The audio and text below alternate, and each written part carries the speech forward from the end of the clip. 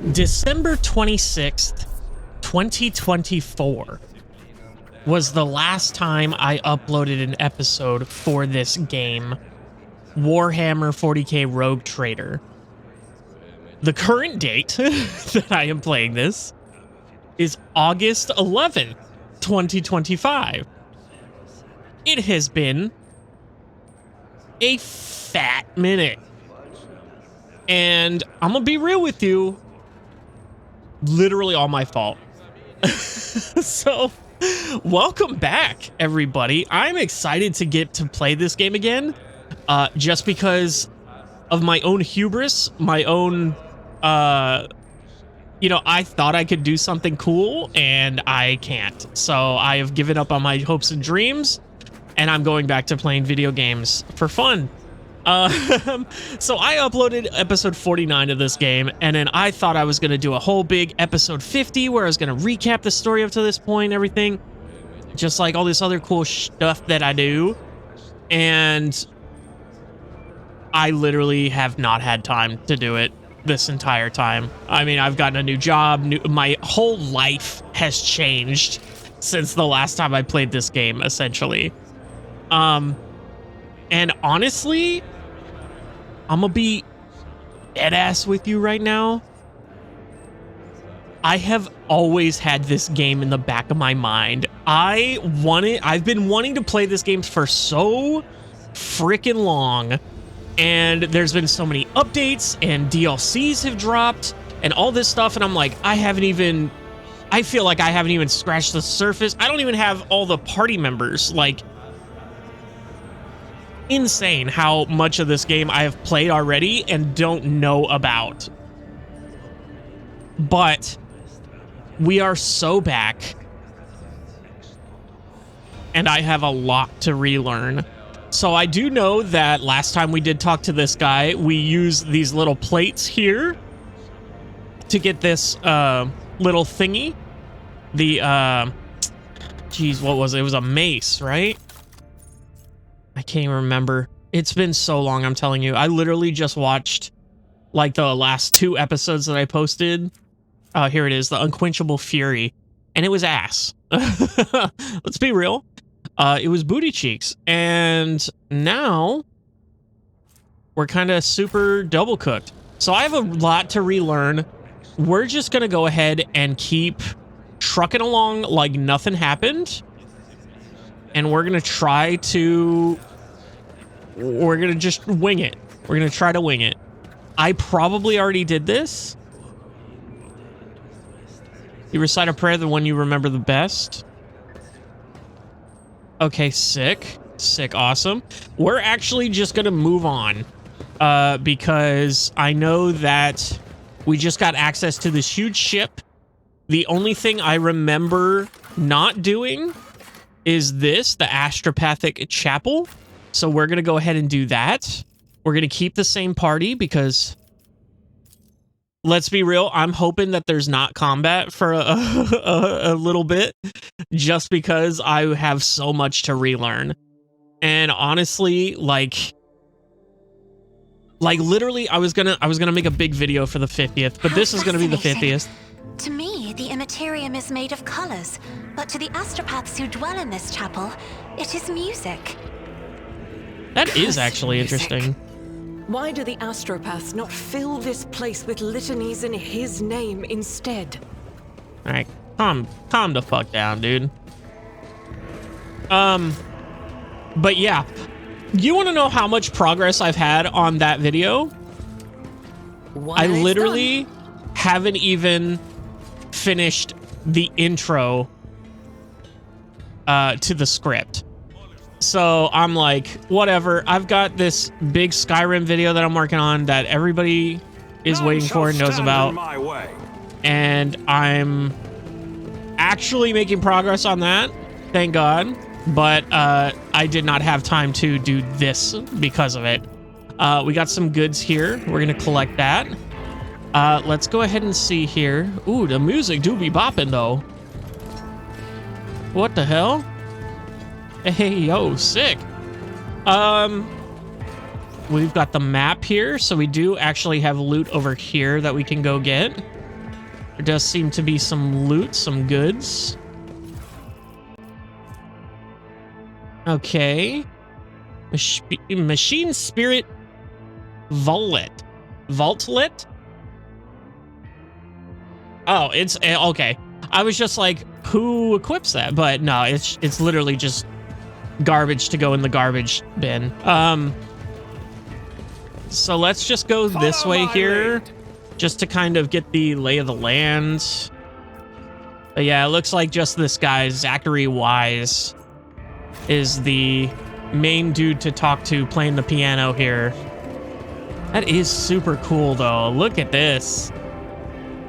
So sick. What's up? Yo, he's got a portrait. Hold up. Let me look at this dude. Hey, yo. He's seeing some good. That's sick. Okay. The choir master, Zachary Wise, a tall old man in a long green robe, stands motionless in front of the cogitator. I remember that one. The closer you approach, the clearer you can hear his continuous, unintelligible whisper. You're about to call his name when he falls silent sharply and turns toward you first. Lord Captain, a visit from the rogue trader is an honor for us. Like other astropaths at the chapel, the choir master's eyes are bandaged over with time-worn scrolls of sacred manuscripts. Nevertheless, you cannot shake the feeling that his otherworldly gaze, glowing gaze, is studying you keenly. How can I be of use, your lordship? Let's take a look at that. Oh, yeah, he does have... I thought that was a metal band with like slits in it, but it is just a piece of paper. That's funnier, honestly. Oh, a Lore Imperium test. Oh, I forgot to look at the astropath thing. Anyway, sanctioning is a brutal procedure, one which robs every astropath of the gift of sight, but in return, they gain a new kind of vision that allows them to see what ordinary people cannot. Interesting. Grim signs. You survived a brush with the warp phenomenon sometime in your distant past. Okay. The light emanating from beneath the bandages flicker with strange hues as the choir master clutches his temple. His expression shifts in a way you are well familiar with. It is the look of someone who has glimpsed the grim signs that evil has left upon your soul. Aww, he can see into my soul and see all the bad things I've done. Lamau. Oh, did my nightmares scold you? That's such a fucking, like, middle school answer, bro. Remind me who you are. Tell me more about the astropathic choir. That odd noise inside the chapel does not bother you? We'll speak later, choir master. I have business to attend to. Tell me more about the astropathic choir. I am actually interested. Of course, Lord Captain. Is there something specific you would like to know? What is this place? To us astropaths, this place is our cradle and our grave, Lord Captain. You are on the conflux of every secret missive, every order of prime importance, every scheme being plotted behind the scenes. You are at a place where each of your loyal astropaths is ready to lay down their life for crumbs of information, if that is what you wish. If that is your wish. We receive and send messages for hours turning into days. We wander the dark depths of the immaterium, carrying our voice through the warp's eternal night, bringing it to our comrades in some remote refuge.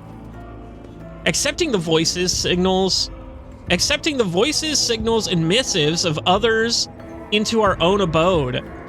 Those are most often meant for you, Lord Captain, and at times they are meant for no one. Point to the mechanical drum. What is this device?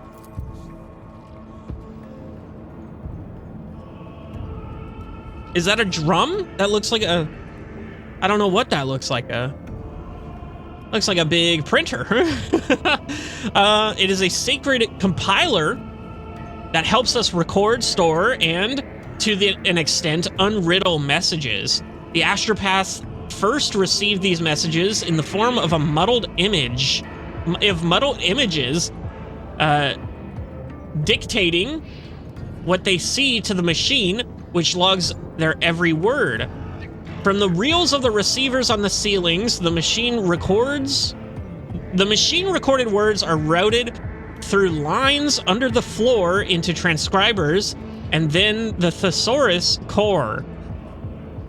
This core is the most important part of the mechanism, as it contains the vast catalog of various symbols and the methods of their interpretation. Oh yeah, no, that looks more like a drum, kind of. That looks like one of those pianos that play themselves. You know what I'm talking about? Like, the compiler matches the images in the message against its data and forwards the results to the central cogitator and myself so that I can begin the ritual of decoding. Oh, it's a ritual. Ooh, I'm a hacker man and I'm a religion man. I know of no other choir that possesses so wise a mechanism, and I praise the God Emperor for its existence. However, while the compiler hastens the extraction of intelligible meaning from perplexing imagery, the astropath must still open their minds to interpretation, which is no less perilous than the rites of receiving or sending an astropathic message. If your machines know the meaning of the symbols, why can't it decode the messages itself? Regrettably for us all, your lordship, astropathic messages are not ciphered dispatches, but rather psychic imprints containing information. Only an astropath can read the entirety of something created through the medium of the warp. Furthermore, as messages pass through the immaterium, they might become distorted by malevolent intent. It falls to your servants alone to shield their minds with faith and separate the true meaning from the influence of the ruinous powers. Dude, this is so... Like, I know this is pre-established, probably, like, world building for 40K, but this is just such a sick way of getting introduced to it, in my opinion. Like, this would be so much less cool just being read on a wiki. You know what I mean? So if you wanted to hide certain information from me, you could. Why is his face twist into a bitter grimace? My duty is to shield you from monstrous communications that filter through the warp. The screams of the Emperor's loyal servants, centuries dead by now, the nightmarish, maddening images of the Sea of Souls, the cursed symbol that cause astropaths to convulse in violent fits of frenzy, the messages from abominations in search of weak minds to devour, concealing all of that from you is my duty. That's so sick. It's just warp. The CSOs... There's so many fucking names for this.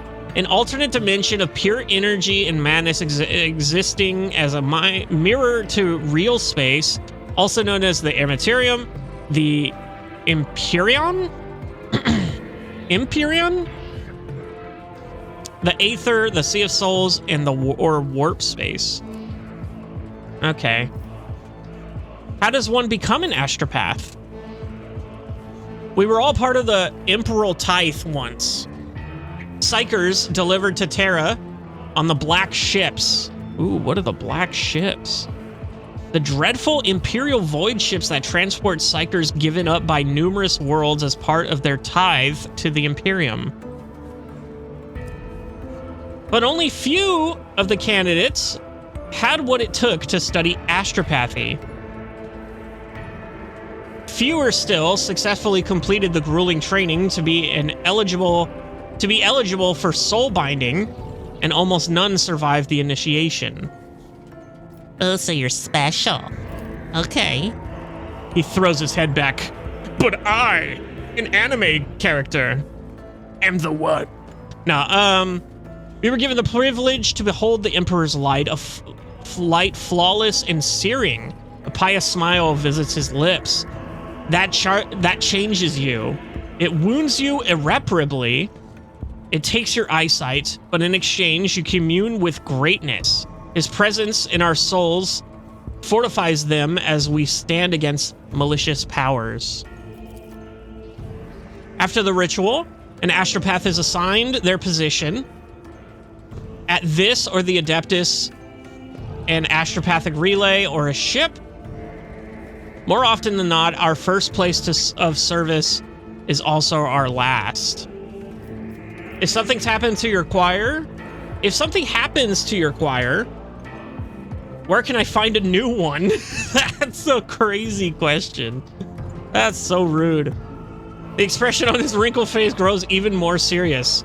It would be more on point to say when something happens. Oh, shit. Okay. That actually wasn't like a stupid question. The Emperor's blessing protects us from the warp's various influences. However, there are horrors dwelling in the void for which even this defense would be no obstacle, especially if one spends as much time in their company as we do. Damn, dude. Like I'm reading all this and everything. He's literally just like putting his life on the line to be a radio transmitter. That's insane. He's just like, yeah, no, I'll definitely die doing this. I'll definitely die being a radio, but being a radio is my purpose in life, and I'm going to serve that for his emperor. There is only one way to procure astropaths, and that is through the Adeptus Administratum. Luck permitting, unattached astropaths from the sector will be posted to the ship, ones who, for whatever reason, have lost their place of service.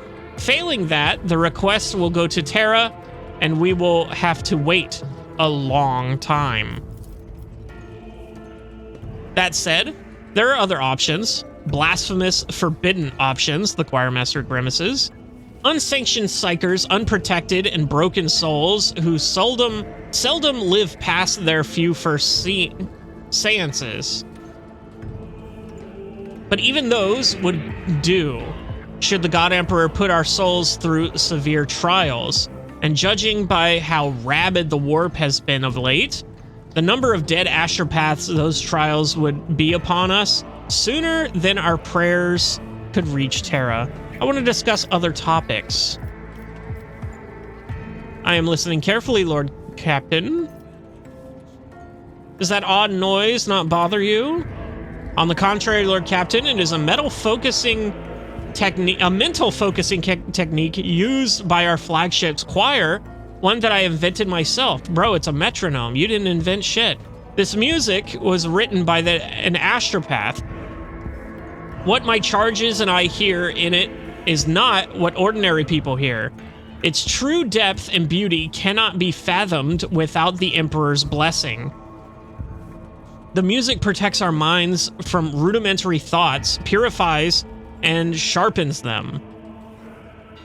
But above all else, it serves as a beacon of sorts amid a tumultuous sea of souls, a thread to lead us home from the deadly maze.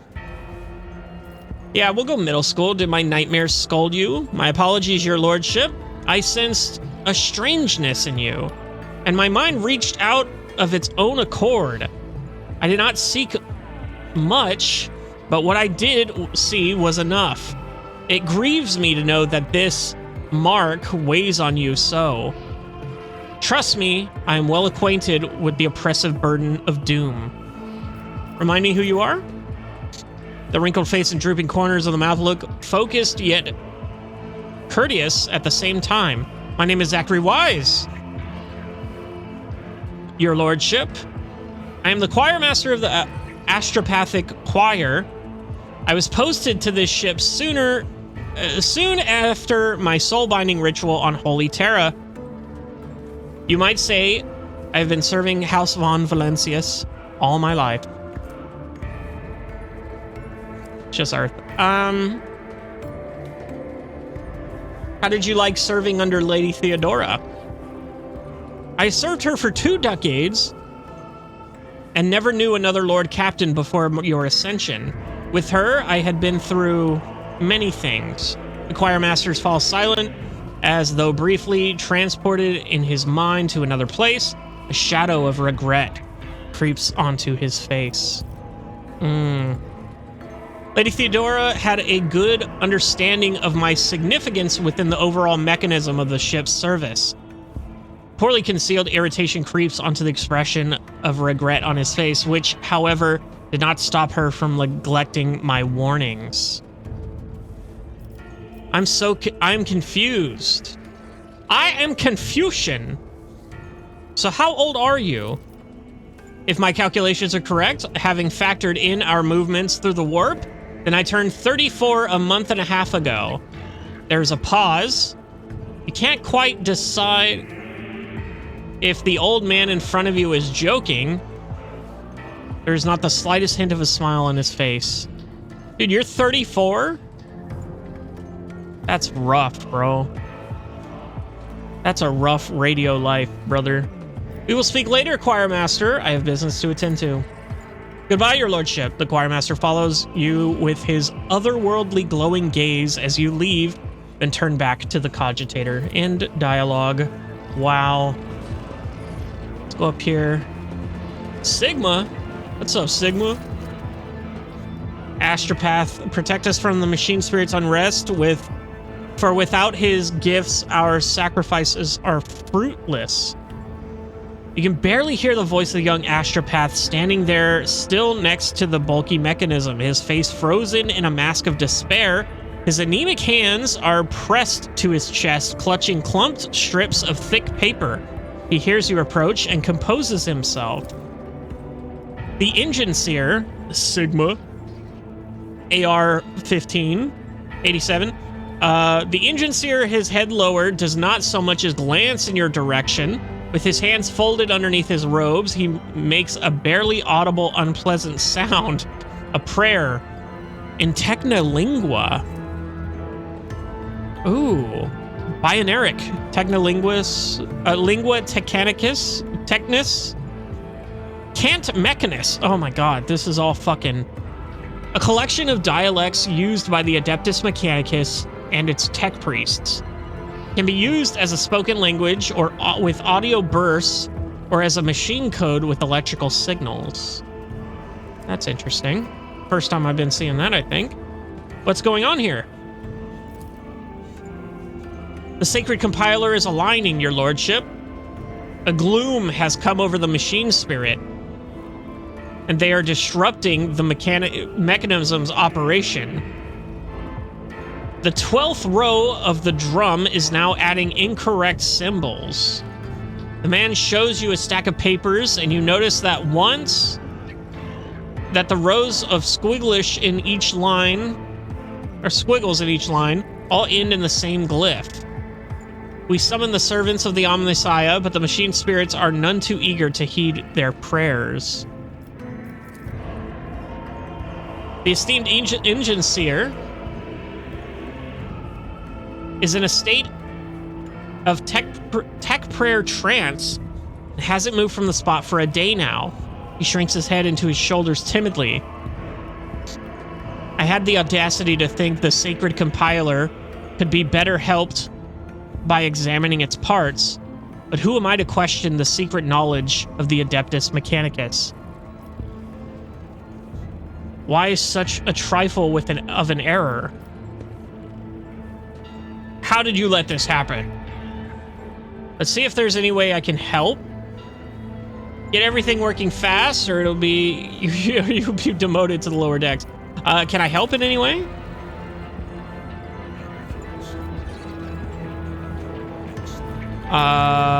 Fix the issues affecting the chapel's machinery, but how?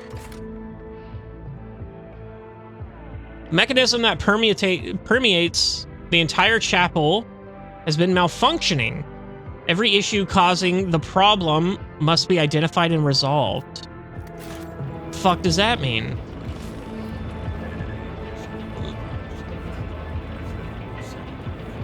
Logic. Let's see if that's it. My pleasure. Once the text is ready, blah, blah, blah, blah, blah. I don't know if I need to know this. And done. Okay.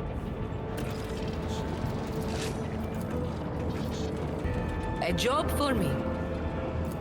Faulty receiver. One and it's done. Oh, the issues have been fixed. Okay, sick. I'll lay claim to the stars. Was that it? Hold on. I can't talk to these guys anymore. I fixed it, guys, apparently. Oh, that's a dude. I thought that was a statue. What the fuck? Guys, I fixed it, though. Is it...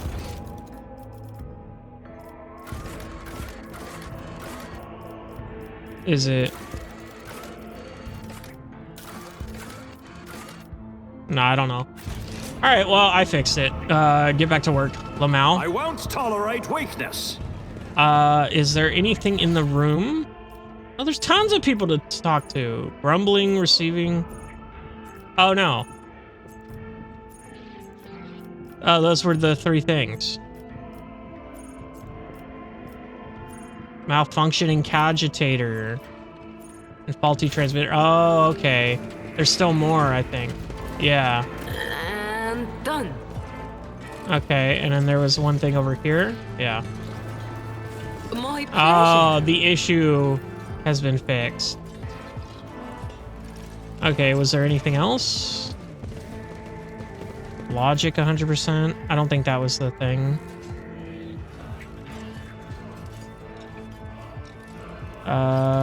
Doesn't look like... I think now that's it, maybe? A new challenge for me. Now can I talk to you guys? No, I still can't talk to you guys.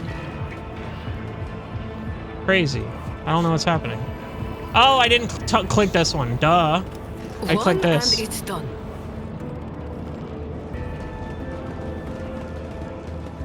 Is that everything now? Yeah, talk to the astropath. Okay, cool, cool, cool, cool. I was getting confused there for a second. Your lordship, the astropath smiles at you, the shy, awkward smile of someone unused to smiling. The sacred mechanism is working again with no disruptions. With a trembling hand, the psyker hands you a strip of paper with smooth rows of etched characters, this time containing no errors. Engine Seer rises proudly to his feet and says in low Gothic, a language he clearly has not had much practice in.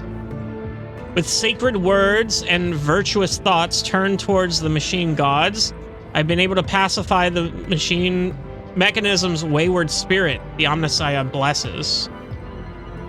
I should rather say it was my efforts I helped with the machine operational. How lucky are we to have a venerable tech priest so pious and wise. I'm gonna take credit for this. You see your eyes you respectfully, but with very sincere and poorly concealed confusion. Okay. I recommend installing 2 incense burning units in the compartment to prevent the spirit's continued anger. The unit Zachary Wise will be provided with a list of minor recommendations, 142 in total, and improvements to the compartment's maintenance. Failure to implement this will result in sanctions on part of the Adeptus Mechanicus priesthood. In dialogue. Receive the decoded reports. And they're all gone. Okay, so let's go ahead and go back to this guy. Time.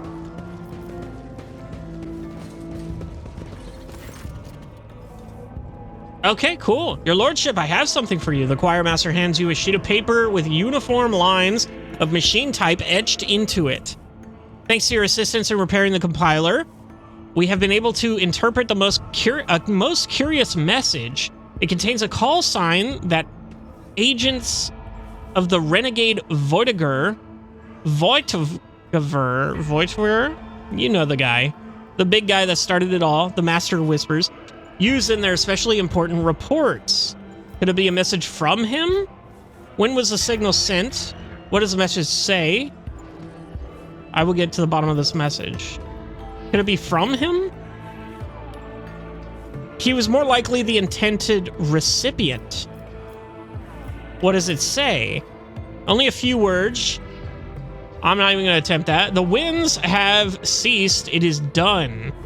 Now that is Voitiger's call sign for special reports, but the rest is a code we are unfamiliar with. That said, we know where to look for the truth. The blank system. That's cool. When was the signal sent? I cannot say with certainty, your lordship. Following the repair work, I went through the text that had defied decoding before. The signal had lost its way in the bowels of the mechanism. It could be a week old or years. I will get to the bottom of that message. Scout the planet. The message to Voitiger was sent from. I have no doubt you will, Lord Captain. Oh, yeah. All right, let's get it. All right, well, we're done here, it seems. Got another fucking planet to look at. But for now, we're done with the ship itself. Crazy. We're moving on to the actual, like, big map, which is really what I want to get to, honestly. Like, ever since I got access to that big map, I'm like, ooh, I want to fucking look at everything. But at the same time, there's so many time-sensitive things in this game that I'm like, God, like, I know I'm fucking it up by looking at everything. Does that make sense? Like, I want to check out every planet along the way, but these planets are literally dying. Like, okay, so there's something here. Cache in the former lantern. Chart new routes. Okay, so we do have... Oh, I can just skip all the way up there, but that's definitely going to be a fight, dude. These are relatively safe. We might be... This one I do need to go to.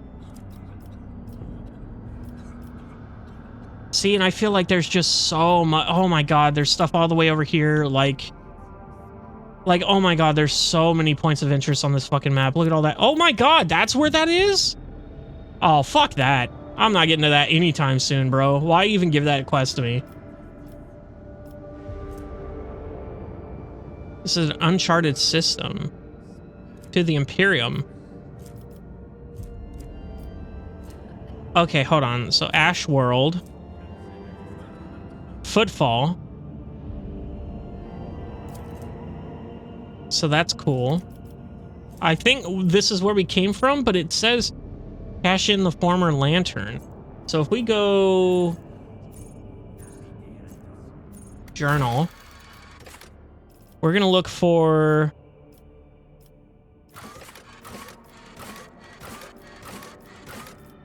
cache in the former lantern.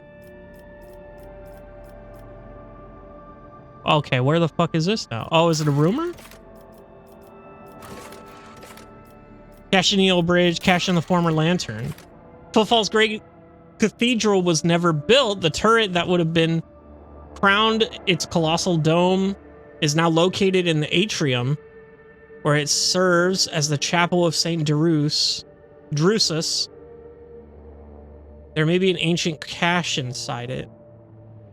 So I guess this is just something that we missed when we were there, which I'm totally fine with not caring about. Ooh, you want to go to Omicron? Omicron Persei 8, dude? Just like Futurama, bro.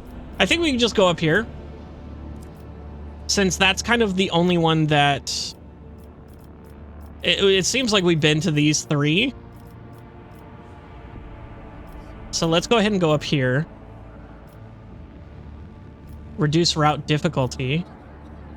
What is this? What is this eye? Navigator's Insight. Navigator's Insight is a special resource acquired by exploring the Coronis Expanse by scanning new systems, anomalies, or participating in non-combat space events. The Navigator of the flagship uses it to build the new warp routes as well as to make them more stable and safe as much as possible. So maybe we take the unsafe route and only reduce it by 1. Oh no, this is reducing it. So I should just be... warp travel is what I should do. Well, permission to report, Lord Captain. I keep receiving messages about strange behaviors in certain ship systems. All decks report the uncontrollable opening and closing of doors, gates, and airlocks. They behave erratically and do not obey the operator's commands. Regrettably, this has led to casualties among the crew. The tax priests have explained that these phenomenon are being caused by the machine spirits' irascibility? I don't even know what that is. And have been spent hours chanting litanies and to soothe their anger. Unfortunately, many crew members were badly injured before the prayers could stabilize the systems. Okay, so we just got fucked. I wish to inform you that the sacred rituals addressed to the spirit of the ship have been performed. The tech liturgy and the rite of the machine blessing ended with the datamentation in order to comprehend the nature of the miracle sent down by the Omnissiah. Acquisition of sacred knowledge has not been recorded. Okay. How the spirit of the void ship was able to call upon the power of the machine god and activate the warp drive remains an unknown. Yet, oh, this is Pascal. I didn't even realize. Yet during my meditative ritual, the Omnissiah gave me an equally valuable revelation. The sacred spirit that lives in the bowels of the ship's mechanisms differs from other analogous forms. The spirit holds a unique power that cannot be called anything less than a blessing of the machine god. So what does this mean? Remind me what you wanted to find out? The report is received. Thank you, Pascal. What does that mean? Hypothesis. In extremis, the ship's spirit is capable of making unpredictable calculations and actions. It is impossible to predict how it will behave in any given situation, but I believe the spirit is currently showing obedience, at least for now. I recommend that we continue monitoring the ship and be prepared for new manifestations. Remind me what you wanted to find out? When the ship's warp engine was filled with the motive force, despite the mass of the computational errors, a true technological miracle was achieved. No doubt it was the grace of the Omnissiah, but no such occurrences have been described in the catalog before. Hoping to gain sacred knowledge of the nature of what happened, I embarked on blessed research and prayer. Report received. Thank you, Pascal. The Omnissiah knows all, comprehends all. The warp jump went surprisingly smooth. None of the deck officers on duty reported any incidents except for the huge one where everyone died. However, a strange discovery awaited the Lord Captain when he returned to his quarters. The bed was unmade, and the impression of a head was still visible on the pillow. There were no other signs of intrusion. The guards swore under oath that nobody had entered the Lord Captain's quarters. The Immaterium released us from its grip this time. And here we are, the uncharted system. Let's go and visit. Oh, we got little bios for this dude. I could sit here and read this, but it's already done loading and I can't. Unknown ships. Ooh, okay, cool. That's just what I want. Yeah, that's cool. Are they gonna move when I move? Because that'd be cool. Let's go up here. They're not moving. Okay, that's sick. Big ol' thing. Begin the scan. This is very Mass Effect to me. I love that. You want to set up an extractium to produce plasteel. Gives us 7 plasteel. I don't have any plasteel. That's right, because I spent it. Yeah, I guess we can get 7. That's pretty good. I think I can only have a number of these, I think. Like a certain number of these. It's a mining world. That's cool. It's a rocky world. Extracting plasteel. So let's see what this is. Begin scan. The feral world. Just plus XP. That's fine. I'll take that. Desert world added to Worlds of the Expanse. Okay. Let's go ahead and check out this. Kind of get around the ships here. Let's go ahead and scan this planet. See what's up. Okay, burning world. Probably not good that these ships are leaving a burning world. Let's actually not go in that. Thank you. Fuck. I think I did. Shit.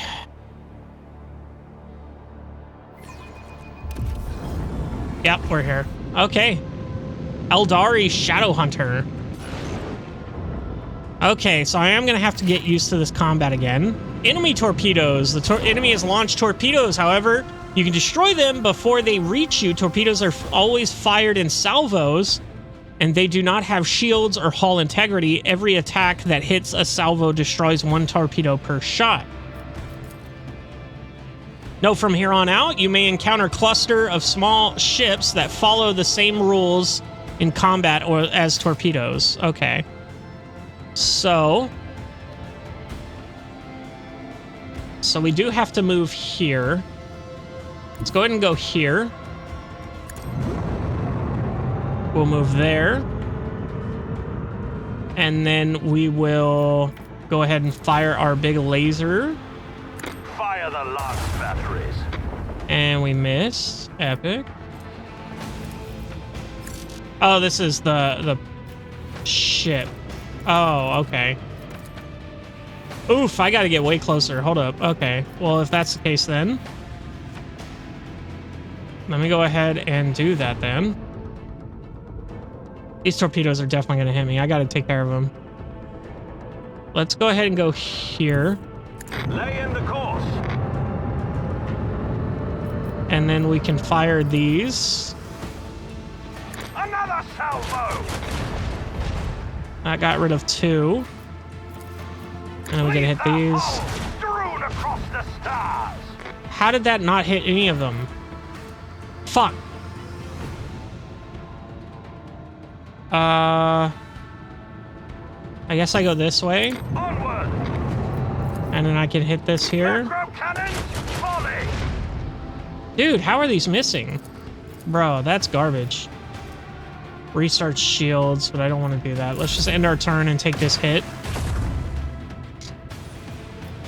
Oh, okay. They didn't even fucking...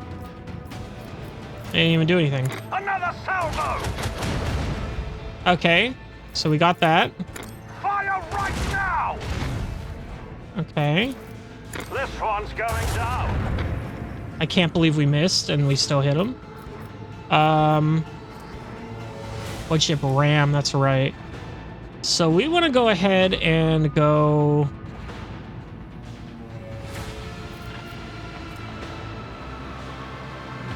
So I wouldn't be able to attack them there. So I might as well do a big Yui, I think. Is that okay? I don't... So if I go there, can I attack? Oh, I can. Oh, but I can't because I have to go there, right? Yeah, okay. So if I go there, I can't attack them. Oh, if I go there, I can. So let's go ahead and go there. We will attack them right in their ass. Bam. Sick as fuck. We did take some damage from that explosion, unfortunately. But that's fine. And then we only have the one on the right left, so it looks like we're not going to be able to do anything here. So at least let's go here and try to get a better position for next round. Because they literally have to turn around before they can hit us. We kind of teleported behind them in terms of like... Omaiwa. You know, that one? Anyway. They got a long-ass turnaround time, brother. Oh, and they're gonna blow up in one round, so they might not. Yeah, I was like, they're not even gonna reach us. Oh, sick. Okay, that's unfortunate. Literally right out of our sight here. So we're gonna have to go here, and then we can tag them. The hull strewn across the stars. Okay, we missed. Oh, okay. Oh, I'm just now seeing that they have a hollow field. So they have mirror images, basically. Creates hollow projections that disrupt the targeting system of enemy ships. Each attack made by an enemy has an equal chance of targeting either the real ship or one of its projections. Each time the projection is hit, the hollow field loses 1 charge. Okay, that's what that is. And now that I'm looking at it, like, that does make sense, because it looks like the ship is right there, but it's like, ooh, you know? You know what I mean? You know? Yeah, you know. Another salvo. Epic. Awesome. Sick nasty. Are we going to be able to hit him with this from here? We are. Set the course.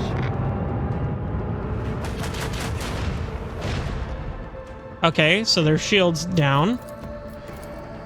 And I can't hit them with the big one. So I think we just chill here, right? We get right up in their face? I don't think we want to. I think we just chill here. Oh, it's got to reach the end of its movement. That's right. Well, fuck it. Let's get right in their face then. What are you gonna fucking do about it? Aw, damn. So close, yet so far.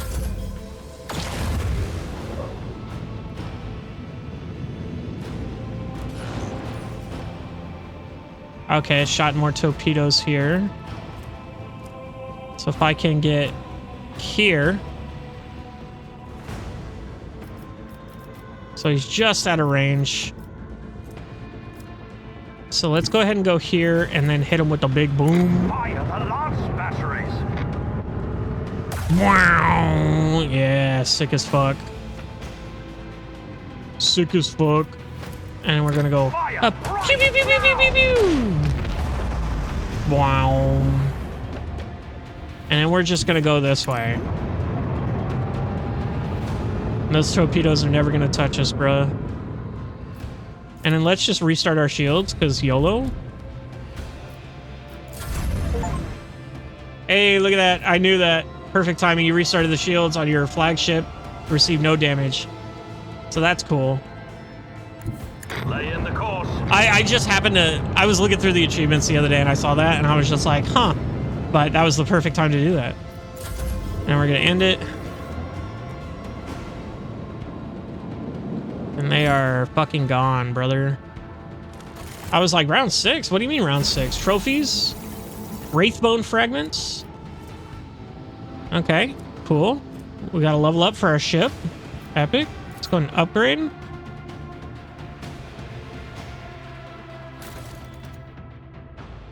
Okay. So we have some new stuff here. So we can get a warp wave. Okay, so let's read through this. Arc Augury. Augury? The flagship's next shot gains +2 range. That's interesting. 0 AP cost? That's sick. 1 to 3 round cooldown at random. New heading. While moving, the flagship may make its next turn at 90 degrees instead of usual 45. That's interesting too. Reinforced shields. A chosen sector of the flagship void shields is reinforced until it suffers damage. The reinforced sector has an increased chance of absorbing enemy attacks and losing only half of its strength when absorbing damage. Using this ability removes any previous reinforcements. Okay, so that's basically you can choose a side of your ship. If one of your ship's sides is more exposed than the others, you could just put it, reinforce that, and then it takes half damage, essentially. You already have this feature, the swing run. Do I really? The flagship flies in a straight line, making a full U-turn at the end of its movement. Oh, that's cool.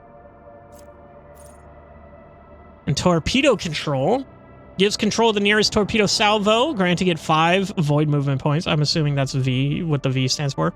Only works on torpedo salvos that were launched on another turn. Okay, and then warp wave. Flows of the immaterium cause an enemy ship to immediately turn 45 or 90 degrees, depending on the ship's maneuverability.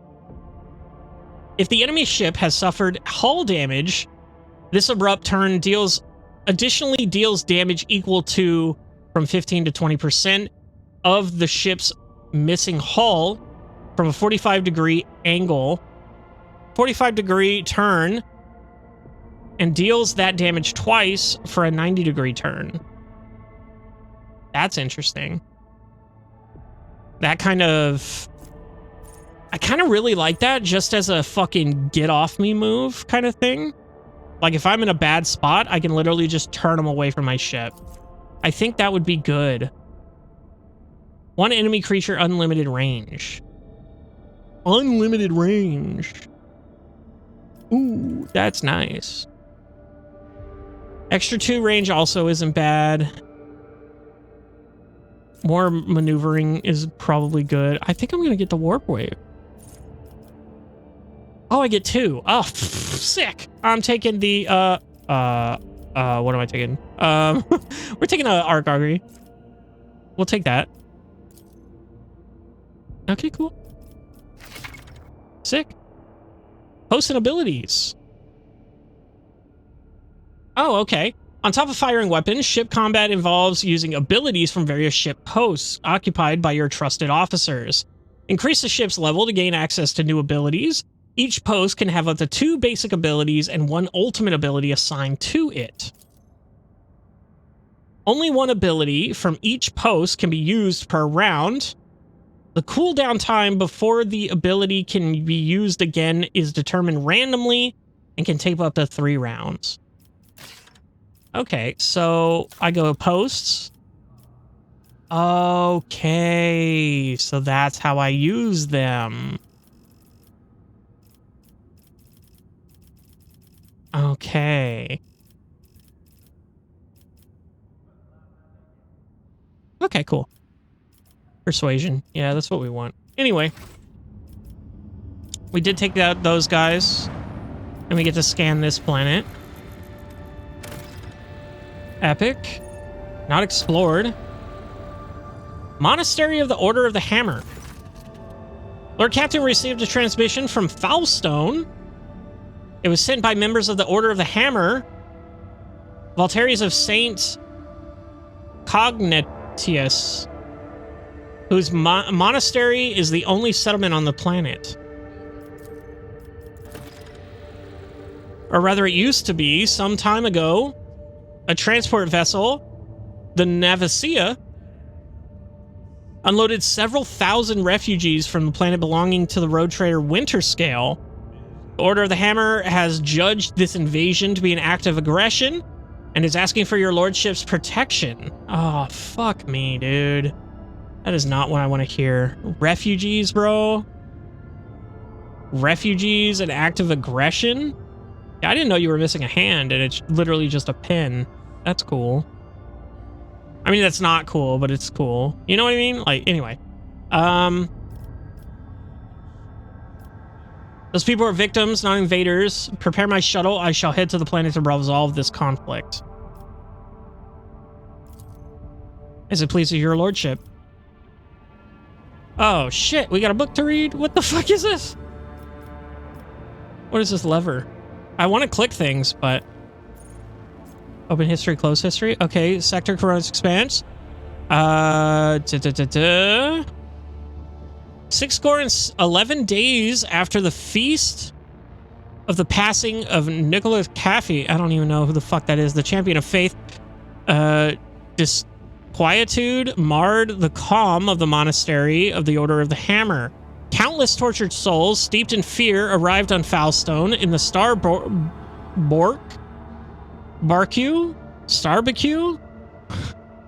Is that like a barbecue, but a starbecue? Because that's hilarious, if that's the case. A great apostasy had befallen their home and turned them into abject wanderers seeking help and refuge. Their wicked and cruel captain and owner of the Navicia had betrayed them. Navika, anyway, had betrayed them. Once the unknowing souls of his care had made landfall on the world's surface, he most deviously recalled his shuttles and left, thus ridding himself of his duty of care to the unfortunate lot. Not knowing how they would survive in Foulstone's grim wastelands, the Forsaken people came to the monastery of St. Cogitatus, and there they surrounded its walls. They hammered their fists on the gate and implored and wailed, "Take us in, protect us." And what was once a place of serenity and grace was now full of din, disorder, and all manner of things despicable. The interlopers brought with them worldly fealty and strife, and mayhap also seeds of alluring blasphemies.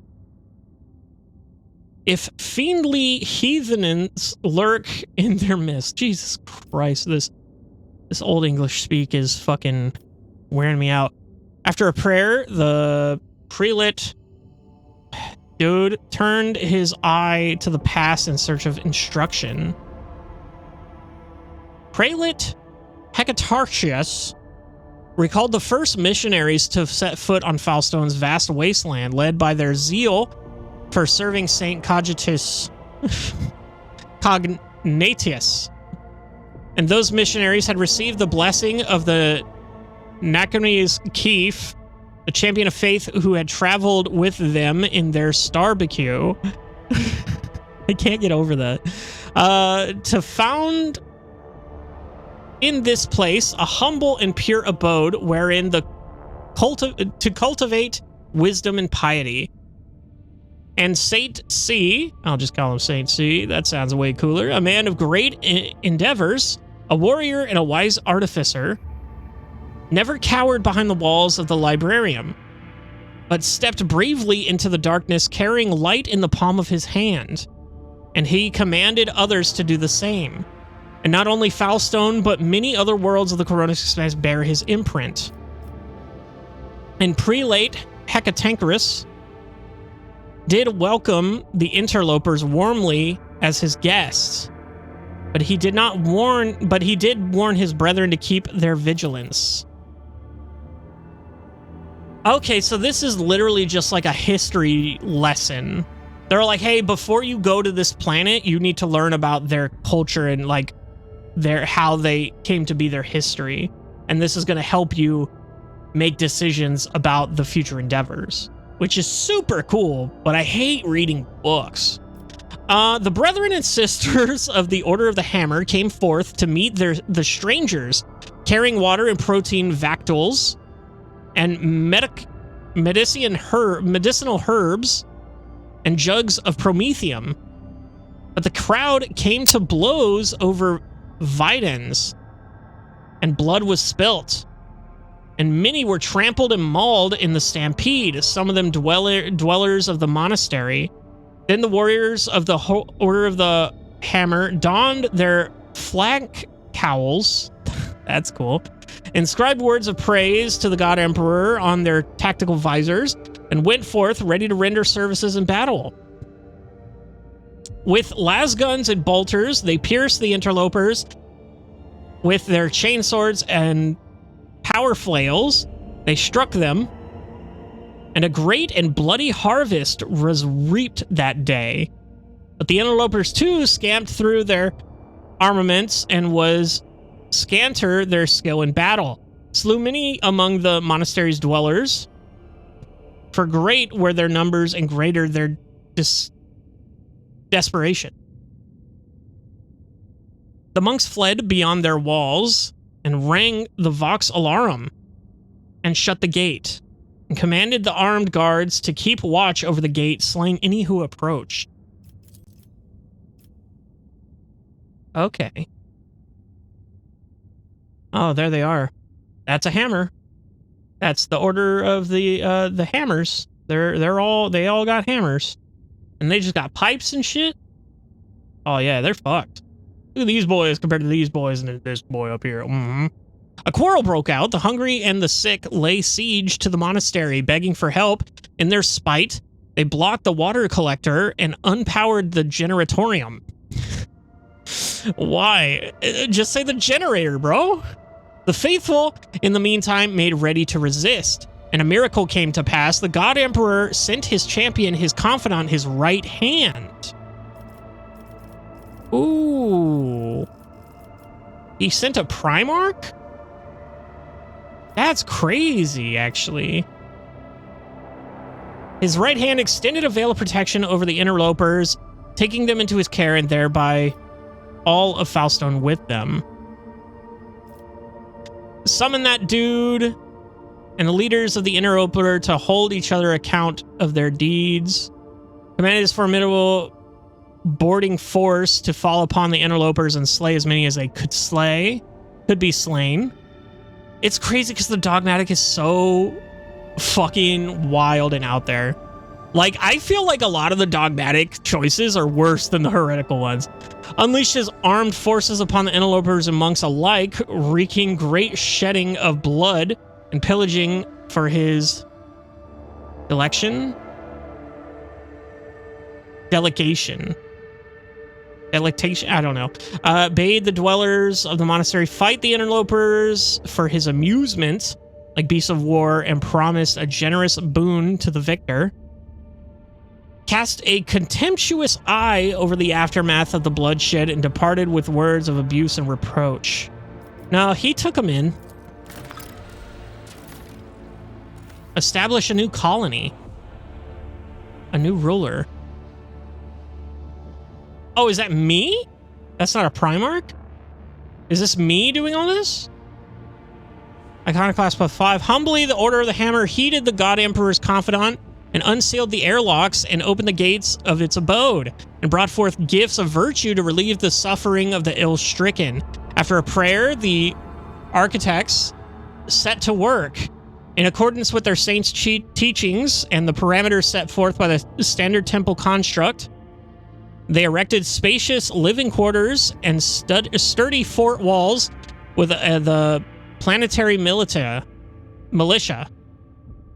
and a spacious auditorium wherein the trade of store goods and the proud censorum, within whose walls clerks and servo bondsmen were maintained order and keep statistical records. And a new yet righteous way of life came to Falstone, and the people rejoiced, and all was good. Projects. Colonies. Only certain worlds, usually the most habitable, are suitable for establishing thriving colonies ripe for development. Completing projects and colony events can earn the Rogue Trader unique rewards that cannot be obtained through any other means.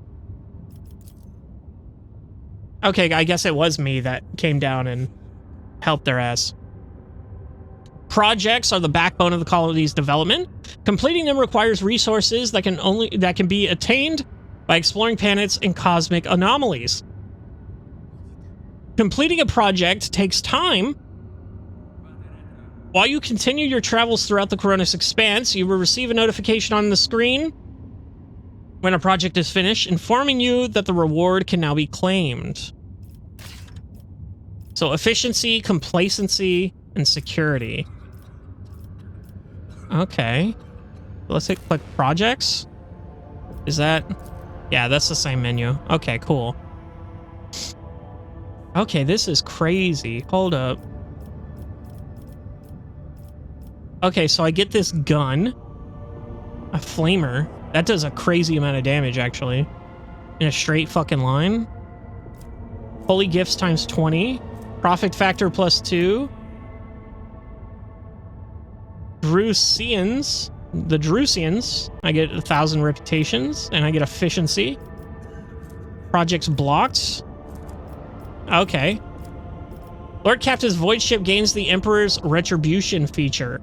The Emperor's Retribution. Plus 5 to critical hit chance against chaos enemies. I get 20 holy gifts, profit factor of 2, and security plus 1. Or I can get the Lord Captain's Void Ship gains the Shield of Faith feature. 30% to the Prow Shield sector. That's interesting. And then complacency. Complacency affects the amount of profit factor produced by the colony and the speed of projects in the colony, increasing and decreasing them by 10% for each point of complacency, respectively. Okay, so what does security do? Affects the ability of the colony to cope with negative events on its own. Or here, we get efficiency. Affects the amount of resources produced by the colony, increasing it by 10% for each point of efficiency. So I'm leaning towards this. But I'm also more leaning towards this. Because I do get a gun, and I get reputation points. But I do want this, the 30% to Prow Shield sector. That would be cool. This one I don't care about. This one I straight up don't care about. I'm thinking this. I think I'm going to do this just because that was the one that caught my eye first. And I do like the... But I need flame weapon proficiency, which I don't know if anybody has except for... I think the Sister of Battle has it. Anyway, let's go ahead and execute that. And in rank 2 and in rank 3, we've got a ton of shit, dude. Yo, that's sick. We're not going to read into any of that. We'll come to that when the time comes. But for right now, we're doing this, and these two are blocked. And then we will reap that when we want. Okay, so I can do another thing, but I don't have anything unlocked. There is a lot of shit I can put on this colony if it thrives and doesn't die. People. Milestone plus 1. Foundation of any rule are workers and soldiers, a faceless and nameless mass of rank and file. In the eyes of the Imperium, they are merely a resource, easily procurable and renewable. That's so fucked. But now we got 2. Okay, cool. We established a colony. Let's go ahead and fight this colony management. Hold up. You manage your colonies with V.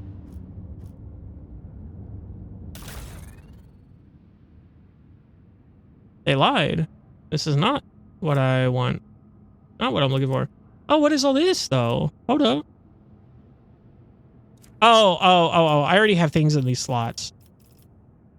So I probably can put another thing in the arsenal. If I can. I don't know. I can upgrade this. Can be upgraded. What is this? Upgrade RAM. Upgrade hull.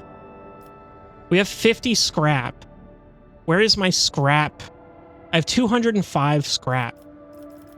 Up here. So these are weapons. These are other. Okay, so none of these are good. These are just weapons. Should I do a torpedo? I don't know. I don't think so. I think we're good for now. Yeah, let's upgrade the hull. I guess. How much? We have 154. We upgraded again. 168. It's not a huge upgrade. And I'll save the rest of the scrap. I don't want to be out of scrap here. All features. Yeah, that didn't... It said V, but... It kind of lied to me. How about this? This is nothing. Contracts, yeah. This is the dictionary. What's the ship? Oh, here it is. Y. I'm an idiot. Okay. Colonies is Y. Okay. So let's go ahead and fight this fight real quick. See if we can get absolutely fucking shit on Lamau. And then we'll call it a day for the first episode back, dude. That's crazy. We got a lot done, actually. I was pretty surprised. We explored an entire solar system, which is cool. I lift up my voice in prayer for this vessel and its hallowed guns. All right, well, I'm cooked, probably.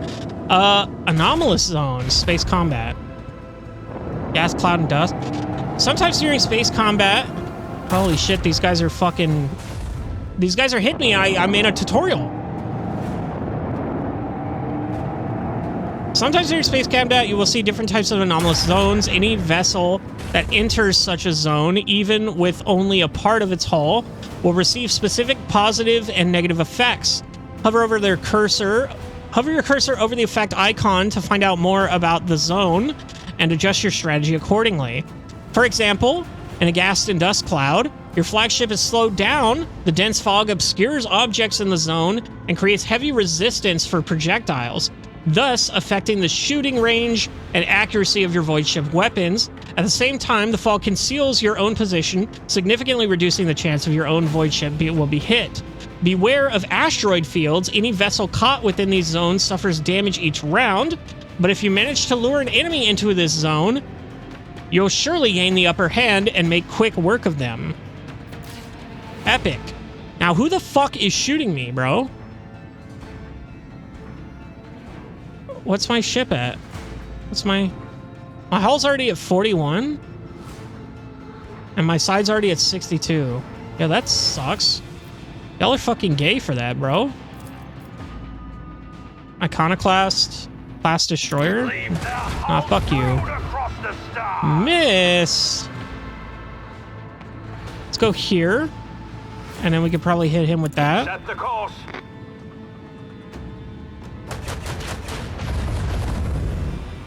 That's good enough. We can go here, and then we can hit him with this laser. This one's going down. And then we can hit him with this. Oh, damn. Damn, I can't ram him. Can only be used during acceleration phase. So let's go ahead and go this way, I guess. Get away from those two. Oh, I like that planet in the background. That looks sick, actually. Gas and dust cloud. Evasion plus 30%. -1 maneuverability. -3 speed. Hit chance -25%. Range -3. Okay, so we're good there. We can just chill. That's fine. We'll take that. That's nothing. He's gonna try to go over here. I don't know if he's gonna... Yikes. That was a little spooky scary. Oh, but we're all good. We're chilling. He's not gonna be able to fire. Oh, he did! Oh, I missed. Oh, it kind of hit, actually. Fuck. Alright, so we want to take out this guy as soon as possible here. So I say we do this. You are fucking me right now. If I get this, can I hit him? Fuck. If I go here, I can hit him, right? Yeah. Leave the hull strewn across the stars. That should kill him. So that's a dead one. And we've got these two.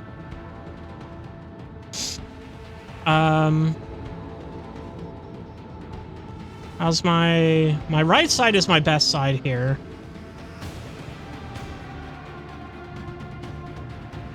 I think I go here. And then I chill. Lay in the course.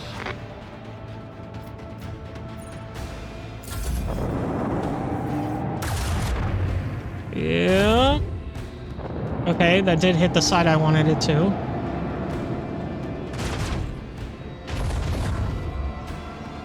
Hey, we are kind of getting fucked. That's a crazy beam. That hurts like fuck. 32 is crazy. So let's go ahead and hit this fucking guy. Epic. And then we'll kill him with this, hopefully. Epic. And then...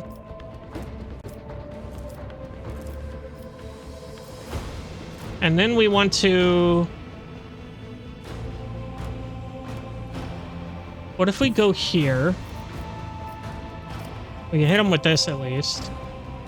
Set the course. We whip right around. We hit him.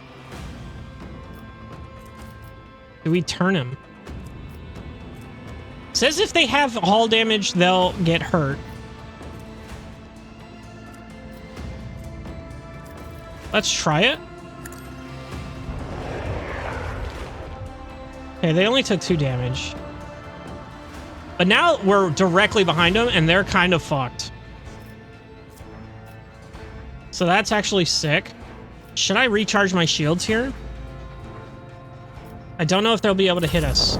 So we're just gonna not. Yeah, they did. They were able to shoot at us. Okay. So we haven't taken any damage yet.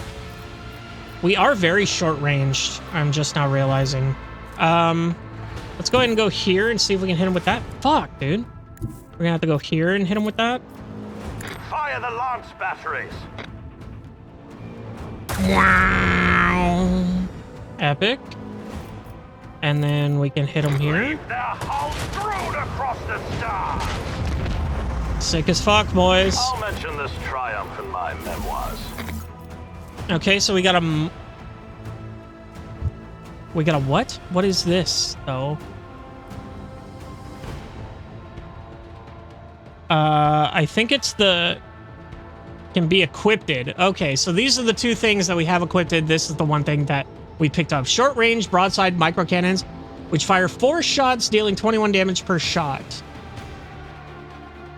So this is a upgrade. Yes, so I do want to equip that. And then we got some unholy amulets and some scrap.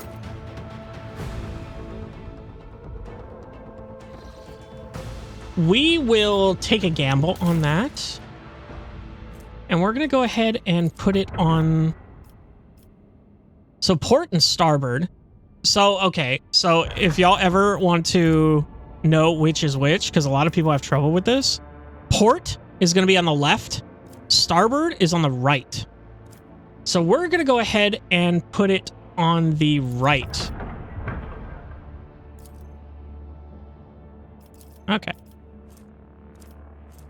Yeah, so our right side does more damage, so we're going to want to prioritize that. We did take a little bit of damage here. We actually did take 2 hull damage. What is original position? Oh. Oh, okay. That was the spinny. Spinny, spin, spin, spin. Fun times. Development? Oh, that's just leveling it up. Okay, everything else is good. We're good on this. I have yet to use the RAM. I don't even know if we should put any points into it. But it seems like everything's good. 0% executed? Oh, projects. Oh, okay. Okay, 0% executed on the project. Shit, that scared me. I was like, damn. Repair hull for $2. Sure. Sure, we'll do that. Managed cargo. We do have a fuck ton of cargo here. We're over capacity on a lot of this shit. So maybe I should go and sell some of this.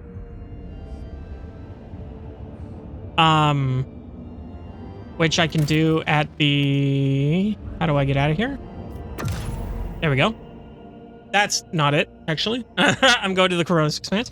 But that's fine. We're done with this system here. So we can actually chart new courses. And we got +1. I I'm guessing 8's the limit. So we do have a supply footfall with provisions from Janice. Restore shipments from Janice.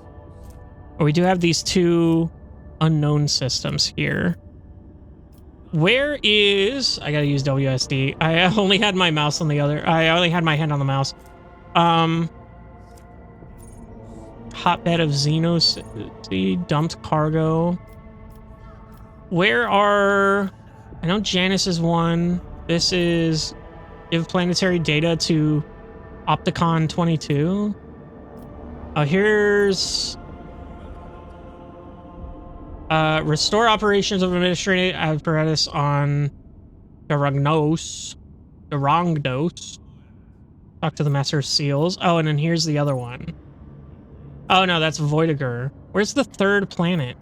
Is it this one? Kiva Gamma.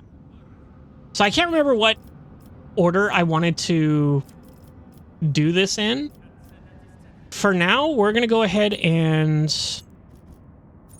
go back to the bridge. We're actually going to look at selling some stuff here. Because we can talk to this guy over here. I wish they gave... You shall make the arrangements. I don't know about that. I'd like to replace the plating of the lather. Hang my portion instead. Yeah, we're not doing those.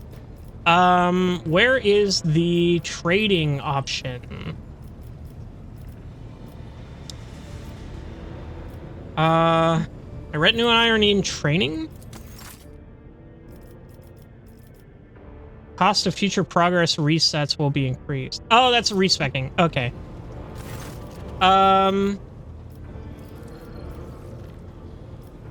should know what you think of the fellow crew members. I want to know the people who buy our plunder. I would like to order the shipping and transportation of some goods. Here we go. This is what I was looking for. Okay.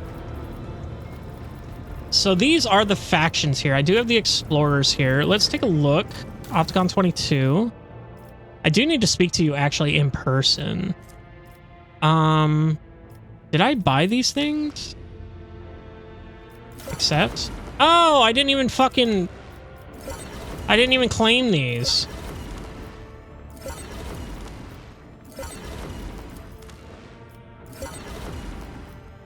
Shit, baby. Maybe I should go and claim all those other things, bro. Reputation. So I do have a lot of shit here.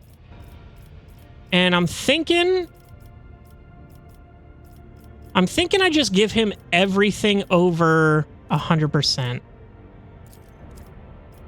That gives me 200 faction. So let me go ahead and just tag everything over 100%.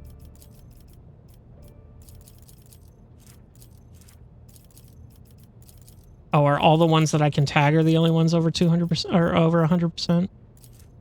Are all the ones he accepts here? So that's 4,000. So that would actually get me over the next thing here. So let's go ahead and do that. Oh, no, it didn't. Oh, no, it did. Because I'm level 9 and I'm almost to level 10. Okay, cool. Okay, so this just shows me specifically what cargo is where. This is my cargo list. Okay, so trading. And I got this I can claim. These I can claim. I need higher profit factor to get those.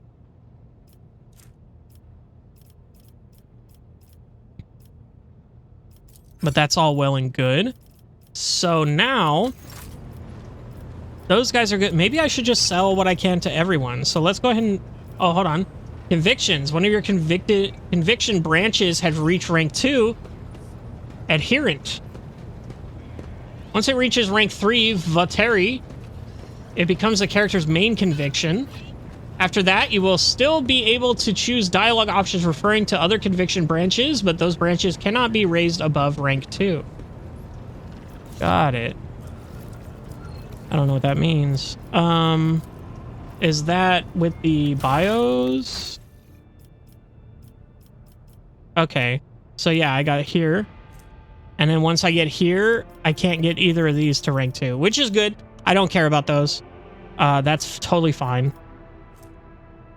So I'm at 93 out of 200. So that's cool. Okay. That'll be my main conviction. And then let's get some more goods going. Go ahead and trade with these guys, I guess. These are my higher level ones. I do have a discount with them, which is sick. Let's go ahead and go over to reputation. They can take those. Trade that. I don't think that got me any levels here, but that's fine. Let's go ahead and just sell what we can. Scrap box. Sure. Okay. We're just going to try to get rid of what we can. Oh, yeah, you want all this shit. Yeah, 750. Oh, that wasn't even nearly enough is what we needed. And then you. You're all good. Nothing over 100% anymore. So we're chilling. Oh, the liege. Footfall. Okay. No, fuck this guy. I hate this guy. Yeah. Okay, so we got rid of a lot of our cargo here, which is cool. Got a lot of items that I probably will forget to look into, but yeah, for now. Oh, look this way, buddy. Buddy guy, friend pal. Friend guy, buddy pal. Oh my god, you're an idiot. You're actually stupid. Anyway. Alright, Wilbur is fucking back, ladies and gentlemen. And so am I. And we're gonna actually be playing this game legitly now, I think. But yeah, I'll see you in the next one. I'm having a blast.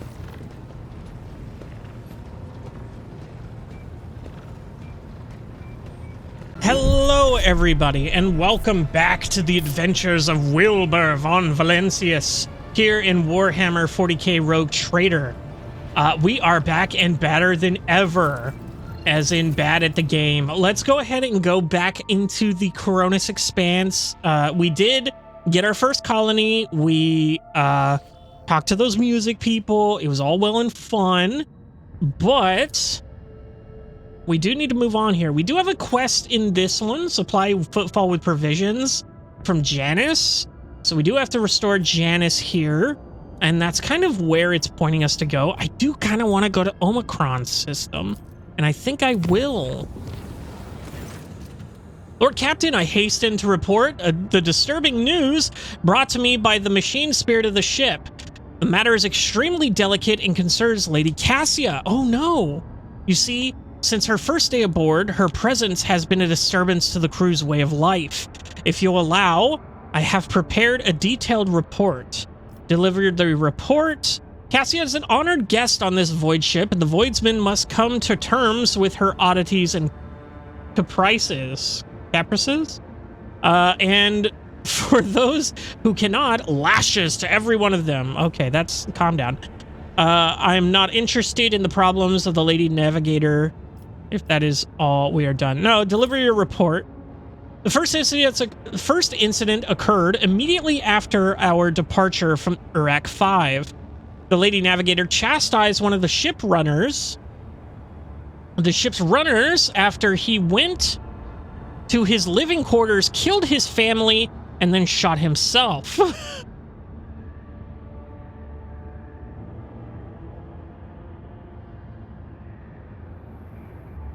She... okay. Jesus. Literally, she just told him off, and he went and killed his entire... Okay. The second incident was no... Sorry, that just threw me through a fucking loop. The second incident was noted while traversing the warp. The Lady Navigator gave the pilots the wrong instructions, and the void ship was thrown off course for a matter of minutes, but this was enough for the forces of the Immaterium to anger the machine spirits enough for them to start a fire in the service bay. After that, officers living near the Lady Navigator's quarters began to express extreme emotions: hysteria, apathy, euphoria, rage. This is quite detrimental to crew morale and performance. The last incident was recorded on Footfall. Around 100 living birds were delivered on board during our stay on Footfall. Each bird cost a hefty sum, but I have failed to discover their purpose and subsequent fate. What the fuck? Why are you buying so many birds, bitch? I was also told about the conflict between the Lady Navigator and the Seneschal. Alas, with no details. If you like, I can ask Master Orsarian directly. Things are even worse with J. Haydari. I intercepted a Voxcast in which she promised she would, and I quote, end that Kashka if she ever saw her again. Holy shit, what happened to my people, dude? They were all fine. If I may, Lord Captain, the Lady Navigator's state of mind worries me. She is self-contained and does not mesh with the crew at all, which is why everyone avoids her. Even senior officers can be superstitious. I fear that only you are in the position to talk to her on equal footing and improve the situation for the sake of this crew's safety and that of Lady Cassia herself. Cabela. As I am now fated to be your shadow, Daman Wilbur, we must perform a ritual that will seal our bond, for it pleases the Undying One. Let us speak on the bridge, and I will take us to a place appropriate for the ritual. What is the ritual? Come and you will see. I do not wish to speak of the mysteries of the blood-spun web over the Vox. This knowledge is not meant for the ears of the uninitiated. I'll be there. Thank you, Domin. Lord Captain, we received a transmission from the Adeptus Abratus? Arbites? I don't know. Base of operation on Durongus. Proctor Solomori Anthar is invoking a pact made with her ladyship Theodora and asks for an audience. How should we respond? What business did Lady Theodora conduct with them? Unfortunately, Lady Theodora seldom shared any details of this sort with her crew, though I do know that she met with them frequently. Very well, I shall meet with them. Received an urgent Vox. Important in private. We'll send word to the Chancellor Wersarian. Okay. About arranging a meeting with the delegation. Jesus Christ, it's every single fucking person on my ship want to speak to me? Your Lordship, I humbly ask that you grace me with an audience. I simply must inform you of a series of outrageous breaches of discipline that threaten to dissipate the dynasty's coffers. Okay. Holy shit. God, who do we fucking talk to first? Oh my God, I clicked one button, everyone. Like, Jesus Christ. I literally clicked one button and everyone and their mom wanted to fucking talk to me. Your Lordship, I must report systematic and flagrant attacks on the dynasty's coffers perpetrated by your companion, Mistress Hadari. Oh, shit. The Emperor as my witness. The worst rumors of her thieving ways prove to be significant understatement of the reality. What crimes has she committed against the treasury? She's extorting bribes and oblations, gifts, favors for herself in particular. She is exploiting rumors of a connection between herself and your Lordship to unscrupulously gather bribes from all and sundry, hinting at how displeased your Lordship will be to hear if anyone is being uncooperative. I myself have found myself the victim of her attacks with particular frequency due to my position.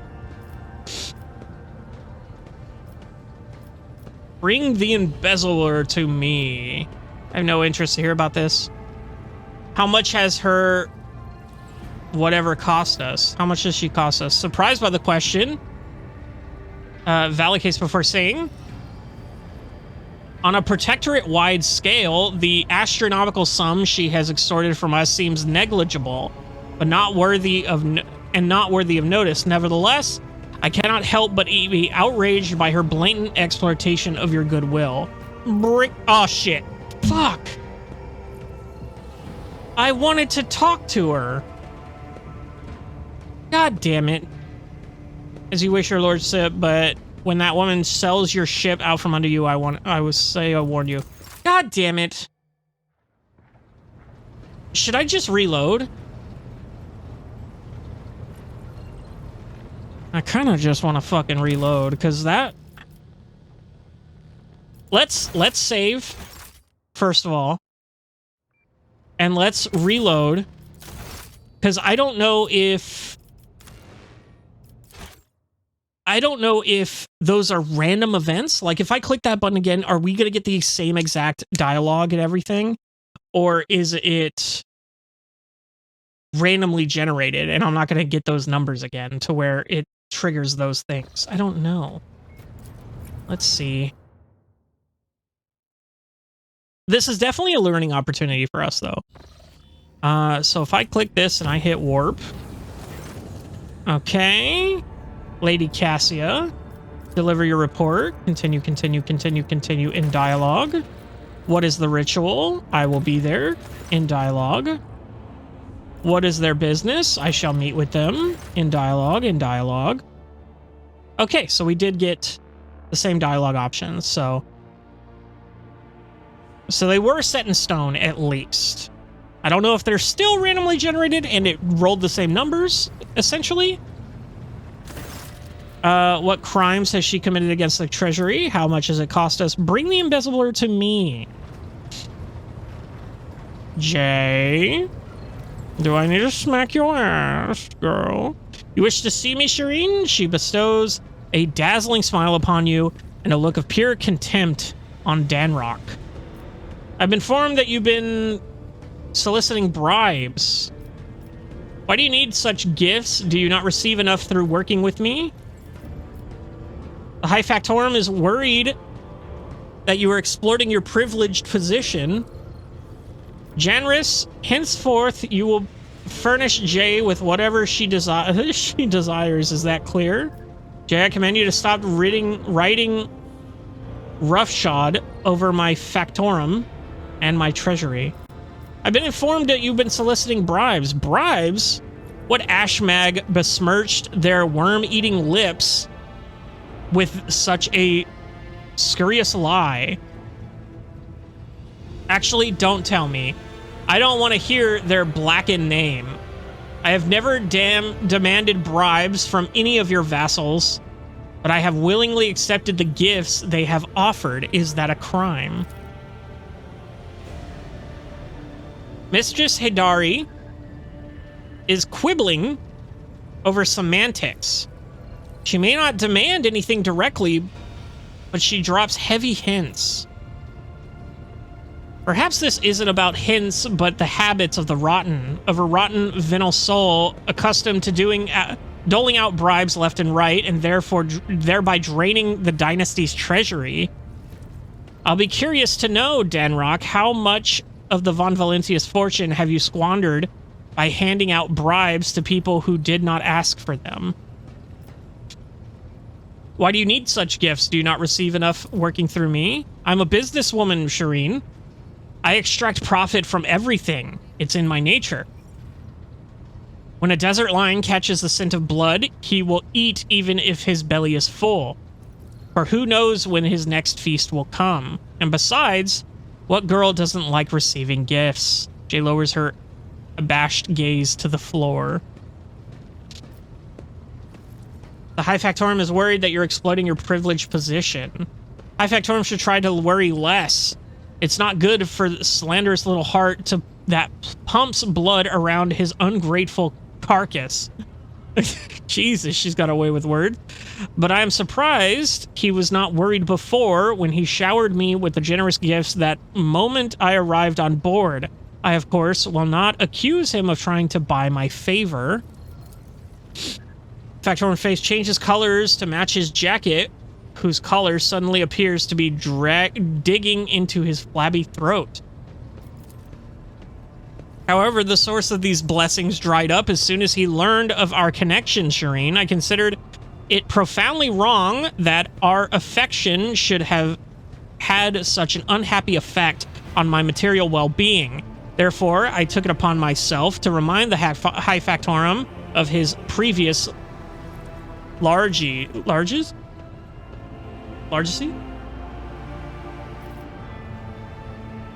Danrock the bumbling suitor. You dangle after my companion, and now you're trying to settle a score? Get out of my sight.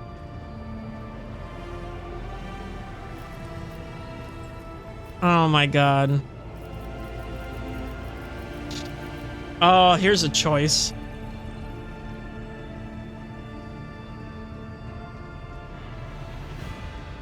You know what? Give her what she wants, dude. High Factorium lets out an incoherent blurble? Sweeps into a deep doubt and hastily beats a retreat. With a vicious smile, Jay remarks in his wake, "Who would ever trust the word of a man who douses himself in perfume to cover up his body odor? Everyone knows that that is a sure sign of a soul prone to deceit." Okay. Well. Alrighty then. Let's go ahead and talk to Cassia, because she needs to be talked to. Excuse me, where are you going, sir? Thank you. Words cannot describe how boring the bridge is without our stimulating conversations. It's time to close the chapter on our cooperation. No, I've been heard Jesus Christ. I've heard rumors that you are not getting along with the crew. Panic flashes over her ruby red eyes, and your heart starts beating a little faster while your hands go cold. I don't like that. Not here. I'm begging you. Aren't noblemen supposed to discuss such things away from the servants? Okay. Let us go to my study. No one will disturb us there. Then lead the way, and I will answer all of your questions. Epic. How far you squirt? Sorry. What is it? What is it you wanted to talk about, Lord Captain? I have nothing to say to your unfounded accusations about my conflicts with the crew. I cannot recall my having a single quarrel with any of your people during my entire time aboard. The messenger you rebuked butchered his own family and then killed himself. I haven't rebuked a single errand boy on this ship.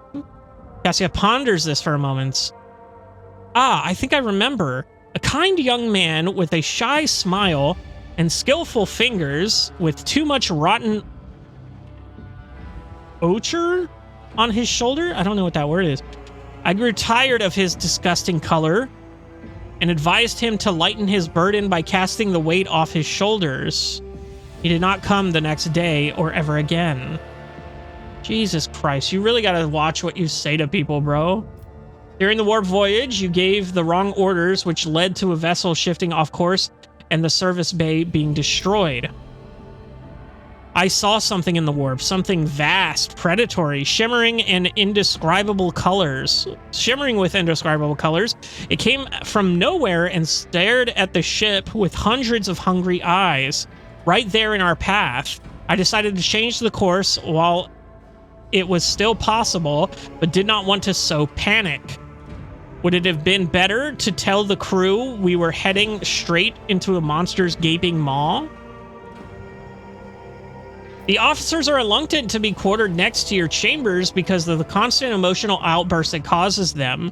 Some may even maim themselves and others. I already told you I cannot control my abilities. What else do you want from me? I am assigned a pariah chaperone? Will I be assigned a pariah chaperone? Or will you put me in suppressing shackles? Do you mind telling me why you needed 100 species of bird and what they use them for? Admittedly, I am at a loss myself. The day we arrived on Footfall, I sent a request to the ship's quartermaster and asked him to get me a songbird, but he never asked for clarification. And shortly before we left, I had a countless number of cages delivered to me, all warped in bright red panic and with flickering tints of fear. There was a bird in every one. I was so excited, I thought I would have 100 friends instead of just one. They were squeaking so piously. I let the poor things out. I even fed them my breakfast and dinner, but the stupid birds wouldn't stop chittering even after bedtime. Jesus Christ. They were dashing around the room, smacking me in the face with their wings and defecating. I became angry. And suddenly, they started pecking at each other's eyes and attacking me. Then I became afraid, and they fell over dead. I do not think I want to keep pets anymore. I think I've heard enough. Will you share your thoughts with me?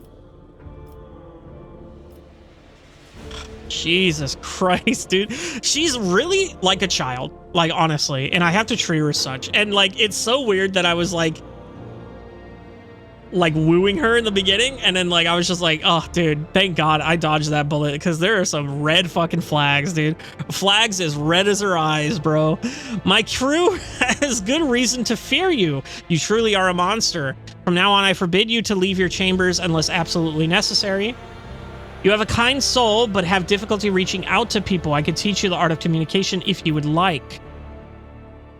You've done terrible things, but I would not presume to lecture a person of noble blood. Woes dog your steps, but we will find a way to defeat them, I promise. Everyone who has dared to slander you will be punished. There's nothing reprehensible about your actions. I want to teach her to communicate. That would be wonderful. My education on Eric 5 was cut short, but I had realized by then that the wisdom of books is a poor substitute for the wisdom of experience. Very well. Since we are done with this misunderstanding, I would like to change the subject. It would only be fair for me to ask a few questions now, wouldn't it? Cassia hesitates and continues in a less confident tone. Do not mistake me. I am not going to accuse you of anything. It's just that you are the most worthy interlocutor on the entire ship, and you are always so busy. What would you like to ask? I never promised to answer anything. Now, what would you like to ask? Ooh, look at all this. I read a treatise by some Morbius. It's Morbin time. Very recently, who claimed that subjects would never believe their new ruler was better than the old one unless the old one had been a tyrant. No matter the circumstances, the lowborn rabble become deluded about their prospects and rebel in favor of their base desires. What do you make of that? So let's read the persuasion first. Oh, it has always been my opinion that subjects expect two things from their sovereign: to abuse power and to bless their babies. Succeed at both, and boring essays become unnecessary. What the hell does that mean? Lore Imperium? Your interpretation of this classical text is not entirely correct. If the subjects have grown accustomed to the ruling house, all the sovereign must do is refrain from breaching long-standing traditions. Adjust unwanted laws as gradually as you would shift the bed of a flooded river. And no one will ever take your power from you. On the contrary, the loyalty of subjects can be bought at a pittance. Lower attacks, throw them a festival, or feed the needy. A gracious gesture once every cycle will exalt you in the eyes of the rabble as if it were his own blessing. Forgive my tementry, Lady Cassia. I was looking into your eyes and completely forgot your question. Jesus Christ, dude. Fucking tape it to your leg, brother. What are you doing? I'm afraid I do not have an answer. I'm not familiar with this works of this scholar. I think we're gonna go Imperium lore here. I think that's the correct answer. Cassia thinks of the moment and then smiles. Indeed, I was not wrong about your merits or your ability to hold a conversation. I hope my second question does not confound you either. Let's go. Send it, baby. Ooh, shit. Look at all that. According to the 20 tomes penned by the preacher, the Forgotten, mercy and cruelty go through the world hand in hand. But people flock only to the one pan of the scales. Only to one pan of the scales. Would you rather inspire fear in your followers? Or be magnanimous and choose awe? Okay, I'm not afraid of acquiring a reputation for ruthlessness. I would rather crush a rebellion than condone one. Is that not the greater mercy in the end? I will exercise restraint and leniency in my actions. Excessive suspicion and mistrust harden the hearts of people and turn them against each other. Fellowship. One must be a tyrant, a friend, and a jester to one's subjects. What matters is to clearly discern which role is required at a given moment. I beg your pardon, Ostjishu? Is reading your only pastime? I never promised I would answer. Let's end it at that. So I kind of want to do the persuasion, but I understand the fellowship. I definitely feel like the fellowship is a correct answer. But we're going to go ahead... Oh, excuse me. We're going to go ahead and do persuasion. There's no such... There is no... I'm an idiot. There is so much power in your words, power that makes me want to join you. I understand now why your subjects are eager to follow you. Because I'm iconoclast, baby. I just picked those options, dummy. It's that simple. I see iconoclast, I pick it. I admit I was afraid you were too different, and yet you helped me realize that I can be candid with you. Please do continue. You've pushed my limit, dismissed. No, do continue. I must confess that sometimes I can hardly bear the burden of the house has placed on me. I feel I am not doing my best. Tell me how you, heir to the Protectorate, can bear the responsibility for billions of lives day after day and not stoop under all its weight.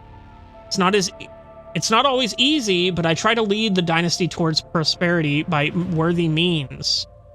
It is my duty whether I like it or not. This inner turmoil is clouding your mind. My protectorate, my subjects, my title are mere resources that I am using solely for my own ends. No, we're going to do it by worthy means. Thank you for your patience, Wilbur. You are helping me to see the world in different colors. A novel experience for me. Our conversations hold a special place in my heart. Allow me to bid you farewell. For now, I am heading back to my chambers to consider today's conversation. In dialogue. How nice. Did we just level up? The hell was that? We did just level up. Heyo. The hell? Oh my god, no. The Grand Strategist chooses one combat tactics area. Every ally inside that gains an extra turn, 1 AP, and 2 MP at the start of the Grand Strategist's next turn. For every enemy that was killed in the selected combat tactics area, this AP is increased by 1 up to a maximum of 3, and movement points by 2 up to a maximum of 6. So that's a, I forgot what they're called, the greatest hour or whatever. Anyway, Nothing to pick there, unfortunately. Everybody else did level up too, actually. Ooh, but... So, Unyielding Guard. Until their next turn, the Vanguard attempts to attack each enemy that attacks the Vanguard or their allies in a 3-cell radius around the Vanguard. To make this counterattack, if the Vanguard has enough MP, they can move towards the attacker. If the Vanguard moves, the area of this effect moves accordingly. That's cool. See? Wild Hunt. Holy shit, there's so much stuff that she gets to choose from on the Bounty Hunter side.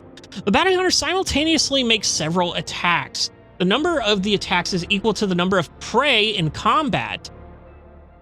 Oh, interesting. These attacks are equally divided among all prey in the Bounty Hunter's line of sight.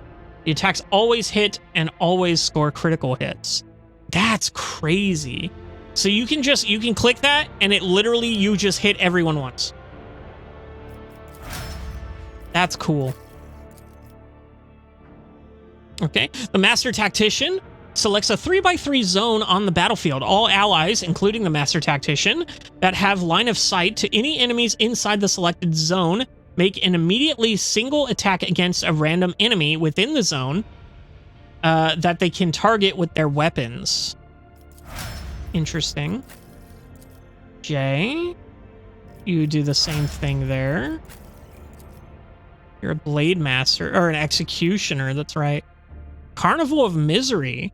Until the end of combat, all damage dealt to enemies by damage over time effects is increased by 100% after all other modifiers. This effect stacks and can be inflicted by more than one Executioner. That's crazy. Bounty Hunter gets the Wild Hunt. Bounty Hunter gets the Wild Hunt. Assassin. The Assassin makes an attack with their current weapon against the enemy. This attack cannot miss and deals 50% more damage. It also deals an additional damage equal to 25% of the target's missing wounds. The Assassin's dodge reduction, armor penetration, and parry reduction are doubled for this attack. Interesting.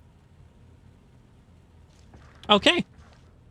Well, who else do we talk to here? Go ahead and go back to the bridge. First of all. Second of all, let's talk to Abelard, see if he has anything to say. Lord Captain. I mean, call me by my first name if you wish. Yeah, no. Lord Captain. I ain't doing that. You call me Lord Captain, or you call me Daddy. Those are the only two options you have. You understand me, Booker?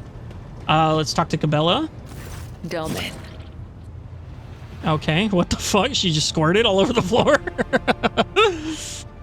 She puts away a dagger that she's been using to reopen her freshly closed wounds. I'm ready for the binding ritual. Then follow me, Domin. You got it, girl. Ooh, how we gonna bond? Am I gonna put my thing in your thing? You know. Please let it just be like your pussy and not like an open wound, dude.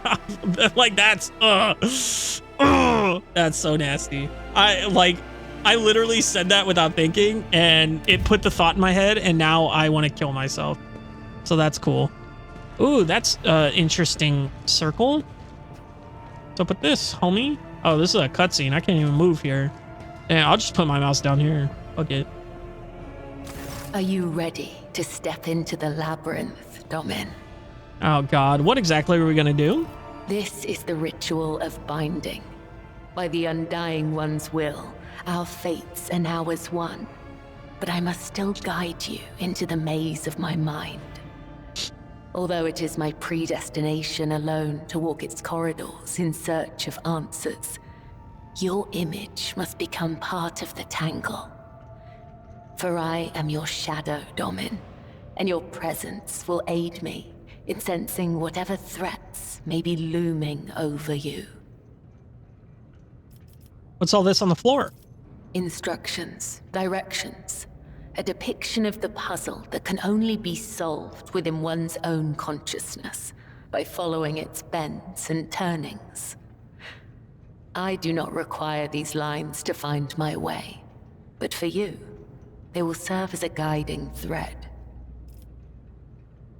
Sure. Let's go ahead Your and begin. weapon for the ritual. Watch the lines on the floor. You can only pass through the gaps. The rest, you need not know. Enter the labyrinth, Domin. What the fuck is going on?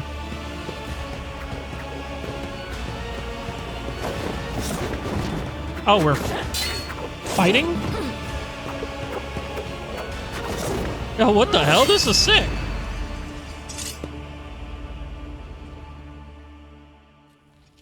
I don't understand it. Upon the path. Your shadow now walks the labyrinth, and my gaze can now see when danger draws near you. Can you tell me what this really was? What is the true meaning of this rite? This fight? A captivating expression of your culture. Thank you for performing the ritual. I believe we are done here. Can we stop this nonsense now? What does it mean? You are not required to understand. You have joined the ritual. That will suffice. I did not mean to offend you. I only seek to understand why this matters to you, to understand you. Understand me? Why, Domin? My fate is preordained, and our places assigned. We both must serve the Undying One, as his design foretells. But if such is indeed your wish... Ooh! My path of service to the Undying Emperor is one of many twists and pitfalls. Every mind is fraught with weakness, and only by honing it tirelessly can one achieve focus and prime one's perception. I envision the tenets of the web as a maze of tangles and dead ends. Each time I go into a trance, be it one of the soul or of battle, I walk this path from beginning to end. And now that you're a part of it, you will be there with me when next I enter the labyrinth. You may deem it strange. You live in a world so far removed from my own that such rituals must seem absurd to you. I am sure I would find your rituals equally mystifying. Yeah, like bathing with my soldiers. That was a weird one. But also, no, it's just like a mind palace, right? Like, my rituals, what do you mean? Yes, right. Our rituals are simply too different for us to understand each other. No, what do you mean? You are empowered by the will of the Undying One himself. And yet, when I look at your life, I am surprised. You follow a different thread. One that does not seem as strict to your thoughts and deeds. There is so much luster. Would you like to see my world, Cabela? You've allowed me to witness your ritual. It is only fair that I show you one of mine. Oh, we're gonna bathe with her. My world is more than mere luster. Perhaps it would help you to have a closer look at my life. Yes, you are right. Our rituals are simply too different for us to understand each other. I mean, it's only fair. To partake in one of your ceremonies? Returning the courtesy. That is how you say it up here, isn't it? I will await your invitation. All right, so meet me in the bath. The labyrinth has accepted you. We have danced amid the crossing lines and minds, and by the dance, we are now bound.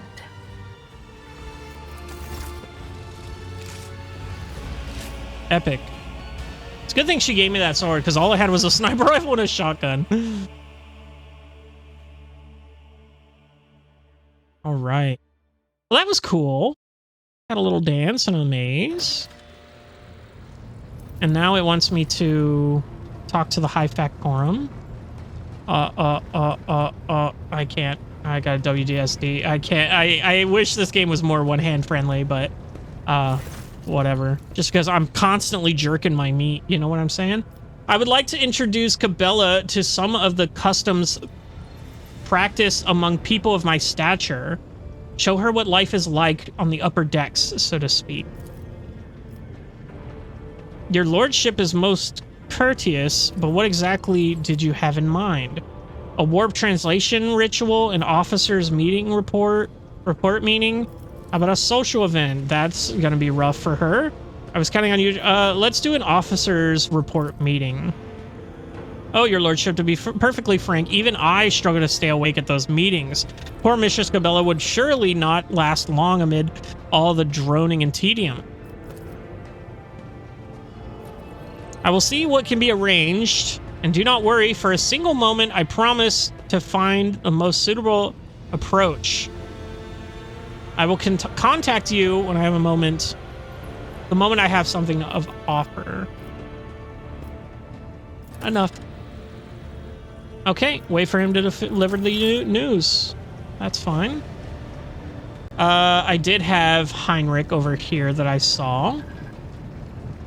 I'll talk to him, see if anything. This visit?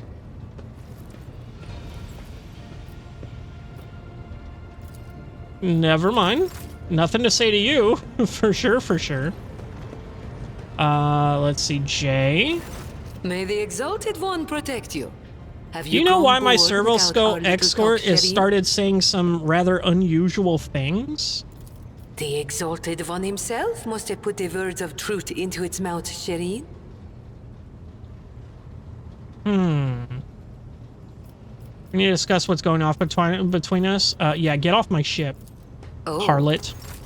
Go and see here. That's Abel. Where's Pascal? Is he up here? Yeah, Pascal's up here. I think that's all the people on the ship, right? Messiah knows all, comprehends all. Strange messages have been appearing in the ship's logs. What do you know about this error? This statement is true. Algorithmic violations have been recorded, as a result of which I twice performed an offering to the cogitators of corrected data vows and ruled out the possibility of sabotage. I hypothesize that the violation is a consequence of the discontent of the ship's machine spirits. I recommend a procedure application of the honored spirits for the glory of the Omnissiah and the steel angels sent by him. Sure, we'll do that. Whatever. Take my leave. May your labors be effective and fruitful. Indeed. Was there anyone else? So there was Cassia. Let me fucking hit my... So yes, we didn't talk to her. What's her name? Argenta, right? Yeah. I'm so bad. Yes, we didn't talk to her. So Adira and Argenta are the only two. And Adira's down here, I believe, right? Yeah. Adira, you got anything to say? Nope. Okay. Of course. Sick. That was epic. Epic gamer moment. Let's go over here. Argenta, you're like over here, right? Yeah. That's what I thought. Greetings. And you have nothing either. Sick as fuck. All right, let's go back and actually fucking click another button to have 50,000 other things pop up. That takes another fucking 40 minutes. Visit the system. Holy shit. Omicron Persei 8. Anybody watch Futurama? I fucking love that show, dude. Space dust. Discovered fuel. Crazy. This looks like a cool planet. Begin scan. Probing Uranus. What is this? Not explored inhabited world. The ruins of an ancient imperial city were discovered on a dead world completely deprived of an ecosystem. According to the reports, the entire settlement is contained in a titanic glass dome that once held an artificial atmosphere. Your augurs detected the framework of 3 other similar structures that were never completed. For whatever reason, the dome's systems failed, and left behind is its city. A ghost that never managed to become a proper colony of the Imperium. So we can send out a crew to explore the city's temple district, order scouts to gather information, many supplies as possible. Drain the remaining fuel from the generator stations. The city won't need them anymore. Explode the local palace. Let's send out a crew to send the... Okay, so we got trophies there. Blessed bolter casting. Holy gifts. Single attacks with bolter weapons automatically hit the target. Yo, what? That's sick, actually. Hold on, can we equip that? What the fuck? The Temple District is situated at the heart of the city. The God Emperor's statue, intricately carved from precious crystal, is suspended beneath the dome, supported by chains of gold, and can be seen from anywhere in the colony. Inspired by the majestic sight, the expedition members set off to explore the area with renewed vigor. Soon enough, they stumbled upon an ancient weapon laying on a pedestal wreathed in sunlight. The expedition brought it back to the ship and told many tales about how the Emperor himself, who had been watching them from above, had directed their attention to the sacred relic. Ordered the scouts to gather as much supplies as possible. So we got provisions, we got Mechanicus creations, we got ranged weaponry, and we got uniform kits. Okay, acquired cargo. Your people flooded the city like a tidal wave, filled building after building, bunkhouse after bunkhouse, and receded from its quiet streets just as quickly. There are plenty of useful things among their findings, including foodstuffs and weapons. Drain the remaining fuel. So we got a bunch of fuel. We got fuel and fuel.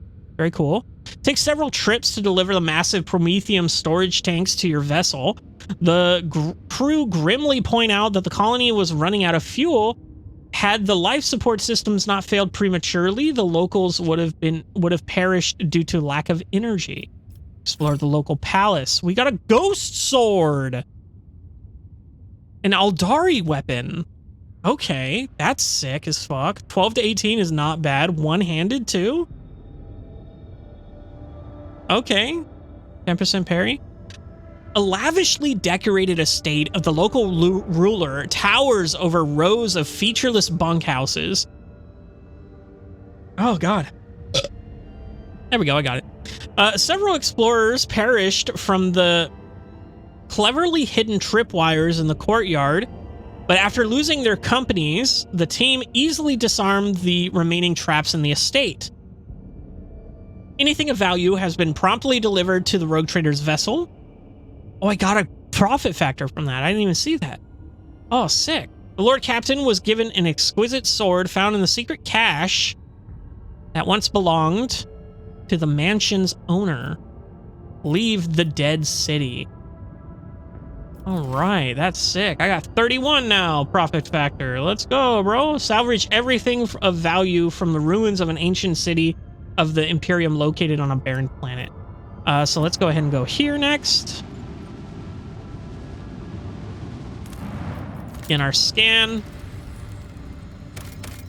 And then we got more plasteel.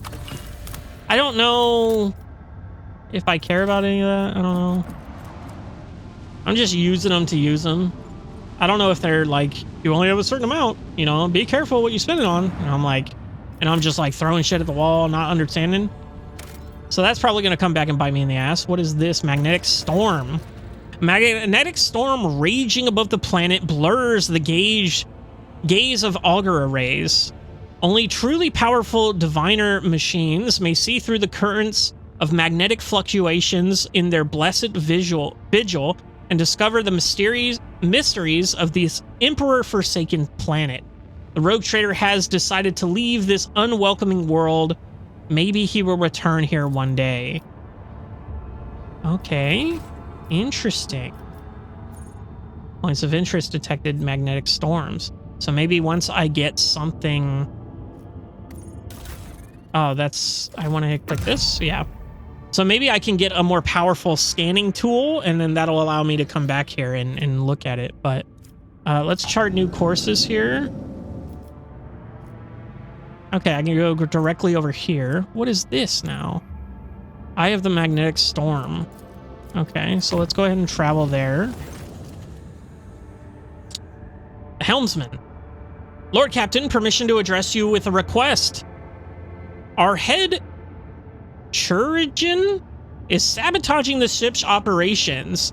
He has quarantined several Voidsman crew on account of piddling sicknesses. People don't even go to the med bay when they come down with it. They just wipe their noses and keep working. Only a dozen or so die from it in a whole year. We're sitting on our hands here, so I ask you to talk some sense into him. Litard Forius, excuse me. Your vox clicks and you hear a dry, nonchalant response. Greetings, your lordship. My name is Litard Forius. And I am the dude that he was talking about of the vessel. As your chief Medicaid specialist, I assure you that the quarantine is well warranted. This piddling sickness has claimed the lives of a number of Meritocious officers in the past. This time I intend to get the epidemic under control, study the disease thoroughly, and develop a proper cure. I hope you will agree that a single period of downtime is a small price to pay for the number of lives that will be saved and the increase in the crew's performance during such outbreaks in the future. Not to mention the fact that we won't have to waste stimulants due to the affected using them as a crutch to offset their limited work capacity. How do you intend to study the disease? Furious is the officer in charge of all matters of health on this ship. Do not interfere with his work, Ravner. I object to these experiments. Get those Voidsmen back to working fitness. You will find a cure some other way. How do you intend to study the disease? By gathering enough infected individuals together, letting the illness progress, comprehending its properties, and finally killing it. The disease goes through several stages, with which containing clues to its nature and vulnerabilities. The Voidsmen will have to stay sick for some time until I discover the cure, assuming, of course, that the disease is reversible in its final stages. Okay, so we got some shit to go through. Iconoclast, we're just going to pick that right off the bat, probably. Defeating a disease is a noble goal, but I cannot approve of your methods. Find volunteers among the crew who will agree to being affected in exchange for compensation. I expect you to cure every one of them once you are done. The Voidsmen are to be treated and put back to work. If you want to test subjects, tell a Master-at-Arms to provide you with the required number of convicts and other riffraff. Heretical? Make the most of it, Forius. If understanding this disease will indeed let you delve deeper into the nature of wicked afflictions, then you may have as many test subjects as you need. You may expend them all if that is what it takes. Furious is the officer in charge. Okay, we're gonna go with the volunteers. This may limit the potential of the study, but this approach is also acceptable. I will make up for the lack of material with my expertise. Thank you for taking your crew's health into consideration. Should you require my services, find me on the bridge, your lordship. Lord Captain, I bring dire news. A feud has broken out between the clans that maintain the Void Shield arrays. Rumor has it that the late Lady Theodora was seen on the lower decks, and so one of the families called for a rebellion against the usurper of the Void Ship. That is you. So far, no one believes their mad tales, but unrest has begun at the fringes of the compartments.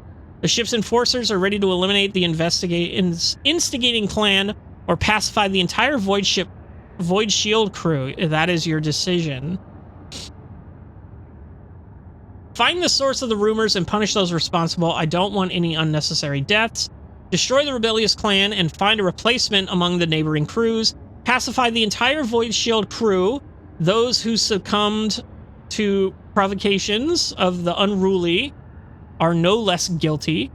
I have no desire to meddle in the affairs of the ancient void ship clans. Let them sort out. No, we're going to punish. I don't want any unnecessary deaths. Lord Captain, the Seneschal Abelard would say, there are no innocents in such cases.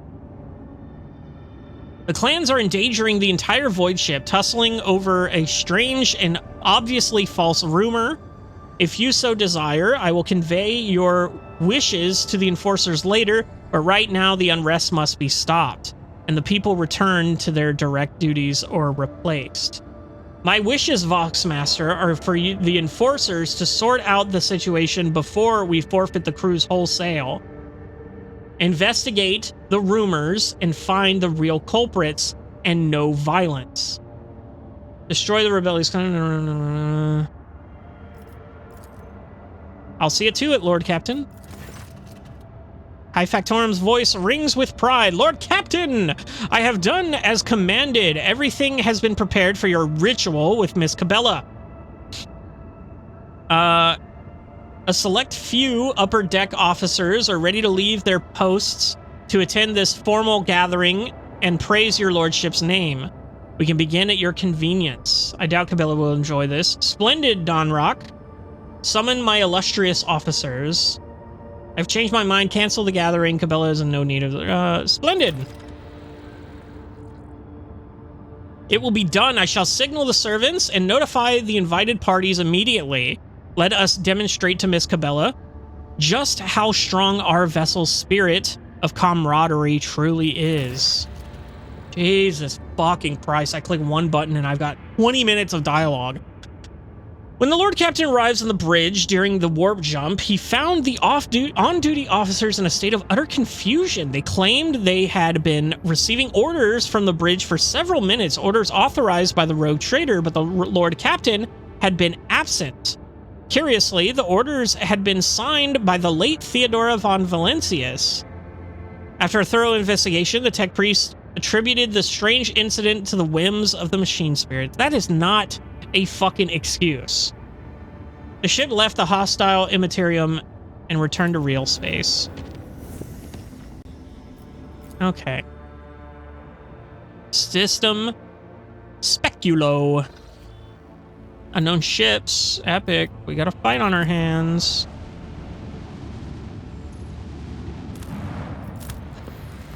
Scan that planet. It's got adamantium. Epic. We now have adamantium.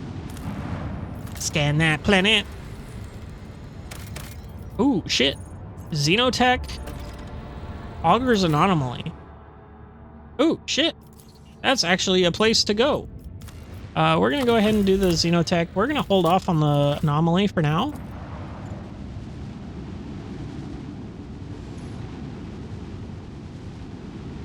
We're going to scan that planet. Okay, and we got some fabric. Epic. Go ahead and fight this ship. A report shows up on your personal cogitator screen. Unknown ships are towing an interstellar sextant. Oh, really? A cargo ship belonging to one of the Footfall's wealthiest traders. It looks like the pirates have bitten off more than they can chew and have now been forced to drag the ship to a more secluded place where they can plunder it undisturbed. Attack the pirates? Duh. As soon as they see you, the escort ships charge into battle at once while the captive sextant powers up its warp engines. Unless you interrupt the preparation for the jump, the cargo ship will forever vanish beyond the veil of the Immaterium, along with all the riches it carries. Send all available forces to intercept the interstellar sextant. Don't let it get away. So, we have a target, it seems. We're definitely going to...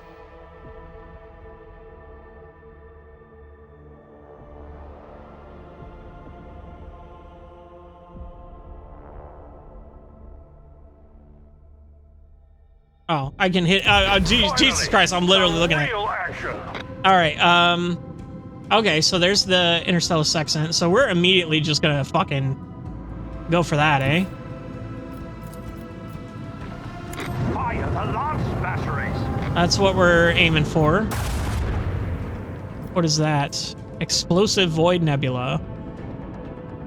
This cloud of explosive gas enhances the capabilities of microcannons but increases the incoming damage. Whenever a vessel inside this anomalous zone makes an attack, it suffers damage. Microcannons range and damage, incoming damage, and then damage 2 to 6. Okay, cool.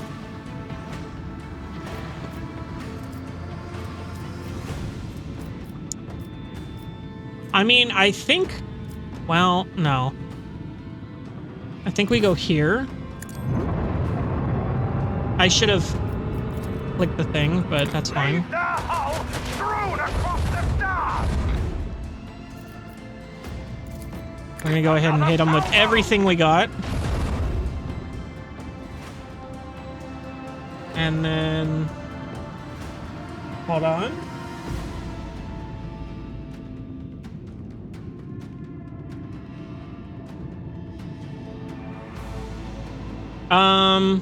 Let's see. So I can swing this way and hit him. That's fine. We surrender. Okay, it's good. We're chilling. We're gonna go ahead and warp this guy, maybe? Just so he's not behind us.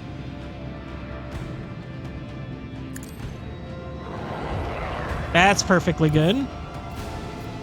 And then we'll move up just a tad. That's actually a beautiful, that's exactly what I wanted, that 90-degree angle.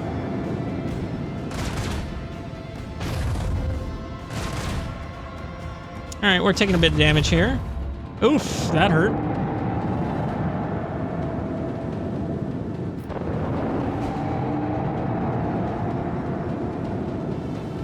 Is he gonna be able to shoot through that? He is. Okay. So we're gonna take some damage here, for sure, it seems. We're gonna be taking some hits. We're definitely gonna be taking some hits.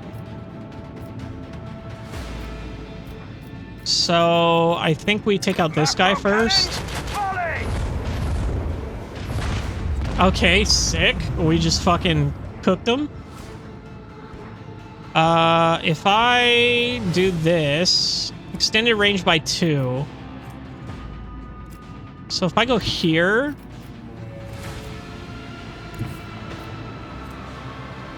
oh, I can't do it anyway.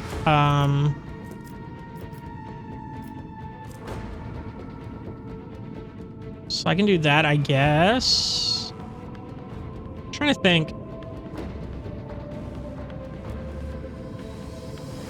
Yeah, I think I just hold off on those guys, and then I just hit this guy here. Fire right now!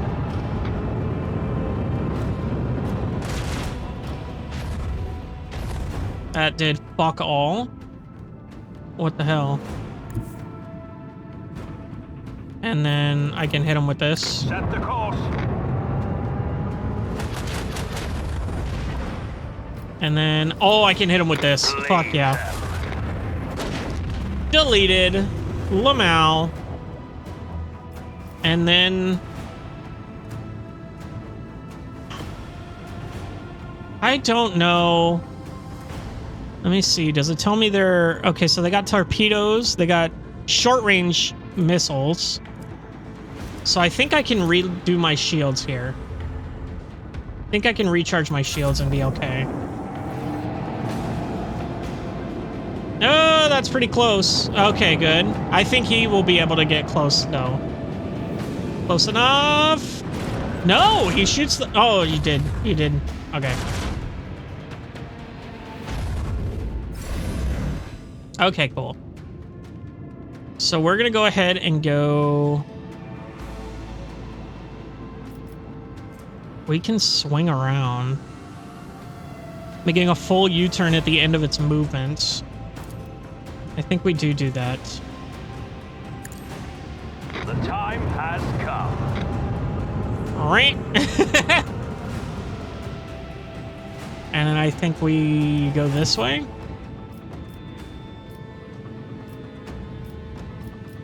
Is 2 gonna be enough? 2 is not enough. So I think it's fine. I think we go that way. I'm assuming we can go through this. And then can I use this on these guys? I can. Look at that. That's sick, actually.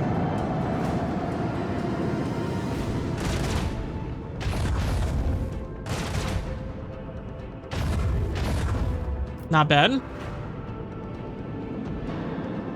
Torpedo's got a long way to go. I think I can outrun the torpedoes here. Never mind. Let's go and do that.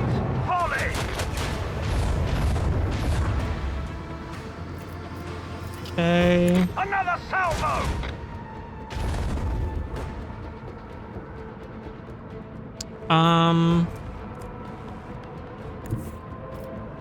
Damn, I can't get them. I can get those guys. I'd have to go here, maybe? And then I can hit them?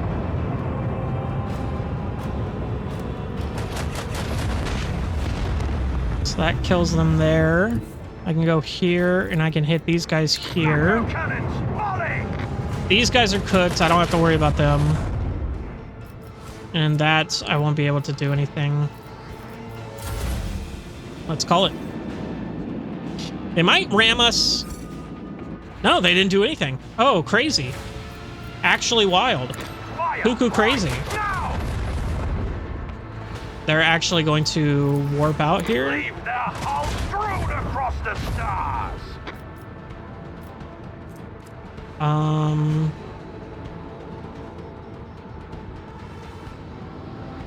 I can get right there and hit them, right? No, I'm an idiot. I can do this. Wait, no. I can do this, right? Has to be the furthest away. Okay. I can literally do that. Fucking whip around, do a quick donut. And then I can extend the range here. And then I can go a little further. I can get them there. I won't be able to get them there. If I go here, would I be able to get them there with that? Okay, so it doesn't matter here. So we're just going to do that.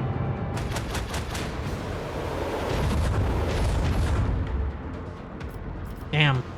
I think they're going to escape. How many turns until their duration? 4 rounds. Oh, they're cooked. Yeah, 3. And they're just going to run away.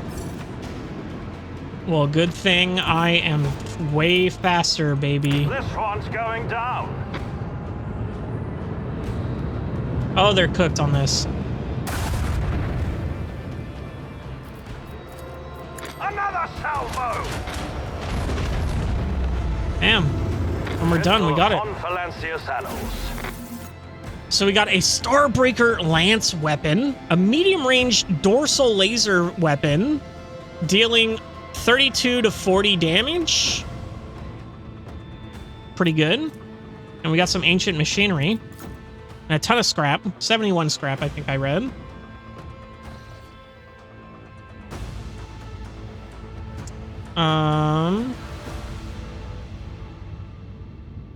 So let me see here. Yeah.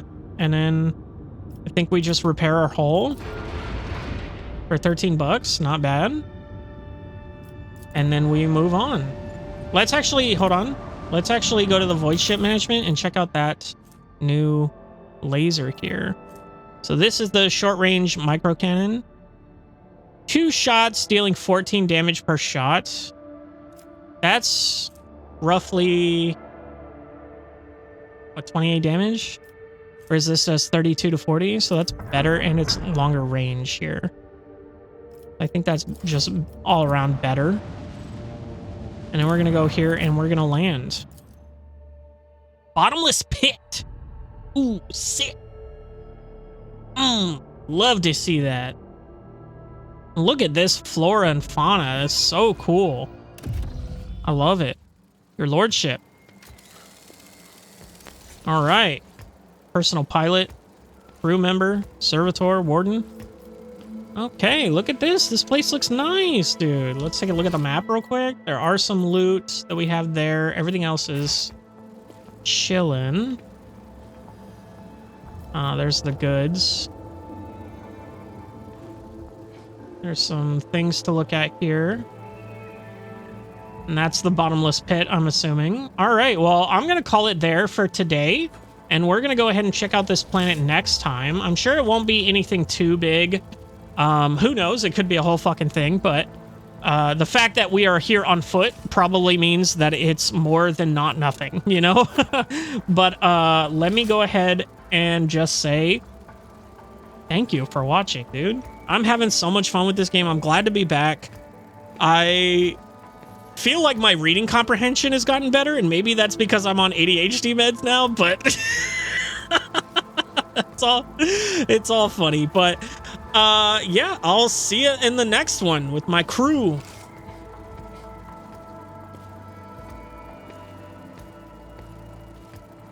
Hello everybody, and welcome back to Rogue Trader with the adventures of Wilbur von Valancius. We are here actually planet side since a long time ago, but oops, wrong button. I don't particularly know why we're planet side, I'll be real.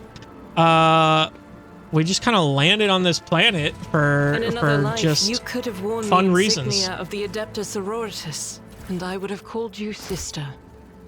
But your rituals, they Oh, she's talking to troubled Cabela. me. Perhaps it is because you see them as a reproach to your asceticism. My armor bears patina and dust, while yours shines bright and clean. You venerate yourself, whereas I simply wield myself. Gross. Okay. None shall stand in Oops. my way. I hit the wrong button there. Awareness, 100%. Inscription. As it should be. Fairly noticeable in shaking handwriting. Touch the darkness and the darkness will accept you. I don't fucking want that one bit. Not one bit. A job for me. Okay, we got that. Anything else on the map? There is something here. Rusty bridges over dusty trenches. How frightfully fascinating. Truly, the mind boggles. Remind me mind again boggles. why we've come all this way. That's a good question. I don't actually I'll lay know. claim to the stars. I'll be real. Oh, there's some blood. Or no. Okay, maybe not. I'm still new to the art of exploring. Okay. Let's see awareness here. Let's see what this inscription reads. Just gotta go all the way My around. house would be proud of me. Speak to the fear that dogs you. Okay. Are there any more of these slabs anywhere? Maybe here? Victory Nothing awaits. escapes my No. sight. Oh, hold on. Something else happened. Data slate. Oh, What advice do you seek? God damn it. Back up. What data slate, dog? What data slate, dude? Why can't I data slate? How does one data slate? Sometimes you God damn consult it. the appropriate treatise Alright. on Tactica Imperialis. Well, Weigh maybe- every step. Sometimes, though, you just fire Oh, your biggest there it cannon is. and save the day. I found it. Data slate. Okay. Holy shit, his field diary. It's been several months since we arrived here, and yet we are no closer to understanding the local phenomenon. All that we we're able to learn quite literally lies on the surface. The object does not reflect sound or light. On the contrary, it very much absorbs them. After extensive excavation, we did ascertain, at least, that the object is vast and goes deep below the planet's surface. However, any attempts to measure it resulted in loss of machinery or staff. Archaeological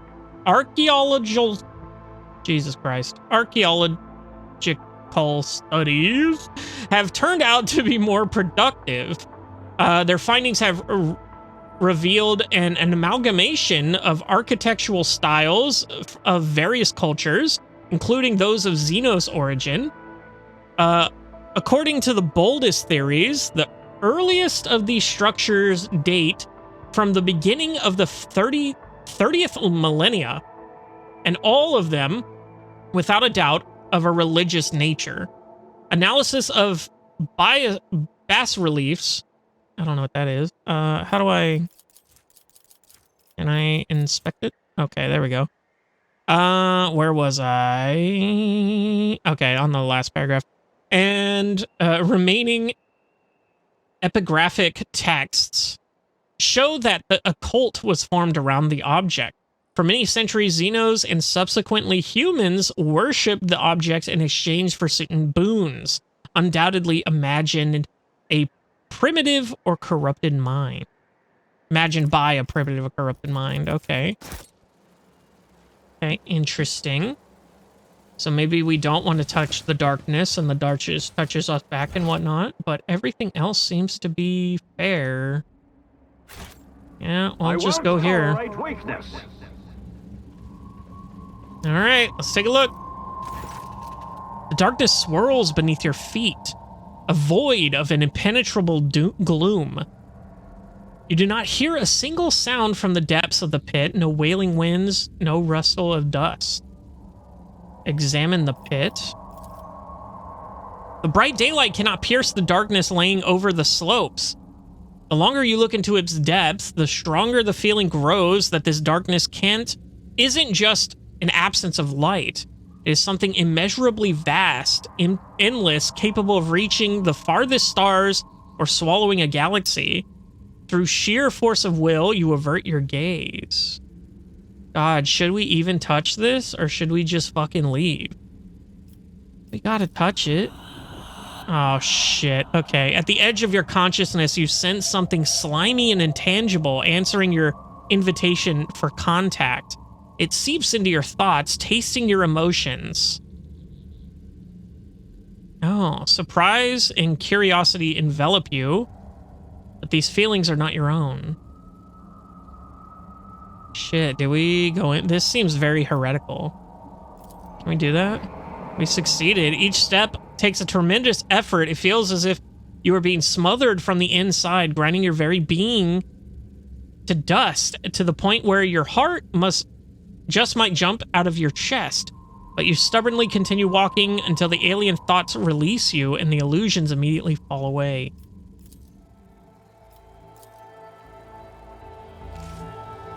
Okay. Follow my lead.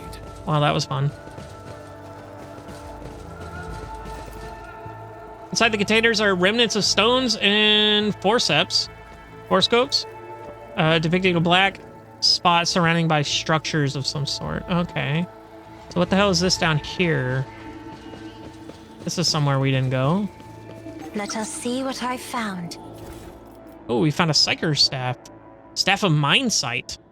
Vision of Death, heroic action, vision of death, desperate measure.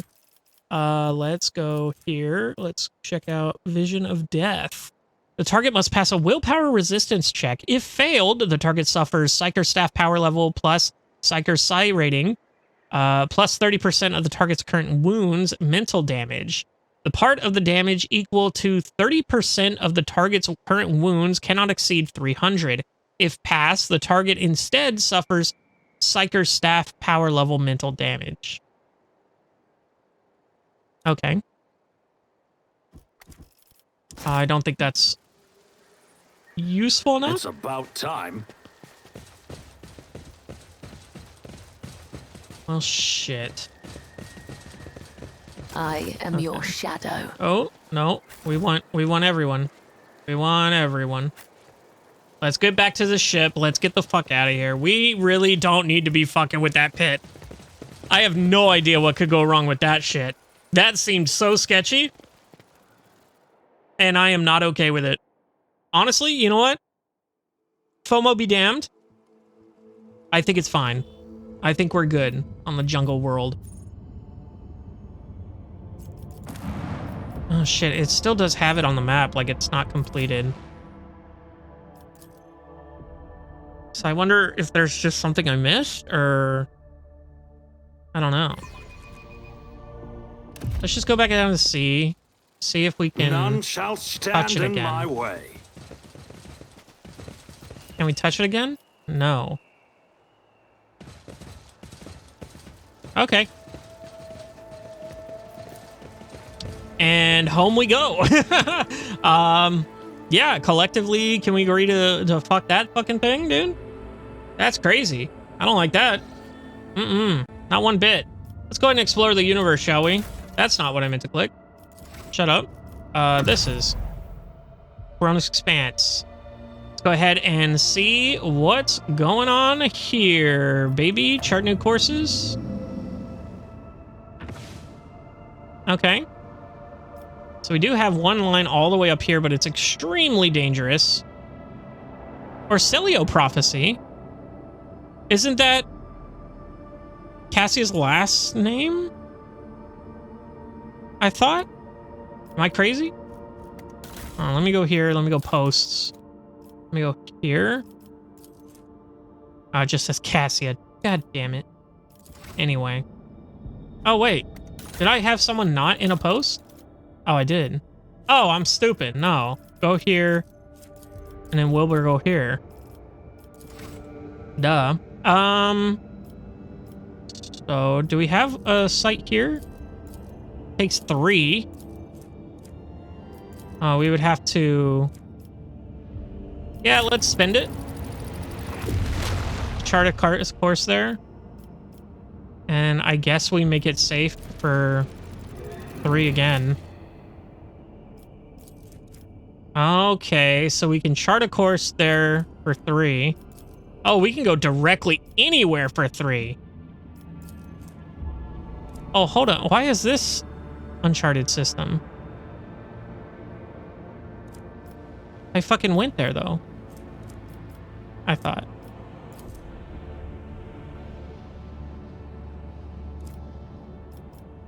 Okay. And this says it was dangerous, but this is deadly. Okay. So fuck it, we'll go here. Lord Captain, we have an emergency. We've received word that there has been a sighting on the lower decks. The Voxmaster's voice breaks. A sighting of Lady Theodora. Messages we have received are incomplete and vague, little more than yelling and hysterical claims. There are reports of casualties and unrest. The compartment in question has already been sealed off, but I thought you might want to look into what's going on for yourself. The situation is delicate, and what's especially disturbing, there are mentions of Adira Talas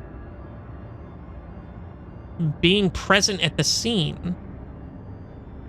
What is Adira doing there? I'll deal with this personally. I need the exact location. What was Adira doing there? Adira broke her micro bead, so I wasn't able to find out anything from her. But Lord Captain, Adira is a psyker, and we are in the warp. Ooh. You are the only one who would risk setting foot in that compartment, and if you do not, we will never see Adira again. I beg of you, Lord Captain, do not ignore this matter. I don't want to. The enforcers. Despite the carefully maintained distance, her voice trembles in fear. Let's go ahead. Right away, Lord Captain. Son of a bitch, dude. And could I have Adira in my crew at that point? I don't know. The micro cannon chamber is where we're going. Ooh, that's cool. The macro cannon. Cannon. Yeah. My bad. Micro, macro. You know how it be. The message. I can't read. For the roach right here. Okay. Okay, well, we're pretty cooked here. Done. Important part of the internal infrastructure appears to be working order. Okay. These rumors. Oops. Hello, Theodora. And who now deigns to grace us with their presence? Another gaggle of heretics and traitors thirsting to get their due for what they've done? Or is it the leader himself who has finally grown tired of hiding behind others? Theodora von Valancius is before you. She looks grotesque. A hole yawns wide in her chest. Rusted hooks protrude from beneath her skin, and a lumpen, inflamed scar cuts across her throat. The figure flickers as though it is dropping in and out of reality. She looks at you with the whitish eyes of a corpse and smiles venomously. Rogue traitor, we meet at last. I've grown tired of waiting for you to pay me a visit. Theodora's, in quotation, look is appraising, and her mocking tone turns to one of distaste. Indeed, centuries of selfless toil and effort, and everything I left behind has gone to the nonentity? Argenta's eyes spark with fury. Warp illusions be gone. Argenta, my dear, there's no need to make such a fuss. Why don't you sit down over there and have a cup of recaf like we used to? I'll listen to your rapturous tales of sacred relics, portents, and your special path. You must have been so lonely without me here. No one else is willing to listen to your ravings or help you with your childish treasure hunt. Theodora laughs melodiously. Anyway, almost without mockery. At the sight of the terrifying Theodora, Abelard's face turns sickly pale. Throne, spare us from the cursed aberrations of the archenemy. Is that what you truly are praying for? I can hear how fast your heart is pounding, Weissarian. Weissarian? I think deep down you hope this apparition never ends. You are not the Dolmen Theodora. Bella's eyes blaze with fury. The Undying One does not relinquish the souls that come to him. Such is the absolute truth. You are a thief of names. Foolish child. Your word is limited to the darkness of the lower decks, and your words of your vizier. You know nothing of truth or death. You do not even know the first thing about yourself. Theodora's voice is dripping with venomous condescension. We have already met. Of course, boy. For it was I who gave the order to bring you here to my ship. Oh, how I rue that decision now, and how I regret heeding the advice of my seneschal. Abelard whispers hurriedly to you. How can this be? It is the same vision as the officer's death, yet entirely different. Why does it not remember that meeting? And why does it remember what the real Lady Theodora did? Alas, my glorious voyage through life was ended in the dullest way possible, by death. A nuisance I staved off as long as I could. But do not weep for me, my boy. I am still keeping an eye on my property and punishing all those who failed me. Theodora bares her rotten teeth in a snarl, her laughter piercing. You're not Theodora. Theodora is dead. There's no coming back from that. Where is Adira? What have you done with her? Yeah, let's ask about Adira. Me? What have I done with Adira? She laughs mockingly. All I did was turn that little mutt from the fringes into a true servant of the Imperium. I gave her toys. I cleaned her up after her antics. I cleaned up after her antics. I provided her with everything she could ever dream of. Oh, had great plans for poor little Adira. You're not Theodora. Theodora's dead. I'm dead? How is that? I am no different than those who have not yet crossed the divide between reality and eternity. I see, I speak, I remember the wrongs you all committed against me, and for all those who failed me, I have already begun extracting my retribution. I truly am Theodora, the remnants of herself that left behind in this world. I am an echo of her memories preserved in the minds of those who cared for her. I am the taste of tears split for the unsaid and the undone. I am the terror of she who failed to turn the tide of fate and who refuses to look truth in the face. I am as real as the human passions that bring worlds to ruin. If you really are Theodora, tell me who killed you. Oh, wouldn't you like to know the answer to that question? I don't even know which would be more satisfying, to give you an honest answer or leave you languishing in your ignorance. We'll see how you conduct yourself, little boy. What do you want with me? Why were you waiting for me here? Theodora warily rolls her eyes. Matters are so dire that the pleas of one of my servants breached death's veil to reach my ears. How could I ignore such desperate cry for help? And from my little Adira, no less.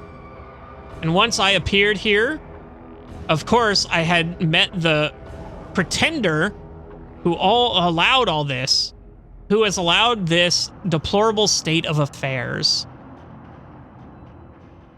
I will send you back to the abyss you came crawling out of.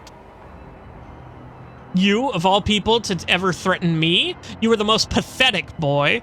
All that you possess was given to you in error. You are unworthy of such a generous gift, and you are incapable of holding on to it. I am here to seek retribution against all who failed me.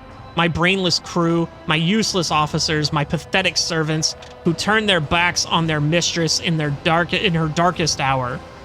And worst of all, you, my dear heir.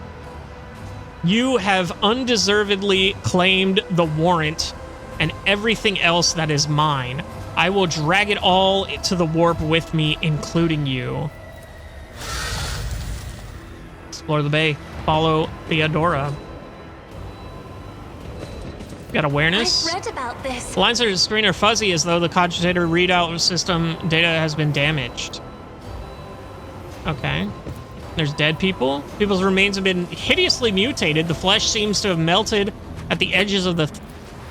It is thickly coated with stinking mucus. Ooh, is this Nurgle shit, dude? A new challenge for me? I'm down for some Nurgle shit, dude. There are some people here. Let's go ahead and make our way over there. Okay, the lining of the wall dented as though someone is trying to break their way in. Okay. I don't know what got revealed there. Was that... Oh, goods. Duh. Okay.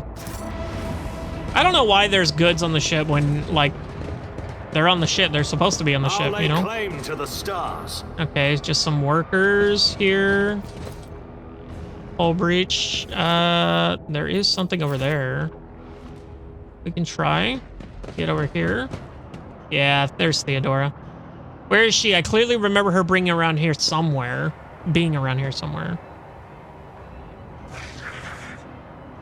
And she runs away. Okay. Oh, there's Adira. There you are, my little coward. Why won't you look at your captain, Adira?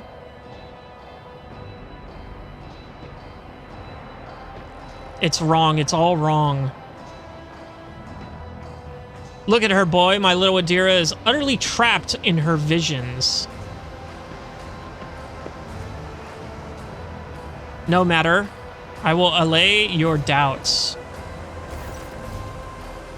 Lord Captain, Adira turns her head to you. but her determined gaze only rests briefly on your face before sliding away. Up close, you can see that the base of one of Adira's temple implants has blackened and melted. No, wait, Lord Captain, Lady Von Valencius. Adira raised her eyes to Theodora, who stands before her. Tears stream down Adira's cheeks. You came back. Theodora clucks her tongue in sympathy, reaching out to tenderly stroke Adira's hair. Poor little Adira. There. How can I not come? You were crying for me so desperately, your pleas carried to the very depths of the warp itself. The smile suddenly drops from her mutilated face. Why didn't you save me? Why didn't you warn me? Answer me, you insignificant wretch, or I'll drag the answer out of you myself. Theodora's fingers dig into Adira's scalp, meeting no resistance. Oof. Yeah, damn. She took a whole damage. Oh no. Adira lets out a soul-chilling howl and tries to grab the hand tearing into her, but her fingers pass through the monster's flesh. I didn't hear anything. I didn't hear anything that could have had anything to do with you. I'm sorry, Lord Captain. I failed. Ah! Adira breaks into a strangled scream, and you feel the air around you grow rapidly colder. Argenta wordlessly slings her weapon up and aims it at Adira, who is struggling in the monster's hold. The Sister of Battle looks at her without an ounce of doubt or mercy. Nah, stop her. Argenta wrinkles her nose at the shouted command and lowers the weapon by only a few centimeters, but she does not put it away. Attack Theodora, let her go, scum. Adira snap out of it for Vigis. She is going to out of her mind with worry about you. Adira, snap out of it or I'll shoot you myself. Adira, I am your captain, not her. Listen to me and snap out of it. Adira shudders and goes limp, then she blinks, disoriented, and looks at you. Lord Captain. Damn it! Theodora shoves the psyker away with a low snarl. The rogue trader's body begins to change, losing its human shape. Chaos will devour you. It will devour everyone responsible for my death. Die. Die for the delectation? Oh my god. Of my lord. Alright, what's she gonna turn into? Hey, it's a little pinky. Hey, we got some blueies. Take a knee and bow before me. Warp Beast and Worker. Okay, well, we're killing the workers for sure. So, is this our first combat since we came back? Oh, the workers are a mutant. Blue Horror is what they're called.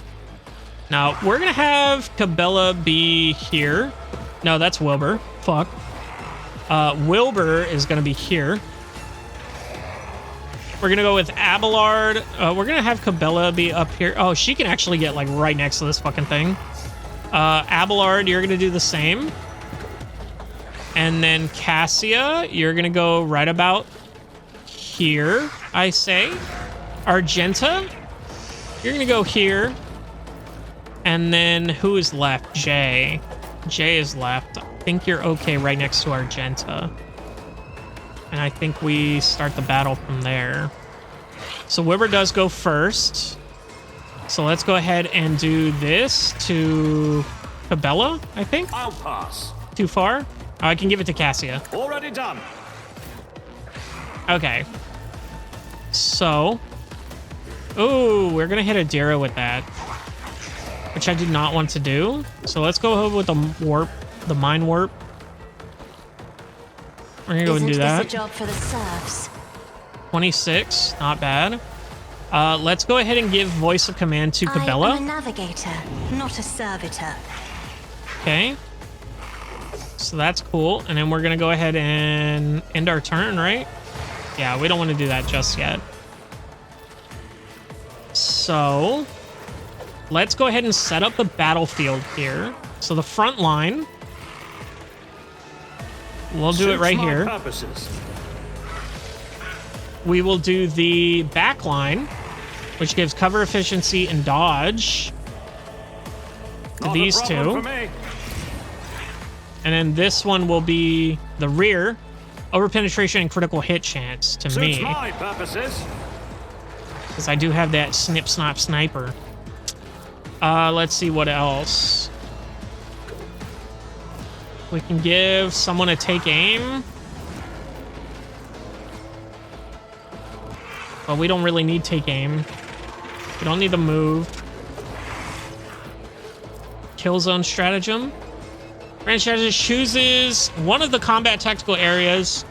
For 1 round, all enemies in the areas are forced to reroll for successful dodge and parry tests against all attacks. Any enemy that suffers damage and are left with less than 18 wounds immediately die.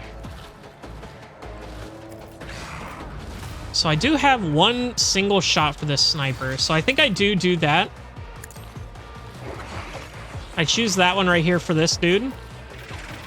And then we go ahead and attack him. So that's good. I will give this to, I guess, Argenta. Or no, I can give this to Cabela. Absolutely. No, I can give it to Abelard, though. My purposes. Damn, she's 1 away.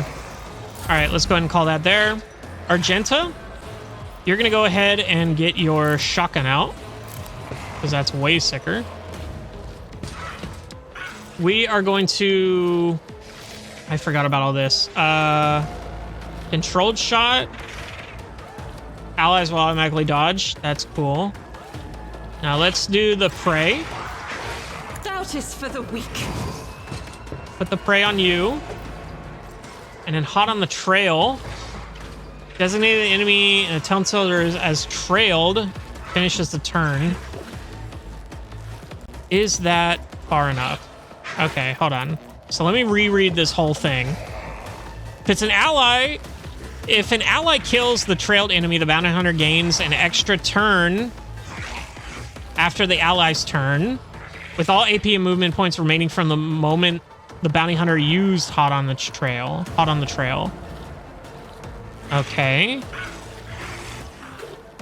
When hot on the trail is used for the 3rd time during combat, the bounty hunter recovers 1 charge of hunt the prey. Okay, so essentially you should be using these to kill the smaller enemies. But we're gonna go ahead and put that on you. There is movement in the Empyrean. I forgot that that ends your turn.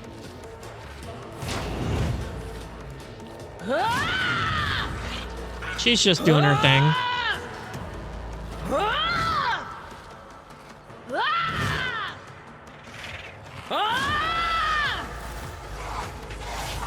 Holy shit, dog. What the hell was all that? Yo! What the fuck was that? You whore. I've suffered worse. What the fuck is going on with this?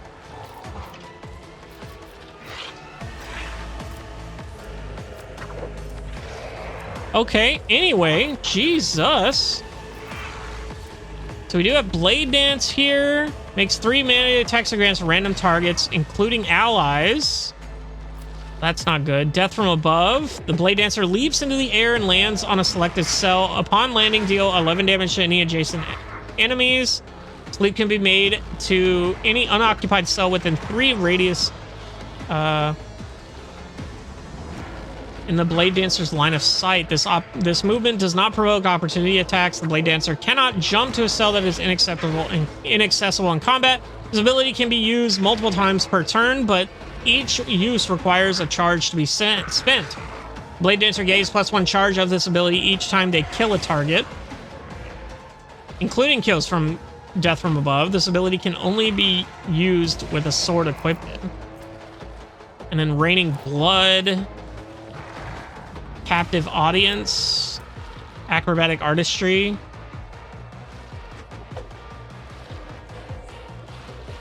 Okay, so I think We do death from above here. Trust me. That's good. We can do the raining blood. Next, single target melee attack splashes blood in a 5-ray cone behind the target. The shadows will see it done.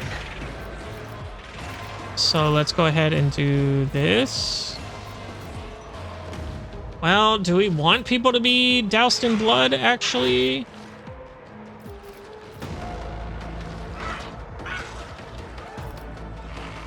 I didn't read it. Okay, let's read this. The Death Code Assassin deck single target attack, melee attack splashes blood in a 5-cone radius behind the target. Death Cold Assassin and allies in the affected area gain the Blood's Blessed effect. Every enemy in this area, including the initial target, suffers the Blood-Stained effect. Both effects last for 2 rounds. Additionally, all the cells in the affected area are now covered in blood for 2 rounds. Whenever the creature interacts with such a cell, moves there, or stands there at the moment they will be effect is applied, it receives an additional +1 stack of Blood Blessed or Blood-Stained effect accordingly. Additionally, for every 10 wounds the Death Cult Assassin loses throughout the entire combat, each creature affected by Blood-Stained gains +1 stack of the corresponding effect. Okay, so we do actually want that here on Abelard. So Abelard's now going to be Blood Blessed. And then I can do this, but it's going to hurt Adira, so I'm going to hold off. I do have exactly 2 left, so I could do this. Trust me. Just do that.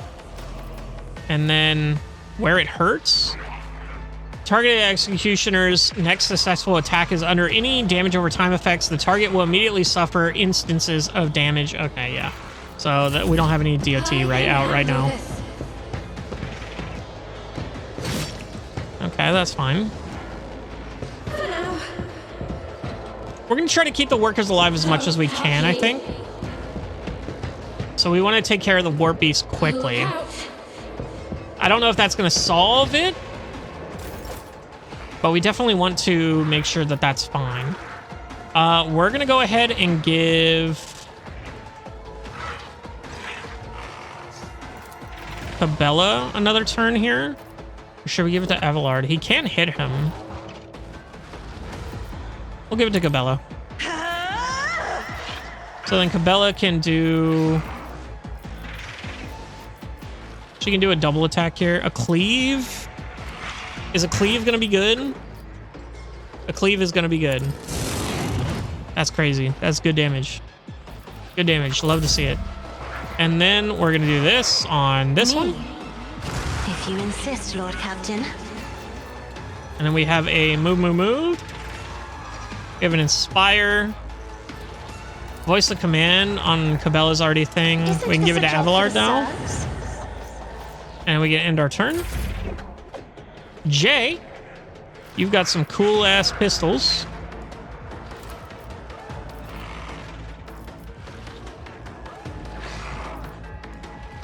That'll kill this thing. So I think we do it. You're not fun. So I think that's fair.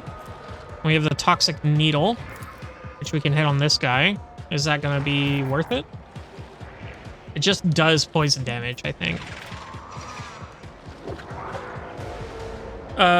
Coated with viral toxin. Every turn for 3 turns, the target must pass a toughness check with a penalty of 15. Or take 4 to 6 toxic damage. This damage cannot be reduced by armor. Okay. So we're going to go ahead and do this here on Cassia. No. Unavailable. Okay. We're going to give it to her. But I can't. Oh, they're not in the fucking... Oh, we're not in range here. And I can't move because I already shot. I thought I could do it with voice command, though. Like, I thought voice command meant I could do it on anybody. Never in 1,000 sectors. Okay, well. I guess I can do this. Let's see. Brutal Strike. Or Brutal Strike. Okay. Area attack melee. That's pretty fucking sick, though. I think we go single attack melee here. Reckless Strike. Next melee attack gains 20% armor penetration, plus 8 damage, and ignores target's parry. I think we do that. 48? Yeah, I think we do Reckless Strike. And then hit this guy. Sick. And he splits into 2. That's right. 2 blue horrors. I forgot about that. And we're just going to use this. Everybody gets movement here, so we can kind of readjust what we need to. I think you're actually fine right here. We might want to move you over one. Give me strength. Actually, we want to move you up one so that you're here and you get the blood blessed. So that's fine. We'll end your turn here. Adira can get out of the way. You can get closer. Retribution. And it's back to Abelard's turn where we end his turn. That was Jay's turn, I forgot. Okay, epic.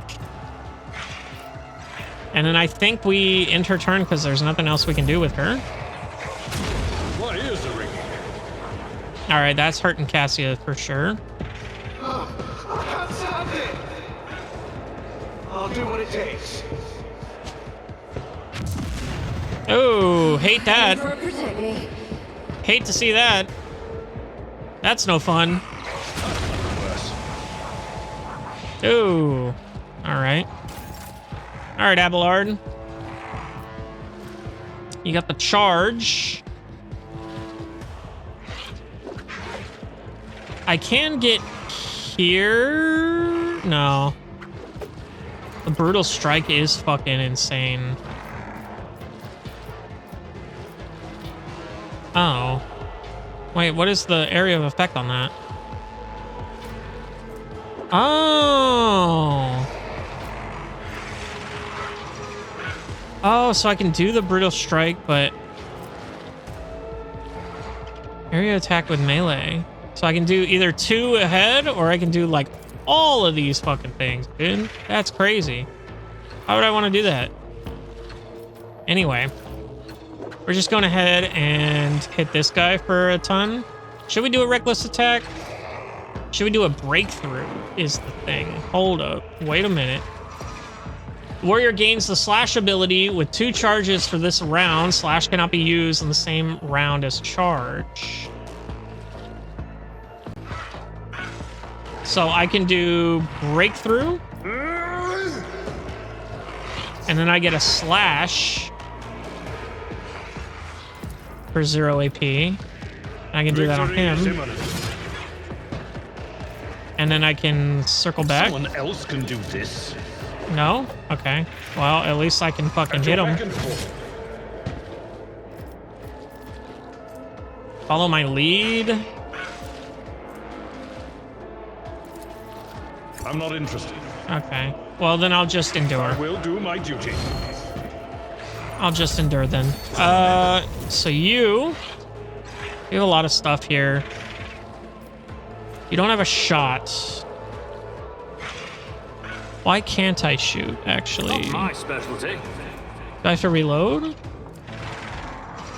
No, it says I have 4 to 5 ammo. So why can't I shoot? Is that this? Or is it the warp?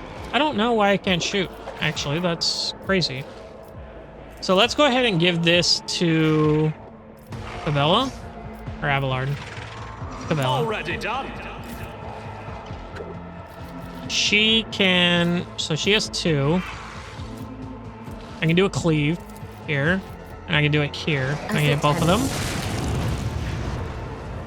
That kills one of them. And then I can do this here. Trust me. That's sick. And I think we're good there. So I think we do use one of these finest hours. Officer grants an ally an extra turn with full AP, MP and AP. Dealing an extra turn. During an extra turn, there is no attack limit. Grand strategist chooses 1 combat, attacks this area. Every ally inside there gains an extra turn with 1 AP and 2 MP at the start of the grand strategist's next turn. For every enemy that was killed in the selected combat tactics area, this AP is increased by +1 up to a maximum of 3. MP up to a maximum of 6. So let's just go ahead and give one person an entirely new turn, which I think might be Cabela, dude. I am fear incarnate. Because I think we go ahead and kill this guy. Well, we can't. The shadows will see it oops. done. Death is a blessing. That'll do it. And then I can leap Trust here. me. I can acrobatic artistry. No, not really. Pain resonance. All allies suffering from damage over time effects in a 4-cell radius around the executioner immediately. Oh, enemies suffer an extra instance of damage. Yeah, that's not really useful at the moment. We have raining blood though. Might as well pop that. And then, do you have a gun? You do. So I guess you can fucking hit him. As the tenants command. Fuck. Fucking idiot. Alright. Bring out your swords again. And then we're gonna chill there. I don't know why I can't shoot, and I think it might be because this guy has me in his range here. Let's go ahead and pull out the shotgun. I can't shoot with the shotgun here. But I want to hit that guy. But Argenta's in the way.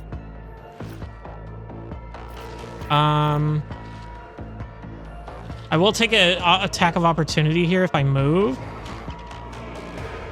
Which I think is fine from these little guys. Yeah, dodge.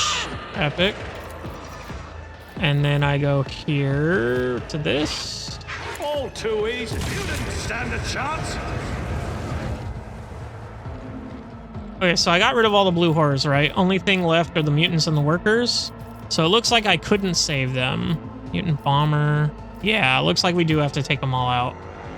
So that's unfortunate. You guys are going to get cooked. Let's go ahead and give the move here to Cabela. Nothing I can't do. We're going to go ahead and go here. A dance of blades and shadows. Okay. That's good. We can move the area for the grand strategy. I think we do move the front line. We move it over here. Somehow. No, this sucks. We would have to move the back line first. Let's move the back line. I'll pass. Cannot overlap. Not a problem for Okay. me. Okay, that works. And then I can't use the front line, but I'll use it next turn. So, Argenta with your big, beautiful shotgun. You're gonna go right about here. Or you can go here, maybe. Let's click that and then see if we can hit all these guys. We can, in fact, hit all of these guys. So let's go ahead and do that. Battle. You can escape the Emperor's judgment. Get absolutely fucked. Do we run and gun and do it again? I think we run and gun and do it again. Hit him again, Argenta. Faith without violated. Lamau. That's cool. Revel and As Slaughter. the Emperor commands, I act. Love that for you.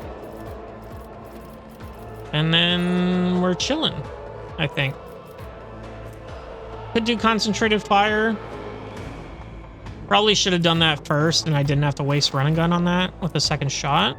Doubt is for the weak. Do this. Okay. The deer's gonna run her ass off raw and probably do nothing. Oh, she's gonna buff us. Okay. Oh, good. Argenta gets a turn again. Let's go ahead and go right here. See if we can't hit them with both with a shotgun blast here. We can. So let's go ahead and do the concentrated fire. The enemies of the Emperor will be undone! Okay, and then you're absolutely cooked. As Good the night. Emperor commands, who can escape the Emperor's judgment? Epic. And then you might be able to... No, you can't. That's right. She has 3, damn. Wild Hunt, that's right. Wild Hunt secondary weapon. Or firearm mastery. We'll hold on to that, because we want the cool shit. I could run and gun again. Yeah, fuck it. Let's run and gun again. Run and gun again. Let's go right here and then see if we can blast him without hitting the... So we can blast him here without hitting the explosive barrel next to us. So that's cool. I think we're good. I don't think we need to buff or anything like that. Deer got another turn? That's crazy.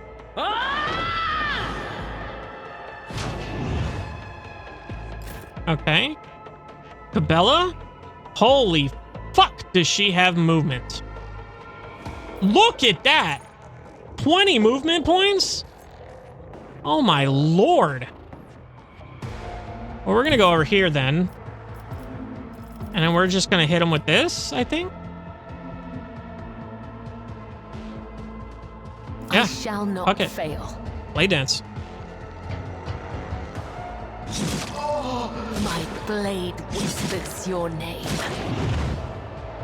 Epic. And then we'll just hit him As on this. Easy. Brings me no pleasure. Okay. Adira stares at you with crazed eyes while clutching the wounds on her head.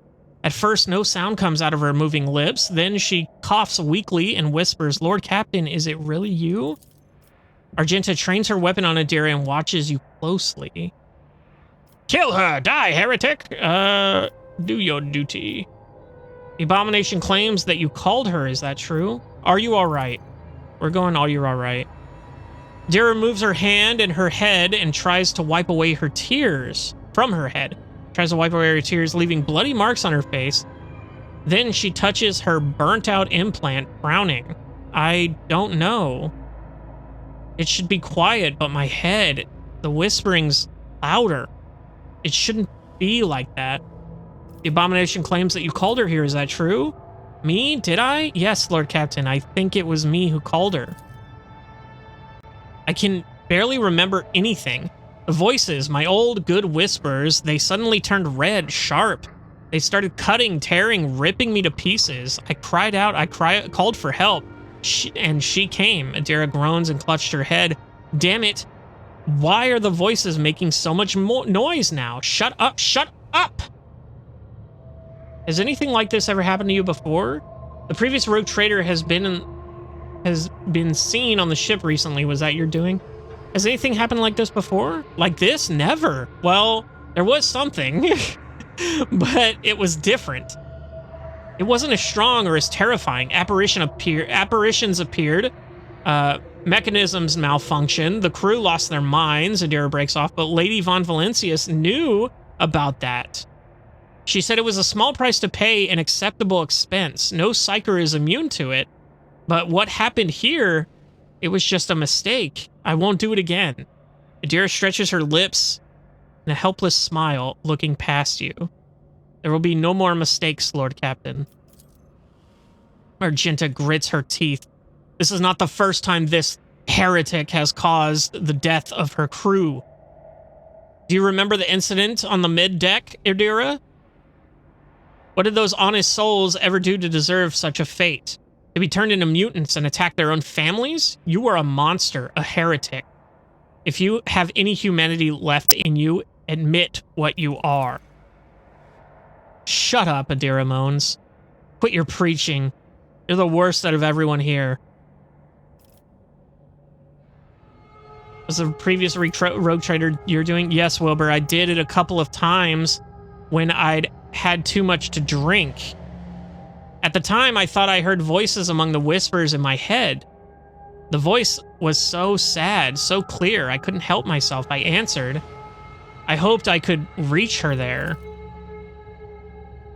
Adira bites her lip. Ever since she died, since I first heard her voice in my head, the whispers have gotten louder, clearer, harder to resist. Lore warp succeeded. You hear the warp whisperings in your head and you answered? Are you insane?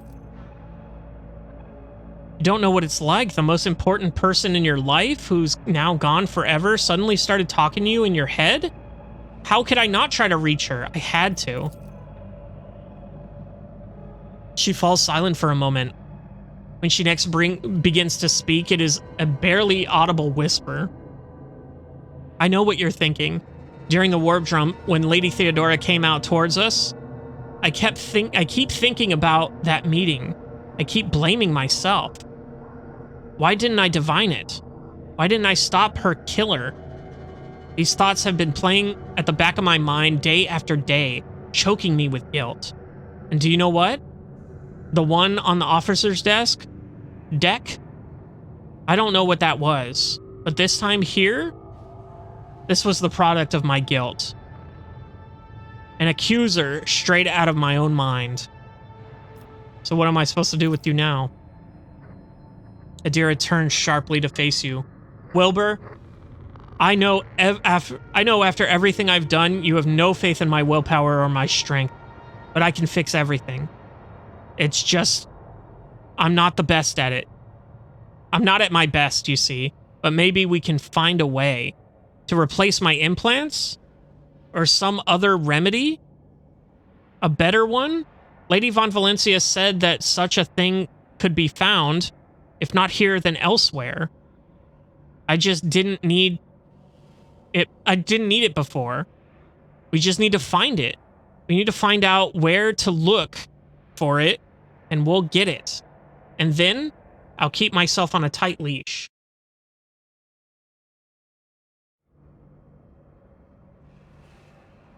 Keep herself on a tight leash, eh? I don't want to see that fan art. What will happen to my crew while we look for this remedy? I want to help you, Adira. We'll think of something. Your worries do not interest me, but as long as you keep yourself under control and remain useful, you will live. I'm not going to kill you, but keeping you and my crew is dangerous. You'll be put under guard and escorted from the ship the first orbital stop we come to. I want to help you. We'll think of something. Adira covers her face with her hands and tries to hold back her sobs. Thank you, Wilbur. I won't let you down. You're making a mistake, Lord Captain. Perhaps you will find something to slow the decline, but you will not stop it. Only a miracle can save Adira Talas now. Why? I've heard enough stories about ways of extending a psyker's life, but I don't think you'll like all of them. Uh-oh. Adira awkwardly shakes out her stained clothing. Did she just die? What happened? I think I'd better, with your permission, Lord Captain. She sways, takes a step back, and faints. Lord Captain, the Voxmaster's shaking voice comes over the comm bead. I received a report that the shooting on the lower deck had stopped. I presume you have brought the situation under control, awaiting further instructions. I got rid of the warp illusion. Adira is alive. Bring her to the Chungus. I don't know what that is. Chirurgeons? And have them see to her.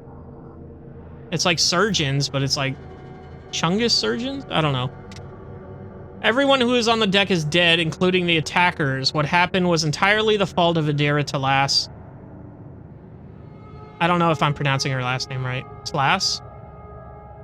Dispatch servitors here and put her out through the airwalk. I'm sick of her antics. No, we're gonna go ahead and make sure she's okay. You hear concealed relief from the Voxmaster's voice. Of course, Lord Captain, as you command. Okay. Oh, she's back up. Hi, Adira. I won't tolerate weakness. You're okay. You're fine. We did want to go and look at this chest here. So let's see. Effectiveness A job 99%. for me. Bet your ass. Oh, look at all this shit. Okay, hold up. Machine right set. An expendable item. I don't know why it's not in the cargo then. Battle Psyker Boots. The wearer gains perception bonus. Dodge. Percent dodge. Until the start of their next turn for each enemy affected by their psi power or Psyker staff attack. Stacks. Ooh, we have Warp Conductor Gloves. Unsanctioned Psyker or Psychic Awakening. After triggering a psychic phenomenon or perils of the warp, wearer's psi rating is increased by 1 until the end of combat. Wearer gains momentum and temporary wounds equal to the resolve. Can only be equipped by unsanctioned psychers. And then we got the Guardian Crown. The wearer gains plus 10 toughness. Once per combat, whenever the wearer's wounds drop below 35%, the wearer gains 12 temporary wounds. Or no, just straight up gains regular 12 wounds. Crazy. I think Abelard might need that, actually. Hold on. Hold up. Wait a minute. Hold up. Because he has the officer helmet, which just gives grants armor. So that would be under here. Yeah, here we go. 10 toughness. Ooh, that looks sick as fuck, boy. Kinda? Sorta? I think? I don't know. That's such a cool blade. Its toughness is now 70. I should go through and equip all this shit, huh? So are you considered an unsanctioned psyker? No, it's only Adira, it seems. Those gloves are specifically for Adira. She's so cool. Oh, so cool. Okay, well, oh shit. I forgot to loot the bodies, yeah. Stand in my way. Yeah, just all the knives. And there's 2 down there. Ooh, he had a bunch of grenades. Blinding grenades, force grenades. Is that the one that deals energy damage within an area, pushes the target 2 cells away? Yeah, that's what I thought. All right, well, let's go ahead and go back to the bridge. Now we are chilling, boy. Now we can finally see where the fuck we landed, dude. God, I can't even fucking... can't even go to a new system without shit falling apart on the ship, dude. God damn. Hurry up with the goddamn loading, bro. It's just the bridge, like... Holy shit, what is taking so long? Anyway, I wonder if Adira is going to be on the bridge and we can talk to her about this experience right now. Let's see. She is, in fact, down here. Adira sees you, her lips curve into a smile, and she nods something over to add something over your shoulder. Have you recovered from your encounter with the false Theodora? I'm not going to lie. I haven't. Maybe I never will. But I'm not hearing random voices anymore. And I haven't been calling anyone from the other side. No. All that's done with. After what you did for me, I can't let you down again. You let Adira live and promise to help her. Very well, Adira. We will hope for the best. Yes, sir, Lord Captain. We will. Of course. Always at your service. Whenever you need me. Absolutely. Okay. Well, back to the big map. Hello? Back to the big map? Okay. Oh, man. Crazy that literally we landed on a planet, did literally nothing there, and then actually went to a different solar system, and then we spent more time on our ship fighting. Lord Captain, according to the telemetry, the parameters of this system match those of the Telecus Espelon. Home to the Argy world Janus that belongs to the Von Valencius dynasty. We've received Vox message from the planet. The Agri world, agriculture, I got it. World's governor officially welcomes the road trader and reports that she has begun preparations for the formal reception to celebrate the arrival of the planet's sovereign. Your subjects are looking forward to your visit. Well, we have some shit to scan before we do that, actually. So hold the fuck up. Look at this. This planet is beautiful. Dude, I would love a marble looking like that, dude. I don't know why I thought marble as soon as I saw that planet. It just looked like a marble. Am I stupid? I think it looked like a marble. No anomaly objects to scan. Let's begin this one here. Oh, we got some more plasteel. Okay, and then we got Janus. Begin scan of Janus. Yo, look at that. That's what I'd say. All right. Governor Vyat's estate. And we're going to save that for next time. We are going to actually go ahead and... I'm going to go ahead and go back to the bridge where we can sign off. But, man... Adira and her little shit is really fucking causing problems, bro. Like, she is unwell, homie. But you know what? We're gonna do everything in our power to help her, just because that's the kind of person I am. If I wanted her out of the airlock, I would have done it fucking so many episodes ago, dude. So many episodes ago. But anyway, who knows what we're gonna find on Janus. I will see you in the next one.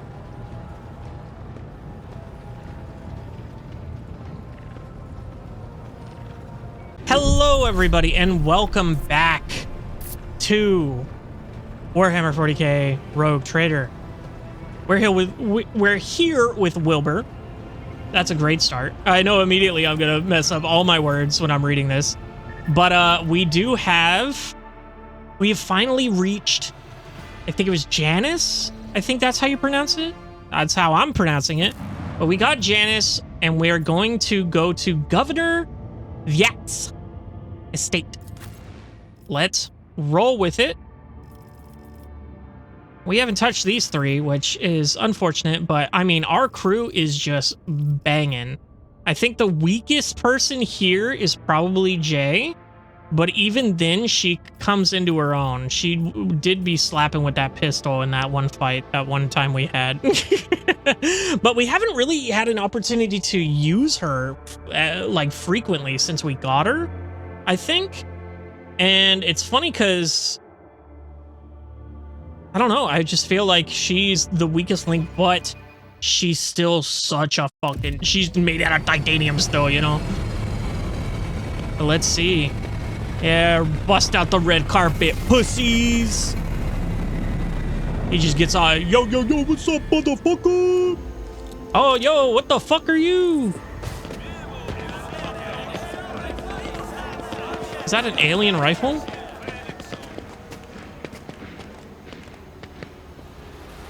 Yeah, bow. Vistenza Vignette. Show me your... Holy shit. I'm not gonna lie. Like, the black and gold and everything, but... that purple eyeshadow is killing me, bro. That's crazy. That's not a good look, honestly. That's kind of whack. If it was a little more tame, but anyway, I'm not gonna fucking... I don't know shit about women. A lavishly dressed noblewoman in an opulent silk gown watches you with an expected air, but then gracefully bows her head. Gem-encrusted implants protrude from her arms and neck. I welcome you on behalf of the noble house Vyat Ab Aram. My name is Vistenza Janus Vyat Ab Aram Alf Kronos. We're gonna go with that. Jesus Christ. I'm gonna call you V. By the grace of the Emperor and the will of the rogue trader Theodora von Valancius, I serve as planetary governor and imperial commander-in-chief of this world. Vicenza Yat raises her head slightly. Why do you gotta say her name every fucking time? Vicenza turns to Abelard, and greetings to you, noble Wysarian. Wersarian? I don't know why I say Wysarian. It has been years since your last visit to Janus. I'm glad to see you again. It's a good sign when a road trader's seneschal does not visit a subject planet for a long time. Isn't that correct, Lady Vidyat? Vyat? It means the governor is taking care of all matters and there's no need for the seneschal to interfere. Vicenza lets out a musical laugh. I hear praise in those words, and I thank you for them. She turns once again to you. In truth, your arrival in this place, in the place of the esteemed Lady von Valancius, is quite unexpected. Theodora von Valancius is dead. I am now the head of the dynasty. I hope my coming in Theodora's stead has not disappointed you too much. Let's finish with the pleasantries, Governor, and move on to the purpose of my visit. No, Theodora's dead. Such tragic news. I will see to it that the planet observes a month of mourning. And she's getting sniped. For Janus!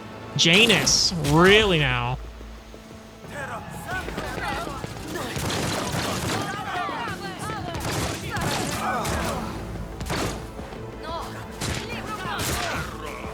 Bruh. Shot him and he dropped dead, bro. Submit, and you'll die quickly. Okay, so Janus, first of all, not the pronunciation I would have chose. Let's be straight up. It's Janus, which isn't fun. But Janus was better. It sounded more like a name. But anyway, where the hell is that sniper bitch? Is she one of them, or did she take out this guy? I couldn't really understand in the cutscene. But that bitch just took off, bro. Holy shit, that bitch is gone. That fucking governor bitch. She said deuces. Anyway. I do have a rifle shot here. For quite a bit of damage. Damn. I almost had them lined up. I think for now, we're going to go ahead and do... We're going to give this to Cassia. Suits my purposes. Cassia, you're going to go ahead and do your thing, girl. Why is this so... Did they nerf this? Because I feel like this is way less damage than it used to be. Let's go ahead and just hit this guy. If you insist, Lord Captain. Held in my gaze. And then I guess we... Voice a command... I am a navigator, not a Cabello? servitor. Okay. That was good. We got 2 left. We do want to set the stage here, kind of. Front line. We can't get all those guys in, but we can get it right here. We can set this here. Can I not rotate that? Thank you. Suits my purposes. Give that all to us. And then the this guy, we can just give him this. Nothing I can't do. And give him some crit chance. And then from there, we're going to do you serve me. So let me actually read this again, because it's kind of slipped my memory. So the noble assigns one ally who will become their servant until the end of combat. Anytime the noble's abilities affect this servant, the servant gains +5 to all characteristics until the start of the noble's next turn. Anytime the servant attacks a target that the noble dealt damage to last turn, the servant gains 16% critical hit chance against that target. Okay. So basically, the only way I'm going to be using that is +5 characteristics anytime the noble's abilities affect the servant. But let's go ahead and just get a shot here. Half their health, not bad. And then we do have one more here. So let's go ahead and put this on you. Purposes. We're gonna go ahead and we can do move here. We can move Cabela. Not a problem for me. Let's get you in there. A dance of blades and shadows. So that's good. We're gonna go ahead and kill it there. We're gonna kill it there. We're gonna go ahead and give her a turn. We're gonna do the blade dance. By the web. Death is a blessing. That was sick. We're going to do death from above and do it right here. That was sick. I shall not faint. That was sick. How far can I go with this? The shadows will see done. Okay. Well, that's cool. If I get a kill, it refreshes. I did not know that. Oh, okay. This ability can be used multiple times per turn, but each use requires a charge to be spent. The Blade Dancer gains +1 charge of this ability each time they kill a target, excluding kills made with death from above. This ability can only be used with swords equipped. But shouldn't it be including? Because I was able to use it quite a few times. That's weird. Anyway, let's go ahead and call it there. Oh, that was just her little turn. That wasn't even her turn, technically. Oh, come on. Are you fucking kidding me? You got 1 HP, bro? Out of 48? Insane. All right, well, let's go ahead and get you moved in even more. I'm going to put you right here. I will leave footprints of scarlet. That's nice, dear. We're going to chill there. Argenta, let's go ahead and put you here. And then we can use the blast, maybe? Oh, perfect. I will bathe this battlefield in righteous fury. Hell yeah. Oh, fucking sick. You love to see it. You love to see a full-scale fucking war come to the doorstep as soon as I get here. Oh! Okay, so she is on our side. Sick. Okay. Let's go ahead and... she can't move. She can run and gun? Faith without deeds is worthless.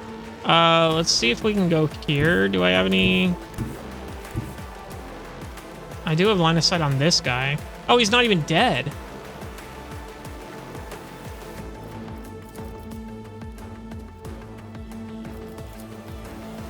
Doubt is for the weak fabricated. Lamau? Okay. I'll do it. We'll do that. As the Emperor we'll do commands, that. I act. For everyone's slaughter. Concentrated fire we could do next turn, I think. Well, we should probably buff it. It just says the next ranged attack, area of attack. So maybe we do this. And then the next attack is going to be buffed.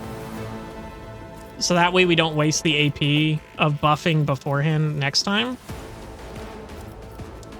Do we mark prey here? I think we marked prey here. Who looks preyable? Who's gonna be rushing in? You've got a sword. Not. No line of sight on the target. Sick. Go ahead and go with you. Deeds is worthless. You're gonna go ahead. See who else we can do. I guess we'll do him. How many times can we do this? I refuse. As the Emperor commands, I act. 3, apparently. I'm an idiot. It says it right there at the bottom. Hunt down the prey has 3 charges at the start of combat. Okay. Time to slaughter someone. Rude as fuck. Lamau. Yeah, come on, big boy. Make it quick. Yeah, come on, big boy. Oh, fuck me. That's Stun grenade. All right, so we got a charge here. Damn. I mean, we can use it just to get there. Or, we have a better idea. What the fuck is this? Get off my screen. I can go here and do it. And then charge out here and actually get the hit.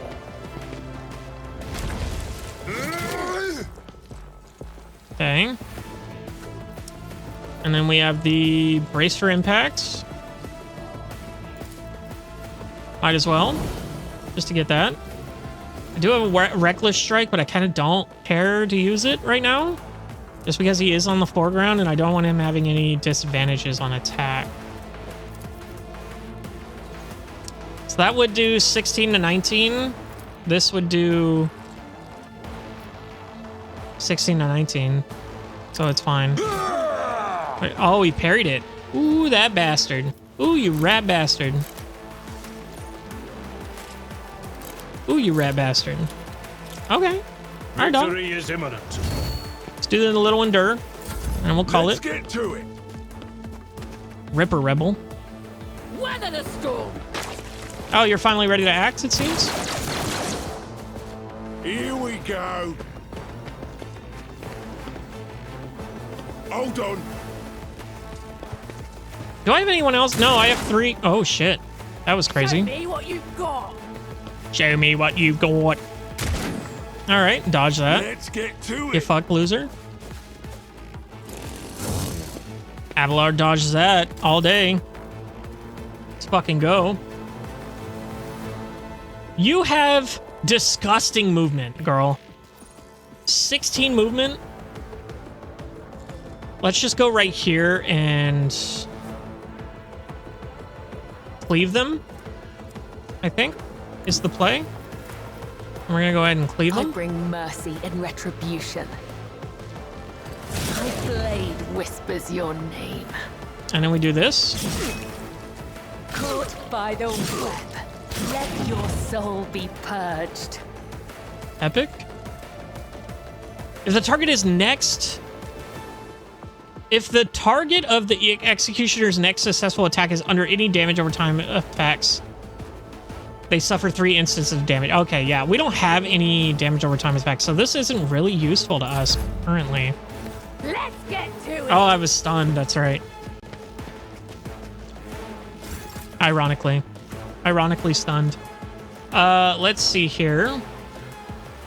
I do have a pretty good shot on these dudes. That's sick. We're gonna go ahead and give you another turn. Already done. Where you can cleave and blade dance. I think we cleave here.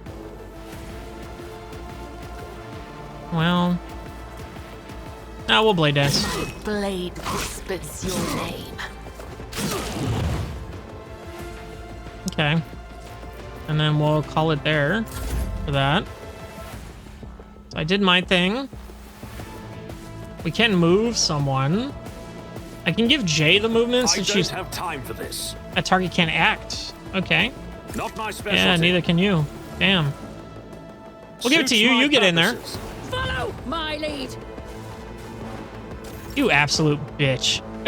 What a fucking asshole. Let's go ahead and move this over here. And then that's all we can do. Oh, shit. Didn't mean to hit that button. Didn't know that's where it sent me, but okay. Cassie can't act either, so it's fine. Pain cleanses the body. Ooh, that fucking hurt, dog. What the hell? That fucking pissed me right the fuck off, dude.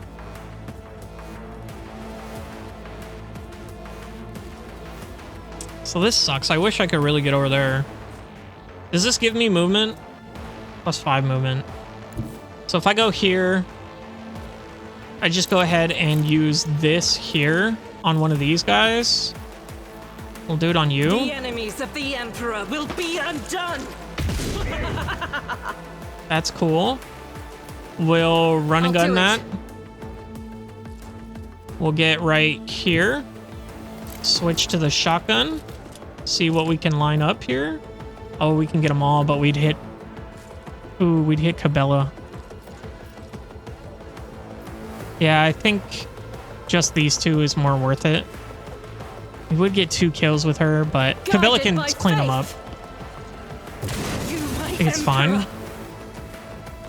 I think that's fine. We'll go ahead and wait there. Oh, I should have done the controlled shot. Fuck, I didn't even think about that, bro. Damn. A single damage, bro. He's gonna throw a grenade. No, he's just gonna hit her. Damn, she's getting hella injured, actually. I do not like that at all. Does she have an actual injury? Under pressure from the sharpshooter. Let's see here. Sharpshooter rebel duration 1 round. Okay, so she's got a ton of buffs, no debuffs, just a little injury there, but should be fine. Let's go ahead and go here, I think. No, I can't even move that far. Holy shit.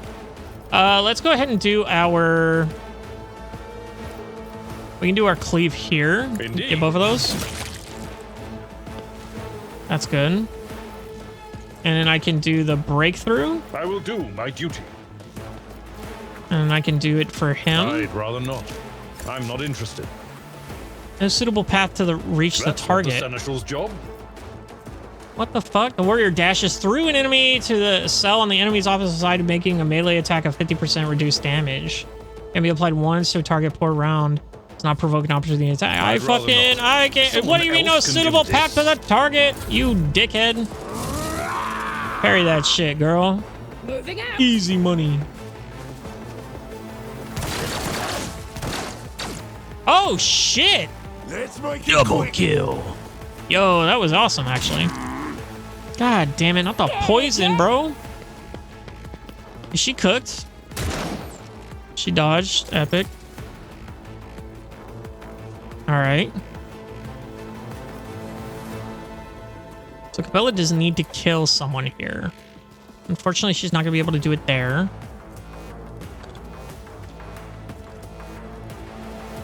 This movement does not promote... Okay. So I can literally just go here. That's really good if... Like, you really get out of position. Like, if I go here and I'm reaching, bro... Death comes in silence. Oh, okay. That was good to know. So if I do that, and then I do the... Blade Dance...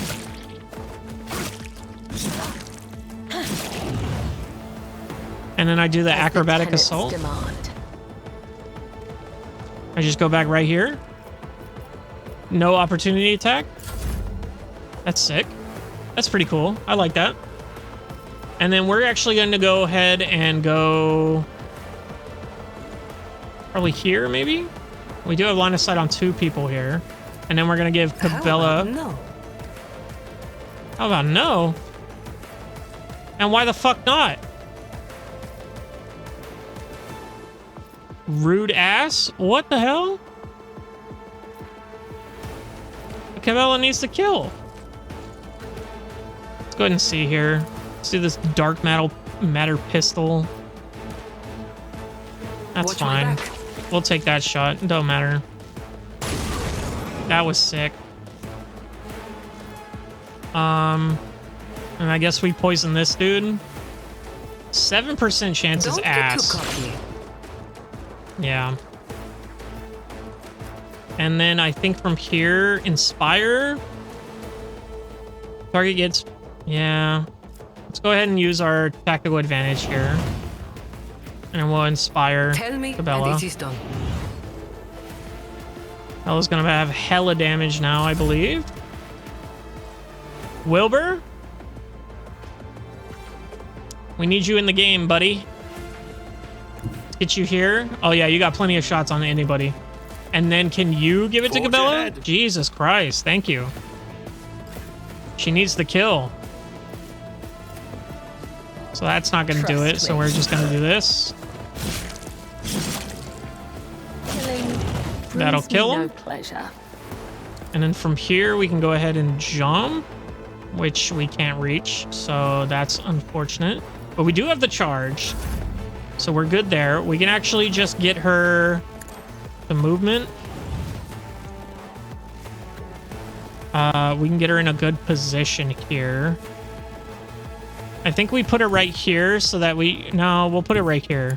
So we get the opportunity attack if he tries to move, and then we can jump to him if need be. I think that's good. I think we're gonna go ahead and do one last shot here on this dude. All too easy. Yeah, that's good. We're chilling there. Cassia. Let's go ahead and move up here and see if you can give it to Cabela. You cannot. Damn. Can you do it if you're here? I'm afraid Fuck. not. I'm afraid not either. So let's go here. What's the range on this? You can hit this guy. You can hit this guy too. I don't like the grenades, so that's why I'm... Another foe painted black. And Cabela's got this guy here. So we want to give this to Argenta. If you insist, Lord Captain. I'm enraged. And then Argenta is going to go ahead and do this Doubt here. is for the weak. 18 is crazy. Love that for you. And we're going to end it there. Let's go ahead and give her movement. Isn't this a job for the serfs? So let's get the fuck out of this. Let's actually get you back here. Rejoice in battle. That's actually a good position for her because she is hurting. She do be dying. And then I guess... Wow, we should have done that first, honestly. Oh well. Nah, dodge that. Nah, pussy shit, boy. You're the only one I got eyes on, so... Good thing we didn't kill him. And we're gonna end our turn there. Abelard. Go ahead and get here. And then we charge in. Follow my lead. We'll take that small damage there. Epic. Love to see that. And then we're going to cleave here. Savage attack, I mean. Back and forth. Brutal strike. Sorry. And then we're good there. No, don't take the kill, dude. Fuck. Son of a bitch. Let's get to it. One fewer target. Yeah, he's dead. God damn it. Oh well. We can get here. Go ahead and fuck his ass. A dance of blades and shadows. I didn't do the blade dance. 24 is crazy. And we can do the blade dance. Let your soul be purged. Oh, perform 500 critical hits with your party members. That's cool. He's got 2 health. Are you kidding me? Can we just do this right here? Trust me. Come. The Epic. other side awaits. What happened here? Who's this? What am I looking at? What's going on? Why does it hold to skip? I'm gonna hold to skip. We're gonna skip. Okay, thank you. Okay, who is this? Oh, Estate Warden. Your Lordship, Emperor, preserve us. Are you alright? Pale grayness is strangling this peasant like a noose. His words are laden with fear for our well-being, and yet he fears his own even more. I'm fine, I can't say the same for the attackers. You shall be flogged for such negligence. Who were they, and how did they gain entry to the governor's estate? Kill the officer, you incompetent, inept, useless piece of Grog's shit. What is the point of you if I can be attacked on the governor's own estate? Where did the governor go? The governor is safe, protected by walls and wardens. Please follow me. I will escort you to her personally. I'll find my own way there. Stand aside. You absolute buffoon. I'm taking all your guns, bro. Oh my god, I'm taking all your fucking guns, homie. All your shit is mine, brother.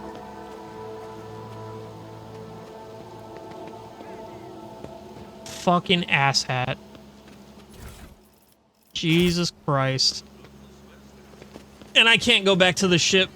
But Argenta actually didn't get any wounds, so... Or any... I won't tolerate weakness.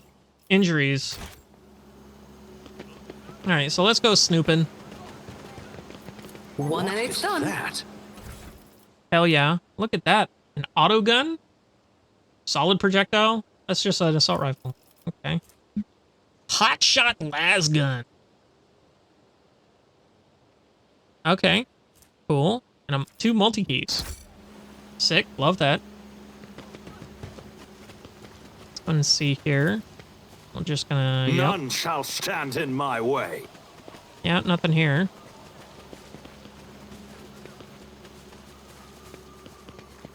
Jesus, this was a bloodbath, dude. Those are all good. Alright, I think we're good. Let's go up here. Let's go ahead and check the map here. We do have goods all the way over there. So let's check this way. Holy shit, that guy was zooming. Did you see that? I'll lay claim to the stars. You sure will, Wilbur.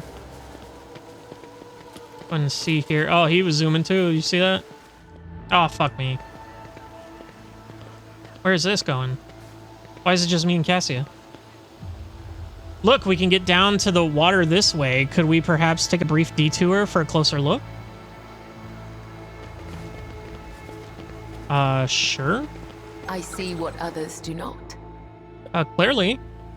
Forgive me, sir, for so boldly stealing you away from the others. It's just, I simply wish to spend just a brief moment admiring the breathtaking nature of this place. Reflected in Cassia's eyes, the bright blue sky looks as though it is engulfed in a blazing sunset.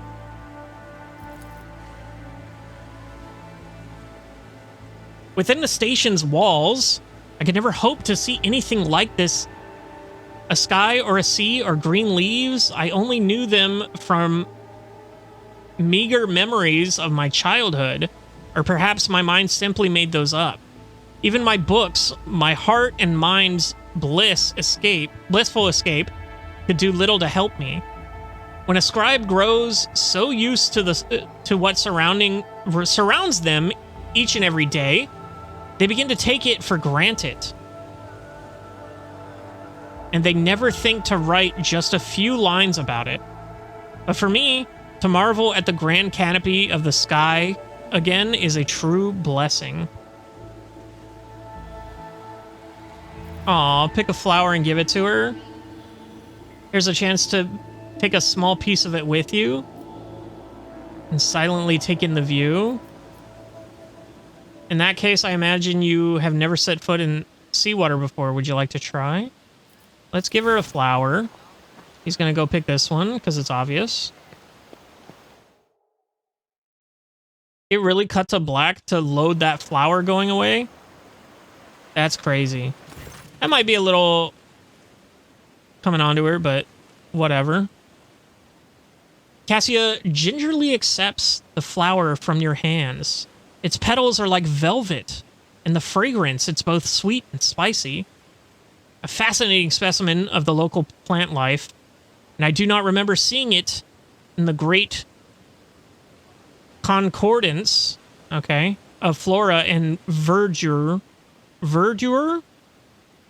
within the Coronis expanse, recorded by Magos Biologicus Prot. Whatever. Cassia stops herself sheepishly. Although I suppose I simply ought to thank you for it. This flower is very beautiful indeed. Would you like to take a dip? Step into the sea. Me glances uncertainly at the playful foam licking the sand shores. Offer her your hand. There's nothing to fear. We shall just let our feet soak a little. Intrigued, Cassie cocks her head to one side. Mischievous dashes of yellow and lilac are fluttering in the wind like bands all around you. I have never seen you exude such colors before. How unexpected. Cassia gives a quick nod and warily stretches out her long, narrow hand and is cold to the touch. Her hands do be long as fuck. Nasty. Anyway, let's go for a dip.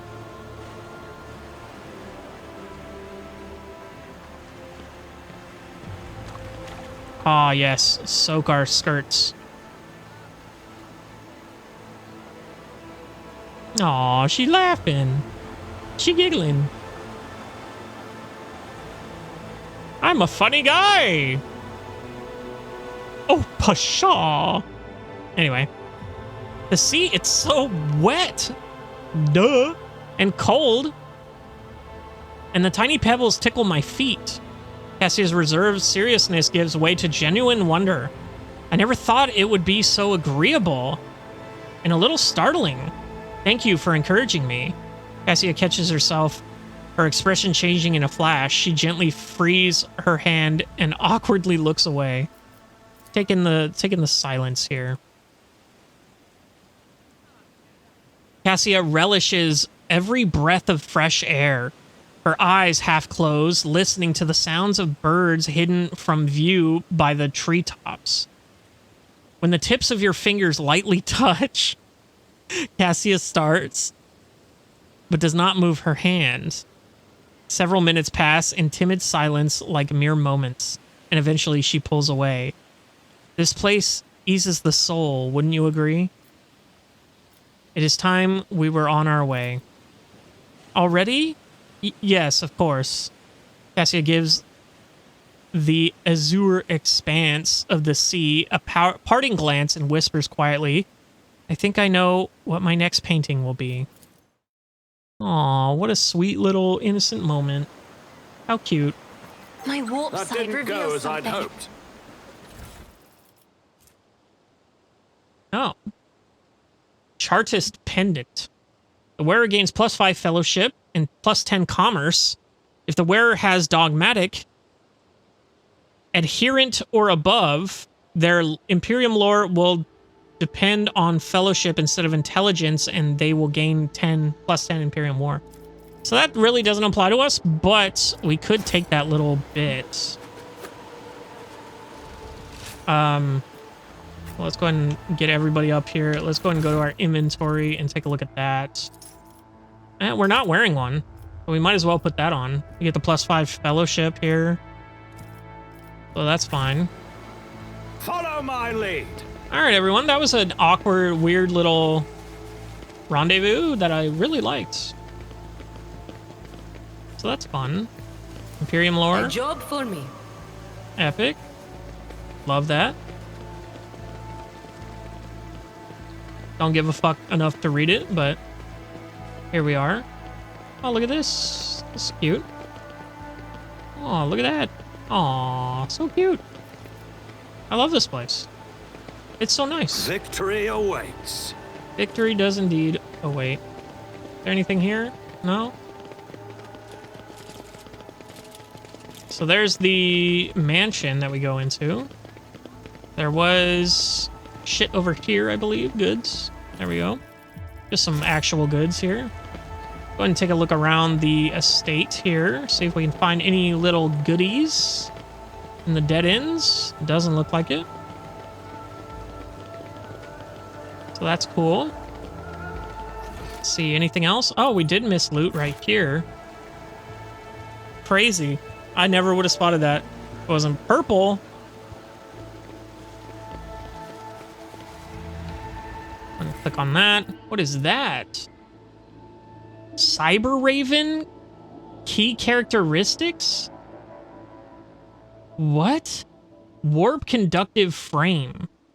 The Cyber Raven gains 20+ willpower and 50% maximum wounds. Whenever it relays a psychic power, it gains 0 temporary wounds. Huh? Do I get a cyber raven as like a pet or something? It says key characteristics, so I'm guessing this is like a frame for it. That's such an interesting... A new challenge for me? I didn't even know. But it looks like there's a bunch of shit over here, it seems. Let's go ahead and make them walk over here. We got goods here. Just some crap. We got more stuff over here. There was one other thing that I saw. Oh, there it is. Tech use J, 100%. You got it. And done. Fire grenade and a medkit. Oh, excuse me, a medikit. They always got to be fancy with it. I won't tolerate weakness. All right, well, we've explored fully. One double check of the map here. We're good to go. Let's go to the mansion. Into the mansion we go. Where that fucking coward of a bitch fucking ran off to. Didn't even stay and fight, you pussy. All right, well. Janus Noble. That's all good. Same thing over here, I'm assuming. You're just chilling. Epic. Go ahead and make our way forward. Behind the varied colors of your soul, I see very different shades. Less gold and silver, and more and more. Cass, joy of my eyes, I'm not ashamed to show off my body to others, but do not bare my soul for me. It's about time. That's funny. That's a good line. Don't open this door. Oh, hello. Servant, upon seeing you, the guard at the door lets out a frightened yelp and doubles over into a low bow. Your lordship, the most honorable Wilbur von Valancius. The governor is awaiting you in her office, where she is protected by walls and guards. Would you prefer to meet with her alone or with your entourage? I'll speak with the governor alone. My entourage will accompany me in the meeting with the governor. They'll come with me. They're my friends. My friends. Look at her wearing like a shield. Bella's the first to enter. That's funny.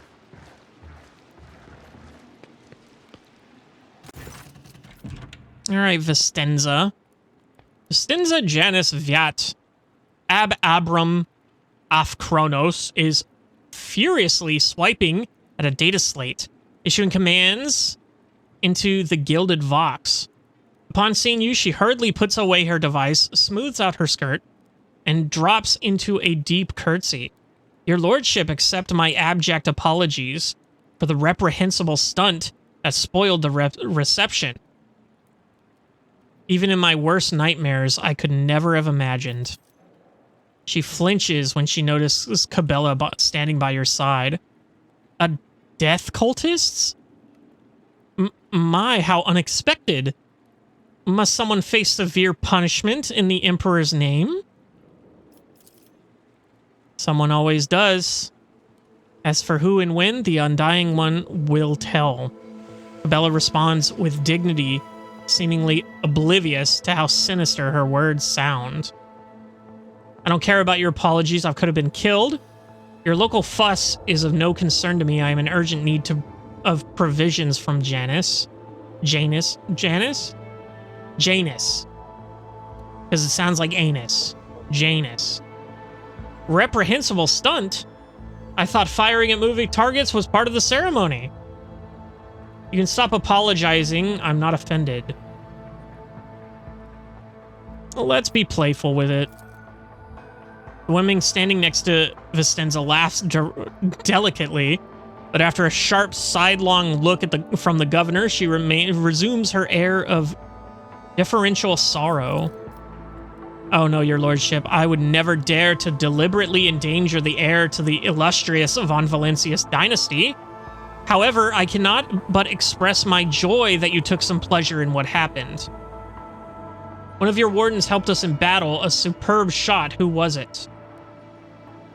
What's happening on the planet? Footfall Station is on the verge of starvation. Can Janus supply the people with their provisions? One of the wardens helped us out. You must be referring to Urelt. Why Railit? She the sniper or is she the dude that was there? Because that guy was also kicking ass. Our chief ally in the struggle against the rebels. She's probably talking about the sniper. I've turned a blind eye to her horrific mutations given the undoubted advantages she brings. You see, she comes from the local degenerate stock of this world known as Janus, like the back of her hand, and knows Janus like the back of her hand. So she has provided several leads as to where we can find bases and secret storehouses. Although I admit that at times I am tempted to send her away from the estate. Her unnaturalness means that speaking with her always leaves me feeling uneasy. Such a gaunt, unfeminine figure, and so tall. Jay leans forward curiously. Gauntness of frame and tall stature are features common even among Voidborn, my dear governor. That does not make them mutants. Then pray, whatever do you find so disagreeable about this person's appearance? I don't know how to say her name. I hope they say it soon with voice acting, because that's gonna fucking destroy me. Sensa's cringes at from the memories. The strange movements, the strange looks, the abnormally large eyes on the unnaturally distorted face, and the pointed ears.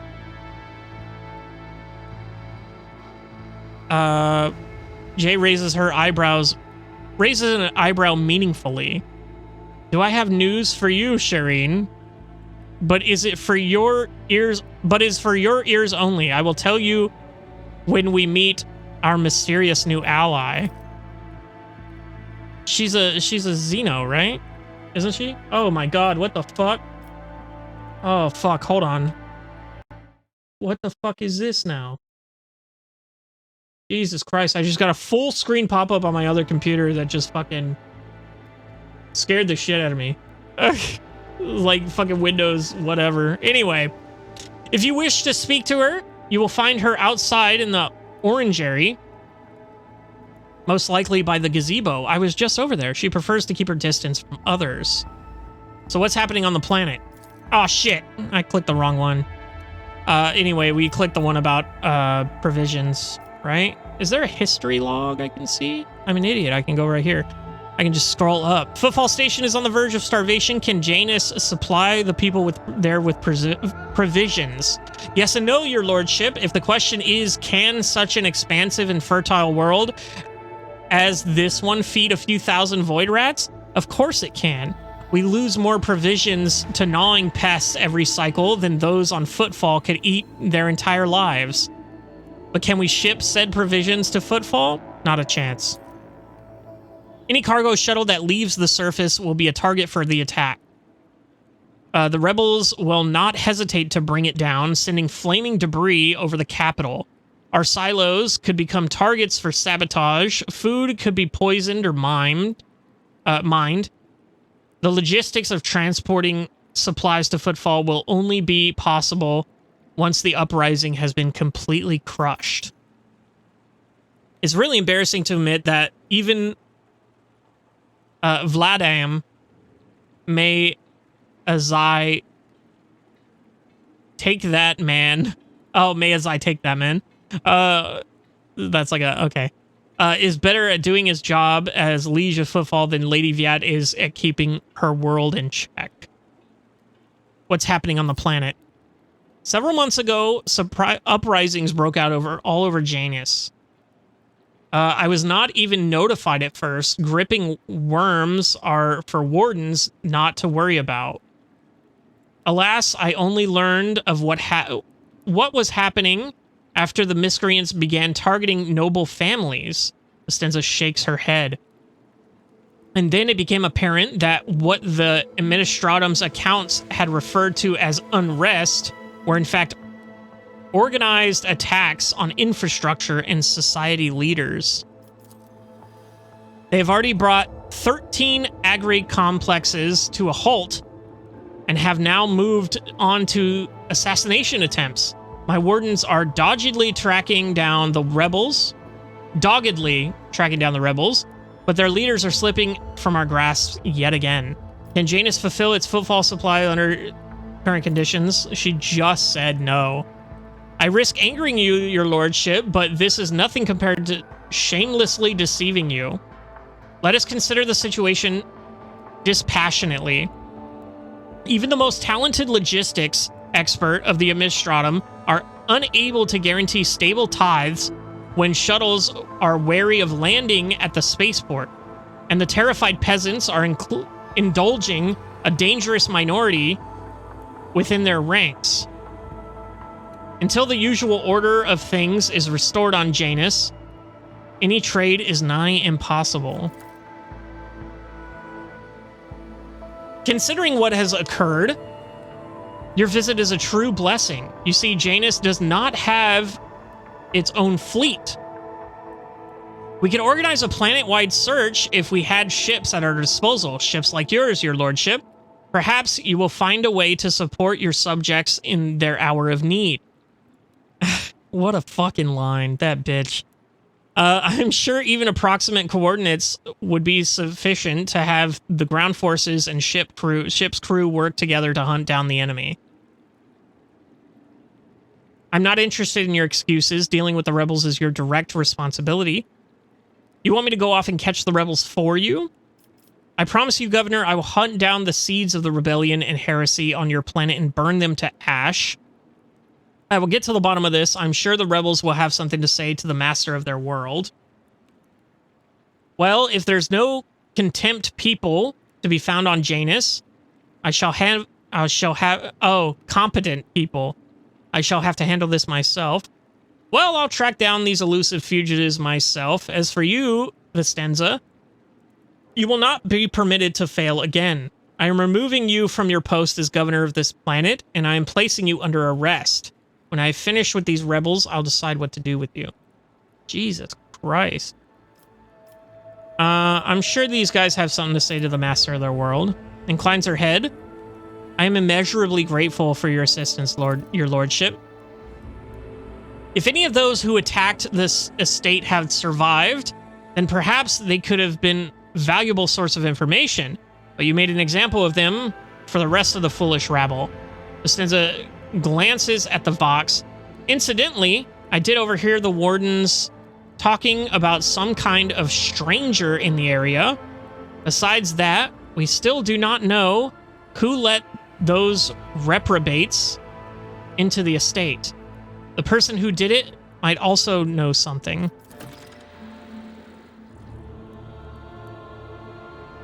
Okay. Gather more information about the rebels. I, as well as my retinue, are at your service. My secretary is checking the staff as we speak and removing all traces of the attack from the estate. The esteemed Magos, anyway, who are responsible for agronomic efforts on the planet, is also here. He happens to be visiting this week to deliver his personal report. And of course, there is my aide in the war against the rebels, that girl. I have no doubt she will be delighted to share her knowledge of Janus with your lordship. So why don't you tell me about Janus? Talk to her, the mysterious mutant on Janus who volunteered to help the struggle against the rebels. Okay. She leans forward. Janus is a remarkable world, both in terms of vast potential and in terms of the work that it was carried out to transform it into an agri-world. House Viat has ruled on Janus. Has ruled on Janus for many generations, and each new governor has without fail contributed to the planet's taming. This world was once a wild planet full of xenobeasts and utterly unsuitable for growing anything. To this day, despite our best efforts, Janus regularly rebels against us. Earthquakes, tsunamis, the emergence of new pests and weeds that invade our arable lands. Sometimes I cannot help but think that this world is endowed with consciousness. The consciousness of capricious and stubborn child who likes to spoil everything that we have achieved. What do you grow on Janus? Mainly Pelican flint corn and red turnip. Apart from that, in the southern hemisphere, we have set aside vast tracts of land for the Grox population. And of course, I cannot fail to mention the several thousand acres of tilled land given over to cultivating fermentable fruit for personal use and limited export. Even for an agri world in the back of the beyond, this place is a real dump. What do you all do here for fun when you have free time, that is? Who is this person next to you? One of my ladies in waiting, Amelia. Amelia performs secretarial duties and helps me remain in constant contact with those families who are most responsible for productivity and prosperity of Janus. I trust my advisors implicitly, and over time Amelia has become not merely a faithful companion, but almost my shadow. Losing her would be like losing my right hand. Estingia laughs and gives Amelia an encouraging nod. She's probably the spy. Let's be real. Maid of honor. Amelia drops to a low curtsy. To bathe in the light of your greatness is a true honor, rogue trader. Should I insult her? But I do want to know what... Yeah, fuck it. If you're asking about those of our circle, then let me assure you that there are enough noble families on world to keep boredom at bay. I frequently host guests, your lordship, my servants arrange suitable entertainments from parlor concerts to private executions of traitors who break imperial law. Jesus Christ. I have never enjoyed such entertainments before. Cassia gives you a hopeful look, then casts her eyes down bashfully. It is a terrible shame that we do not have time for parlor concerts. I grow quite tired of displays of bloodshed. It is the same scene practically every time we sat down somewhere. When we were back on Footfall, remind me, my crown-bearing and pallid-featured beauty, to take you to a concert of sorts in a certain parlor with private dances and heady wines. Oh my god. Taking Cassia to the strip club, bro? Oh, that's crazy. Hell nah. Alright, let's see here. Anything else? Servant? Okay. I'll lay claim to the stars. So, these guys, Janus nobles, servants, aristocrat. I think we're good here. I think we need to go to the gazebo and talk to... I think she's an Aldari, right? Anyway, I think Jay knows that too. Sister Argenta, you are always shrouded in a greenish-gray mist when I see you. Is it me that troubles you? Or is it whatever I can see behind it? My soul is open to the light and his faithful servants. The rest is merely fleeting frailties that hold no significance. None shall stand in my way. Rude AF. Gazebo was over here. There she is. Iliad Lenevis greets you, Elantark. Oh, fucking say that again, please. Uriette? Uriette? She's sick. Look at her sniper. Hell yeah, bro. Would you look at this? Xenos. Oh, she devoured them, mingling with humans. Don't your lot think themselves above that? Anyway, it doesn't change the fact that it's a Xenos that's been cozying up to Viet, not a mutant. Viet. I was saying it right. There is fear in your words. You know what I am, and so I may no longer follow the shadowed path and must be direct. My soul is nothing kin to yours. Your kind call us Xenos, as if we are all as one. I came here to protect the Lilithon by assisting the governor against her enemies. Will you hear me, or be blinded to sense by your precepts? Okay. You have 10 seconds to get out of my sight, Xenos, starting now. Rogue Trader Von Valencius will never speak to vermin such as Xenos as if they were equals. So if you want to live, you will address me with proper respect.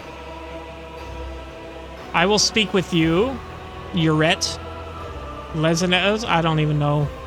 But keep your hands where I can see them. To be honest, the only part I understood was that you have no desire to fight. That is one thing we have in common. Now, let me see your hands. I have banished the shadow of doubt from your thoughts regarding my nature. Now you will answer my question. Why have you sought me out? To die? No, So you're the governor's mysterious helper? I am, Elantark. My hand parried the death promised to the ruler of these people, and I aided you in battle against the Lost Ones. Why are you helping the governor? This world is in distress. I wish to protect it from unnecessary suffering. What do you know about the rank and file of the rebels? Only that they threaten the established order. There is much risk to this world should the ruler die. Urlet's? Fuck me. I need to hear it again. Urlet's face is unreadable, but you detect a strange tension in her voice, as though she is choosing her words carefully. Do you know who is behind the uprising on this planet? There is a malevolence here that drives your kin down the path of violence. Okay, that answers... Your answers are not particularly helpful. But you are not asking for help, Elantark. You are merely asking questions, the answers to which are either unimportant or wreathed in shadow. Explore this place. Speak to those who know. A simple task for you, and an insurmountable challenge for me, since my very appearance provokes fear and suspicion. When you learn anything, tell me. Perhaps then my answers will be helpful to your search. If you want, you could join me. None of the locals would dare look askance at you in the Rogue Trader's presence. So be it. I will go with you. But Domin, this is a Xenos. The tenets of the blood-spun web warn us about their deceitful and vicious nature. They compel us to destroy them on sight. She is an enemy of the undying Emperor, and she is driven by dark designs. My judgments and choices are for me alone, Monkey. If uniting with your master will bring peace to the Lilithon, then it is the true path. Do not get in my way if you value your next breath. I can't believe she just called her a monkey. Your attempts to intimidate me are as hollow as the lies seeping from your lips. Only the Domin's grace stands between my blade and your throat, Xenos. I am ready, Elantark. Let us go forth. Hey, new party member! New party member! Urlet? I fucking can't. Is a Xenos? Oh no, she's Asuarian. Asuarian? Asuarian? I don't know. I thought she was Eldari. No, she's Drukari. Kind of? No, I need to read. She's a ranger who follows the path of the outcast, and her skill in ranged combat are without equal. She does not use human weapons and can wear either Aldari armor or, if she learns the required feature, Drukhari armor. Her unique ability instantly ends her turn. However, at the start of her next turn, she will make an attack that always hits the target. So we want her instead of her.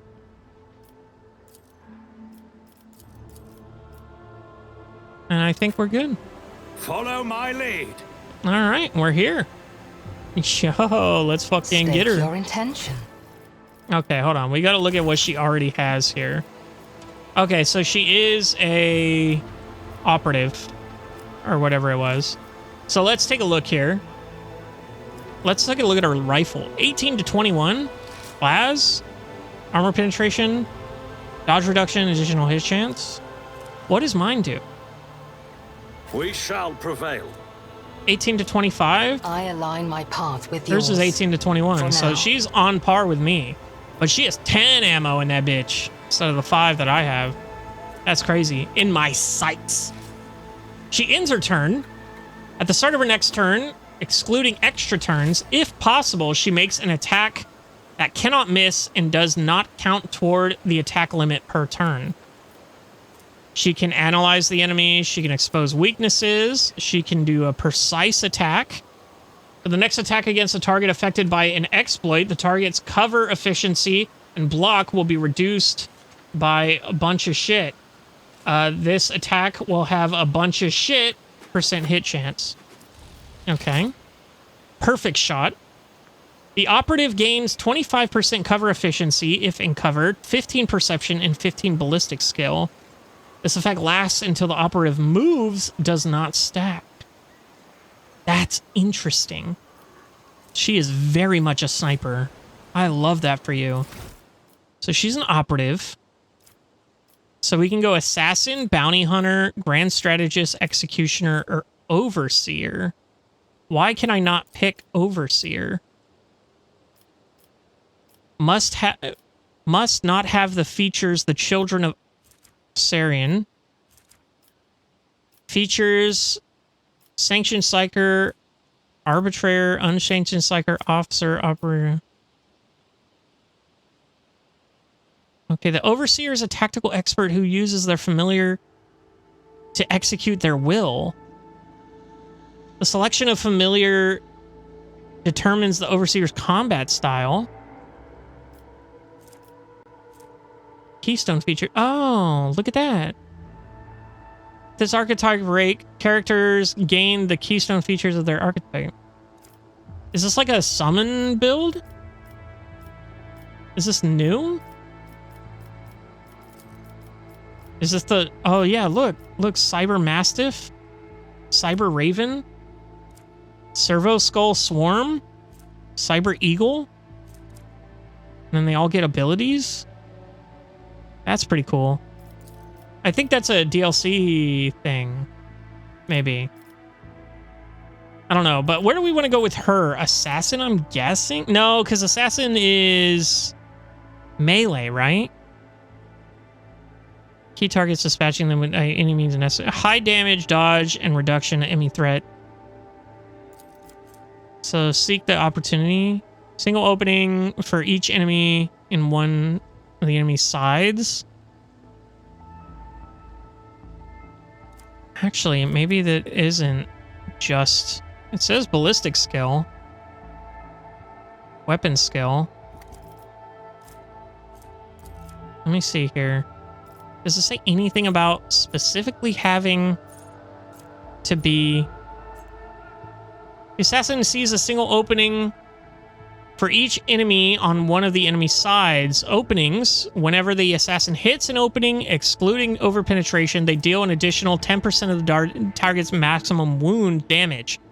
After an attack, the opening is moved to the opposite side of the enemy. Each enemy's openings that were not hit by an assassin during the assassin's turn are moved to a random side of the enemy at the start of the assassin's turn. So this doesn't seem very good for a sniper, I will say. Because having to rotate all the way back and then rotate and then rotate and rotate and rotate, that would be much easier for someone like Cabela. So I think that's not it, Chief. I think Bounty Hunter or Executioner. Maybe not Executioner. Maybe we go for another Bounty Hunter. I think we might go for another Bounty Hunter. Let's go and level her up here. Oh, she's already fully leveled. So she takes Awareness. Then she has Dismantling Attack. Sharpshooter. The operative does not move this turn. They deal +1 more damage with single-shot attacks. For every 5 cells between them and the target, they get an additional 6 ballistic skill. These bonuses do not stack and last until the operative moves. Then we got Perception. Then we got Nimble. Interesting. Grants to dodge. Okay. Ballistics Calculation. If the operative attacks a target affected by an exploit with a distance of 9 cells or further, an attack deals 15% more damage. That's crazy. Perception there. Precise Attack, which we saw. And Awareness. Fresh Target. Whenever the operative attacks an enemy that is still at full wounds, the attack deals 16% more damage to that enemy. Interesting. Swift Movements. Gain +2 movement points. Dismantling Attack. Lore Xenos. Ballistic Skill. Insightful Precision. Precise Attack grants the operative a bonus to perception equal to number of exploits removed until the end of combat. Stacks. Okay. Then Medicae. Then the Perfect Shot. Las Weapon Expert. Okay. Enemies suffer a 20% penalty to dodge against las weapon attacks. That's cool. Comprehensive Analysis. If the target of analysis, an analyzed enemy, has 2 or more exploits, that target suffers +1 additional exploit. That's cool. So stack that shit. Ballistic Skill. Intelligence. Swift Sight. In my sights now only costs 1 AP. And then Dismantling Attack upgrade. Okay. I think we go Bounty Hunter here. Bounty Hunter would be good for her. So whenever the prey kills a target marked as prey, they gain a stackable bonus until the end of combat. The bonus depends on the enemy's difficulty tier, Roman numeral on the enemy's icon.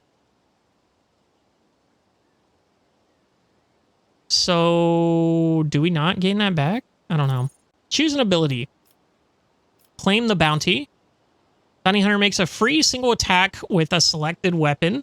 This attack always hits, does not end the Bounty Hunter's movement, but deals only 44% of the Bounty Hunter's usual damage. After each third enemy killed by Claim the Bounty, Bounty Hunter recovers 1 charge of Hunt down the prey. Oh. If Claim the Prey kills a target marked as prey, the Bounty Hunter receives 2 AP. Cull the Bold. Piercing Shot. Sorry. Next attack during will do 100% over penetration and 12% armor penetration. The next attack that hits a target marked as prey is always a critical hit. Ensnare the Prey, Hot on the Trail, or Raid. I think we go Claim the Bounty here. And for here, we got Gruesome Kill. When prey is killed, all enemies in a 10-cell radius around the prey have their agility reduced by a bunch for 2 rounds. Okay, so when prey is killed, everyone around them gets a debuff. Heightened Concentration. When the Bounty Hunter scores a critical hit, they gain 6% armor penetration until the end of combat. That's crazy. Hunting Surge. Whenever an enemy is killed by a critical hit scored by the Bounty Hunter or their ally, the Bounty Hunter gains damage for 2 rounds. Pierce the Armor. Whenever the Bounty Hunter scores a critical hit, the target's armor is reduced by a percentage until the end of combat and stacks. Share the Spoils. Whenever an ally kills prey, the Bounty Hunter gains half of the bonuses granted by Hunt Down the Prey. That's pretty good. Love that for me. Is that this one? claim the bounty. Hunt down the prey is what it is. Okay, yeah. Whenever the bounty hunter is attacked in melee range for the first time since the end of their turn, they automatically dodge that attack and move one cell in the opposite direction from the enemy. The bounty hunter does not provoke attack of opportunity with this movement. That's another good one to get. And then the wild hunt, which is super cool. This is going to be super good for her. Simultaneously make several attacks. The number of attacks is equal to the number of prey in combat. These attacks are equally divided among all prey in the bounty hunter's line of sight. The attacks always hit and always score critical hits. Sick. And we're almost to level 20, guys. Insane. She's an outcast. Child of the Usurian, who has chosen the path of the outcast and willingly left their craft world to wander and explore the cosmos. Outcasts are masters of survival and skilled sharpshooters who prefer to destroy their prey from afar. And then craft world Cruda Arch. Craft worlds are colossal vessels that carry the remnants of a once great and numerous Asarian people. Syrian? I don't know how to say that. People through the darkness of the void. Each craft world a marvel of psychoengineering and a self-sustaining abode. Over such long periods of isolation from the rest of their kin, even unique cultures have formed among the craft world's denizens. Okay, well, 36 is crazy, bro. What did that say? Oh, no. I thought that said melee something, but what is her biography? So she's neutral 100%, and she has nothing. She is no one. She knows nothing. Few can claim they have survived an encounter with a Xenos, and even fewer to have struck up a friendship with one of these creatures. However, the privileges of a rogue trader allow one to make acquaintances even among the children of the Asarian. Assyrian? That is what the kin of Urlet Levelius, a mysterious and Pactum Aldari, call themselves. She is Aldari. She's just in a subset of Aldari. Okay. Half of the outcast led her to the Agri world of Janus, where she met the rogue trader. In joining his crew, she hopes to travel to distant stars and uncover the mystery surrounding the demise of her craft world. The Aldari will go to any lengths to accomplish her mission. This Aldari. So is that Asarian? Asariani? I don't know. Taking even the most desperate measures. So she's cool. Let's go ahead and check out her inventory here. She is nothing. But damn. She do be tall. Hey, look at that sniper rifle, bro. Let's actually see the sniper that we have. Should be able to use. Ooh, baby. This one's way better. But it's 2 per fucking thing. Didn't I have another Aldari rifle, or is that it? Is this the Aldari rifle? It says Xenos artifacts. Honor's portent. 2-range rifle. Yeah, that's an Aldari long rifle. And then this is a ghost sword. That's cool. We'll go ahead and put this here. And we'll put this other sniper as her secondary. Because maybe she'll have 1 AP and be able to use this instead. And then for this, Aldari Ranger armor. She can't equip any armor we have, right? She can't equip shit, dog. Oh, look. She can equip this Aldari pistol. Pistol shot, burst pistol. Not very good, but interesting. Ghost sword sounds fucking cool. Let's go ahead and just look at it. Ooh, it does look sick, though.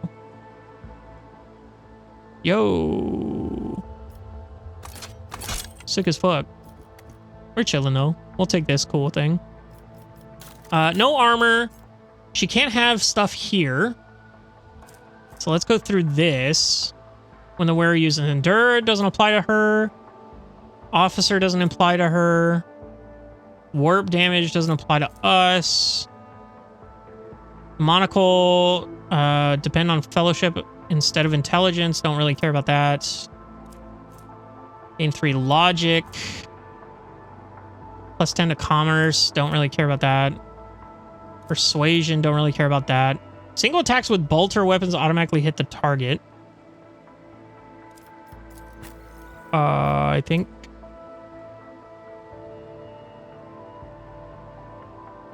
It says less than 35%. I think that's better there. Even though we use that shotgun all the time. Let's see here. Fireproof cape is immune to burning. Also, whenever the wearer ends their turn, burning is removed from all adjacent allies. That's cool. Psyker boots. If the wearer's melee attack is dodged, parried, or scores a critical hit, the wearer regains agility bonus, plus agility points, movement points. It does not provoke an opportunity to attack until the end of their turn. That's interesting. Combat manipulator. Whenever the wearer uses a non-attacking consumable item, it counts as an attack of a different type than the previous attack for the purposes of versatility. What the fuck does that mean? And versatility isn't even... Okay, whatever. Pirate's Eye Patch. Plus damage to coercion, but minus 5 to awareness, which I do not want. Her awareness is pretty high, right? It's 80. Yeah.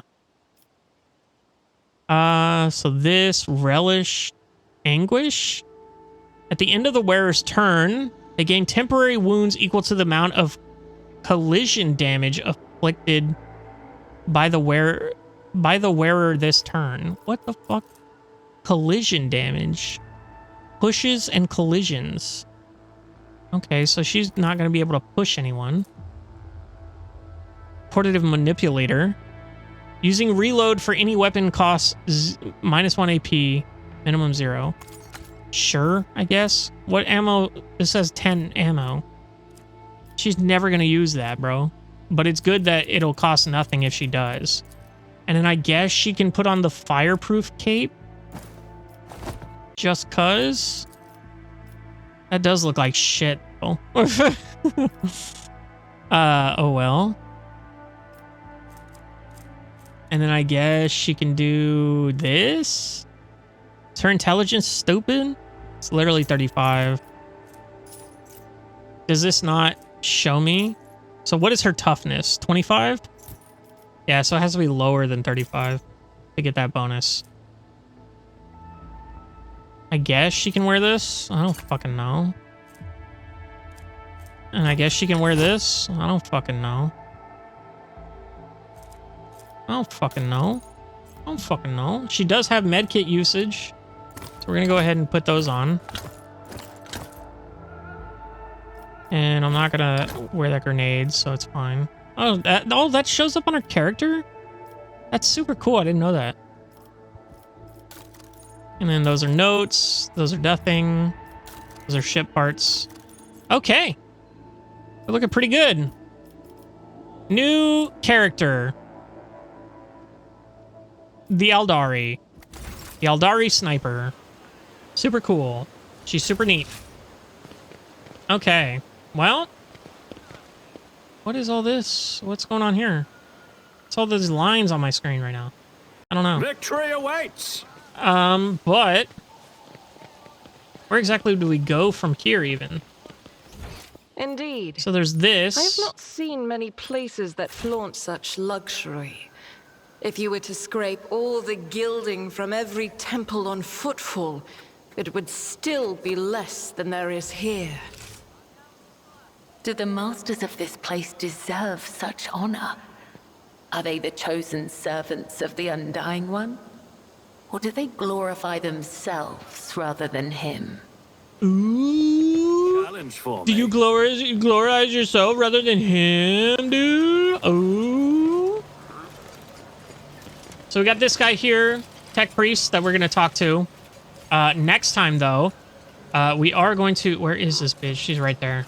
Look at her. She's so cool, dude. Oh, our retinue is almost complete. I think we got one more character, party member. Big Space Marine guy. But, yeah. Crazy episode. Love this. I love it. I love that we got the sniper, because I was looking forward to her, honestly. And having another sniper along with Wilbur is super cool, honestly. I fucking love it. I really want snipers. And then we got the Psyker, you know, the 2 melee tanks. We got the 2 snipers with the commander. And then we got Argenta, who's just our DD kind of AoE kind of shotgun, you know, run and gun kind of girl. I think they're all pretty balanced and fair. Not fair, but for us at least, you know. Those people do be getting fucked though. All right. Well, next time we're going to be talking to people on Janus and figuring out what exactly is going on here and what the rebels are going to be doing. And then we're going to see what we can do about it, honestly. I'll see you in the next one.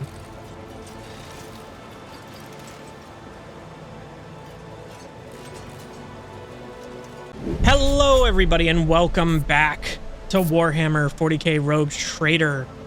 Last time, we made it to Janus. Horrible way to pronounce that.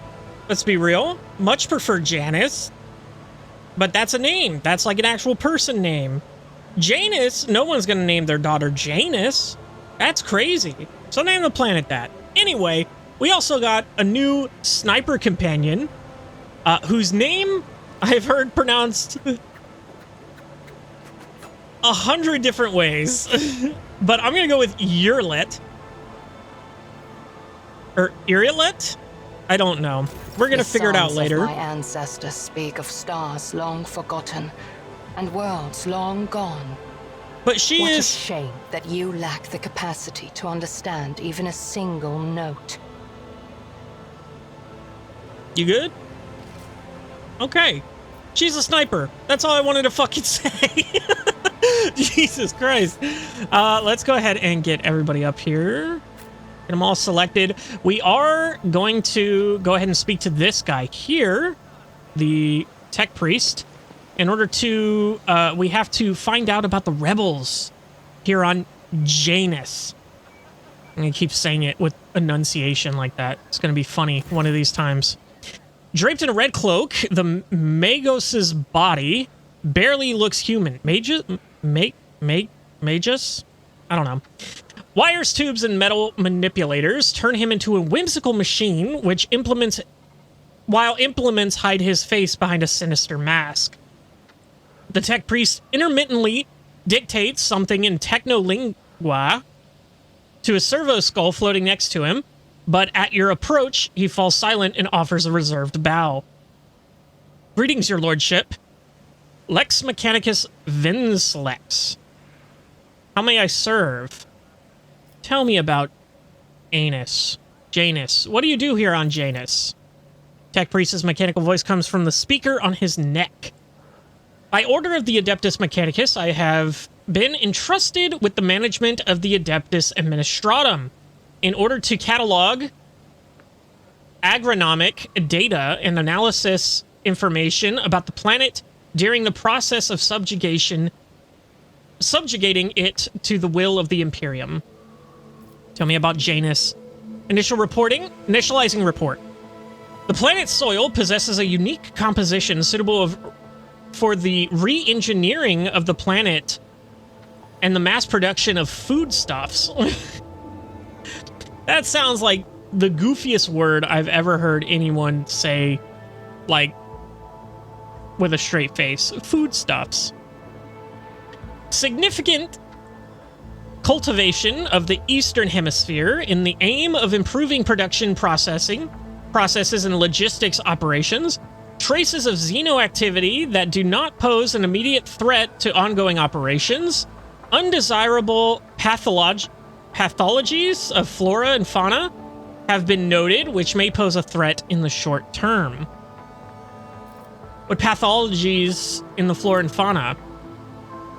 Genetic and chemical pathologies, your lordship. Harmless species mutate to become aggressive, and while plants change their chemical composition to become poisonous. This is what happens more and more often, and if no action is taken, the ecosystem of this world will be irreparably disrupted. It is the Lythian's wrath. Wrath that is becoming manifest in nature itself, in the workings of this world. May the gods preserve us. How did we not notice it sooner? Yurlet glances at you before immediately looking away. How is the governor dealing with these? I have analyzed the genomes of the affected species, and I am currently developing suppressor genes that make the plant organisms resistant to pathology. But so far I have not been able to solve the problem. Further exploration of the planet would perhaps speed up those processes, but the administrative apparatus has imposed a ban on expeditions that are not directly aimed at improving production. Traces of xeno activity? According to the data obtained during the initial survey, ruined structures of non-human origins were noted in different sectors of the planet, but I did not have the administrative capacity to study them in more detail. For now, I must defer to the quest of knowledge. I must defer the quest for knowledge. Let me ask about something else. I'm listening. How many servants of the Adeptus Mechanicus are there on the planet? According to the data stored in my cogitator, all infrastructure nodes for food harvesting and processing have their own contingent of technomats. The total number amounts to 253. Correction, based on the latest data, the figure is 211 units. What happened? Did they die? Do they die? Do they be dying? Do they be dying? How are things with you and your fellows? Current situation on the planet is assessed as stable. The progress of the prospects is assessed as encouraging. We will speak later, as you wish. You had nothing important to say. Victory awaits! Epic. Let's go ahead and see here. There's this guy over here that we can click on and wait for them to run their little tuchus all the way down over here. That must be Janus.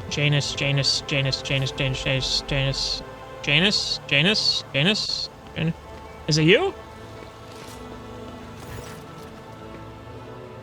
Altilius Quint. The stooped man, wearing a cloak of the Adeptus Administratum, is reviewing information on a data slate, while his quietly whirling mechanical arms fill a long scroll with writing. Now, is he a tech priest? He does not look like a tech priest at all. Weird. Upon noticing you, the man stretches his thin lips into a smile and differentially bows. The light in his eyes, in the eyes of the servo skull hovering above his right shoulder, gently pulsate. Your lordship, what an honor it is to address you in person. Allow me to introduce myself, Attilus Quint, Perfectus of the Officio Agricolte. Sure. I will preserve the record of our conversation forever. What record of our conversation? What do you think of that? The governor is a superb leader. She possesses an excellent grasp on all matters and never uses an incorrect form for a given situation. I do not pry into her personal affairs, but if I may speak plainly, a lady who fills out paperwork with such finesse cannot be a bad person in my view. That's wild. What do you have to say about the governor's helper, Yurlet? Attilus looks askance, I don't know what that means, at Yurlet and offers a strained smile. A highly, highly exceptional individual. After today's regretful event, I am beginning to hold her talents in particular esteem. Verily, even mutants who have seen the light of the God Emperor can faithfully serve his flock. I don't know, dude. Sorry. No, not a sorry. That's Mass Effect. Am I stupid? Aldari. Moreover, your let's particular abilities can be an interesting subject of study for the Magos biologists. The elongated head shape, those eyes, judging by the skull that was given to me to find on Footfall, such developmental anomalies on Janus are not a quirk of nature, but some kind of inheritable trait. She freezes completely, turning into a living statue. What did you say? Oh, madam, have my words upset you? I'm certain your kinsman would be delighted to learn that people wish to make pretty crêpe paper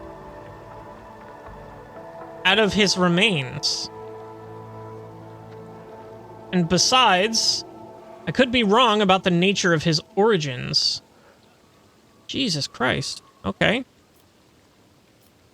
What skull are you talking about?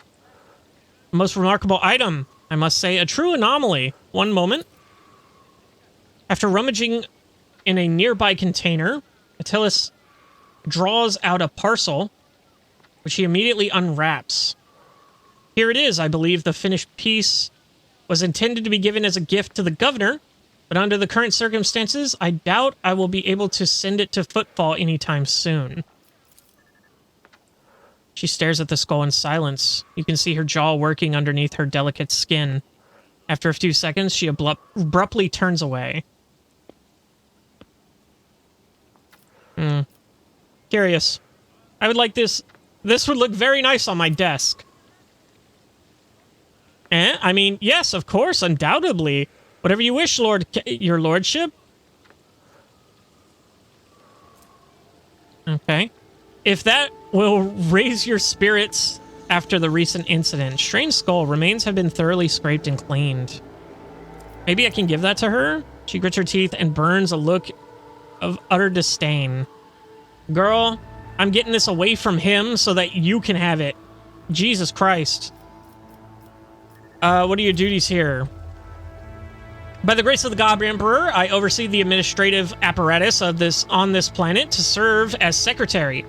I am also responsible for the logistics related to supplying the planet to the Von Valancius dynasty and the timely payment of tithes to the Imperium's official collectors. Speaking of the Von Valancius dynasty, when were the last shipments sent? Oh, your lordship, our shipments are all in order. All foodstuffs and other items are ready to export and are simply awaiting the arrival of transport ships. However, given the current circumstances on the planet, Janus could not provide even one tranche more than what is already prepared. I am certain the situation will be rectified in the near future.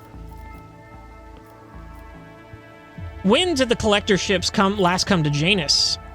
Oh, your lordship, I must confess that as yet I have not had the pleasure of filling out a sacred tithe protocol form, as the last Imperial ships to come here did so under my predecessor. Come to think of it, that would have been several decades ago. I do hope the logisticians responsible for such an unforgivable oversight lose their heads over this. That's enough. Tell me, Janus, what's happening on the planet? Alas, your lordship, rebellions have caused us too many problems in recent times. The rebels are interfering with established processes, interrupting supplies, sabotaging the serfs' works. A few nobles have even been killed, and worst of all, some of the victims occupied important administrative posts. Until the replacement pass their checks, complete all the introduction forms, and go through the official appointment procedure, important paperwork is going unsigned. It's a bureaucratic catastrophe. If things continue in this vein, I dare not even imagine what it could lead to. There are no worlds that are ravaged by war for generations. Generations, your lordship. Oh, there are worlds. Like that deranged planet by the nameless star, so close to our own peaceful system. The inhabitants there supposedly live under the patronage of a rogue trader Winterscale. I shudder to think what he has created there. I want to know more details. Where have the rebels struck and how? Unending war. A region of the nameless star lies doomed by the Caglios. Winterscale. Of course, I would be delighted to furnish you with all the information I have. In the last few months, 15 organized attacks and 7 terrorist attacks have been perpetrated. Irrigation equipment has been sabotaged and in agrarian sectors 3 to 5, transport routes 2-7, 4-13, and also I suppose this will not tell you much, please. With a fussy gesture, he presses several buttons on his data slate screen, and a 3-dimensional map with coordinates of the attacks appears on your cogitator. Logic test failed! Story of my fucking life. The data is superbly collected, and the diagram clearly reflects the actions of the rebels. Oh no, I guess it doesn't in reality. Unfortunately, no matter how hard you stare at the coordinates, you cannot discern any logic to their attacks. Who is directing the rebels? Does anyone know? Rebels are well armed and well trained. What's more, the governor's advisors are inclined to think that the instigators of the rebellion are very familiar with the planet's terrain and climate. My ordnance are going through registration records day and night, looking for individuals who have completed military training, but have so far been unable to identify the scoundrel. What are you doing to combat the rebels? Our security services are tracking those who support the rebels, and our regular wardens are wiping out these saboteurs without the slightest mercy. But they keep on appearing. My scribes have been run off their feet, keeping records of all the public hearings and executions. I am confident that the government will find a solution soon. That's enough for now. What do you know about the attack on the estate? A disgraceful incident. Simply disgraceful. I cannot believe these scoundrels would dare to come so close and to drag the nobility into this as well.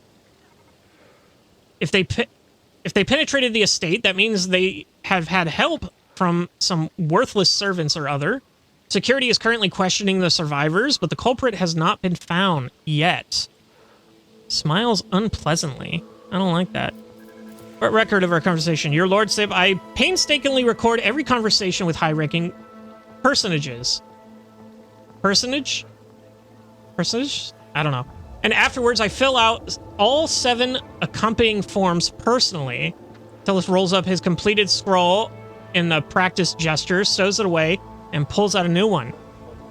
Your words and judgments are in good hands.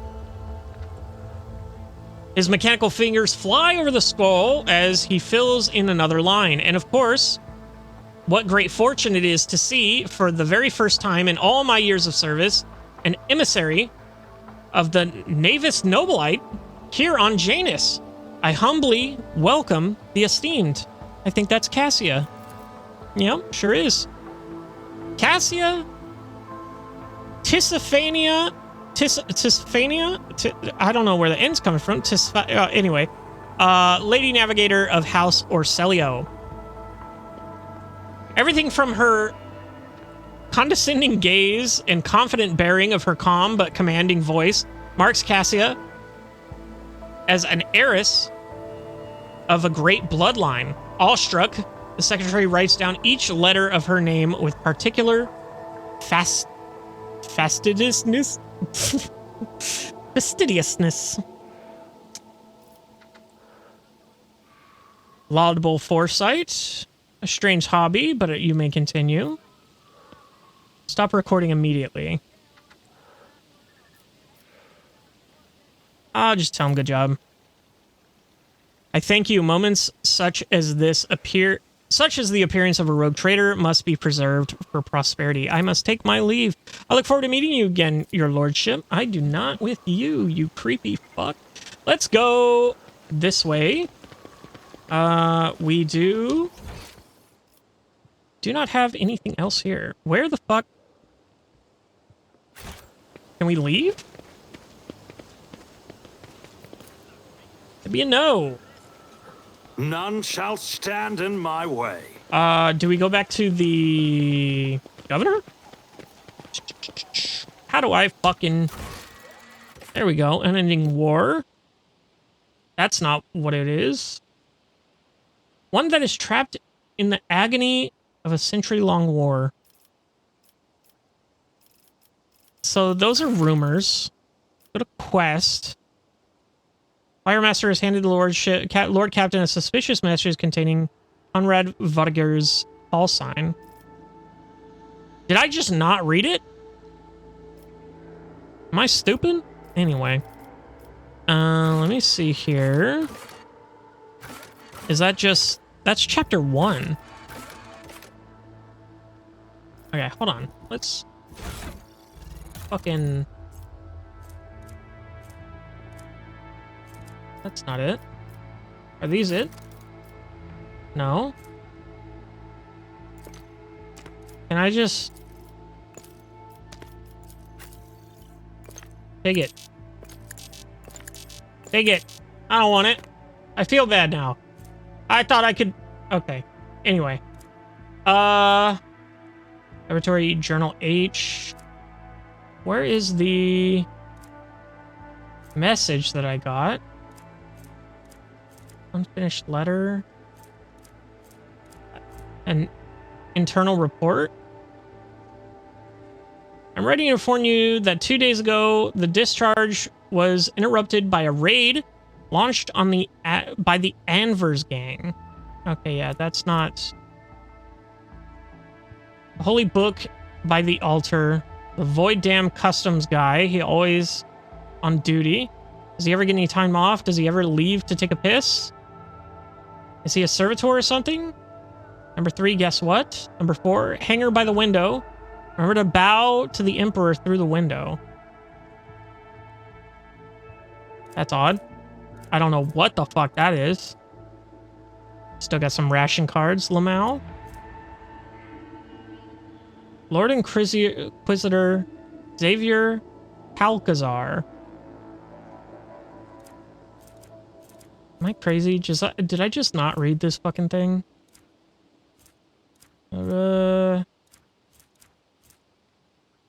Intercepted conversation between security officers? I don't know. Handwritten letter with a seal. Is that Team Theodora? No, it is not. Aurora's sermon. Funny. Remember that boss fight? Yeah, I don't...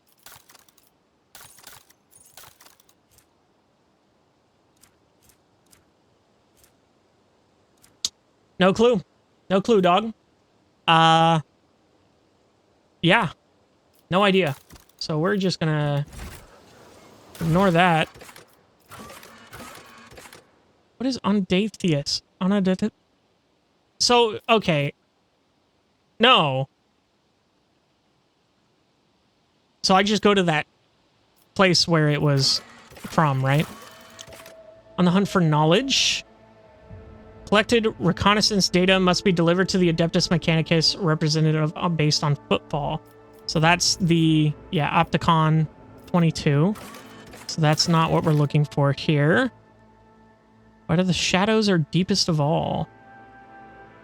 Footfall. Hunger's Hand.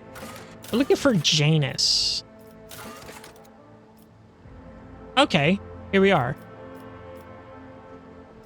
Find the leads to track down the rebel leader. The governor has suggested starting with a search for the rebel base by questioning the servants and the other witnesses to the assassination attempt. It may be possible to extract key information from the conspirators themselves, regardless of their vital status. Interesting. Governor of State Janus Telekos Epsilon. Anyway. Additional information about the rebels causing unrest on Janus will help to narrow the search for the rebel leaders base and speed up the process of pacifying the local populace. So this is the one that we want to set as our thing here. I'll lay As claim to the for stars. that, The web serves. ah, fuck me. No, Follow get back my here. steps. I want everyone. I guess we go back here. I guess we go back inside and find where they're keeping the prisoners.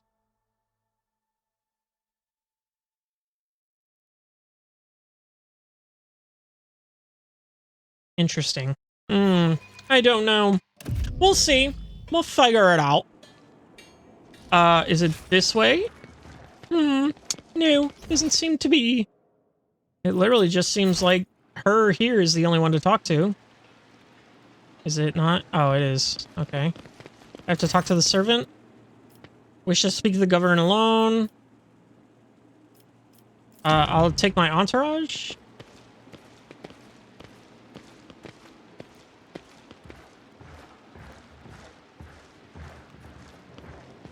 Everybody walk in so slowly.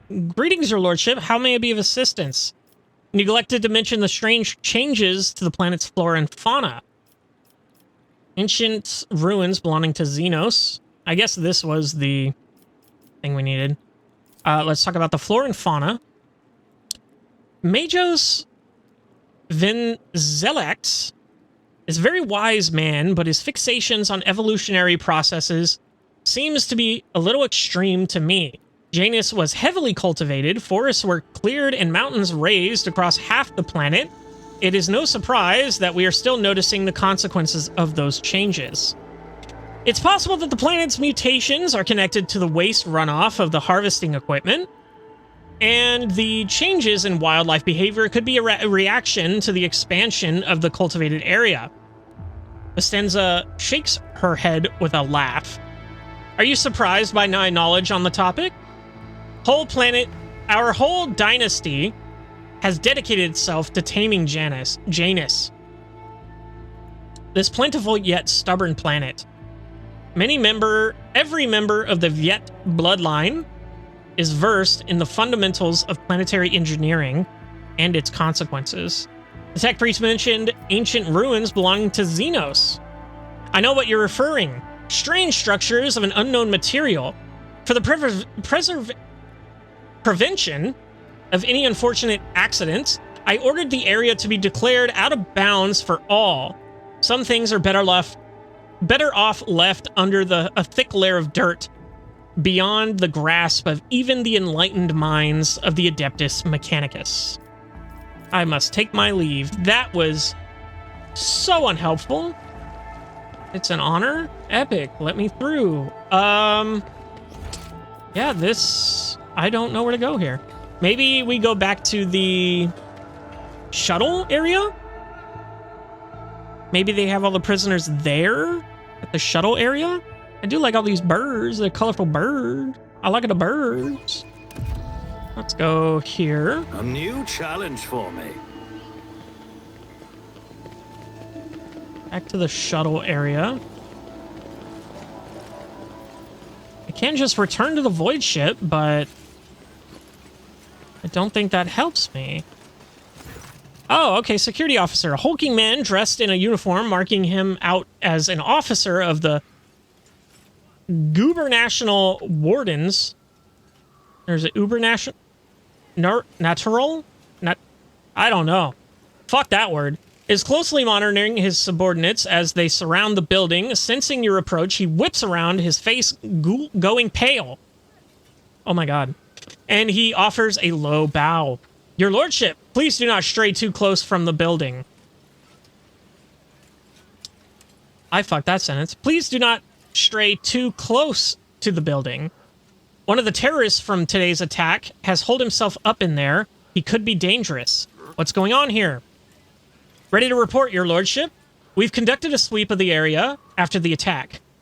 All of the assassins were arrested and neutralized except for one. The officer scowls darkly. He sealed himself inside. He's already injured. He already injured 2 wardens who tried to reach him. But there's no need to worry. We'll poison him and clear the last dregs of dirt from the estate. I only have one question. Officer, why have you not already done it? The rogue trader is here, and the longer you delay, the more you put his life needlessly at risk. The officer flinches slightly at Abelard's snarl. It is inexcusable, your lordship. The barrels of poison were only just delivered, but we're ready to begin now. You're going to poison the rebel? Who is he? The officer's brow furrows. To tell the truth, your lordship, I'm more concerned with clearing the area right now than with his identity. We're not expecting to get any valuable intel from him unless we find something on his corpse after we've done our job. What's so special about this building? It's one of the utility buildings. Fortunately, it was empty at the time of the attack. There were no potential hostages or innocent people inside. If you ask me, I think this was the first place the killer came to when he was beaten. When he was beaten his retreat. Beating his retreat? We managed to round up all the others, but this one holed himself up in there. I do kind of want to talk to him. Exterminate the rat. Nah. You're gonna poison the rebel? The officer nods. We're using insecticide from our stockpiles, your lordship. We don't have any military-grade poisons, but we don't need them. Not for this parasite. I do kind of want to talk to him. Are you sure it's not exactly safe, your lordship? The officer's eyes involuntarily sweep over you, sizing you up. All right, fine. I'll look around after you've finished up. Yeah, question me? Out of my way. I want to solve this problem without too much blood or fuss. The officer takes a breath. As you wish, your lordship. At the officer's signal, the other wardens take a differential step backwards, clearing your path to the door. It's about time. It's about time. Wounded rebel. When you approach the solid-looking door, a high, boyish voice shouts out, "Piss off! You won't take me alive. Better to put a bullet in my brain than let the governor's dogs get their hands on me." Ooh, we've got some fucking shit, brother.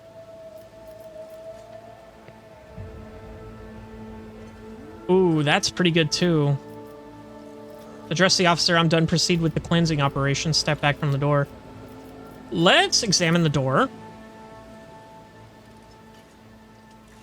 Okay, the door looks solid and formidable, but you notice dark markings on the hinges, a sure sign that the material is degraded.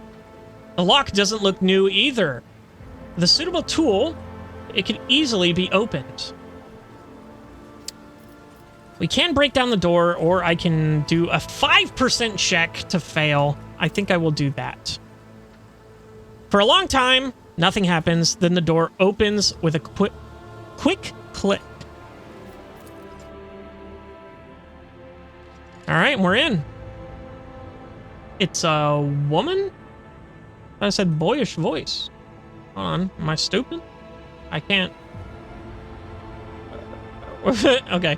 Anyway, the space is small. The corner's filled with inky black shadows, but you can still make out the person in the room. He is desperately gripping a discharged las gun in his hands. The rebel looks at you in amazement. It really is you. Wounded rebel. The young man practically a boy, falls to his knees and stretches out his bloody hands towards you. His clothes are burned on one side and grimy with baked in blood. Your lordship, have mercy. You are the sovereign of this planet. Only you have the power to save us. Youth is a time of recklessness.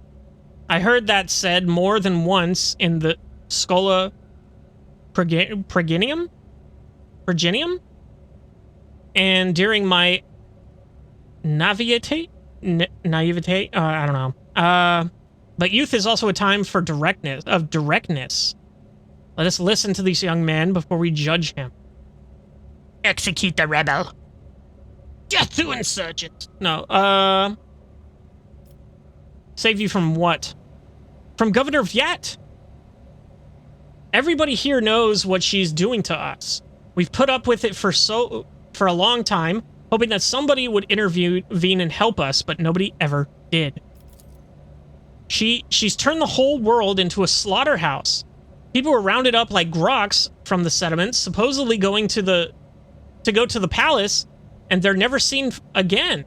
Her servants pour something over the fields, and then people lose their minds. They start hearing voices and seeing evil spirits, and while we're dying, she's sitting behind her white walls and feasting on our bones.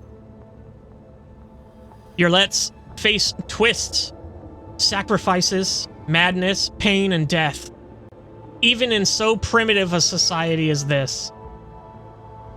Such rites seem senseless, not worthy of such effort. What is this, a random quirk of nature or something darker? Ooh, is she like a fucking heretic? Ooh, crazy. Fun. I was taught that peasants have a tendency to exaggerate their suffering due to a sloth and weakness of spirit.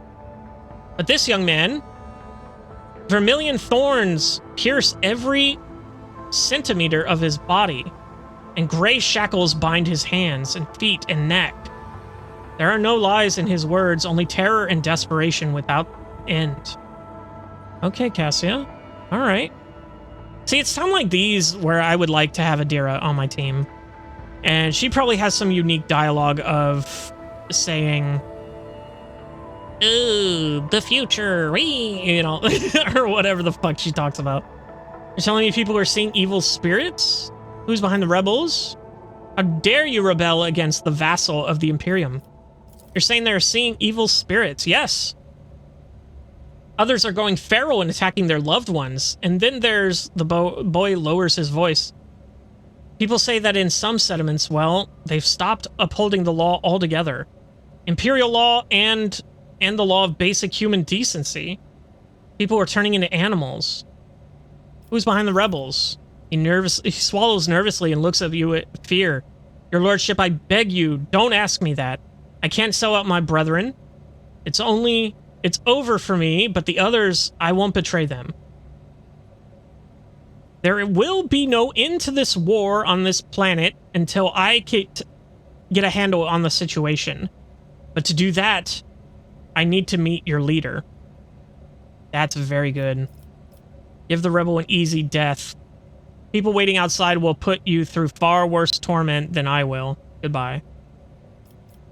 We're going to go ahead and say we want to meet your leader. Bor hesitates for a few seconds and then drops his head limply. As long as you keep your word. I've never been in their camp. None of us have. Only the chief saw one person from their base. He came a few times, bringing weapons and orders. He said he represents a greater force than we could imagine. And he said the governor's dogs will pay for their reprisals in the settlements. But that's not where they're hidden. They keep their distance from ordinary folks. Rebel Vox. Damage Vox with a log of the rebels' conversation.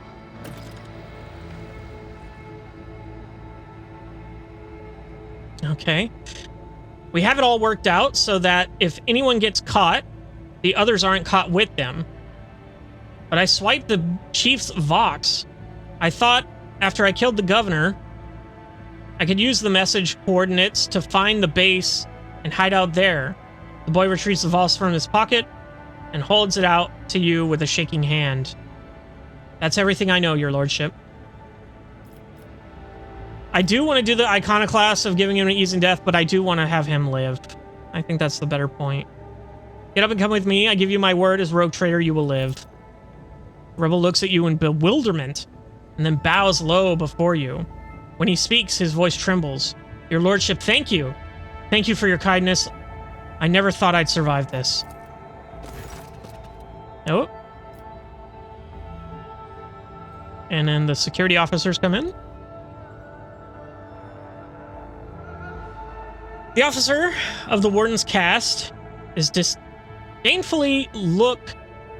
casts a disdainful look over the rebel before turning his gaze on you.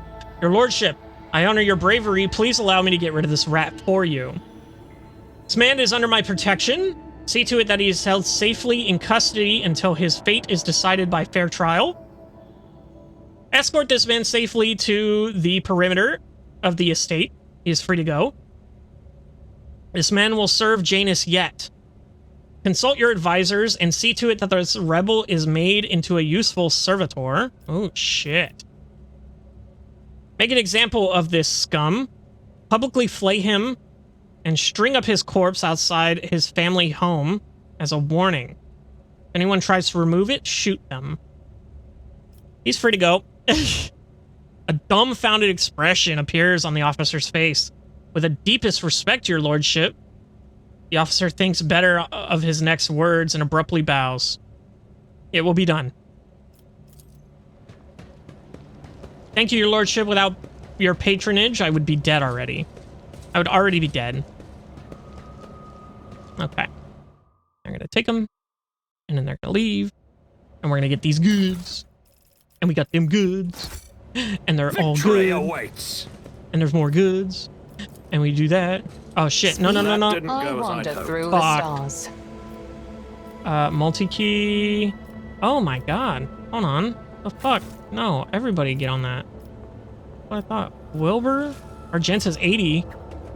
That's way better. I failed. Are you serious? Duty Open prevails. the fucking thing. We got a hidden... Oh, no. We got a disinfection device. This device grants the wielder a plus 15 bonus to route. Peruse? Have I been pronouncing that wrong this entire time? Yikes. Anyway. Unlocked it is. None shall stand in my way. Nothing else here, correct? Correct. Let's go ahead and go back. Then we go ahead and, I assume, go back to the governor. Oh no, there's loot here. Why is there loot here? Go get a... Dried berries. Wrinkled, fibrous berries covered in short fuzz. Epic.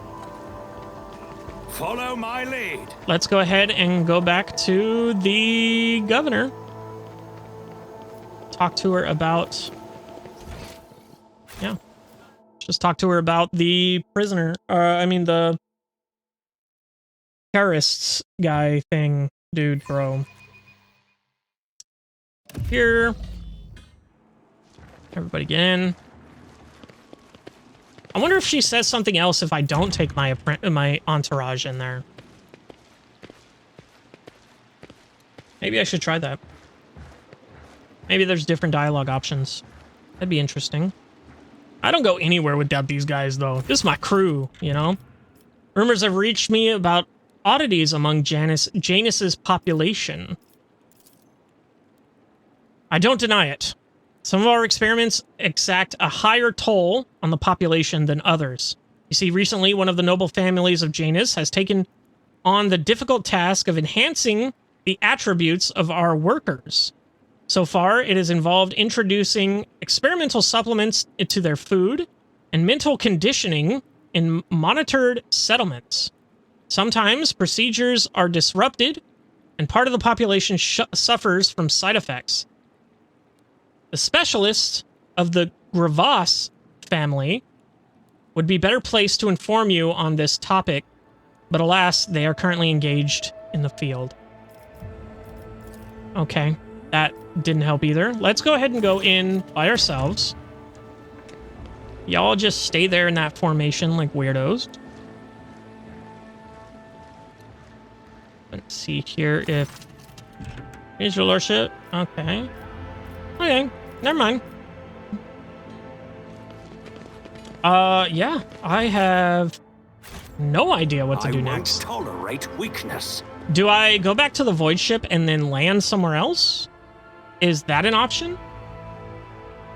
Do I land somewhere else on Janus?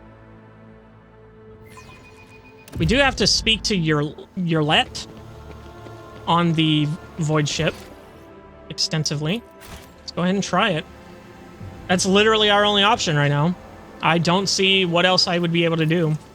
Return to the void ship. Elan Tak. Yurlet gestures for your attention. As you once sought my help, I am now seeking yours. The time has come to dispel the final shadows on our path. What? I have hidden the truth from you. I know a great deal about those who are disrupting the peace of the local ruler. And I also know where they are hiding. Allow me to show you the way on the condition that you bring me to them.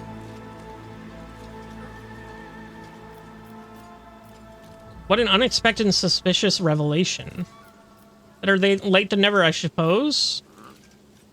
I'd rather show you the way to your grave. Warden sees her, Lamau. Why didn't you say anything? No other path was open to me. But now our paths align. And my decision has motivated not by caprice, but by reason.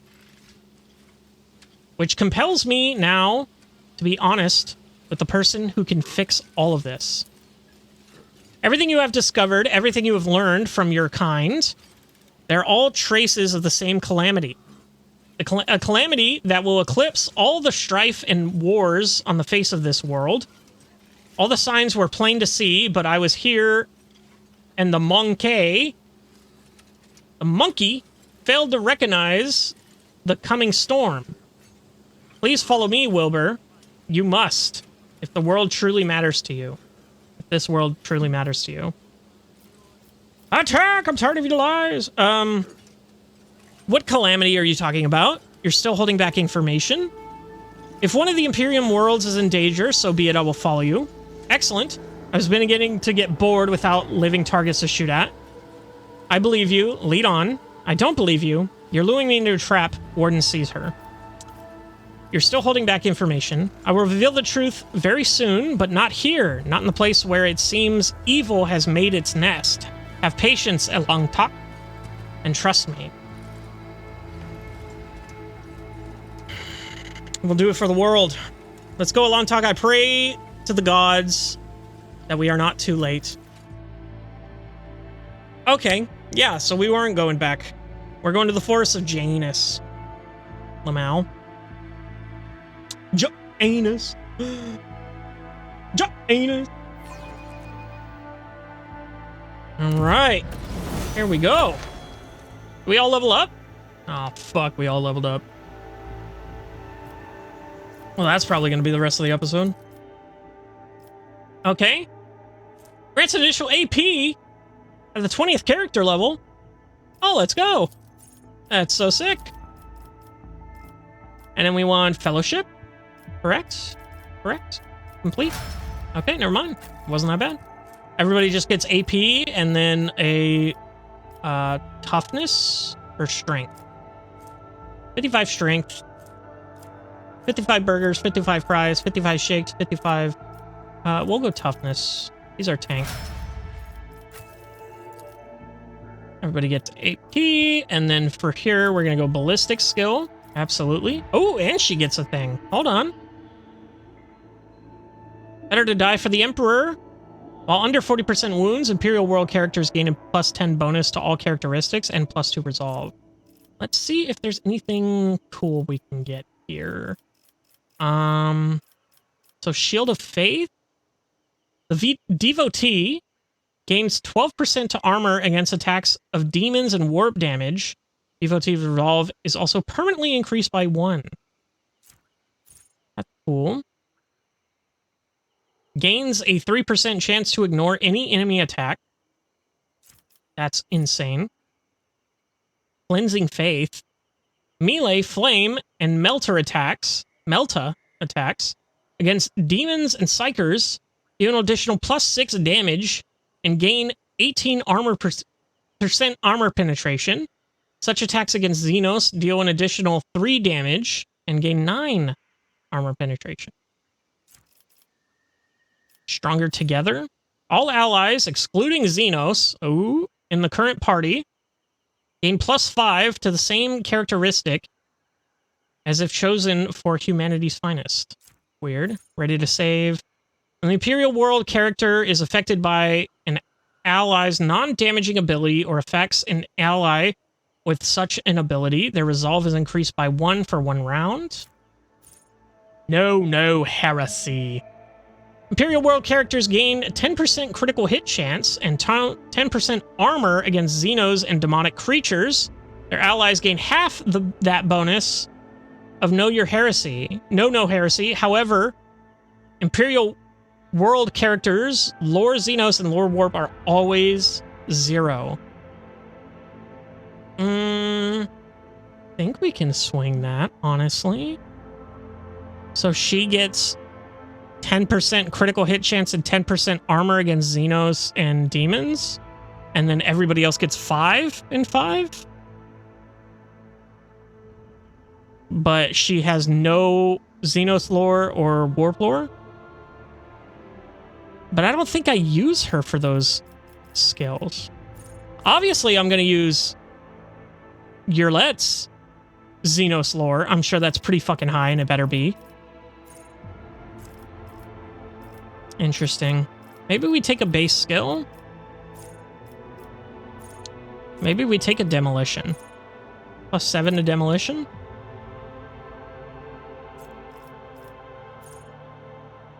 Oh, we have bolter weapon proficiency? Oh, or we can get bolter weapon expert. We can do that. Or we can just train ballistic skill. Character gains +5 ballistic skill. The character may improve any trained characteristic, even if the archetype or origin does not allow it. Interesting. Combat Master. Enemies gain no melee superiority bonuses against this character. That's pretty good, honestly. I think I'll take that one. Defensive maneuver. Whenever the wielder successfully uses Shield Bash, they regain 2 movement points. If they move, they will not provoke opportunity of attacks from the target until the end of the turn. Dual weapon combat, no. Dueling mastery, no. Flame weapon expert. Do have flame weapon proficiency. Flame weapons cost 1 AP less to use. Is that what the expert does? No, it's armor penetration. Okay. Grenadier. First grenade in combat does not spend AP and does not count towards the attack limit that turn. That'd be pretty cool. We can stuff her with grenades. Reduces the required strength value for heavy weapons by 25. That's cool. Instant retribution. Whenever the wielder successfully blocks an attack, they immediately use Shield Bash. Yeah, we're not taking that.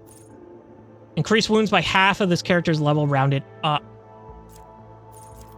Las weapon experts. Melee weapon specialist. Sweep ability of an axe and the shove ability of the hammer or mace cost -1 AP. No less than 1 AP. Melta weapon proficiency would be pretty cool, maybe? Plasma weapon proficiency would be pretty cool, maybe? Power weapon expert? Armor penetration, shield mastery. Shield only occupies the slot in a single weapon set. I didn't know there were shields in this game. Solid projectile weapon expert. Solid projectile attacks gain +2 minimum damage. Ooh, that's pretty good. Or gain 2 movement points. So what are our options here? I think solid projectile weapon expert is pretty good. We can also take Grenadier. Was it no. It will not die. It's also a good one. What was the good one that we just saw? Combat Master. No melee superiority bonus. That's pretty good. I'll take that. Makes her a little more less squishy in terms of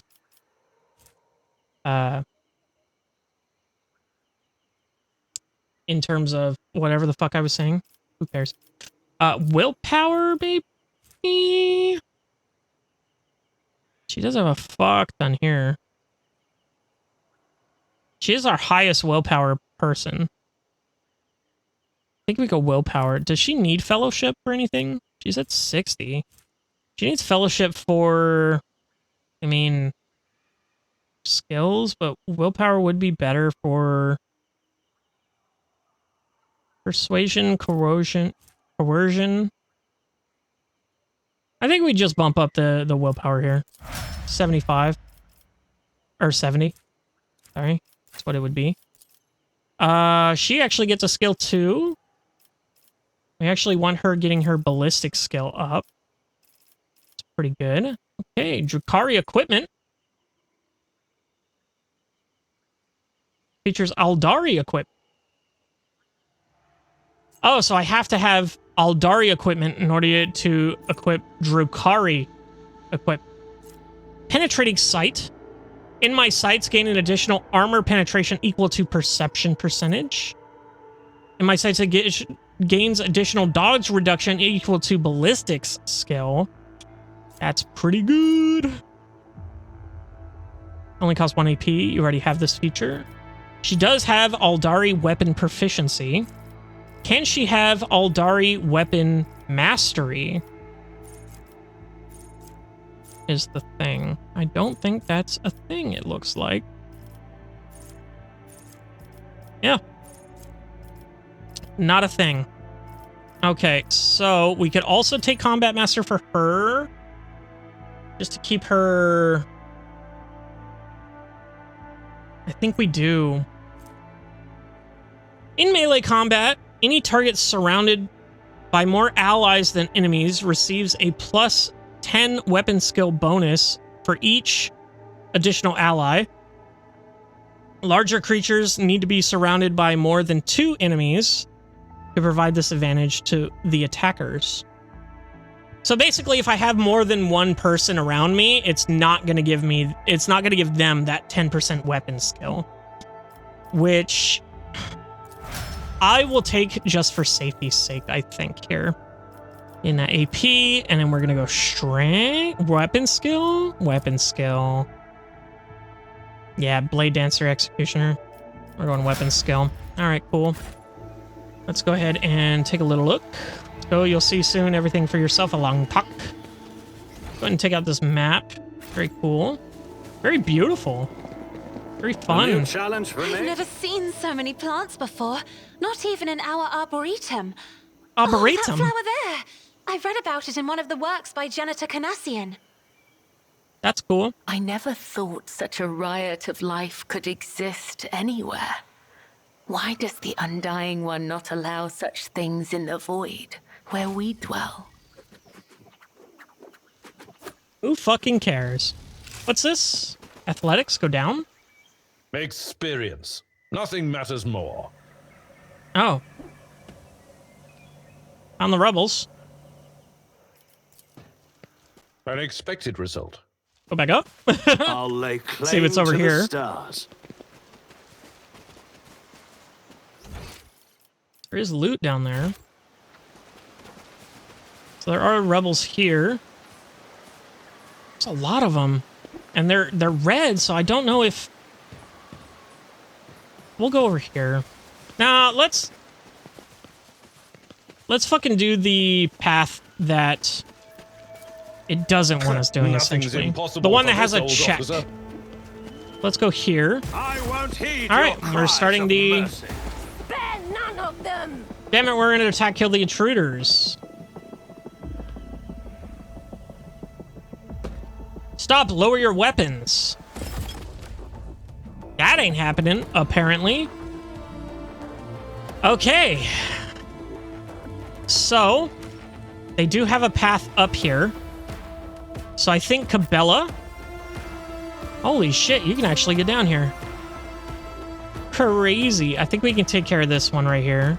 I think she goes over here and does that. Where's Abelard? Abelard, get right behind her. Oops, shit. Abelard, get behind her. Argenta, you're also going to be down there.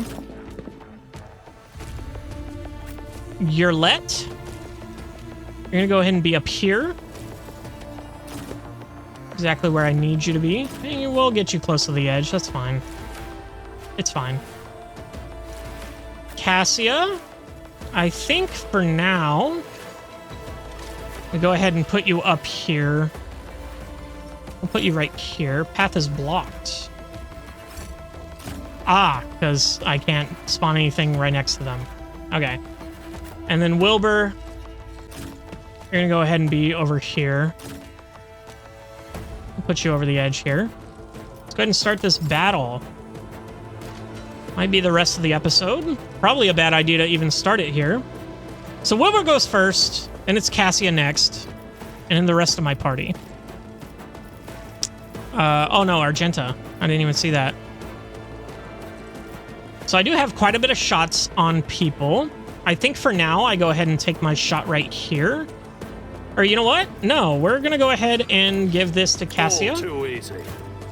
She's going to go ahead and use this and see how many people she can get in her vision here. That's a good amount. No line of sight. What about right here? Okay. Quite a bit of stuff there. Not bad. I'm going to call it there. We're going to go ahead and do some buffs. We're going to go ahead and give the... This is damage with ranged attacks and over penetration and critical hit chance. We're going to go ahead and put that right here with them. Not a problem for me. We're going to go ahead and put the back line. Doesn't really... we can put that on Argenta, I guess. Right there. And then the front line we can put over here. Can I put it down here? I'll put it right here. No. No line of sight on the target. Okay, so I can't do anything on the front line here. So I'll hold off on that. For now, kill zone stratagem I don't need. Nobody needs to move. I can put voice of command on... I don't have time for this. Someone here? I can put it on Yurlet. Because that way, if I do get away from her, I can still give her shit. That'll just boost her up. And I'll give her Usurp Me too. Purposes. And then I will shoot this guy here. 30%. Nothing I can't do. Yeah, that was not a good play. Go and end our turn. Everybody get a move on, brother. Here we go. Here we go. Everybody come on. Scared yet? Is there a fast forward button? Oh, she actually got in. She'll actually take an attack. And be parried. Got him. Let's see here. Let's go ahead and swap over to the shotgun. What is your damage? I can't do shit here with the shotgun. So let's go ahead and go back here. You have a shot there, shot here. I think I will just take this shot. I refuse. No line of sight? Where are you, blind? What the fuck are you talking about? This is unacceptable. I have shots down here at least. 90% is not bad. Combat Servitor. I'll take this shot because it can potentially overpenetrate. And it did. Sick as fuck. We're going to go ahead and do a control shot. I got to remember to do the controlled shot when I have people in my AoE. I'll hold off on that because that's going to get stronger. Its momentum equal to 6. This ability also grants an additional 3 momentum for each enemy that is either within 5 cell radius around the Sister of Battle or was hit by her this turn. The Sister of Battle hits a demon or chaos cultist, an additional amount of momentum doubles. I think we can take this and just gain a fuck ton of momentum. That's pretty cool. We can run and gun and get another shot off, but that does have a cooldown. Faith without deeds is worthless. Hey, we still got it, baby. I'm gonna hold off on marking prey here. Or maybe I should. Maybe I should mark prey down here. Doubt is for the weak. I'll just mark all 3 of those guys. I'm probably using this wrong. I'm not gonna lie. And we'll call it there. He's got a melt-a-gun. He's crazy. We want him to get the fuck out of here. He's gonna have shots. We're both gonna have shots and fail. Heavily armed rebel. Let's get to it. Okay. I don't know what these dudes are shooting at. Diversionist. Hey, see, he got one. He got a shot in. Hey, she dodged. They're going in. He might be able to, yeah. Parry. Get fucked. Loser. You will pay an even greater price. Okay, Cassia's next here. Let's go ahead and do that again. Might be able to move here, get a better view. Let's go ahead and move here and see if there's a better... No. If we move here, is there a better... Oh, yeah. That's way better. We'll take that. Battlefields are always drowned in scarlet. Yep. Get absolutely destroyed. We are going to go ahead and give this to Cabela. Cabela is going to go ahead and... Can she leap from over here? She can leap here. That's fine. So we're going to go ahead and... that doesn't cost anything, so we're going to go ahead and just attack this guy. Brings me no pleasure. Fuck yeah. And then we're going to go ahead and jump here and kill this guy. We can do it again. Oh, we do have charges. That's right. It doesn't show how many charges I have. So that's cool. I guess we do this. Because, okay, so my understanding of this, she immediately returns to the cell where she started. This movement does not promote activity attacks. If the blade dancer used death from of this turn, the movement repeats all uses of this ability in reverse. So I should hit him and then jump back.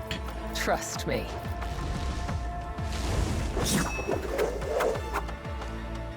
I was wrong. So essentially it jumps back and then hits whoever's there. Interesting. I mean, I can do it again. And then I get another charge of it. That's fine. We're chilling. That was her turn. Cassia still has her movement here. I can give voice of command to Cabela. If I may. That's good. Because that buffs her up, and then it also allows Wilbur to use his stuff on her from far away. My reckoning will be swift. All right, she's getting absolutely fucking bodied here. We're gonna go ahead and... Should we get into this crew down here? I think we get into this crew down here. That sounds fun. Let's see here. Why can't I do this? I cannot serve you in No this available way. targets. Can I jump down here? No, it wants me to move there and then do the jump. So no. So we're just gonna go ahead and go down there. And we can do Raining Blood. Captive audience. Next attack inflicts bleed on all targets hit. These targets must pass a toughness resistance check or become immobilized for 1 round. All enemies immobilized by captive audience counts as full cover for the Blade Dancer and their allies when adjacent to those enemies. That's actually so sick right now. Let's go ahead and do that. So we're going to jump down here. We'll parry that. Ain't no way. Bitch. Bitch ass. We're going to go and do this. Let your soul be purged. The other side awaits. And then we're going to go ahead and hit him. And then we can... So if I jump away here to here, that should hit him. And then I use this. As honor ordains. And then I go back here and I hit him. Oh, and then it moves me all the way back up there. Sick. I could just jump down here again. But I can't. I have no movement. So that's fine. I can end my turn there. That's all well and good. You're lit, my girl. What's going on? What's going on, girl? In my sights. Ends her turn. At the start of her turn, next turn, if possible, she makes an attack that cannot miss and does not count towards the attack per limit. So, okay, so this ends my turn. So if I have 1 extra, I can put this on at the end. Perfect shot. Gains cover efficiency if in cover, perception, and ballistic skill. This effect goes until she moves. So I think I actually pull her back here. I pull her back. I use this. Just designate a target. Perfect shot. Okay. I can use one of these abilities. One of these 3. So I can do the precise attack. The cover... So the next attack against... Okay, so I do have to exploit them first. Aim 1 enemy within the line of sight. Target immediately gains 3 exploits. And then expose weaknesses, removes all exploits from the target, decreasing the target's dodge, parry, and armor. So I do want to use this here. Let's see. Oh. Why is it making me move? I don't want to move. I want to be here. See, it's making me move. I don't like that. Actually, can I see this guy from here? I do have... God, I can't fucking see. I'm gonna try to... I don't think it's making me move here. So we're gonna put it on him. This tedium is beneath me. Okay, it did work. As intended. We are gonna go ahead and take a shot with her. Against who? 95...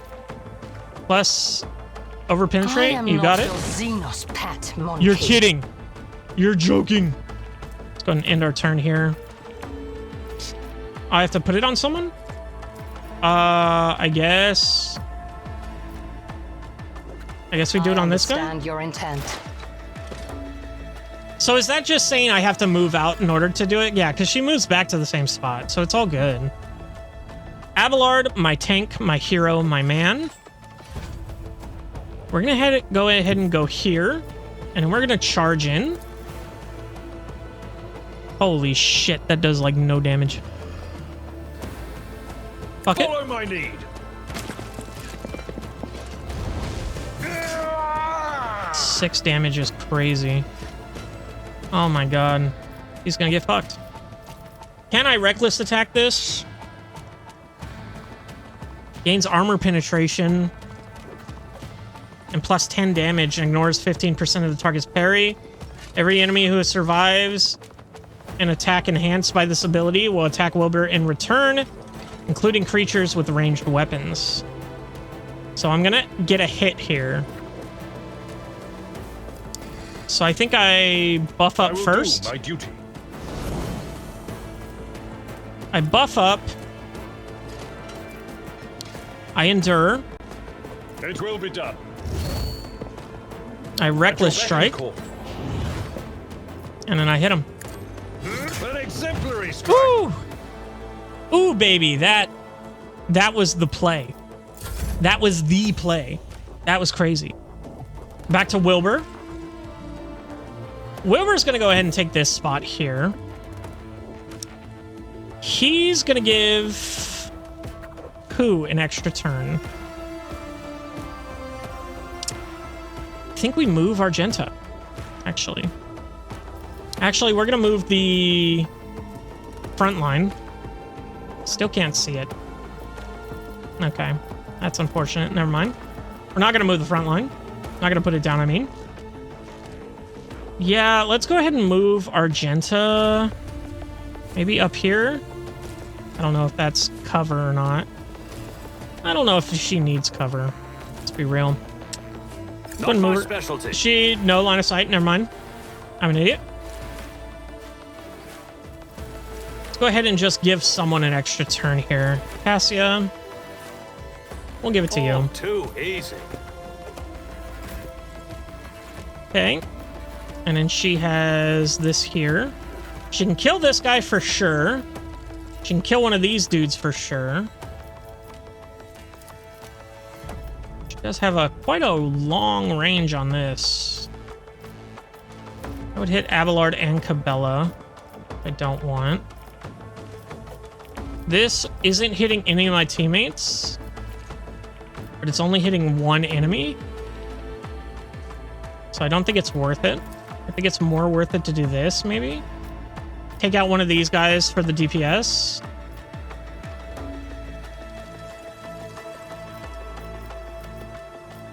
Fuck it. Isn't this a job for... We'll do that. And then we'll give voice of command to someone. You already have it.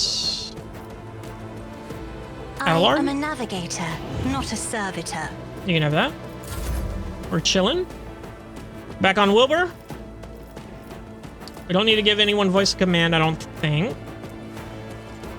Take aim. The target's next attack will ignore cover and have double the effective distance. I should have fucking put that on Cassia. I don't know if it would have doubled the distance of her eye thing, but also I could have moved her first. I could have moved her into a better position to get all these guys, but it's whatever. Yeah, we're just gonna take a shot. And then honestly, we might as well take a big shot. Let's see here. That's gonna hit. That's not gonna hit. That one doesn't even give me a percentage. It is that one. 86% there. 86 there. 95 there. But very little I can do about that. Let's go ahead and hit this guy for 93. Nothing I watch and learn. 42 damage is fucking insane. I love it. And I think from there I think we put this on Not a problem for me. Yurlet can have that. This dude's bleeding, right? Harry? Death is Get a fucked. blessing. Epic.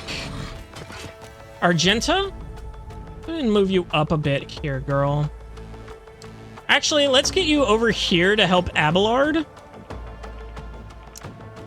Can we hit you with the shotgun from here, brother? We can. 40% though. I don't like those odds. 80% here with that. It's pretty good.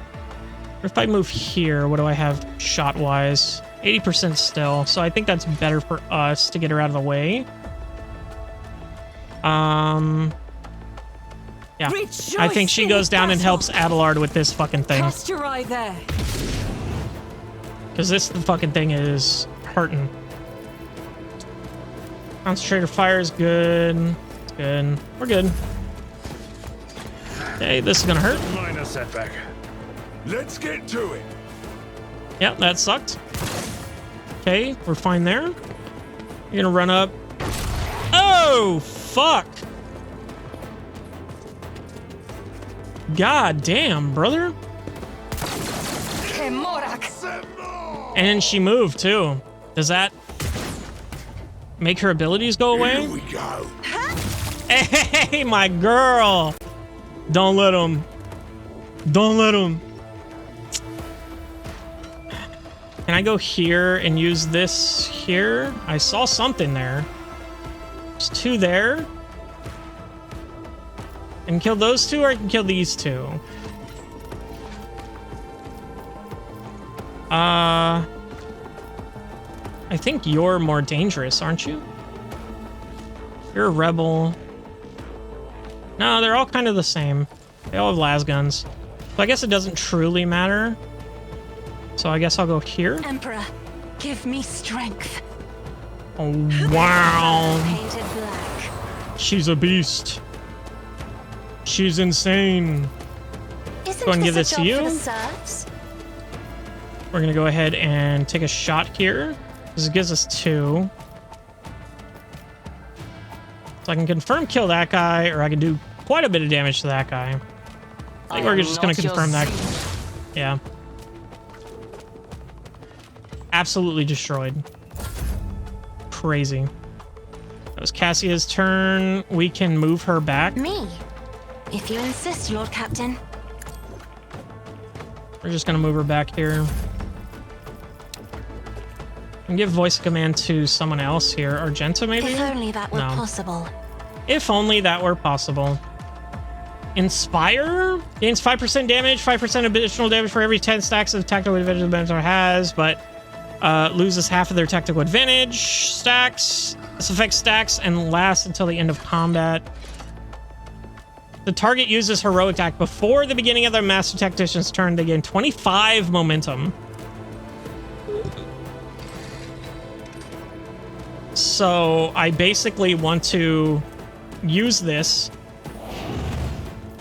then use this on Wilbur. I'm not accustomed to being ordered around. And then Wilbur will use his... I'll have to remember to use his heroic act. As far as you are concerned here, sir, you're dead to me. Just how dead do I want you?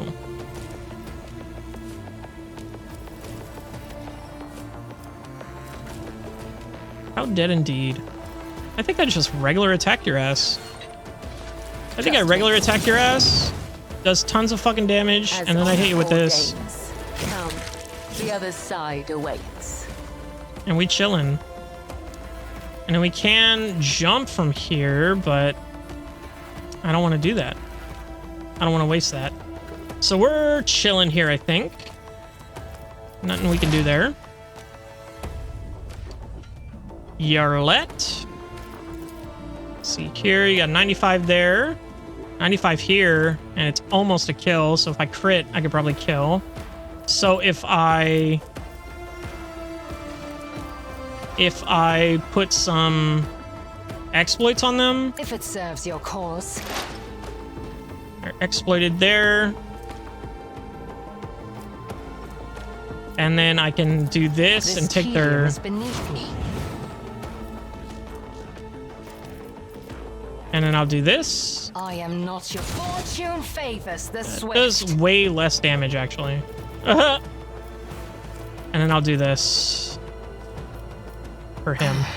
If I must. Abelard, my man, my boy.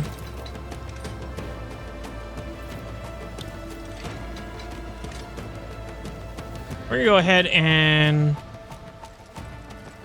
put you back here, and then you're gonna charge in. It will be done. We're gonna run right past you. Whap! Whap! Strike you there. We're gonna endure. At your beck and call. We're gonna reckless. Victory is imminent.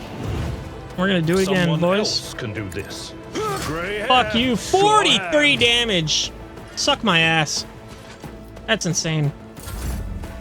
Wilbur, my boy. Let's go ahead and use our finest hour. The officer gives an ally an extra turn with full AP and MP. Brand status is choose one combat area. All allies aside from inside that area gains an extra turn with 1 AP and 2 MP at the start of the Grand Strategy's next turn.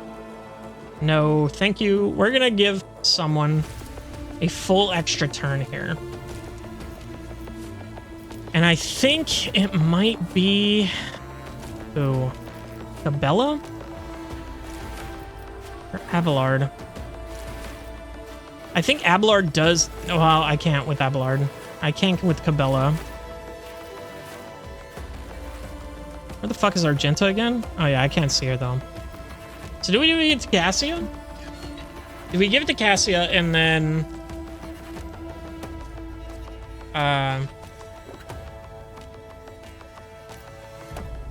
Yeah, let's give it to the sniper. Incarnate. A new sniper. We're gonna go ahead and take this shot here. 100% there. I hear you moving. No Absolutely fucked. Killed an enemy with over 100 attack. Insane. I am not We're going to do that. Another soul slips beyond the veil. And then where are the other ones here? There's this guy. If it serves I'll your take that. cause. Okay. We'll go ahead and do that again here. Take the shot. We do have 95% here. Fortune favors the swift. That did go through. Epic. We do have full momentum again. Yeah, that's crazy. That's cuckoo wild, bro. Getting 25 of that. Voice command. Can give someone take aim. Can I give that to Argenta? I can't see her. I can give it to Cabela, but I can give it to Abelard. Does that help with... Is that only ranged attacks? Ignore cover will have double the effective distance, so, I mean, it is only beneficial to ranged attacks. Voice of command. Attack will ignore enemy block and dodge. Additionally, the damage from this attack cannot be reduced below 51% for any reason. That actually might be good on Suits Abelard. my purposes. We're going to go ahead and put that on him. And take a shot here. Precise shot. And I think we take this guy out. 42%, not good. Not bad, though. Not bad, though. 3 HP is concerning for him. Going to end our turn there. Argenta. We're going to go ahead and fuck around and find out. So we're going to go here. We're going to see if we can hit you, just you, with the shotgun. We can. So we're going to go ahead and do concentrated fire. I will bathe this battlefield in righteous fury. And then we're going to hit him here. I'll do it. Boom, shakalaka.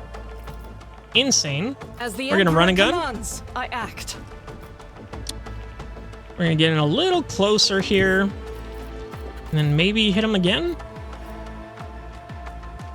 4 to 6 at a 60% chance, or 0 to 1.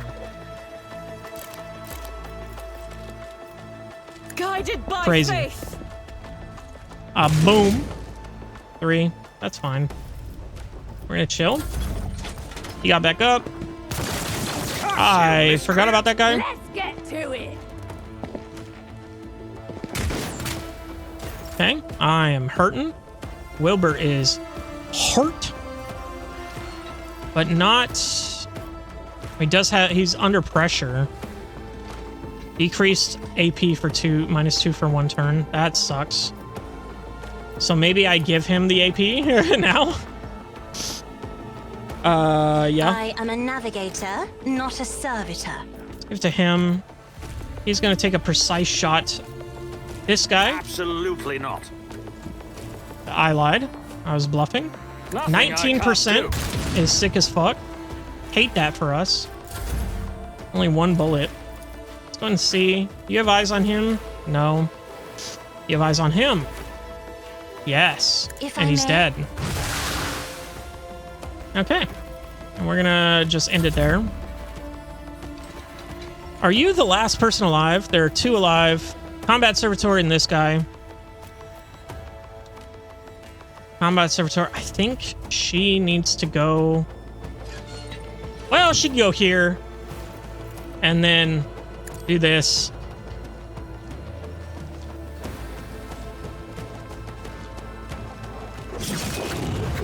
Kill him. And we acrobat.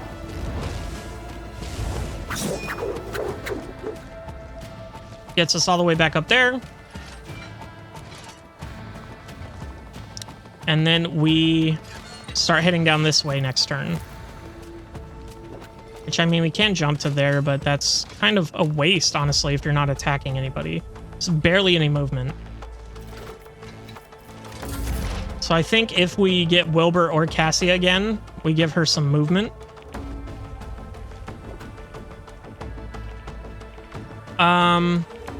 So yeah, the Combat Servitor is the only one left. Does she have a shot on him?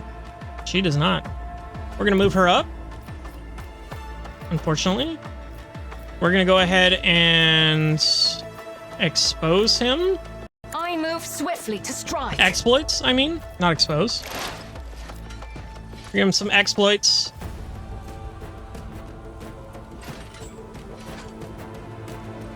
I guess we give perfect shot. Perfect shot, and we take the shot. 27 is not fucking bad. If it's and we will shoot him again if he's alive. I'm probably gonna take an opportunity attack here. Or should I not? Should I just fucking send it? How much is this? 4 to 6. His armor is crazy, bro. I think we take the opportunity attack here. A tactically sound. Oh, he doesn't have it. He just straight up doesn't have it. An exemplary Got 8 there. strike. We endure. We reckless. Will be done. We hit him. Boom! 28. 2 HP. Are you fucking kidding me? Melee restores our AP. Yeah. Yeah. Yeah, we'll take it. End of combat. Oh. Predators.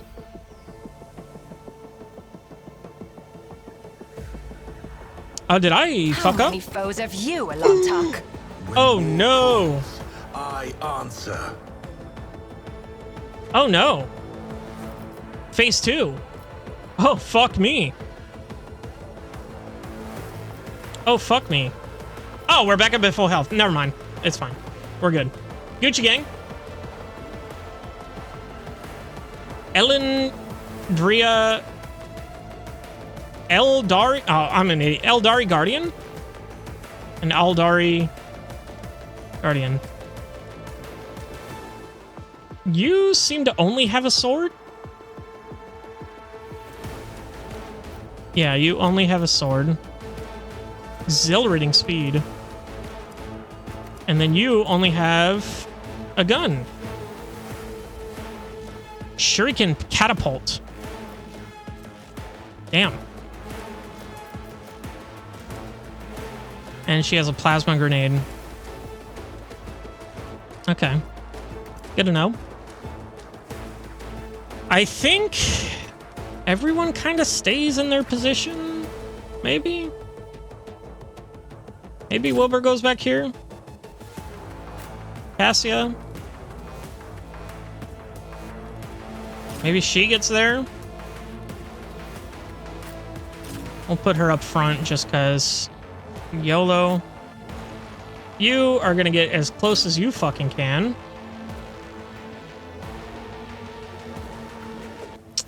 And then you two are gonna get as close as you fucking can. Start the battle. Alright, Wilbur. Wilbur. And everybody's buffs reset. That is unfortunate. I only have one stack here. Okay. Ebb and flow. Every even turn, the navigator gains an additional action point. Every odd turn, the navigator gains plus 20 perception. I didn't know that was a thing. That's cool, though.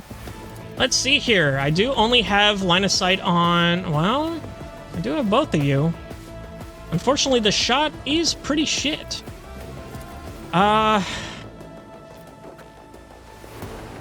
Cassia did roll a pretty low initiative. I think we give it to her. And then here... Do not dare ask. Target is too far. Fuck. Well... Let's start giving out voice command here. Isn't this a job for the serfs? And crying. Crying ourselves to sleep. Let's go ahead and give her movement so she can get the fuck out of here. Start moving her back. I have read tomes of military tactics. Cool. It's not gonna help you. And then I got two here. I can give voice of command. Yeah, Cabela. My purposes. Excellent. And then I can take a shot here. 31 and 17. We'll take the 31. Epic. Woo! That shit look nasty. This is gonna be a long episode. My bad. Should have ended it before the fucking...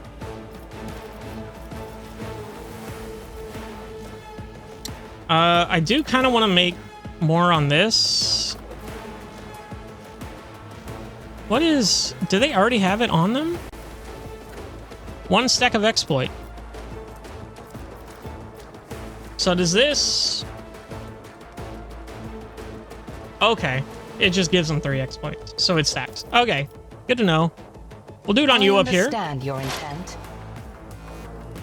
What does exploit exactly do? I never really saw. Start of operators inflicts exploit effects line of sight. Hits the target with an exploit stack. The attack deals bonus damage. Damage is also increased 10% for each exploit on the target. The target attack removes all exploits from the target. Okay. So we want to be building that up as much as we can before we take the shot. But I do still kind of want to take the shot. So I think we do...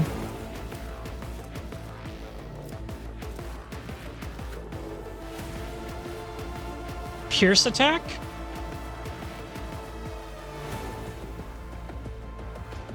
For the next attack against a targeted affected by an exploit, the target's cover efficiency is blocked and block is reduced by a bunch. This attack will have more hit chance. So we're going to go ahead and do that. And then we're going to go ahead and shoot this guy for 95%. Oh, beautiful. You love to see it. And then we're going to go ahead and put that on you. If I must. If you survive, that is, because I don't think you will. Go ahead and go... We're going to go here. Then we're going to do the blade dance.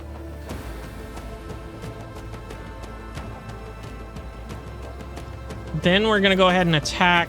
Yeah, okay. So let's go here. Mercy and retribution. Let's go ahead and do the blade storm.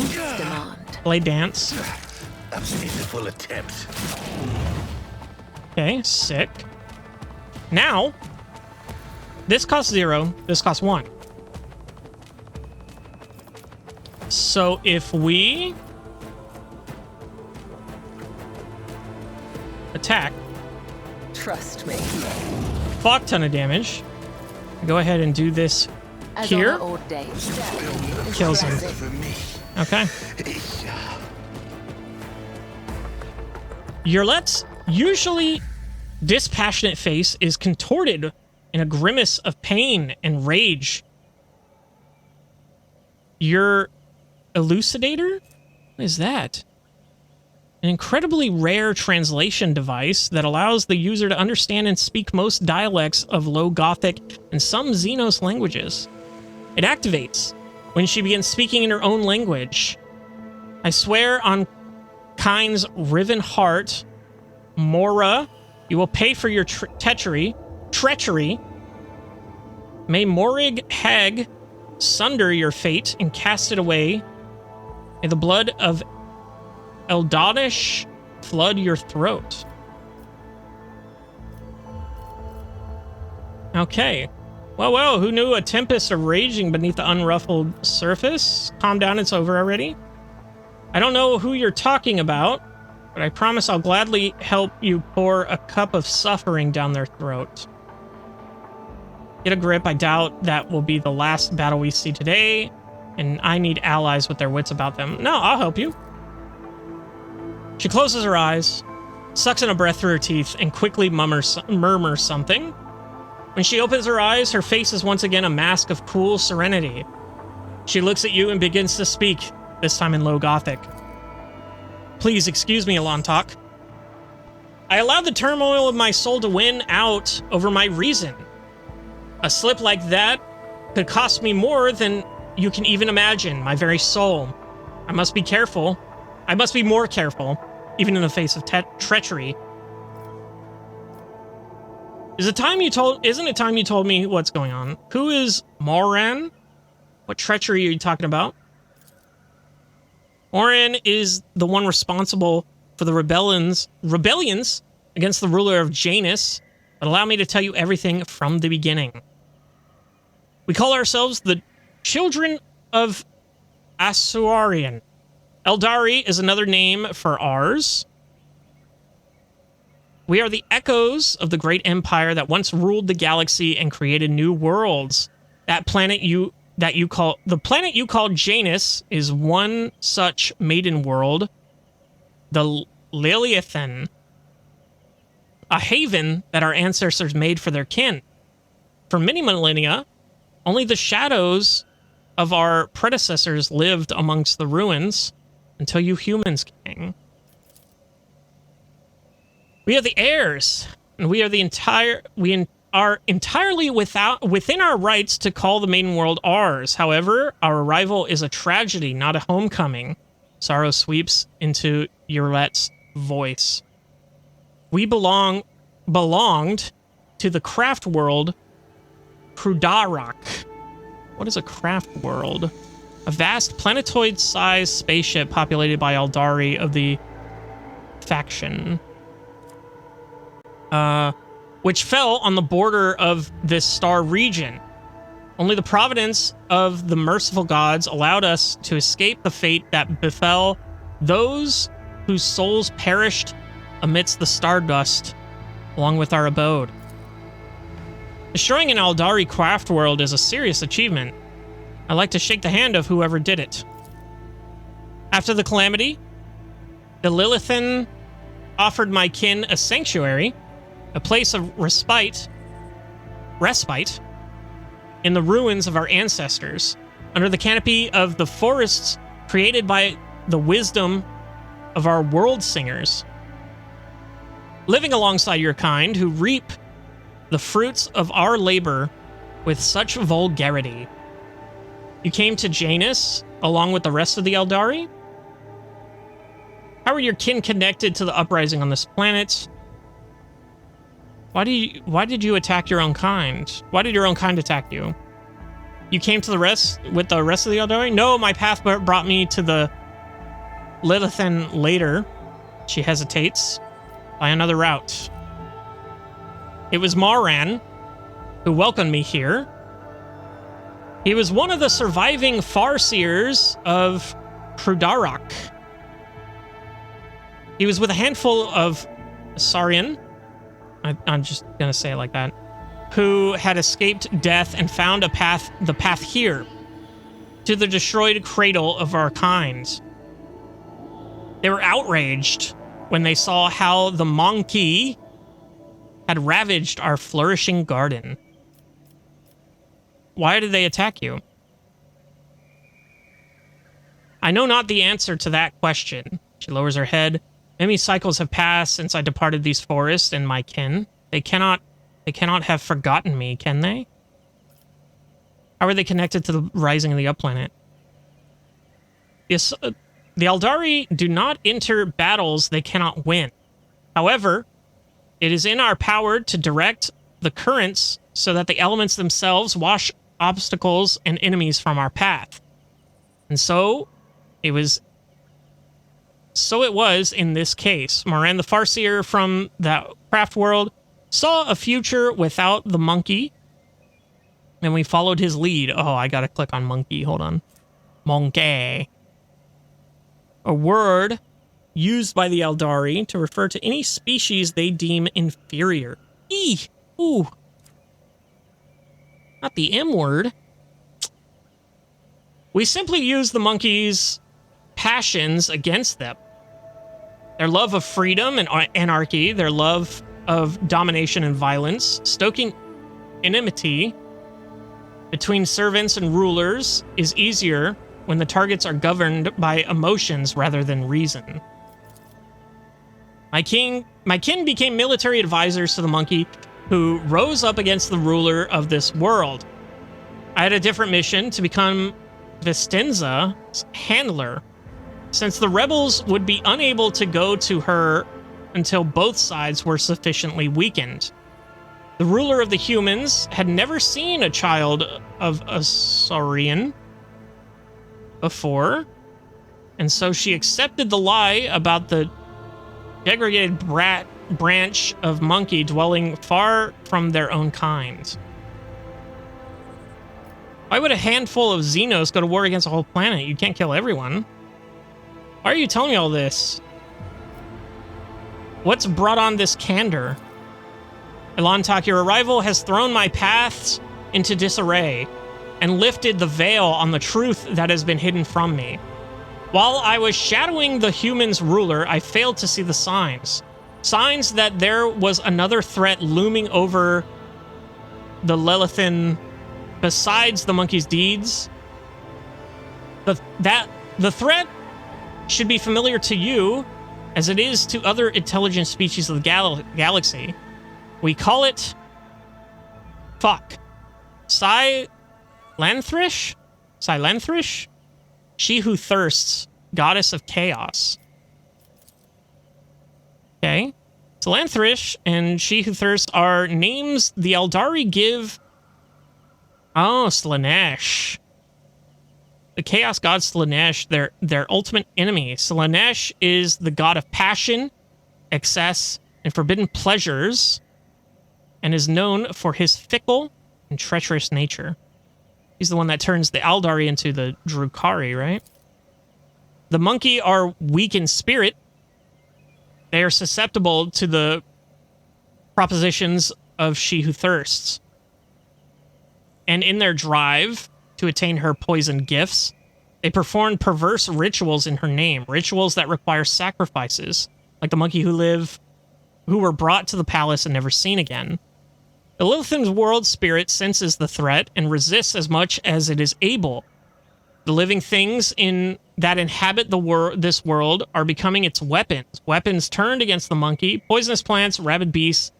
These are all like a blade in the Lilithan's hands as she fights the coming of Slaanesh. The signs that have been revealed to me, they all indicate the presence of corruption on this world. Tendrils of corruption may be threading through the world spirit, poisoning it even as we speak. But for corruption to take hold of the planet so quickly requires effort. Effort directed by the will of another. Yurlet pauses. I believe Vistenza Viet is in thrall to the will of Slaanesh. What? Vistenza Viet, the governor who has duly served the dynasty and the Imperium for decades. Wilbur, I hope you will not stand for such scurrilous slander aimed at one of your finest servants.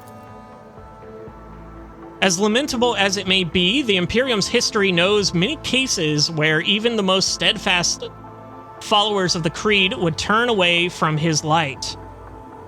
Governor Viet had to tap into many founts of knowledge to turn Janus into a prosperous agri world. Perhaps one of those founts became her undoing. If she is to blame, then why haven't you gone to her palace and killed her already? Make another accusation against a servant of the Imperium, and I will have you stuffed and put on my display in my stateroom. I don't believe that Vistenza is guilty. You may not like Monkey, but we do not serve the archenemy. Maybe Vistenza is tainted from consorting with the archenemy. We will have to find it out ourselves. I trust your judgment. She will be punished for her betrayal. Why haven't you killed her already? There is only one crime graver than serving Slaanesh. It is betraying the children for her benefit. Ral saw the paths. He beheld the future. How could he not see the dark stain on its face? How could he fail to do everything in his power to rid Lilithan of this canker? Ylet's voice grows angrier, more piercing. Before I rip this poison seed from the Lilithan's body, I will make Marin answer me. Okay. Maybe she is tainted. We'll have to find out ourselves. Perhaps the signs I uncovered have failed to convince you. I pray to the gods that other proof, something more comprehensible to you, will emerge to sway your opinion. Slaanesh is deceitful and cunning. She subtly penetrates the soul, offering false perfections, luring victims into her web and promises of a wicked ideal. The ruler of the monkey perhaps does not even know that her soul has been corrupted. Okay. Why would the Xenos go to war with the whole planet? You can't kill everyone. You struggle to understand the Aldari, and I do not blame you for that. We are too different. She says, nothing for a few moments, choosing her words. Monkey walk blindly into the future. We choose the path guided by our farseers. That planet was the birthplace of the powerful watchers of things to come. Our leaders were selected from among their ranks, and their word is set in stone, unshakable, like the universe itself. Moran is our leader here, is one of that group. The Aldari are subject to his will, and he is subject to the will of his visions. Moran saw the Lilithan in the vision, suffering and crying out to be cleansed, and we did everything we could to rid the maiden world of the monkey. Our lives, our desires, all that is dust compared to the light of the path Moran has chosen for us. At least, that is what my kin believe. I used to believe it too, until recently. If we want to meet the leaders of the uprising, we better keep moving. Okay. Holy hell. Look at all that. That's a lot of crap. Right? A lot of crap. And then we didn't even fight this over here. This was just this encounter. There's probably like 2 more. Oh my god. Okay, well, everybody gather up.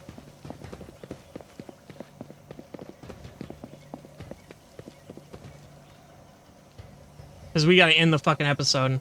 I should have ended it literally an hour ago, but this will be a big one for sure. Fun times. We'll see what happens next time. There's probably more combat, probably more, we'll get to the rebels, hopefully, the next time, but I'll see you in the next one.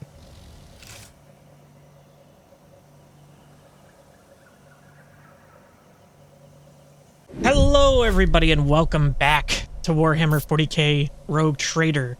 Last time we had quite the episode, I'm not gonna lie. It was pretty big, pretty long. I just kept running into things, kept playing, you know, it happens. I love this game, so, you know, I get lost in it. I forget that I have a time limit, but I don't know if I cut it up into 2 episodes yet. I haven't edited it up. I'm literally just playing this same day, so we're just gonna move right on. We did kill some Aldari. I'll lay claim to the stars. Which I want to loot first, honestly. That's what I want to do. Go, go, go, go, go. All right, so we do have an Aldari chainsword. Sick. 12 to 24, not bad. Everything else is pretty mid. Aldari Ranger armor. Pretty cool. Needs Aldari equipment. And a gas grenade. Okay. Rude. So let's go get this one up here. Okay, you can go get it. What is your name again? I already forgot. Ooh, the shuriken catapult. Yeah, okay. Not very good, if I'm being real. Two-handed weapon for 6 to 9 damage is kind of ass, in my opinion. Not very cool. But maybe it's like a thing. It's about time. Oh yeah. Yoret. Yet? Anyway. Let's see here. Is there anything else? Oh, there's tons. Never mind. Hold on. Jesus. I was like, did we find everything? Chainsword, weighty axe, crap. Let me go ahead and check the thing here. Let me just do it by the map here. There's goods. Excellent. There's more goods. Double excellent. Ooh, Cyber Mastiff. Excellent. Cyber Mastiff gains plus 10 weapon skill. Deals 100% more damage. Hits the apprehended enemy. With the Cyber Mastiff gains a stacking 8+ bonus to strength and a stacking +0 to toughness for 1 round. Okay, interesting. Victory awaits. What does that say? Don't care. Epic. And then there's more here. Still have people to loot, it seems. Ooh, they did have a melt-a-gun. Good thing they didn't get that off. That's insane. The Servitor also had that. The combat Servitor that we fought. That thing slapped pretty hard. Yeah, it does as much as a shotgun. But, has a 50% armor penetration. Actually crazy. Actually kind of insane. We'll take it. Anything else? There's some up here. Just kind of flashing. Flashing around looking. Just a las gun. Nothing new. Nothing cool. Go ahead and go here. I think there's this guy. What is that? Ooh, it's a trap. It's a trap. Xenos lore. Disarm. Xenos lore there. Okay, let's go ahead and send you... Nope. None are better at searching. Epic. I was taught Sick. that Xenos were abhorrent creatures. But you do not look terrifying. You look unusual. As do I. Naive child. You are a monster to your own kind. Were it not for your third eye that sees Shael, the thread of your fate would have been severed at birth. Damn. She kind of ain't fucking wrong. Go and disarm this. Oh, too hard for Epic. a simple monkey. Stop saying monkey. Ooh, that's cool. The big beast. Didn't see that there. But we do have an injury here. So who actually has... You have a ton... Are you the highest Medicae here? Or is it Cabela? How do I fucking check that? It's in our stats, right? Medicaid 68, not bad. 45, 30, 35, 40, 35. Yep, it's gonna be Cabela here. And then she's gonna go ahead and we're gonna exit there. We're gonna get her. And be heard. We're gonna go there. We're gonna get it to Yolette. Use it wisely. Your technology is limited, but I am grateful. Sick. And then we're gonna go ahead and replace that immediately here, hopefully. Yeah, we got a big one actually, so that's fine. No more small ones, so we gotta be careful. But yeah, look at this big beastie. Look at that. Tree, stop, skull, move. That's cool. Oh shit, this guy's cut in half. Yikes. He had a marksman rifle. Oh, I was just like, that's... I don't know if that's better than our sniper, but I forgot I was only on Cabela. It is Cabela, right? Like, I'm losing my mind. Okay. Jesus Christ. So many fucking weird names I gotta keep track of. And, like... some of these other ones I've had enough time to repeat them over and over again and get them right. And some of them I have not. Let me see here. Anything else? There is something over there. Restless. All right. Fuck me. I won't go over here. Cast your eye there. Ooh. Go ahead and stay right there. Demolitions expert. Please and thank you. The Argenta. Emperor favors me today. God damn it. Go ahead and get right there. Go ahead. Okay. Duty prevails. Okay. Never All doubt right. Excellent. I better myself And we're good. through my service. Argenta, use a... The Emperor favors me today. Christ, I love that so much. We got boots. Ergo boots. Increases the wearer's agility by 5 and athletics by 10. Ooh, that might be good for Cabela. No, nothing. Jesus Christ, stop selecting them manually. So let's actually check that. That's not what I wanted, but that's fine here.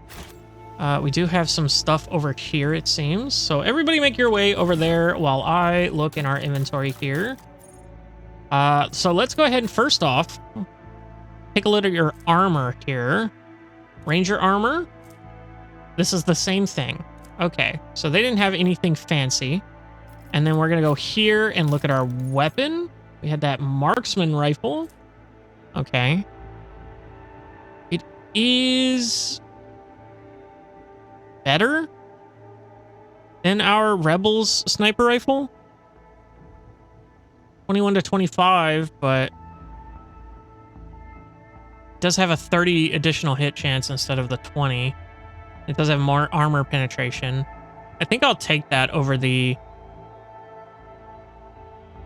Yeah.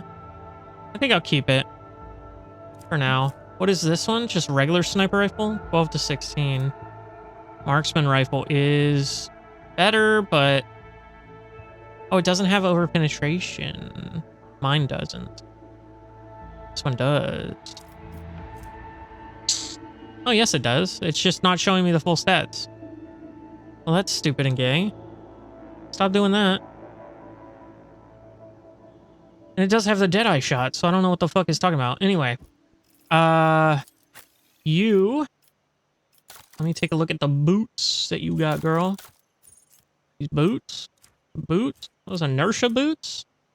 Melee attack is dodged, parried, or scores a critical hit. The wearer gains agility bonus MP and does not provoke... Oh, shit. Actually, I kind of want those on her. The fuck?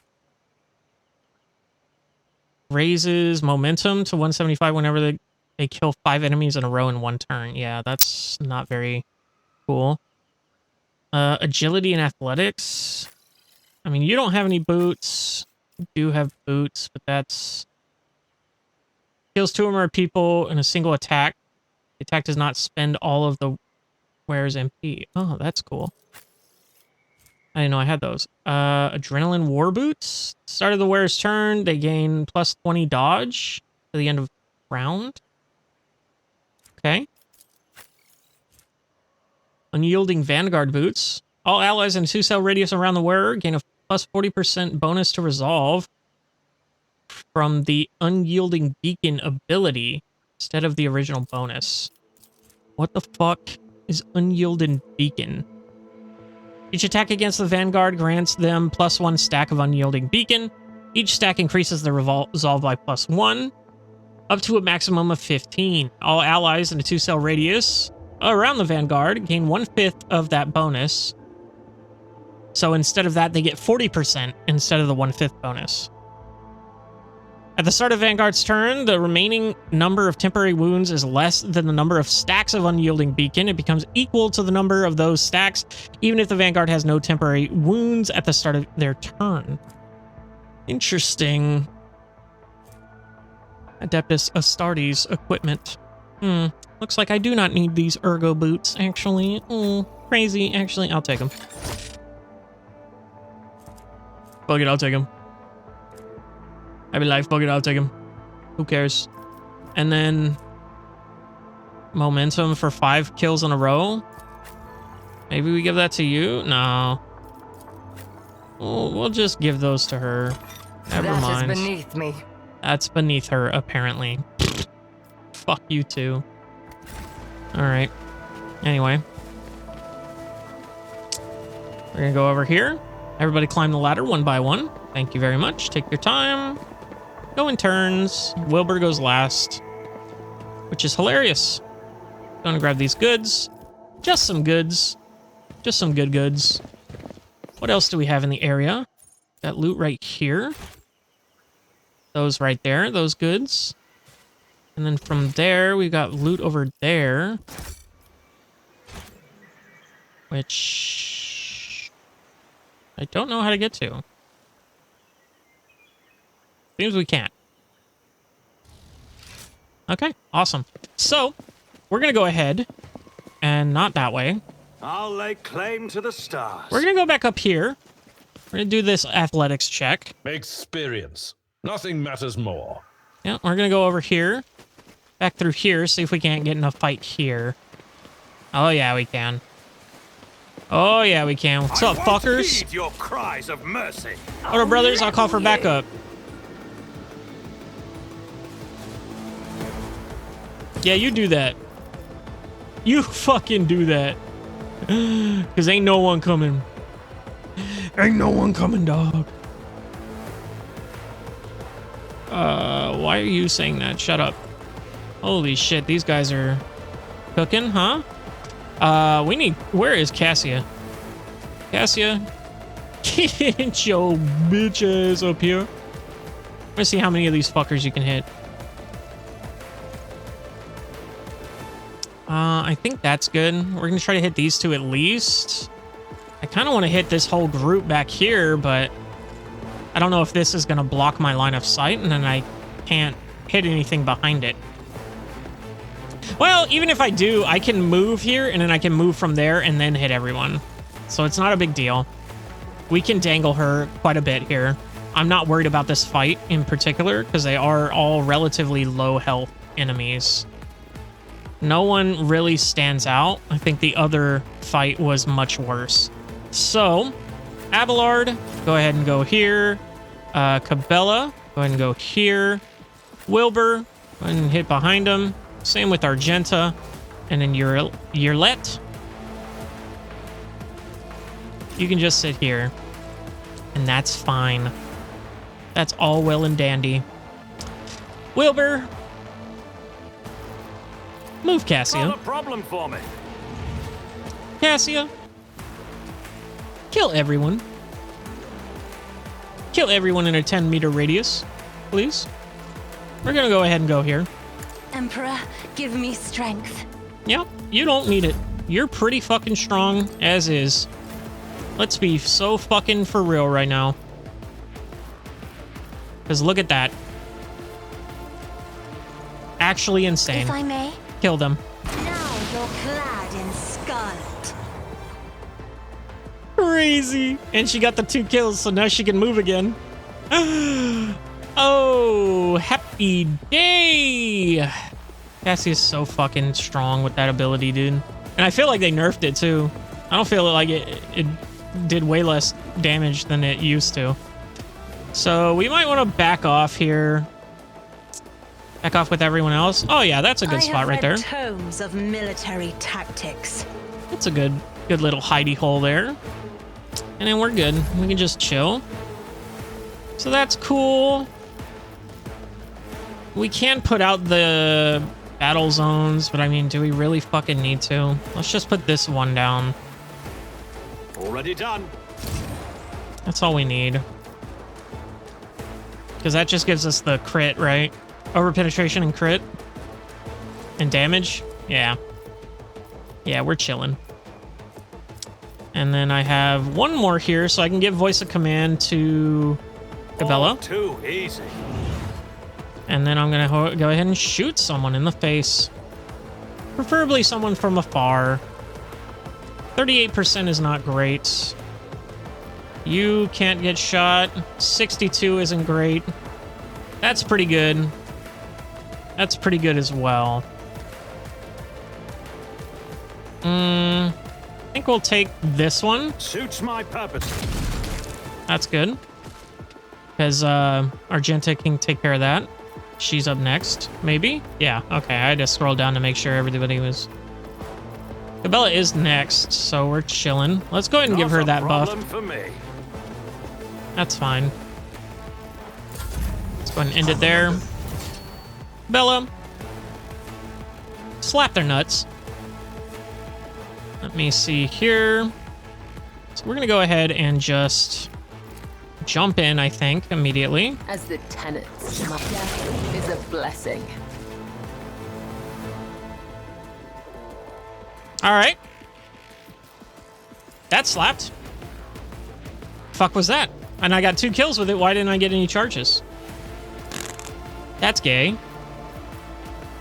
Kinda gay, but I mean, she's OP enough as it is. Look at this movement. She has 36 movement. Why? Fucking why? Why can she fuck? Why is she Sonic the Hedgehog right now? This guy's easy. This sharpshooter actually does have a fuck ton of health. I should take care of him.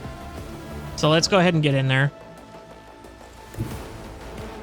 Let's go ahead and get in there and then... Yeah, so let's go ahead and get in there. Retribution. And then we're going to look at the buffs that we have available. So we have Raining Blood. Next single target melee attack splashes blood behind them, which is fine. And we can get all that. Captive Audience. Attack inflicts bleeding, which would be pretty cool. Where it hurts. Next successful attack is under any damage over time effects. This target will immediately suffer 3 instances of damage. Okay. So I can do Captive Audience.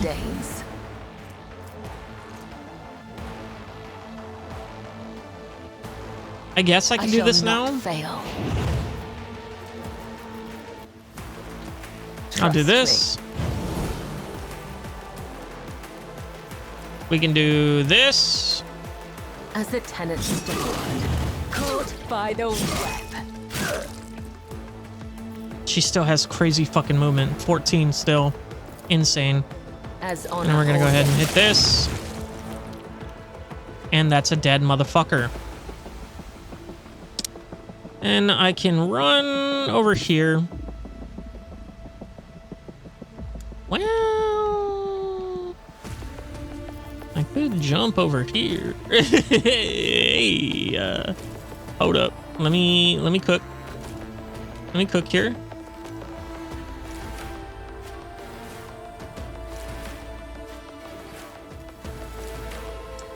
I don't have any AP, so I can't use this. So I could kill him with a jump, guaranteed. I could do quite a bit of damage to him with the jump.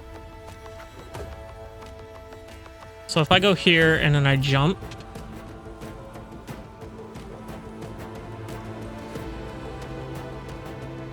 Let's try it. I am your blade and see how much shield. damage we do.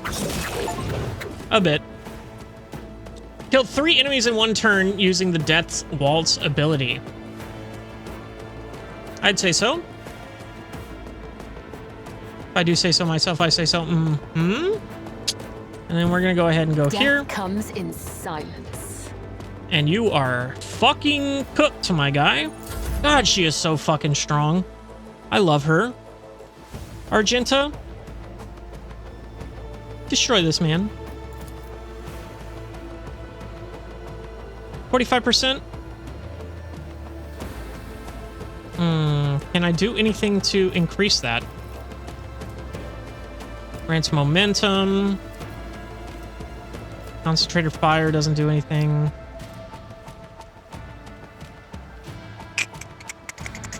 In a stackable combat bonus at the end of turn.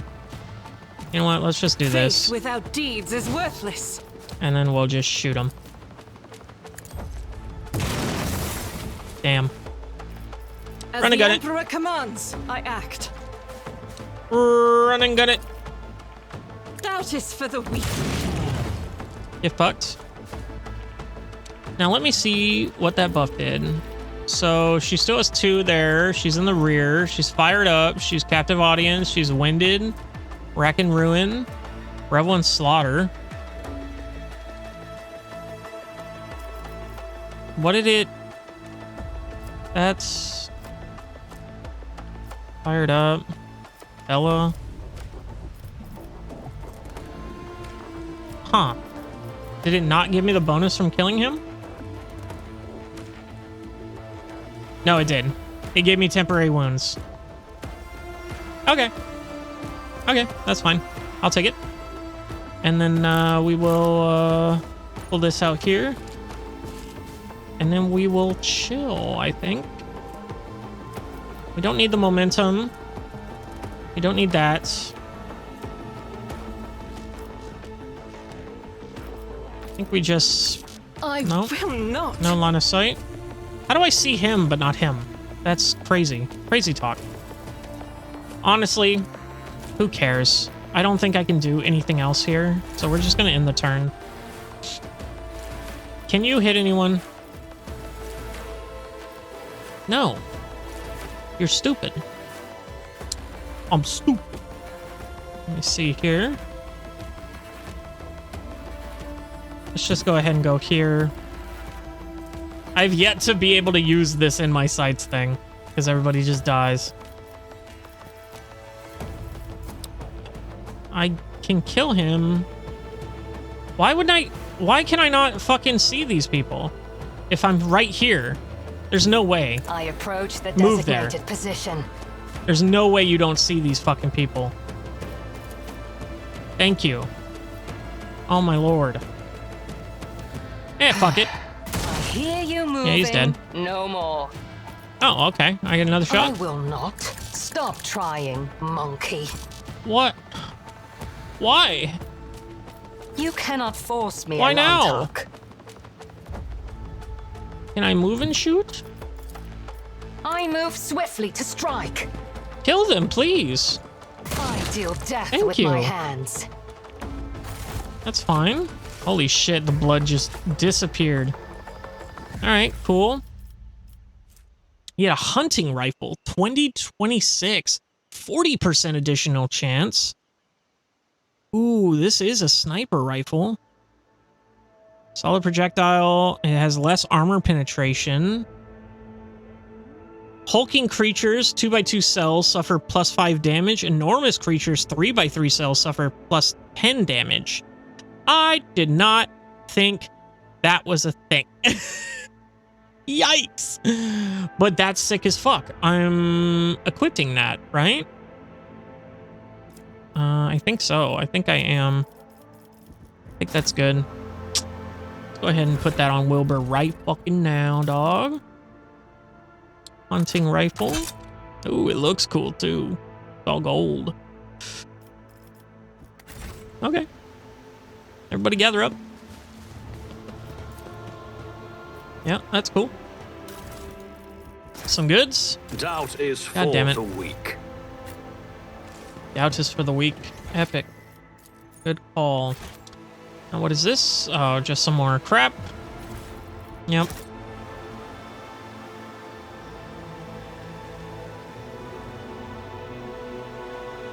Yep, that's all good. So we got Xenos lore. Kemorak. Remains of an ancient structure visible under the green canopy. That's cool. Victory awaits. Oh, goods. A las gun? Scrappy las gun? Okay. Your life is already short, and yet still you charge toward death, like a flaming comet falling into a star. Who are you talking to? You treasure your long life, but it is hollow. Cabela. This is why you waver on your many paths, while I walk surely along a single thread. I can do more in the moment I have been given than you can achieve in centuries. God damn. She's full of herself. A trivial task. Oh, okay, so is the plant that we're looking at? Disarm that, please. How deep does the corruption Duty run? prevails. Who knows? It's I about sense time. something nearby. Excellent. Never doubt me. I never did. Okay. Got some boots. Disciples boots. The wearer gains plus 6% dodge against enemies under the exposed weakness. That's pretty good. I think I will actually put that on your roulette. These gloves reduce the recoil of all automatic weapons by 50%. Uh-oh. Oh my god! No! We're so dead! Creatures were once timid. So we're saying... could this be the evil truly... Could the seed of evil truly have taken root in them as well? Thank you for allowing me to read that. Alright, so... we are going to Cabela. You can take on these two. Abelard, you take on this one. I have so much faith in her. Argenta, you're going here. Cassia, you can go here. And I might have to move Abelard back. Well, he's going to charge in anyway, so I think here is fine. That way, she can blast all these fuckers to Kingdom Come. Ooh, damn. These are beefy boys, for sure. Wilbur, let's get you over here, and then Yurlet. Let's get you right here. All right. Wilbur's up first. Cassia. Suits my purposes. Destroy their psyche. I am a navigator, not a servitor. That was not as much damage as I hoped. But we're chilling.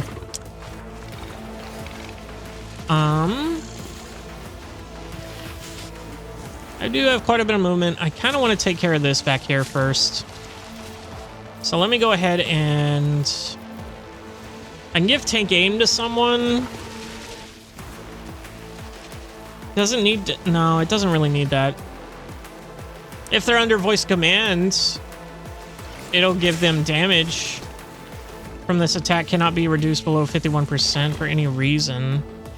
I don't think that's applicable either. So I think we're better off just shooting here and then giving voice of command to Cabela. All too easy. And then make her my servant.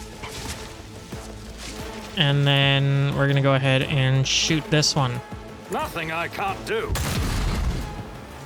Oh, these are the big beasts that they were just talking about. That are 2x2 cells. We can do that on her just cause. And then we can put this here. Nothing I can't do.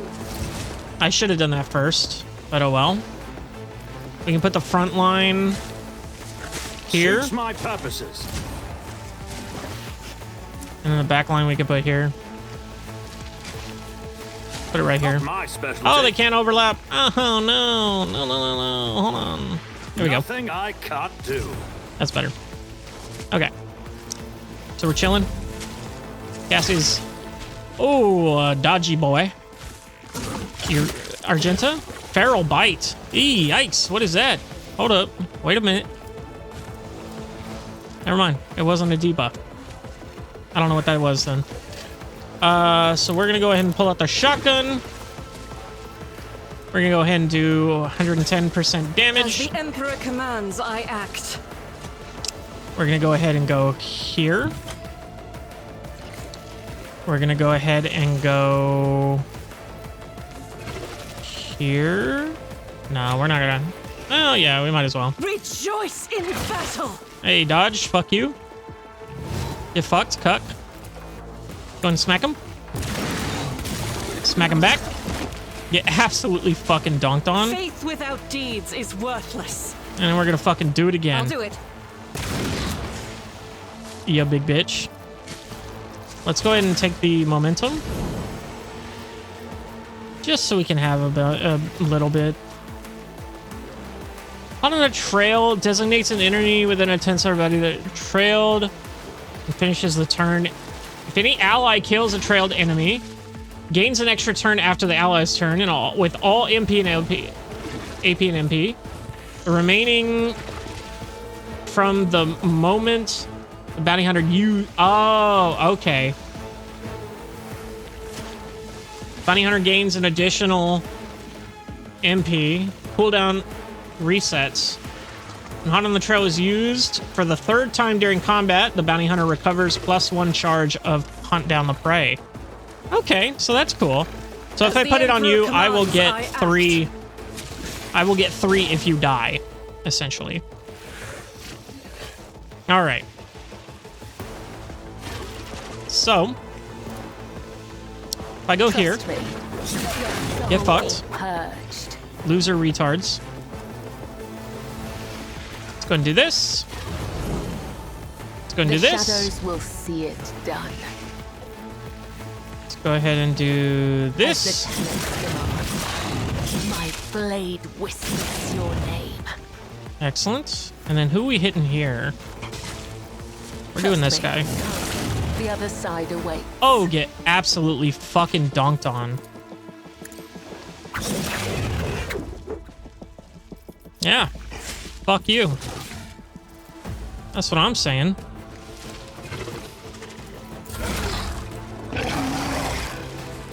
Guttural howl. And a parry. Get fucked, dude. Y'all are so gay. What does the guttural howl do? Nothing. I don't understand these things. So your let's go ahead and put that on you. Oh no, we want to do that last. So let's go ahead and... What is this? Claim the bounty. That's right. Makes a free single attack with the selected weapon. This attack always hits, does not end bounty hunter's movement, but deals only 48% of the bounty hunter's usual damage. After each... Oh... I can use take aim on her. And that means that it won't go below 51%. Okay, that's cool. Little boost. Each third enemy killed by Claim the Bounty, the bounty hunter recovers +1 charge of Hunt the Prey. If Claim the Bounty kills a target marked as prey, the bounty hunter receives +2 AP. So let's go ahead and do that then. That is beneath me. Oh, you're already under the fact. Duh. Duh. So basically, I can exploit you. I understand your intent. And then I can take aim. It'll have hit chance, ballistic skill. So we'll do that. Xenos pet monkey. Shut up. Does ballistic still increase damage? I don't think it does. I might be wrong about that. And then let's go ahead and do this. If it serves your cause. No weakness is hidden from my Absolutely sight. fuck. Let's see if we can kill it. I'm not your zenith. Another soul And we did. slips beyond the veil. And we did, so we got the 2 AP. And we can shoot again. That's insane. Love that for you. Let's go ahead and mark all these guys as prey. If it serves your cause. I understand your intent. And then, yeah, let's go ahead and do this. 95. Yeah, let's go ahead and hit him. If I... 52 damage, bro. Insane. What is her wild hunt? Okay, yeah, she takes an attack on everyone in line of sight. And it's always a crit. That'll kill him. I think we do it. Four creatures! Bam! Death with my He's hands. dead. Bam! Fortune favors the 35. swift. Sick as fuck. And we're almost back up to the full momentum. And with Argenta, I'm sure we can. And here's my girl. There she is. Abelard hasn't even gotten a turn. Neither is Cassia. She just got that one free hit. Dude, my squad is so fucking cracked right now. Let's go ahead and go here. And then we can smack him. Smack him in the booty. Guided by faith. Chow. Epic. Love to see that. Should have concentrated fire, but oh well. We can hold off and gain more to that. These are all marked as prey. Controlled shot. Don't need to dodge. I think we call it there. Well, we can do this. I'll do it. In case there's a second phase or something. I don't know. So we can do this. 17 to 20, or we can do this. 17 to 38. All right, I think we did that. If you insist, Lord Excuse Captain. me? Excuse me? The fuck? Why was she moving? She wasn't even supposed to move. Ah, fuck that, homie. Fuck you, dog. We're gonna reckless strike this. We're gonna go ahead and endure. Embrace for impact. It will be done. Oh, fuck. I forgot that ends my turn. Oh, no, it doesn't end my turn. Everybody else around her gets movement. That's right. So we don't need to move with you. We don't need to move with you. And we really... Can we move? Oh, Wilbur. This is Wilbur. We don't need to move with you. And she doesn't get any movement. So that's all well and good. We're going to go ahead and endure. Get that extra HP. And then we're going to smack him. Kill him. Insane. We're chilling. Dog. Gutted. I think Argenta got attacked once during that whole thing. Weakness. Insane. Bell's so strong. Doing more goods there. What is this? Grenadier Rebel. Rebel. What does the map look like here? Oh, nothing. This is a dead end. This is a dead end? Can we get down here? No. Okay. A new challenge for me? Okay. So that's it. That's a dead end. So let's go ahead and go back over here to where we had the athletics check. Compared to naval service, that was barely a challenge. Oh. And then from here, we can go over here or we can go up here. So I think we go this way. Let's go ahead and head this way, see what's going on. Oh yeah, that was that. So that's fine. Still here. That was a dead end. This is also a dead end. Is it down this way where it was going? Is this the only way we can go? It seems so. All right, tally ho. Onward we go. Athletics check 75 go up. Okay.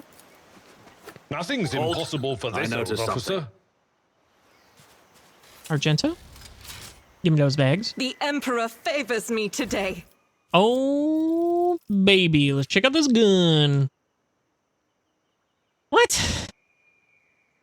Bruh. 5 to 8? What is that? Civitas pattern? I don't understand why that would ever be good. Fire rate of 7, but... Okay. That's a butt plug for sure. Aldari pulse grenade. Plasma grenade? Yeah. Okay. Fire grenade. Crack grenade. Med kit. A data slate with notes. We're going to go ahead and read that here. Kurt, I know it's been rough for you since the meeting by the ruins. First contact leaves an impression on everyone. But when I recommended you to the commander, I never thought you wouldn't have the stomach to process the truth. Think what you want, but I'm still your friend. I don't want anything to happen to you because of your own stupidity. I saw your bag with the packs of Nutribars, and our lads brought them from the settlement. And if you thought no one would notice a couple of clips missing from Torben's backpack, you thought wrong. I want to give you a chance to return the goods. You know, neither Nutribar... Every Nutribar counts these days. Stuff that grows in the forest is no longer edible, and we're in need of weapons more than ever. I cannot guess why you need all this. You want to split. I can guess why you need all this. You want to split, abandon our cause, go back home, and pretend nothing happened. But I'm not writing this to appeal to your conscience. I just wanted to say that you're a marked man now, Kurt. After meeting the higher-ups, cutting and running is the worst thing you can try to do. They're watching those who've seen them. They won't let you leave. Let's just talk. Let's talk, just talk. You and me in private. Let me know when you're in camp. Okay. And who's that from? Doesn't say. Just says Kurt. Okay. Well, I don't think Kurt made it. Go ahead and go back down. Experience? Nothing matters more. So now we have that way or this way? I'm going this way first, because it looks like that's a dead end. None shall stand in my way. The back of the corpse's head, there's a strange narrow hole that doesn't look like it came from any conventional Imperial weapon. A hole that, like that, could have been left by a thin blade, piercing blade to the skull. I guess he didn't just want to talk. So, anyway, sucks to suck, brother. As or it warp. should be. Epic. Plants corrupted, we get it. Uh-oh. Uh-oh. These guys again. Pray for no creature. Ambushed. All right. Wilbur. Suits my purposes. Get in there, Cabello. A dance of blades and shadows. Yep, it sure will be. And then let's go ahead and give her 2 AP. To then use this here. I shall not fail. Okay, I guess he wasn't a target. So in that case, let me go here. The shadows will see them. Yeah, she's doing a lot less damage than the last time. I'm just saying. Anyway. So I can do take aim with her. Not a problem for me. Okay, and then I can shoot this here. Epic. And then Cabela, you served me. I should have buffed her first. Go ahead and put this down here. Already done. We're gonna go ahead and put this down here. Rotate, please. Thank you. Nothing I can't do. And we're gonna take this and put that here. Not a problem for me. Okay. Over, that's enough from you. Your let. Let's go and mark these as prey. I am not your Xenos pet, monkey. Mark and prey. And then we're going to go ahead and give him exploits. And then we're going to go ahead and deal 52% of the bounties. Ah, see? See? Told you. Told you it works. Ooh. If it serves your cause. Oof. That's some fucking damage for free, bro. For one? That's crazy. And it doesn't even count as an attack. And I could have done this first and then done it. Okay. So yeah, let's do precision attack and then smack him. See if we kill him. Holy shit. She is so good. Harry. Oh, you're cooked. You dumb bitch. I'm not accustomed to being ordered around. Snipe his nuts. If our ancestors guide me. And then go ahead and do this. Yeah, absolutely cooked. You dumb bitch. Who do we want to move? I don't think we need to move anyone. I think we just give voice command to you. Buff you up. Argenta?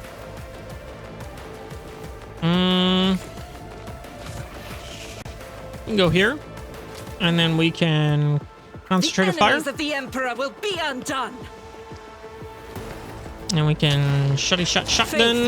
Whoppa! Is a prayer. Get fucked. And we're done. Cool. Good job, everyone. We're kicking ass. There. See? Right there. I better myself through my service. Never doubt me. I never did. Awareness 95? I did it? Okay. Victory awaits. Doesn't seem like anything important. These guys are not enemies. Bogle. I'm assuming I'm going to be talking to Bogle. And there's going to be a fight. Excuse me, sir. Oh, shit. I didn't even see these dudes. Yo, what the fuck is going on here? Yo, what the fuck is going on here?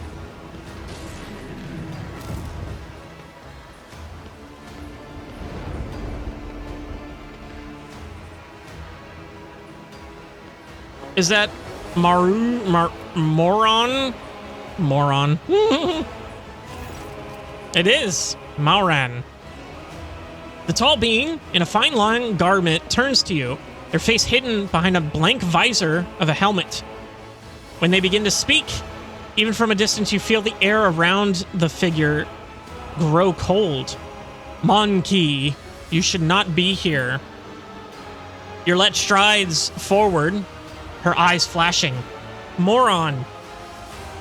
I am calling you to contact you about your car insurance. No. I'm calling you to account. You said that the great danger threatening the Lilithan lurked in the hearts of the monkey in their greed and ignorance. And all the while, another enemy was looming over this world, an enemy whose tracks you should have seen in things to come. Slanesh, she who thirsts, is threatening this world, and you hid it from us. Answer me. Did you or did you not behold our greatest foe in the Lilithan future? Lilithan's future. Did you lie to me? After Yurlet's words, the two tall Alderi behind Moron start moving. One looks around at the leader, while the other lets out a cry muffled under his visor. The rebel beside you cringes as though the Aldari's speech causes him pain. He strains to say something, but Moron makes an imperious gesture, and the soldiers meekly straighten up and salute, staring at the Xenos with slavish devotion. The robed figure inclines their head, and they begin to speak. Yurlet, the outcast. You left the path that was set out for you. You brought unknown monkey to our refuge, and now you speak to me with unseemly anger? Your long wanderings far from the Pradarak have altered your mind and tainted your sight. If I may, I would like to say something. Stop predicting I want to hear. I have something to discuss the situation. Janus, Xenos, fall to your knees before the rogue trader, whose world you have plunged into anarchy, and beg for forgiveness. Attack. Are you listening to the talk? I'm going to say nothing. She seems to have it under control, I think. I don't know. I kind of want to fight. I'm not going to lie. I'm having fun with the combat. My wanderings are the path I have chosen for myself, far from the walls of the Krudarak. I have seen and come to know things that no other Aldari could hidden away in a craft world their entire life. Oh, no Aldari could. Hidden away in... Okay. Why do you deny my words about Slaanesh? Is it because you were lying to me and my kin when you showed us the true path? This Alantok was the first person to discover the coming of Slaanesh, one of those whom the monkey calls Chaos Gods. Without him, I would still be deceived by your words about destiny and the true future. Monkey revealing paths, it's ludicrous. Monkey bring pain and strife in our time and for all time. How can you trust a monkey over what we taught you? After hearing the sorrowful song of the dying world, Moron turns his head towards you. It was not chance that brought Krudarak down. I'm gonna fucking have a hard time with that every time I see it. Monkey destroyed our ancient home, stripped us of our defenses, doomed us to wander amidst the cold stars. The colors of these Xenos are painful to behold, but there is just as much pain in their hearts. Could it be fear, despair? I cannot tell. The hues are too strange. Cassia flinches, and a trickle of blood runs down her cheek. Even if your craft world was destroyed by humans, as you claim, I imagine you can give a perfectly good reason. You gave them a perfectly good reason to do so.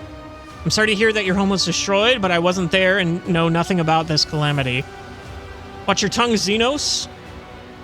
I'm doing you a favor just by listening to your vile words. I'm sorry to hear that your planet blew up, brother. Moron gazes at you intently. If these words had come from an Aldari, I would have believed them. But you are merely a monkey, a plaything of your own passions. Any emotion that takes hold of your soul can drive out all traces of reason and honor. You are playing with words and avoiding the question. Notes of desperation and rage are creeping into your Let's voice. The Lilithan is under threat from our eternal foe, and yet you're more concerned about the presence of Alantok than the corruption that is flowing through the veins of this world. Do you never consider that your war might simply be hastening Slaanesh's triumph? I'm not saying whatever the fuck word they're saying. I'm just gonna say Slaanesh, because that's I know how to pronounce that one. Perhaps the ruler's servants, in the efforts to protect her, will resort to more and more instruments of corruption. Moron leans down over Yurlet, his tone menacing. You left the craft world in our darkest hour to gratify your ego. You came to us on the Lilithan and accepted you. I accepted you as one of our own. I even gave you a real purpose. Yurlet the outcast. And you dare insult me, a Farseer? It was a mistake to let you into our circle. You have turned our efforts to survive into dust with your own hands. I am an Asari. No, Asari. Aldari. I'm gonna fuck that up. Oh my god, I'm gonna fuck that up so hard. Moron. Not a plaything of the cold hands of fate, which you claim to speak through your mouth. Which you claim speaks through your mouth. My choice of path is no worse than yours or any other Aldari's. And my path calls me to fight our true enemies, not eradicate the monkey. If it comes to it, I will stand with them. For this Alantok can see what you are blind to, Farseer. Yurlet's eyes are alight with fury. She pointedly lays her hand on her weapon, looking away from the Farseer. My duty is to protect my world and my vassals. If Janus is being threatened by the archenemy, I will fight it to the end. I am willing to help the Aldari defeat the archenemy, but first we must deal with the rebellions you have been orchestrating. Let's cool our tempers and try to speak calmly about this. Perhaps Moron would see a little more if he bothered to pull his head out of his ass. Let's team up, bro. I'm willing to help the Aldari defeat the archenemy, but we have to keep the rebellions to a minimum. Moron turns his head towards you. So Yurlet the Outcast has revealed our secret to you? I'm sure you have something to say in that regard, monkey. Ooh, requires heretical follower. Okay. Not at the rebels? Okay. If this world is in serious danger, there's no sense in fighting each other. Let us deal with our common enemy together. I want to stop the violence on this planet once and for all. Not at the rebels. What have you done to these people? They believe in their commanders. They believe you are their commanders. I've had enough of talking. If you, Xenos, refuse to bow down before the rogue traitor, you will leave me no choice but to kill you. Let me see. Yeah, this world is in serious trouble. There's no sense in fighting each other. The name of the danger is Monkey, and I will see to it that the Lilithan is purged of those defiling her face. And again, there is one way to prove to me that the monkey truly do care about the well-being of their captured world. Eliminate the ruler of the monkey, sojourning? I don't even know what that word means. On the Lilithan, and relinquish the governing of this world to me and my kin. That ain't fucking happening. Lilithan herself will stand as surety for our agreement, as will your compatriots who live on it, and the profit that you will gain by tilling the maiden world. Moron tilts his head to the side. Our human helpers will replace the leaders of the monkey. We will be the ones who govern the Lilithan from the shadows. That is an interesting thing. Putting the Xenos at the head of an Imperial planet is suicide. And where's my guarantee that the planet and its inhabitants will be safe? You have the word of the Aldari, who venerates life far more than any of you.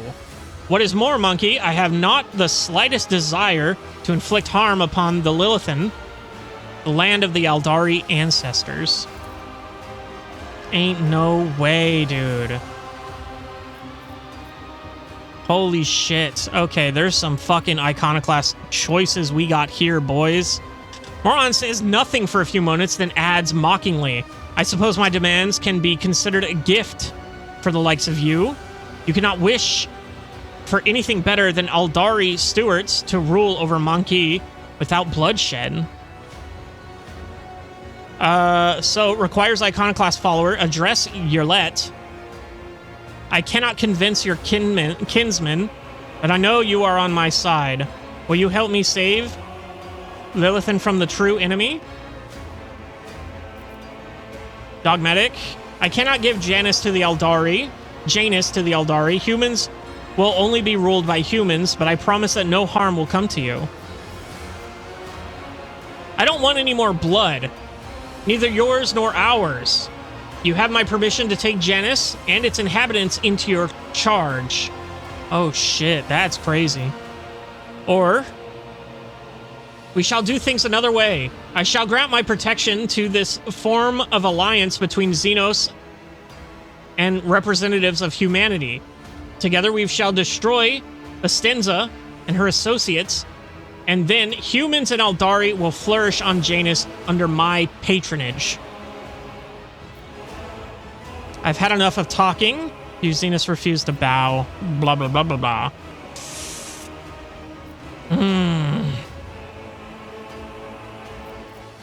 So I do think 6 is the way to go. I'll formally grant this alliance.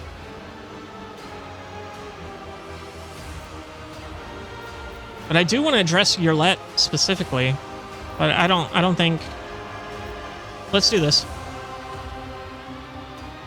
He stares at you for several seconds. At last he says, an alliance? That is how you interpreted what I said? Then again, if you prefer that word, let us call it an alliance. We will protect the Lilithan, but we will do so without violence. We will work for the interests of our race and our world through trusted Monkey, while we will remain in the shadows of the forest. This will be safer for everyone. Lilithan, if the Lilithan remains in our charge, I am willing to come to an agreement. We will not lose another kinsman, and we will be able to tend to this world, which has suffered so many years under humanity's yoke. As regards to the ruling monkey, Malran makes a strange gesture, and the Aldari behind him take off running into the forest. We will help you. Rebel nods in satisfaction. That's good, that's good. Our commanders should stay in charge. They'll know what to do. They'll know what's best, what pleases the God Emperor. He speaks his last words in a barely audible whisper, wincing as if in pain from a splitting headache. Yurlet gives you a long, studying look. Wait a long talk. Before you leave these forests forever, take me with you to the distant suns. The tale of the children of Asurian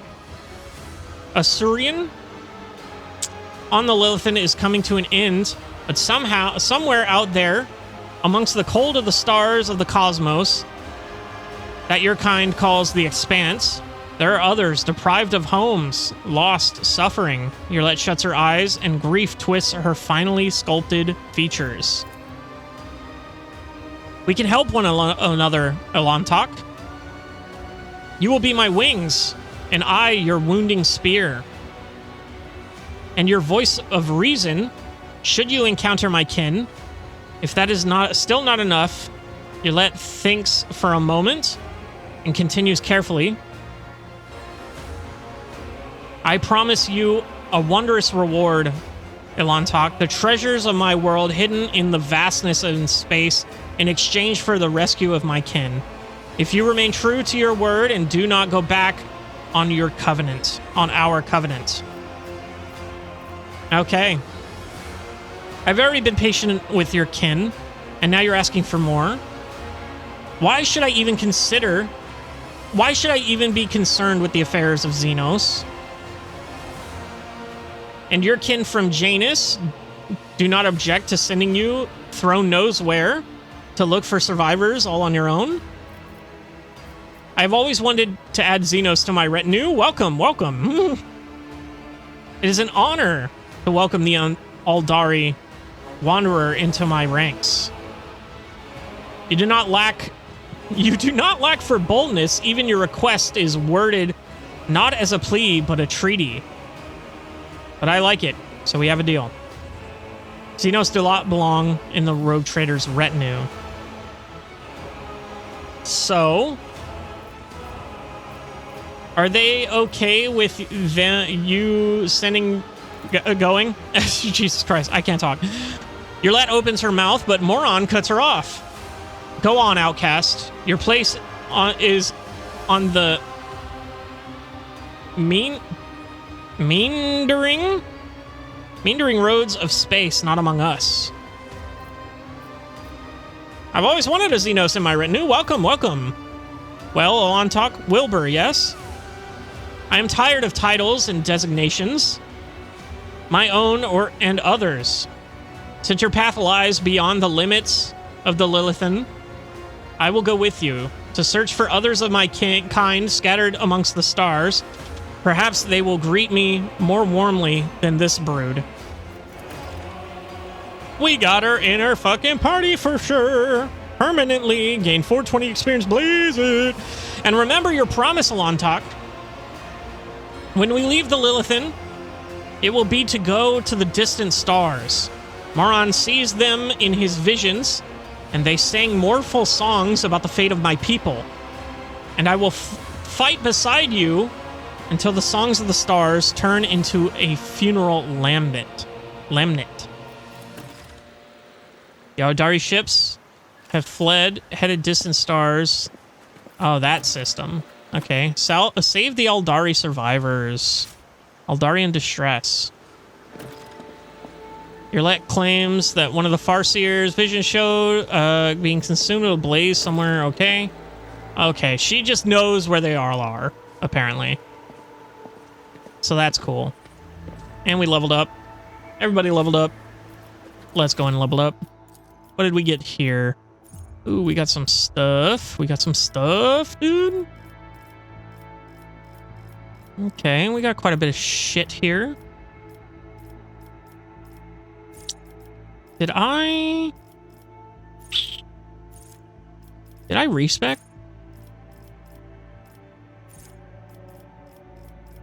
Okay, I think I did respec. Because, I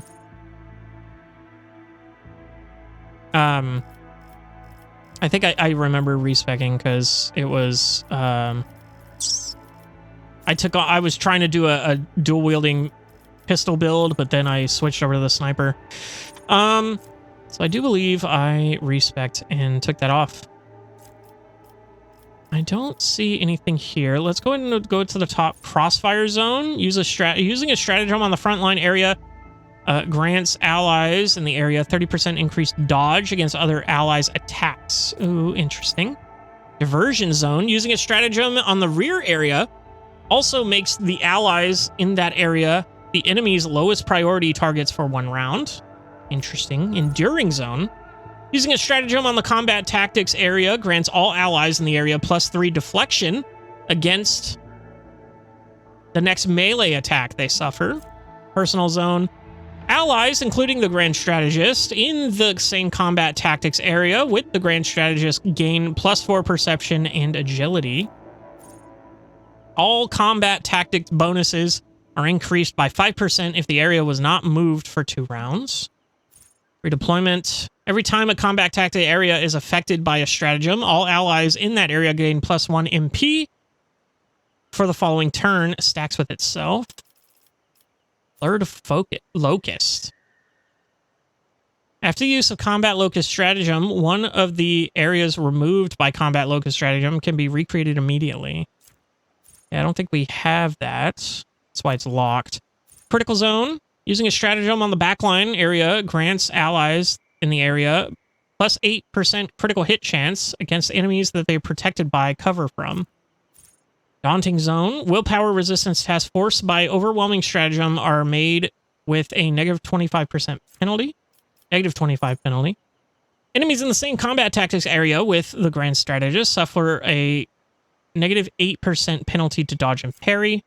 Fire at will. If there are no enemies in the backline area, the first attack in the turn made by every ally in the area costs -1 AP. That's sick as fuck. Honestly, that's pretty good. Fire at will. That's one to think about. Fortress Zone. Allies under the effects of Trench Line Stratagem will dodge area attacks without movement and are immune to all types of forced movement. That's crazy. At the start of combat, the Grand Strategist gains one random unknown stratagem and can use it at the end of combat for 0 AP. Inescapable Zone. Rerolls forced by Kill Zone stratagem are made with a -15 penalty. Using a stratagem on the combat tactics area grants all allies in the area the ability to move one cell without provoking opportunity attacks. The first stratagem used in the turn can be used a second time for 0 AP. Recoming Zone, we don't have this one. Every time allies under the effect of Stronghold stratagem should have suffered an injury, they gain +10 temporary wounds instead. That's sick. Personal Combat Zone. Allies gain the ability to reposition the combat tactics area they are currently in at the cost of 1 AP. Respite Zone. All allies in the rear area are healed by medkits for +15% more, or +15 more, and gain the same amount of temporary wounds. Medkits used by allies in the rear cost -1 AP. That's cool. Sniping Zone. Each ally in the rear area gains +8 critical hit chance if there are no enemies within a 5-cell radius around the ally. That's crazy. That's not really... 8% crit chance is not something to really care about. Every enemy killed in the frontline area increases all bonuses of combat tactics areas by +1 until the end of combat. Strategic Perfection. Each time the Grand Strategist uses a stratagem, they gain a stack of the Strategic Perfection effect. At 6 stacks of the Strategic Perfection, the next stratagem applies the benefits of all stratagems known by the Grand Strategist. Then all the stacks are removed. Interesting. Using a stratagem on the combat tactics area for the second time in a turn refunds 1 AP. This effect can be activated once per turn. And supporting zones. Using a stratagem on combat tactics areas allows the Grand Strategist to use all officer abilities on allies in the area regardless of distance. That's cool. I think...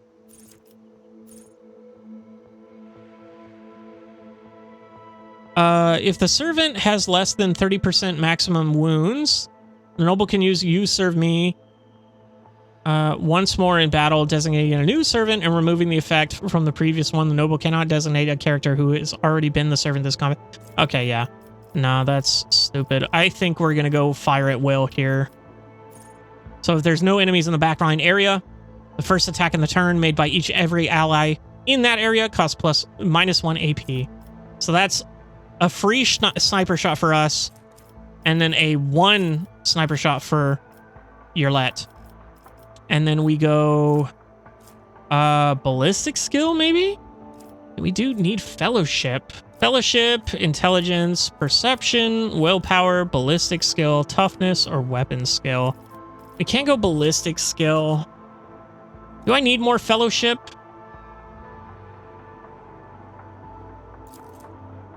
Let's see. Fellowship, yeah, this also affects persuasion. I think we go ballistic skill here. This would put me at 55. So what does this reflect?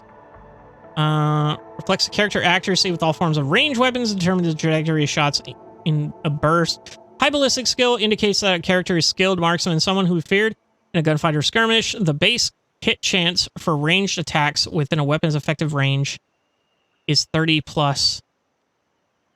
Oh. Okay. So this just increases our hit chance.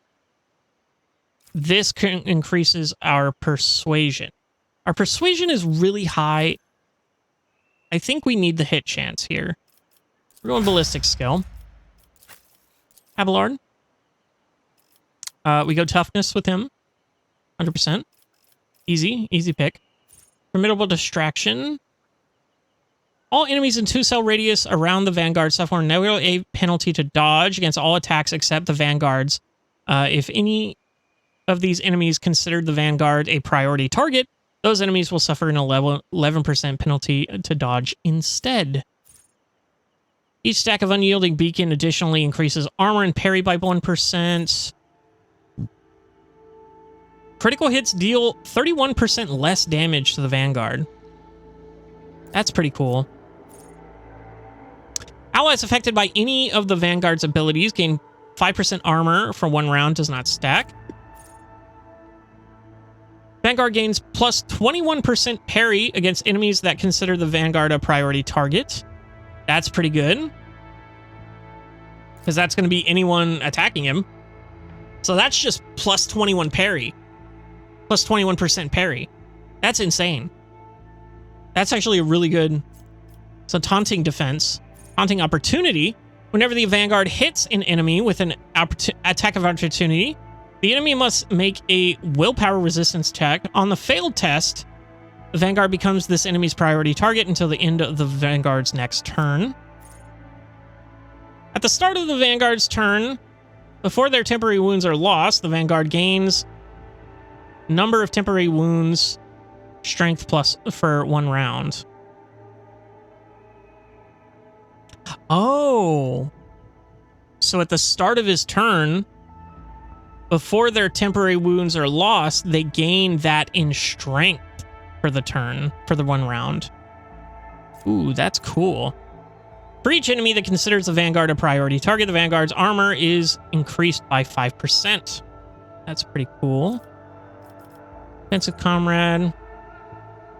While the Vanguard has at least 1 ally in a 2-cell radius, the Vanguard gains 11% parry. Not as good as the 21%. Whenever an ally uses following, the ally gains 11% more damage against all enemies in a 2-cell radius around the Vanguard for 1 round. Protective Word. All allies affected by the Vanguard's abilities, but not the Vanguard themselves, are negative 8% less likely to suffer a critical hit. Punish the Imprudent. Once per round, whenever an enemy that considers the Vanguard a priority target enters a cell adjacent to the Vanguard, that enemy provokes an opportunity attack. Ooh. Once per round, whenever an enemy that considers the Vanguard a priority target enters the cell, they get an attack of opportunity. Ooh, that's pretty fucking good, actually. Might take that over the parry. Unflinching. Whenever an attack made by an ally hits the Vanguard for the first time in a round, that attack deals no damage to the Vanguard. If this attack is a burst attack, this ability to each successful hit in the burst. That's pretty cool. All at maximum stacks of Unyielding Beacon, the Vanguard gains plus 7 resolve. And Words of Endurance. Whenever the Vanguard's ally in a 2-cell radius around them is hit, the Vanguard grants that ally plus 3 temporary wounds once per round for each ally. Okay. So I think I take Punish the Imprudent, and then I take the Taunting what is it? Oh, fuck. I forgot already. Taunting Defense? Yeah, the Taunting Defense next. Well, it does say to take the Taunting Defense first. I think we'll take the Taunting Defense first, and then we'll take the Punish the Improvement later. That's just a lot of parry. Let me actually look at his parry. Parry's 81%, bro. That's crazy. That's wild. And his dodge is 48%. Damn. Alright. Ballistic Skill. Easy pick there. Gruesome Kill. Whenever prey is killed, all enemies in a 2-cell radius around the prey have their agility reduced by for 2 rounds.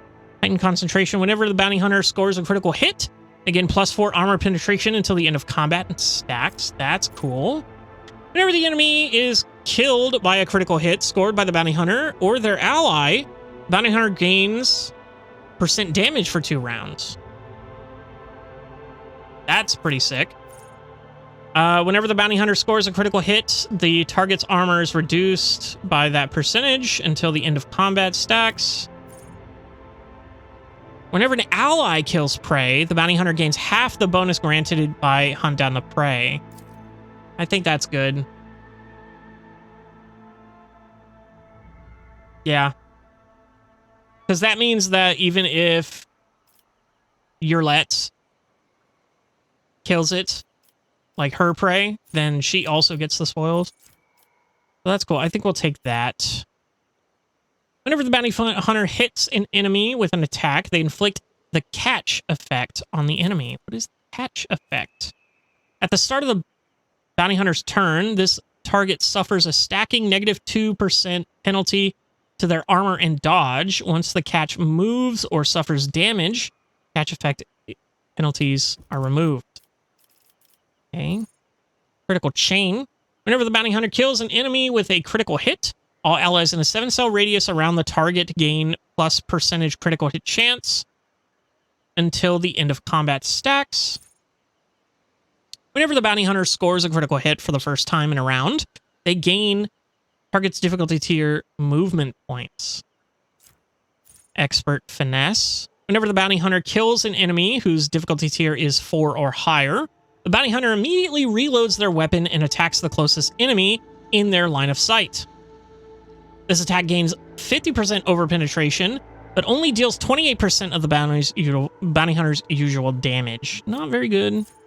Guidance. The bounty hunter's first critical hit in a round grants their allies a stacking percentage bonus to armor penetration until the end of combat. Once a character with the bonus reloads, the bonus is removed. Hunter's Ambush. When the bounty hunter performs a single shot action at an immobilized or stunned target, this attack refunds its cost and does not count to the attack limit once per round. Ooh. Ooh, ooh, ooh, ooh, ooh.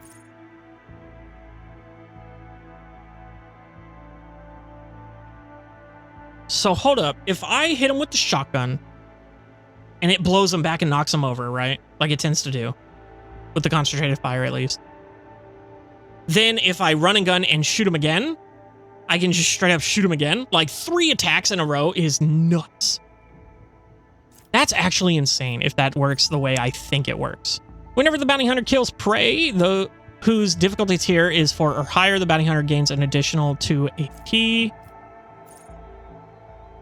The bounty hunter's allies gain 7% critical hit chance against enemies affected with 1 or more of the following effects: prey, trailed, or immobilized.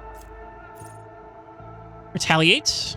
Whenever prey deals damage to the bounty hunter's allies, the bounty hunter gains damage percentage against the prey for 2 rounds.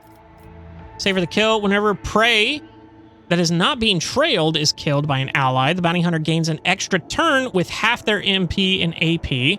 The bounty hunter cannot attack during this turn. Extra turn. Not really.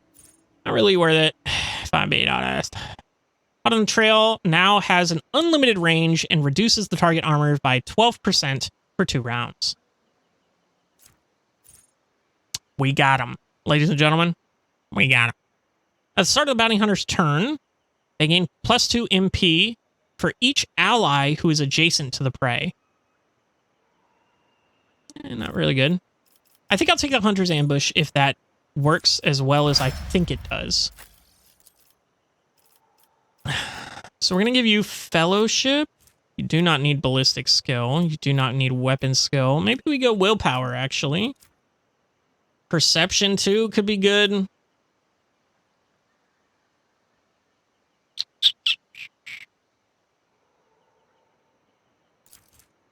Let me see here. Awareness skill, reduce enemy's dodge chance. That's not really useful for us. I guess we go willpower. Just pump that willpower. Against all odds, the Master Tactician begins combat with additional stacks of tactical advantage equal to the number of enemies. Okay. Interesting. Brink of Death. Master Tactician deals 12% more damage to targets with less than 50% wounds and heals 20% more wounds for targets with less than 50% wounds. She doesn't have any Medicaid, does she? I don't think so. I don't think that's like half a skill. All the Master Tactician's abilities work as if Master Tactician has 6 or more stacks of tactical advantage. Joint Offense. Oh, I already have that feature. Nerves of Steel. Whenever the Master Tactician or their allies gain momentum, they gain +1 more. Whenever the Master Tactician or their allies lose momentum, they lose -1 more. That's cool. Suppressive Fire. All enemies hit by the Master Tactician have 10% higher chance of hitting cover when shooting at the Master Tactician's allies behind cover. That's cool, because she hits everybody. You know what I'm saying? Ally Coordination. All allies have 25% dodge against attacks made by allies, deal 25% less damage to allies, and deal 50% additional less damage with critical hits against allies. Not really... Okay, let's see. Not really cool. Ally Coordination, Comfort and Conformity. Whenever the ally grants the Master Tactician stacks of tactical advantage, the ally also heals 1 wound for each stack granted. Ooh, that's pretty good. Just straight up heals her? That's not even like temporary wounds or nothing. It just straight up heals her 1 wound per stack granted. And I'm getting like 50 plus stacks, bro. Oh, whenever an ally grants the Master Tactician stacks of tactical advantage. Okay, I don't know if I have anything like that. Grenades and medkits cost -1 less action points to use, minimum of 0. Dawn of Victory. Every critical hit scored by the Master Tactician grants them momentum equal to resolve divided by 2. Works up to 3 times per turn.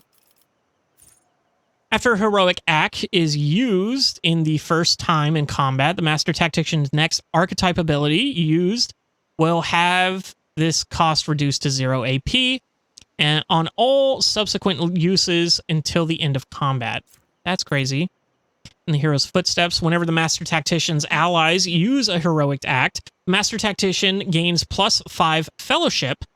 Whenever their ally uses a desperate measure, the Master Tactician gains +5 toughness. These bonuses stack and last until the end of combat. Logistical superiority. Whenever the Master Tactician or the Master Tactician's allies use any consumable item or reload their weapon, the Master Tactician gains 2 stacks of tactical advantage. Every enemy killed by the Master Tactician increases the Master Tactician's resolve by +1 until the end of combat. That's crazy, actually, because she kills a lot of ads. Using medkits on an ally under the effects of the Master Tactician's archetype abilities heals that target for an additional wounds equal to blank and removes an extra injury without any tests. Whenever the Master Tactician spends tactical advantage stacks on abilities or critical damage dealt by the Master Tactician increases by 1% for every stack spent until the end of turn. Whenever the Master Tactician heals an ally, that ally gains +1 resolve until the end of combat. This effect stacks up to a maximum of 6. So this is really kind of a healer role, which is pretty cool.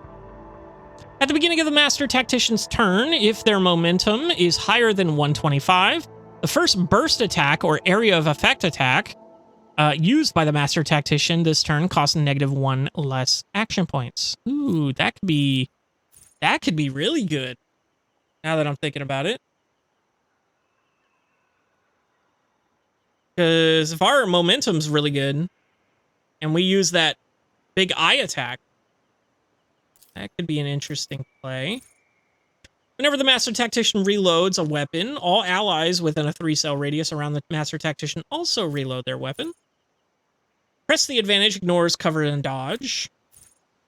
The target of Inspire gains +5 additional damage, 5% additional damage for every 10 stacks of tactical advantage until the beginning of the Master Tactician's next turn.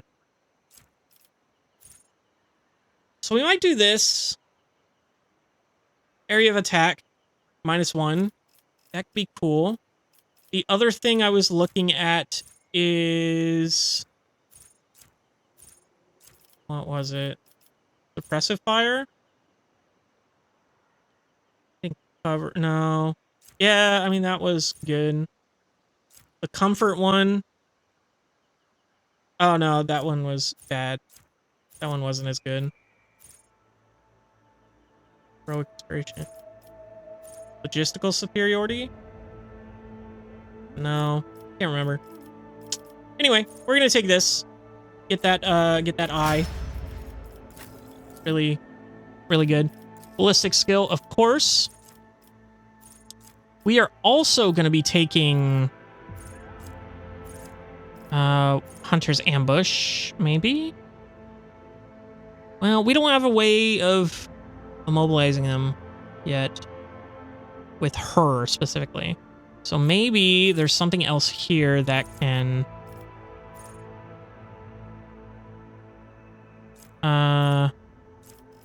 let's go gruesome kill. Whenever the bounty hunter scores a critical hit, armor penetration until the end of combat. Yeah, let's go with the critical hit thing. So this is armor penetration, which is cool. Scores a critical hit, armor's target is reduced. Hunting surge. Whenever an enemy is killed by a critical hit scored by the bounty hunter or their ally, the bounty hunter gains percentage damage for 2 rounds. That's the one we want. And then executioner. We're gonna go strength or weapon skill. We're going weapon skill. Parry, melee attack, critical hits with melee combat, and then this is damage infects the damage a character inflicts with melee weapons and allows them to lift heavier objects. Okay, so we're definitely going strength instead of weapon skill. Because her parry should be good, right? Let's cancel. All right, let's accept. And then we will go parry. Yeah, she's at 95% parry. That's crazy. We're going strength. We're going to buff up her damage. Acute pain. Whenever an enemy suffers damage from a damage over time effect inflicted by the executioner, for the first time in combat, this damage is increased by 100%. If an enemy suffering from any of the executioner's damage over time effects is suffering from bleeding, burning, and toxin, including, hold on, it says including the effects inflicted by a pyromancer or a navigator, and toxin, including the effects inflicted by a biomancer. At the same time, all these damage over time effects deal 30% more damage to the enemy. The maximum number of wounds for the executioner depends on their Medicae instead of their toughness. Ooh. Hold up. Yeah, we're going to cancel out of that. Her Medicae is huge, right? 68? What is her toughness? Toughness is 45.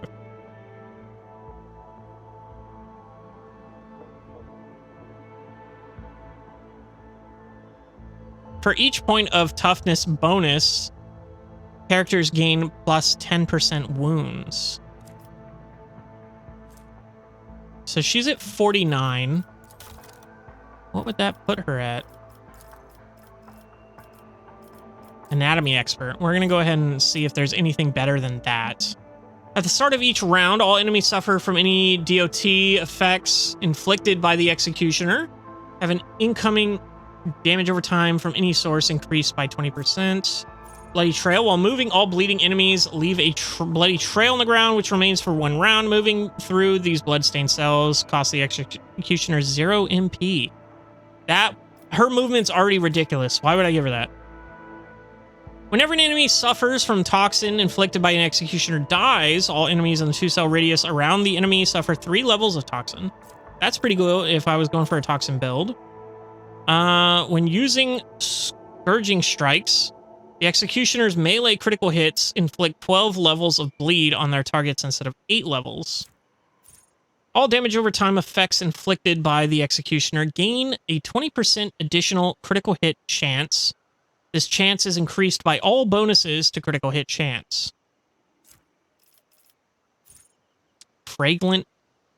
fragile playthings.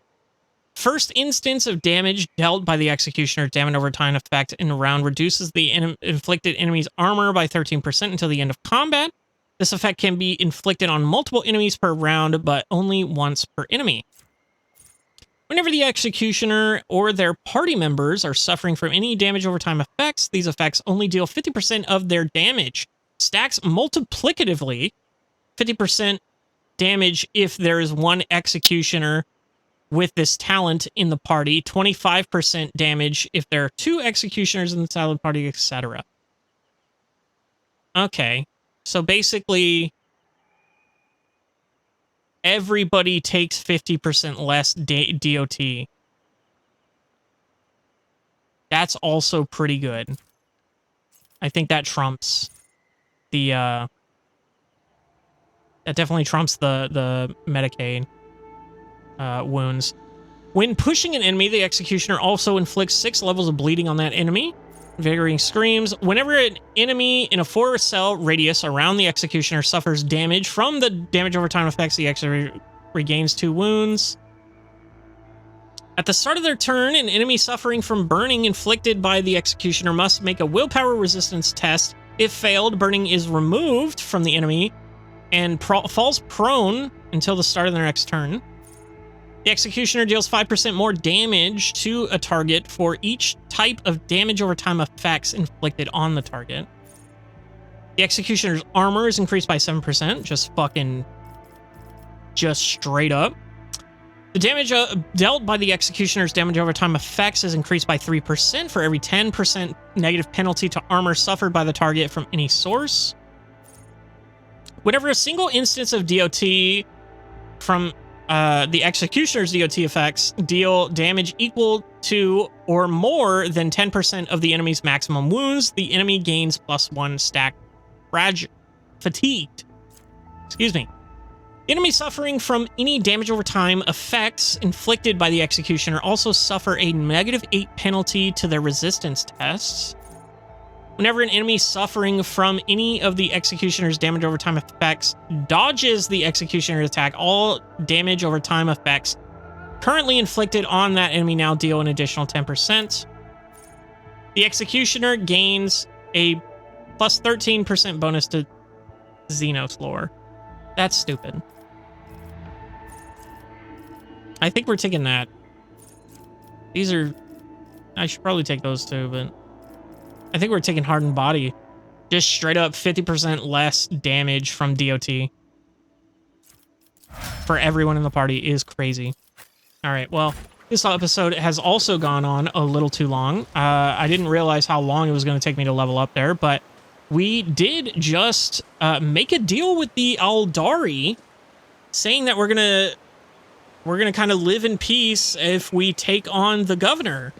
Yet.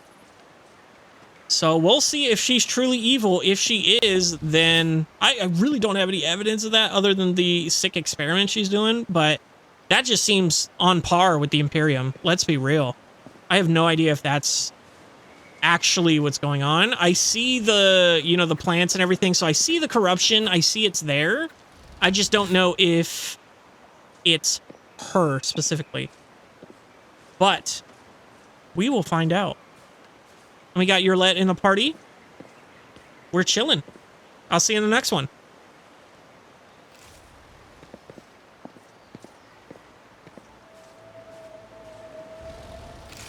Hello, everybody, and welcome back to Warhammer 40K Rogue Trader. We made an alliance with the Aldari, and we're gonna go kick some butt, I guess. I don't know. We don't know if she's evil per se. We've heard rumors, you know, but we don't know if the governor is actually the bad guy. And I'm gonna go in with that mindset. Like, yeah, these people are like, Yurlet and them, they're just like, and Moron here, they're all like chilling. They're all like, hey, them's the dude, you know? Like, them's the guys who is fucking up. And I just gotta go on their fucking word right now. But I'm sure we're going to find something here. So, we didn't actually get a chance to explore the area. I'm glad we didn't fight all these people, because that would have been fun. There is loot up here. Let's go ahead and grab that from down there. Crazy. A little Arthlock Mark IV. 5 to 8. Solid projectile. Okay. Pretty not good, in my opinion. I'll lay claim to the stars. But we're chilling. So now, let's check our journal here. Okay. So, on his travels, the rogue trader may encounter Adari. Oh, okay. So this is not the quest I'm on. This is her quest that she's like... her companion quest, yeah. A new ruler? I don't know. We're on chapter 2, right? So is it reclaim what we lost? On the hunt for knowledge? Reconnaissance data must be delivered to the Adeptus Mechanicus representative on footfall. That's not it. This is also on footfall. Epsilon. Reclaim what we lost. World Shapers. Ah, here he is. Here it is. Governor's Palace Janus. As previously agreed, the governor is waiting for the rogue trader at her estate with news of the rebels' fate. Alright. Let's head back. Turn to the void ship. Oh, hell, we brought it here. Hell yeah. Love to see that. Love to see a nice fast travel as soon as we... you know, as soon as we need it. Not having to go all the way back to the fucking estate. Oh, that's right, because we traveled there. We didn't... yeah, Rebel Base. So, let's go there. We're taking all our people. Jay, Heinrichs, Pascal, and Adira are staying behind. Not that they're bad. It's just our squad is pretty goddamn good. Honestly. Which makes me excited for, I believe, our final party member that we have is going to be the Space Marine guy. He's on all the box art and everything. Box art. There's no box art anymore. But yeah. A new you know challenge what I mean. for me? Wonder what his deal is or where we'll encounter him. But he should be fun. He'll probably replace Abelard in all honesty. Not that Abelard's bad, it's just that... that guy's pretty cool. Let's be real. Pretty sick. Pretty sweet. Alright. So here we are. We are, in fact, going to take our entire entourage in there because this might be a fight. She does seem to have a shield on her. Of some sort. Sup, bitch? I found the rebel's nest, Vistenza. Have you really, your lordship? And what have you learned? Everything, Vistenza. I know everything, and now you have one chance to beg for mercy. Let's not waste time on meaningless chatter, Vistenza. You are a servant of the arch enemy. Xenos are responsible for the uprisings. I let them live. That's not your concern, Vistenza. You have a far worse problem to deal with. Do we just straight confront her? I think this first one is pretty coy. I like it. Your lordship, but I have no idea what you're talking about.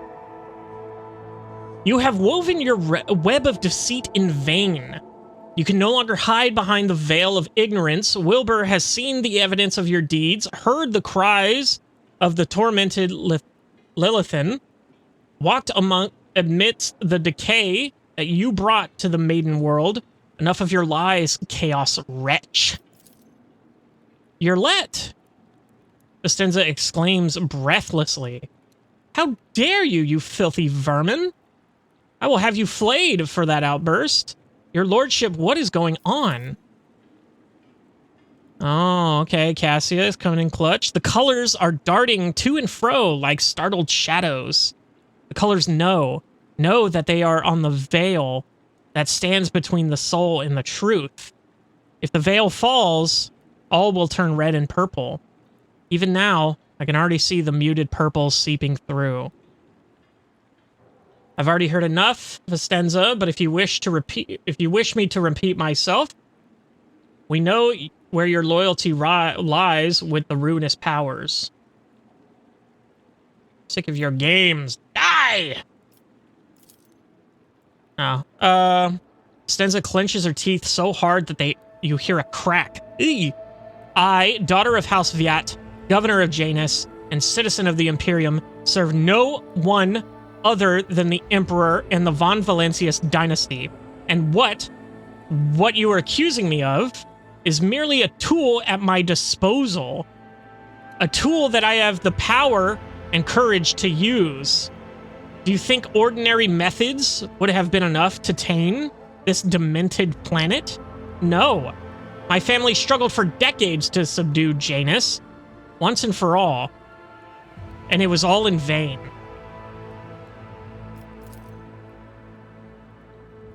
But loyal servants of those families who have resided on Janus for centuries helped me to unlock a new source of power. Ancient knowledge secretly passed down from generation to generation, accessible to a select few, and which grants power over nature itself. How could I reject it?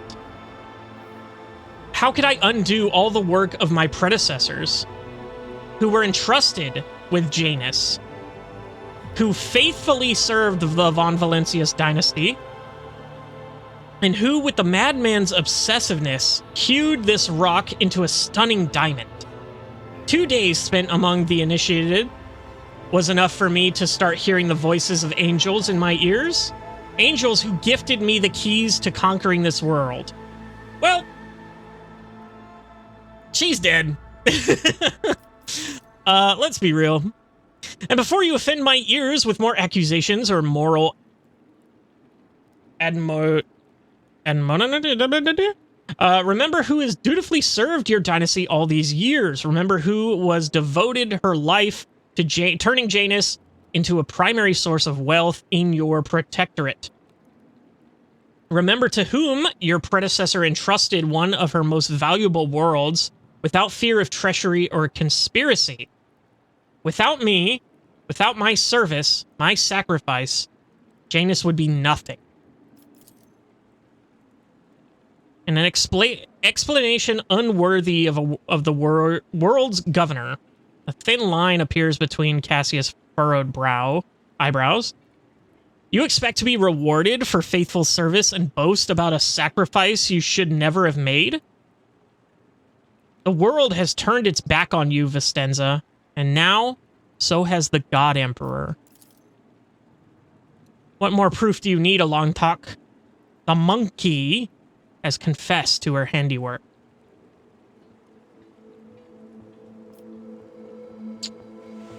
Hey, let's see. You're not saving or improving Janus, Vistenza. You are destroying this world with your own hands. Theodora knew about your inclination. Did she know? She owned the planet for many decades. She probably did pick up on the local gentry's quirks. But did she ask me outright, as you were doing now? No. Your predecessor was much more interested in supplies and tithes, which I provided without fail. You're destroying the world with your own hands. Ooh, look at that. We got some more options here. Oh, shit. Okay, shit. Vicenza's eyes narrow. Forgive me for what am I about to say, your lordship, but you are lying. I am not blind. I can see how Janus is changing, how it is becoming tamer, more submissive to the will of humanity. Okay, iconoclast required follower. The will of humanity, or the will of the ruinous powers.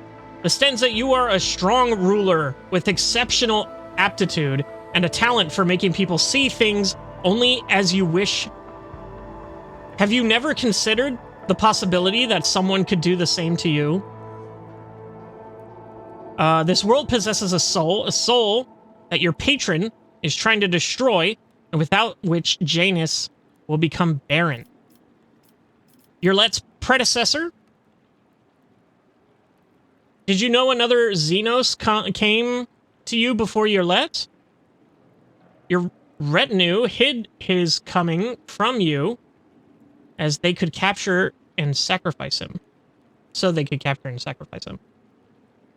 When was the last time you left the estate, Vistenza? Take one look at the jungles of Janus, and you'll see that whatever you may have thought you were doing for the good of the planet, you are actually killing it. You will be immediately put to death. Oh, no, you will immediately put to death anyone connected with your sorcery, and you will strike this vile chapter from your mind forever. This is an order from your overlord, Vistenza. That's interesting. Keep her in charge, but make her change. I won't be able to change your mind, will I? Then I won't try. Attack. I'm not going to waste my breath trying to persuade you. It's time to retire Viet line. No, we're going to do this. You not see? Oh, shit. What does she do? Oh, shit! Oh, I knew it. You stupid bitch. Vistenza falls silent and then cries out suddenly, falling to her knees. You see a bloody stain seeping along her back. Epic. The companion behind Vistenza brandishes a curved blade. Traitor! The prince saw your treachery. You can die along with the traitor, Vistenza. Epic. She's gonna summon a bunch of shit in this room, isn't she? Or she's gonna turn into something? Or she's just gonna do that? The fuck? Okay. Secret door, secret door, secret door, secret door. Hello? It's about time. Well, where the fuck does that lead? Well, that sucks. I wanted to loot her body. Let's go. Everybody. Your lordship. Let's go here, I guess. Let's check the map. I mean, there's no way to get there. Oh, there is something here. Am I stupid?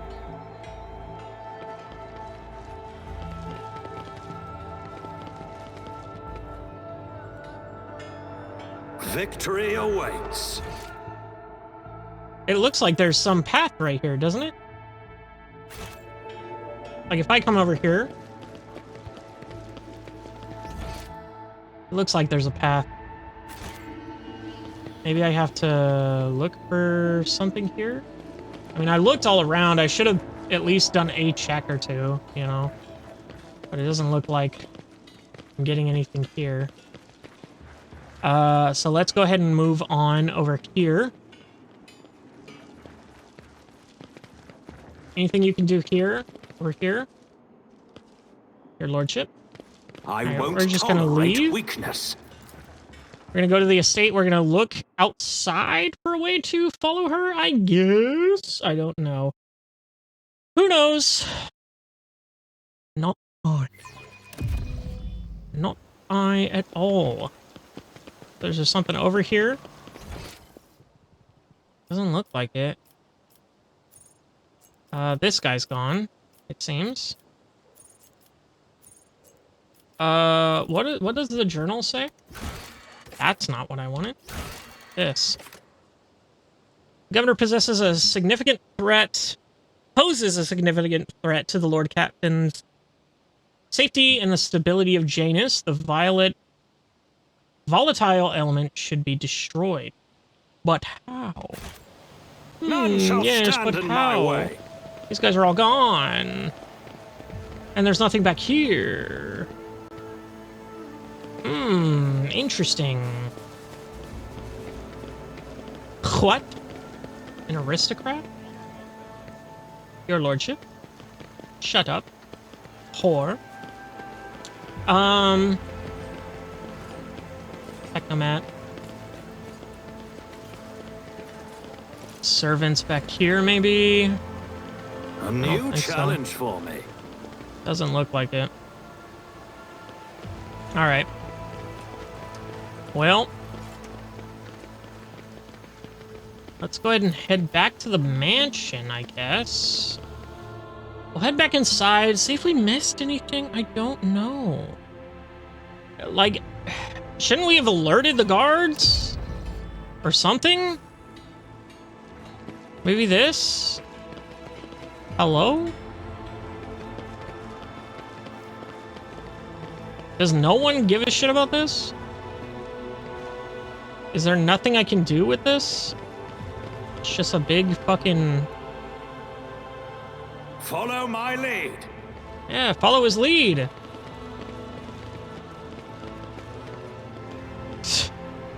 Wonderful. Good job, everyone. I don't know what to do. I'll be 100% real with you. I don't know what the hell is happening. I'll be real. None of these are opening. None of the guards are alerted. Time.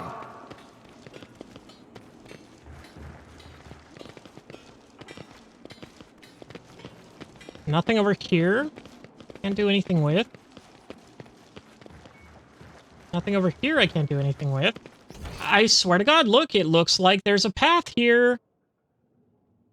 This also looks like a place I can go. What the hell?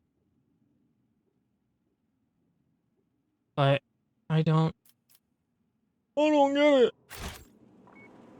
Duh. Duh.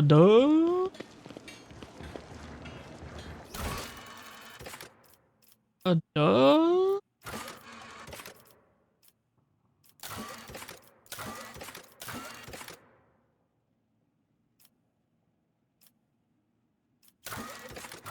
I don't know what I'm supposed to do, actually. Hold on. No, that doesn't explain it. It just says kill the governor, but the governor's dead.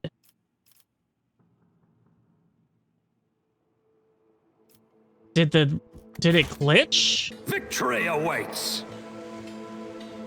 Did it glitch and not go to the next thing, and I don't know why? Do I have to start the episode over? I don't know. I don't quite know. Go ahead and go. There's nothing over here, right? Like, no secret entrances, anything like that. There's that. Aristocrat. But that's fine. None shall stand in my way. Odd, odd, odd.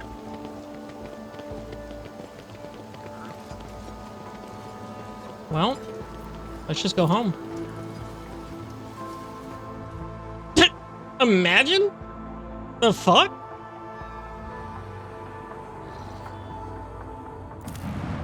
Ain't no way. Ain't no way. Like, what am I to do?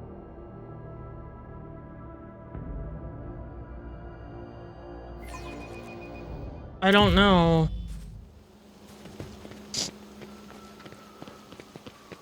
Do I talk to this guy again?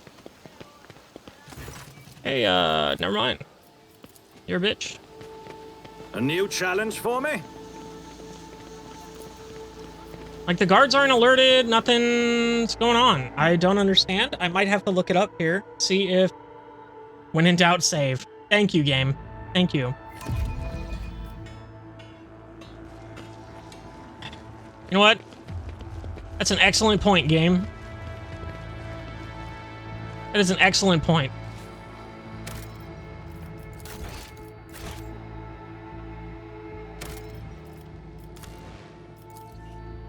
Let's see what happens. Troubleshooting. Save, reload. See what happens.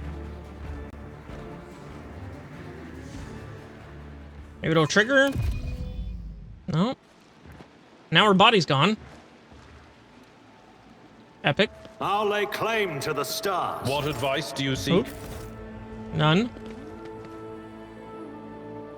I swear to God. There should be like an entrance here to somewhere. But her body's gone now, so I don't know. Let me pause the game. Let me go look this up. I'm gonna be right back. All right, guys. I feel really dumb. I'm not gonna lie. I looked up somebody else's playthrough, and I just had to hit tab. Yeah, it just says remove the obstacle, and then we... Just as he yeah, ordained. it just... Okay. Epic. Love that. I feel incredibly stupid for wasting the time when I just had to hit tab to highlight Attention objects. to detail is the key to success. All right, so can I disarm that somehow? No? Where is Argenta? That's not it. I woke up with a feeling of wonder, as if a field of flowers was blossoming nearby. Okay, calm the fuck A child down. was saved from death. 1,000 heretics were burning alive, begging and sobbing and howling. Ow. I better myself through my service. Okay. That was a long thing just because I clicked on you, girl. 80% Wilbur, 80% Wilbur, 100% Argenta. Oh, but I used the... Favors me today. Okay, I shouldn't have done that. Alright, cool. Hey, they just back here smoking ganja. Doing some summoning. Oof. Saw a girl? Yeah, damn. Intoxicated noble, and look at her arm, dude. Ew. Gross. Oh yeah, they're doing some fucking fucky shit here. Sure. Corrupted nobleman, corrupted nobleman. Not seeing anything else here. But they're gonna have to fight a demon. Fighting sexy demons, eh? Take a knee and bow before me. Okay, these guys are actually pretty pumped up. What are you? Demonette? Damn, girl. Oh, there's two of them. Secret Chambers Guard. Anyone else? Secret Chambers Guard. I think that's all of them, huh? So... Those corrupted nobles actually go right after Wilbur. So, anyway, let's go ahead and set everyone up. We're gonna go Cabela in the front. Right here. Abelard. Go right here. Cassia. We'll put you like right here. That's fine. Yurlet. Should we put you in the back? No, we need you up front in case you need line of sight on these guys, because this is fucked. So... Argenta, we're going to put you up here. And then Wilbur, we're going to put you two in the back here. Kind of protected. And I think we start the battle from there. Wilbur? Suits my purposes. Cassia? Kick their teeth in. Isn't this a job for the serfs? Epic. And then we give voice of command to Cabela. Pass. Fuck.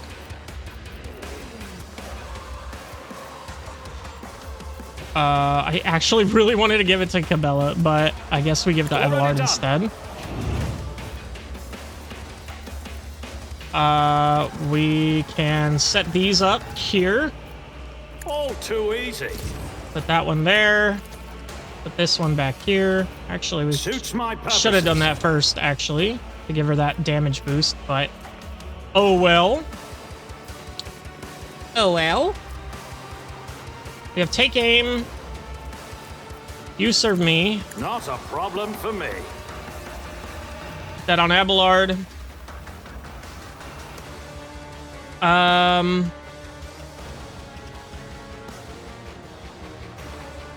Damn, we actually should have put the voice of command on Yurlet there, but we can still give her the I can't do. take aim. I wonder if we can put the voice command on ourselves. That'd be interesting. Anyway, we're gonna go ahead and take this shot. Hit them both. Oh, Lamau. Another clean strike. Easy. They're all dead. They're gonna go ahead and get some moves in. Never mind. Maid of Honor. Accept it. Embrace it. Okay. I don't know what the fuck that was, but I guess we move up here. So we have all that. What is this? Claim the bounty offhand. Okay. So we can do the claim the bounty and do a bit of damage. Free single attack with a selected weapon. This attack always hits. Is not in the movement. And deals. And each third enemy killed by claim the bounty gives me a charge of claim the prey. Okay. Okay. So, if I actually do this... This tedium is beneath me. And then I go ahead and do If this. It serves your cause. And then I go ahead and do this. I'll do you, because you have more health. If another soul slips beyond the veil. And then I analyze enemy I am on you. not your Xenos pet monkey. We're gonna go ahead and cover efficiency, or this is ballistic skill. So we're gonna do this. Serves your cause. Buff this up. All the exploits. He only has 2 exploits, so that's fine. And let's go ahead and put that on you. Tedium is beneath me. And then we're gonna go ahead and shoot here on you. I am not your Xenos pet monkey. 40%. And then we'll put it on you. If I must. End our turn. Cabela? Slap their nuts. Go ahead and do this for free. Never mind. I can do it there. I could do it there. I do kind of want to get this kill, though. So I'm thinking I just go here. And I hit this man. I am your blade and shield. This guy's dead. Side awaits. And we're gonna jump over here. Harry! Bitch! To the brink of agony! Let your soul be purged. Okay. And then we can do... Yeah, we can do Blade Dancer. Inflicts bleeding. As honor ordains. And then we do As this. the tenets demand. It inflicts bleeding. And then we hit Acrobat. And we jump back here. Hit her. She has 1 health. Are you kidding me? And then we go back there. Okay. And we're chilling. You're fine. Cassia? Give another turn to... Wait, can I voice a command? Your let. Excellent. Just what I wanted. And then let's go ahead and go here and see what we can hit with this. We can do quite a bit of damage here with this. I say that's cool. Be careful not to cross my gaze.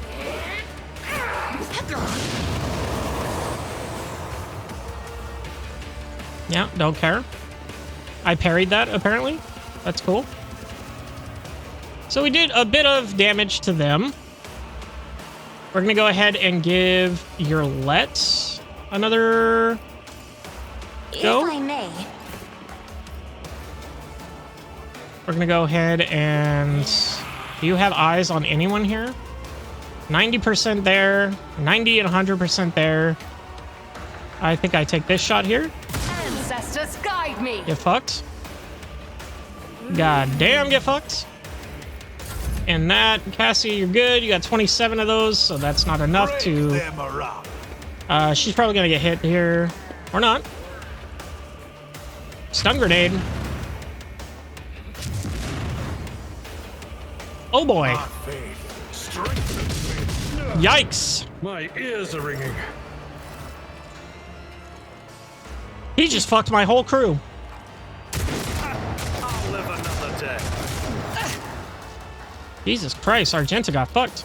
Embrace excess. They just get to take their whole turn. Monotony into sensation. Oh, Wilbur's actually not stunned. Or is it the next round? I don't even know. Let's give another round to Cassia. Never mind. Let's go ahead and move up and give another round to Cassia. Or wait, can I put voice of command on her? My specialty. Not line of sight. Sick.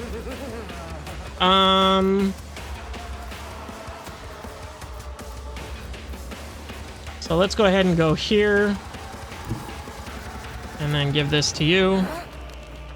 Alright. Absolutely not. Target cannot act. So Argenta, Abelard, and Cassia can't do anything for this turn. Cabela and Yurlet can. So let's go ahead and do this instead. We're going to put her under voice command. We're going to give Yurlet another go. She's going to go ahead and take another shot here. 86% there. 95, 95. Ooh, this is the better shot right here. No weakness is hidden from my sight. Yep, that's a good one. Horrors of the Warp. Target suffers -5 to weapon skill, ballistic skill, willpower, strength, and -1 resolve per difficulty tier of the demon for 1 round. Okay, rude. I have a shot with me, and then I can get someone to move. Abelard can't move, but Cabela can. So I think we get Cabela in there. I think we get her right there, smack in the middle. I bring mercy and retribution. She is nice, juicy target for them. And then I have a shot I can take. That's a pretty good one. 70, 70, 23, not bad. Nothing I can't do. There's nowhere to hide. Epic. I got 1 bullet left in the chamber before I have to reload, which is gonna suck. She is just summoning people. Vicious delight. I don't know about that. The swift. Hey, we got the fucking... We finally got in my sights to work. Crazy. So, let's go ahead and... That won't kill. Will this kill here? Oh, it won't. What if I exploit him? I am not your Xenos pet monkey. Now it will. Hopefully. Yeah. Epic. I can get a shot on everyone here with the Wild Hunt. I can do cover efficiency here. I understand that could be good. Your intent. And then I can take a shot at this bitch in the back. No weakness is hidden from my sight. Yeah, that's a good shot there. And I don't have enough bullets. So we're just gonna end her turn. Cabela? Go have fun, sweetheart. Oh shit, she's only got 2. So I can do this, or I can do a single attack. Ooh. She actually might be hurting here. Well, if I'm doing a single attack, I do it on you. Never mind. This is ass. Why is it ass? Oh, well, look, that's there, so I can do the bleed. I can make him bleed. I can hit you. Parried. Sick. Alright. Awesome. This is free, but not relevant. Cassia can act. Argenta is finally going to get in there, even though she's at half health. So I can do the controlled shot. Oh, why is it all 0 AP? Why do I have 0 AP, 0 movement points? That sucks. I guess I'll take the momentum, but I don't need it.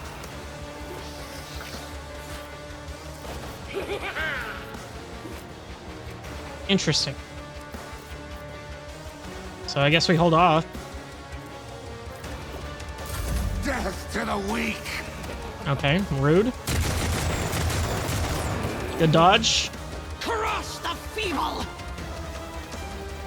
Wild play. I feel nothing, fear nothing. No fucking shot, dude. He just shot the shit out of that lady, and we dodged every bullet. That is insane. So, the charge...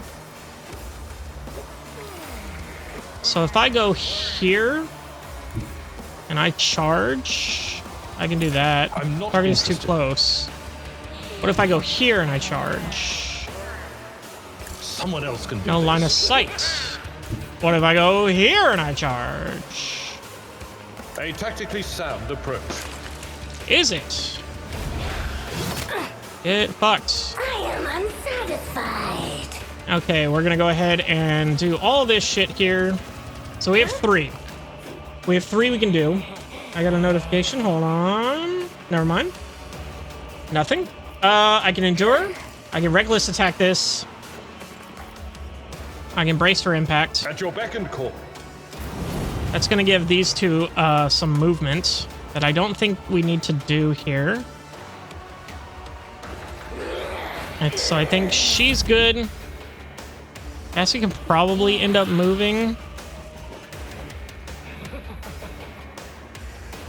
I mean, she's good. She can move up one even, I think. Emperor, give me strength. That's fine. Yeah, fuck it. Get in there, girl. We're gonna go ahead and endure. We're gonna reckless attack. Oh, I actually could have done the smack on all of them, but okay. 61%. Hey, we got it. And we knocked him down. And doesn't Argenta have like something that some synergy with knockdown opponents? I don't remember. Nice parry. Love to see it. Never mind, got back up. But it was perfect timing because we don't want them fucking around. We can give movement to Cassia. Or do we give movement to Abelard to get him out of the way? Damn, damn, damn, damn, damn. We definitely move the front line up here, though. That's definitely a play. I have 1 shot in my gun. If I could take the shot and reload, but then I can't give anyone actions. I think I'd rather do that.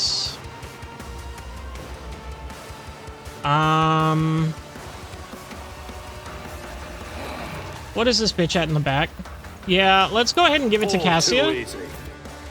And then she can go ahead and do this for 45. And then kill this bitch. Isn't this a job for another foe painted black? That's what I'm talking about. And then this thing died because of that. So that's epic. And we could give voice of command to someone. I guess we give it to... Wait, what is this? Inspire.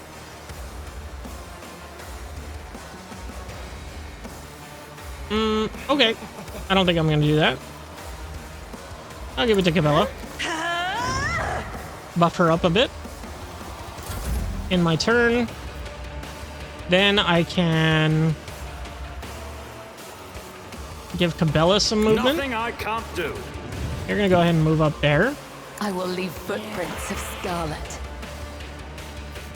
You're gonna chill. We're gonna go ahead and take care of this, because this looks like a good shot lined up. Nope, never mind. 72% is not that great, if I'm being honest, but we're gonna take it. We got it. We got it. Voice of command. Who else does not have voice of command? Just Argenta? Damn. Suits my purposes. Everybody's got voice of command. And then we're gonna go ahead and move this back line up here. Nothing I can't do. Alright, cool. So what's your shots looking like? 95 there. No sight there. No sight there. Well, that's our only real big thing. So we can go ahead and put more exploits on you beneath me. in order to do more damage. That's a kill, maybe? If that's not a kill, which isn't, it will be with this. Okay. It only takes 2 to reload. That's cool. And then, That is beneath me. Alright, so... I do get to move here. Let's go ahead and move up here. And then put that on him. I do have 1 more bullet in the chamber here. That's cool. Cabela? I think you go over here and just start smacking this guy, because everybody else can get to this guy. It's this guy that I have a problem with. I don't have any shit here to deal with him. So we're just gonna smack him. Comes in silence. 13. I have 2 and 2. So I can do this here with another. Now I can do that. Death by 1,000 cuts, bro. Damn, he's got 10 health left. Cabela? Me? Smack his nuts. If you insist, Lord Captain. Killing brings me no pleasure.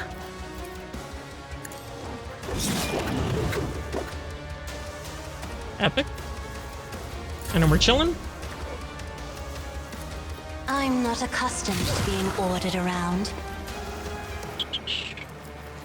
She's got to move. I guess we can get Abelard in there. Or, well, do we want to... We want to move Argenta up, I think. Navigator, as much as we can. Guided by faith. Okay. And then we'll end our turn there. Oh, perfect. Argenta can get up here. We can get right here. And then we can blast his ass with a shotgun. Rejoice in battle. A kapow. Goodbye. And then run and gun. I'll do it. And then concentrated Doubt is fire. for the weak. And then blast his ass. None can escape the Emperor's judgment. Just executed, bro. Yolette lowers her weapon, but her shoulders remain tense. She finally catches her breath, shaking her hair out of her face in a fluid motion, and looks at you. You have done your duty, Alontok. From now on, the Lilithan has hope for the future. A future without Slaanesh and her followers. This world has yet to be cleansed, but there is time for everything. Now is the time to thank you. Yolette bows her head slightly. So the heretic is dead, now what? Are you trying to say that open season on humans for Aldari now? No. The heretic is dead, now what? There's no doubt that our visit has stirred up the inhabitants of this place, but it is unlikely that their devotion to she who thirsts will outweigh their fear of your authority. Whatever it is based on in your society, you have nothing to fear. I will most likely return to Janus in the future. I must keep an eye on my worlds. She nods pensively. Epic. Too well. Everybody gather round. We got some bullshit. Actually, some pretty cool guns, but I do want to search this bitch in particular. Oh, she just had a knife and a sinister diary. Grants a plus 20% bonus to lore warp and a negative 10 penalty to willpower resistance tests. Interesting. I think Adira is the only one that can equip that. She's the only one heretical on my team, right? I think. There's some goods there.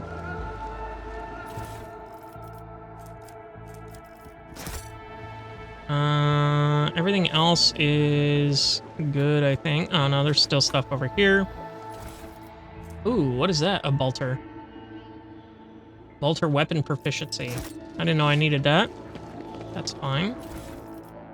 Couple of blades and some body gloves. You guys are just fine, huh? Y'all are just fucking living it up. Go ahead and hit this. Still have some stuff over here, some goods. Some alcohols. And then over here, we have this. Some books. Okay. It's about time. Let's go ahead and go in here. See if there's anything right else. Aha! What did I say? Argenta? Confuse this bitch.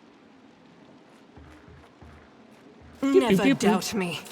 Goods. 35%, 35%, 80% with the melta charge. I better myself through my service. Epic. That's a lot of stuff here.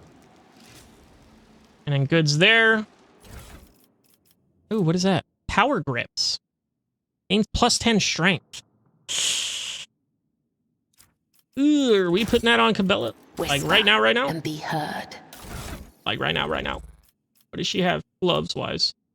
If worn by a Death Cult assassin, whenever the killer wearer kills an enemy, that enemy explodes in a fountain of blood. The cells nearby are covered in blood that are affected by blood vial.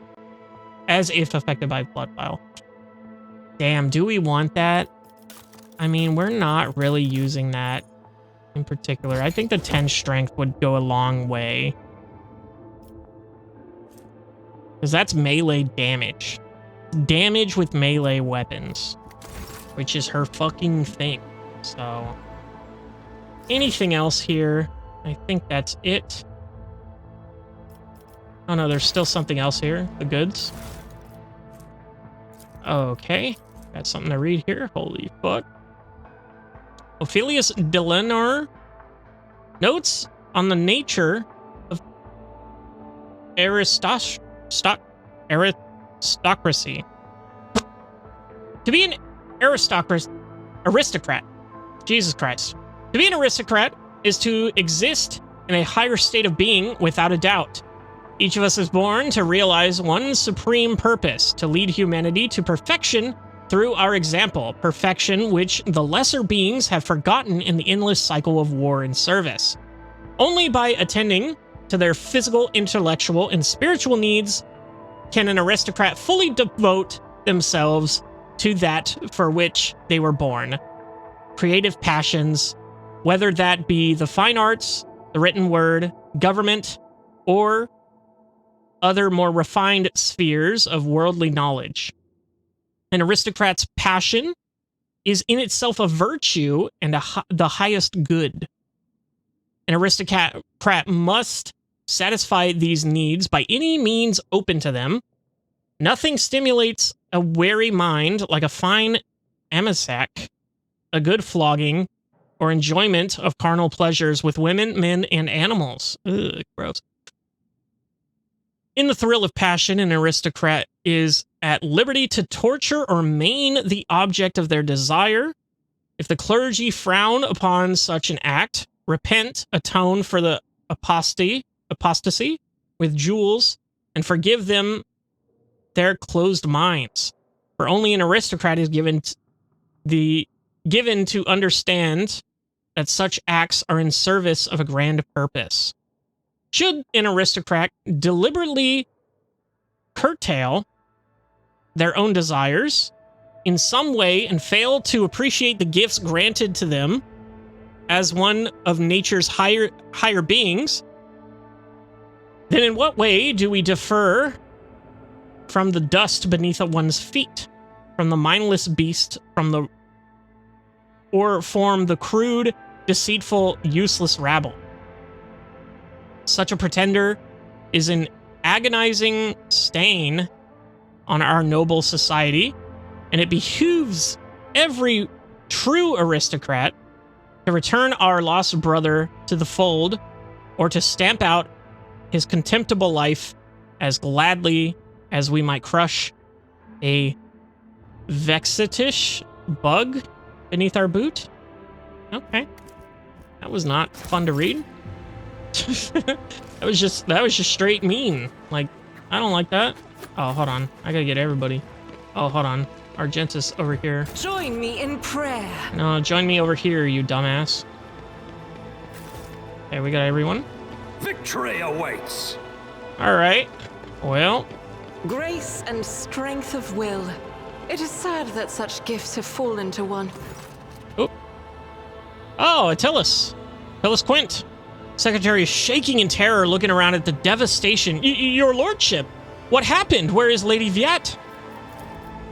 Secretary stares at Yerlet in horror. His face twists, but he cannot seem to get out a single word.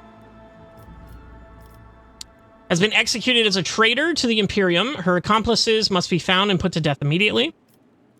The Stins of Viet has tragically perished at the hands of perfidious traitors to the Imperium who infiltrated her inner circle. She must be avenged, hunt down, and execute the conspirators. That's probably the better way. Don't ask questions. The answers are no concern of yours. You will receive all future instructions from my authorized representatives. Out of the way! I don't have time for you. Now, she was betrayed, and we need to hunt down everyone who killed her. Governor killed by heretics? The secretary makes a protective sign over himself. God Emperor, protect us! We'll soon root out those responsible. Secretary begins to speak, but thinks better of it, instead choosing to step aside and bow his head as you pass. Goodbye. And then he dematerializes. Crazy. Wild. What an asshole. Let's go ahead and leave. I don't think we have anything else to do in the governor's estate. So, what happens now? What will be the fate of Janus? So do we go back to the Rebels base? And tell them what happened? I think that's the play. I think that's the play. I'm not even gonna check my journal. Because I want to waste time. Oh, here we go. We now have control over the granaries of Janus. The promise to help given to the Liege of Footfall, Vladam Pokara, can now be fulfilled should the rogue trader so desire. So Iconoclast send provisions to Footfall, giving its inhabitants new hope and asserting their right to rule over the station. Or dogmatic.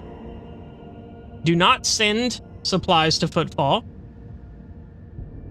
Allowing the righteous to restore Imperial order on the lawless station. No, we're going to go ahead and give them this stuff. You resolve the crisis on Janus. Jungle heat. The inhabitants of Footfall Station will praise the rogue trader who spared them the painful choice between starvation and succumbing to the reign of Incendia Chorda. So we got 5 profit factor. That's sick. 350 experience and 15 iconoclast. Iconocast?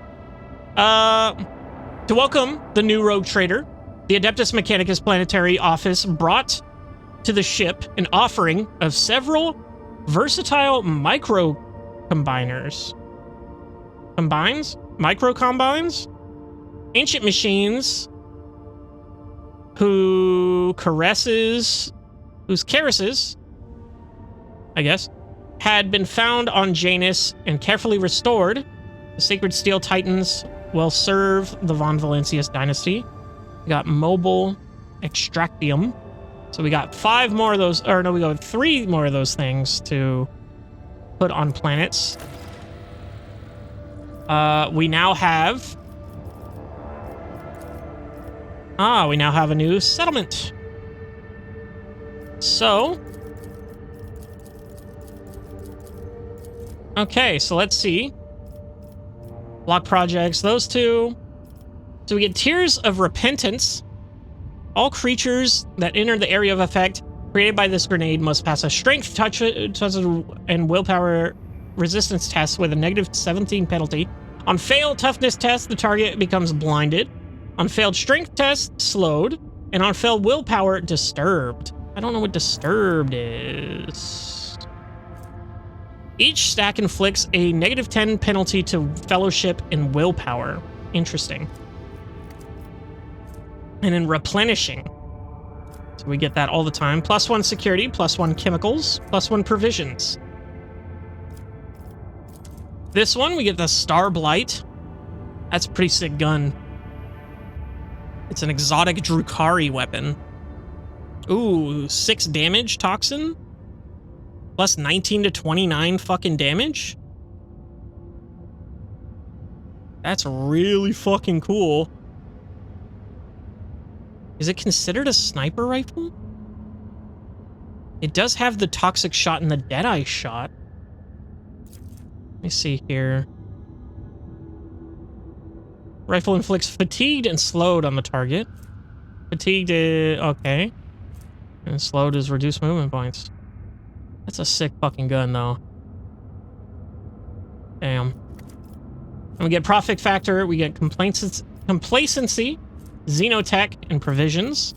Or we can go here, and we can get a stimulant. Grants a +10 to bonus to strength, toughness, and agility. And inflicts a -10 penalty to intelligence, perception, and willpower. We get efficiency and 4 provisions. I think we go with this. In the days of the mutiny, many among Janus, pampered nobility fled the planet. They are to be replaced with more enterprising servants, a small bit ambitious Ultraquisitor syndicate belonging to the Casbelica mission has contacted the Road Trader with a lowly request to entrust the governance of Janus to them, with Vladimir Tokara pushing all of his competitors out of the cold trade. They are hoping to change their line of business and become defined aristocrats serving the House von Valencius. Execute. Interesting. Okay. So we're gonna get that in, I don't know how many turns or whatever, or if it's turns, I don't remember. Okay, and we got all this shit. Forest fortresses. That's cool. Okay. Let's go ahead and do that. Let's executing that. Can we go back and talk to Moron?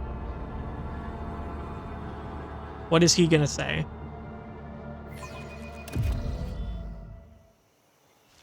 None shall stand in my way. This is probably a waste of time, I'll be real. Unexpected result. We got this down here, right? No, it was over here. Yep, I see it. Why didn't we come out here? The fuck? Bitches. And they're all gone. Never mind. Nobody's here. Xenos lore? Kemorak. Elegant art made from some matte material. You see no joins nor traces of fastening, as if the entire structure is cast as one. Okay. Follow my lead. Back to the void ship. I don't need that, right? Who cares? Okay. Telekos Epsilon. Here we are. Got Janus. This is going. I don't know how long that takes. But no anomalies to scan the object. Let's go ahead and go back to the Coronis Expanse. We're going to see what happens when I click a single button. Chart new courses. We only have 4 of these eyes. 5 now. We can go here, we can go here, we can go here. The Orselio Prophecy is super cool, but that's not. Pulvis Planitum? Platanium? Anyway. Silence of the Myrrh Circuit. What gets us closer? Forgotten Twins? Save the Eldari survivors. This one is... Give the planetary... Oh, so this is football. Can I go all the way back here? Chart course deadly. Okay, no, we'd have to jump all the way over there. I don't know why this one is... Still has... the question mark, but... We should go back there, honestly. We should backtrack, but I don't want to. We could backtrack here and then go here, go here, go here, jump here. Or go here, maybe? I don't know. I don't think that's... Or do we press forward? Do we press on? Do we go to... Durungus? Vertiger sent the message. Or do we go this way? Tell the Eldari survivors. Or Kiva Gamma. We can head that way. This gets us closer to it. I don't like it. What are these here? Dumped cargo. Hotbed of Xenoth heresy. That's cool. Armor proximity dumped cargo. Okay, and then over here, unending war.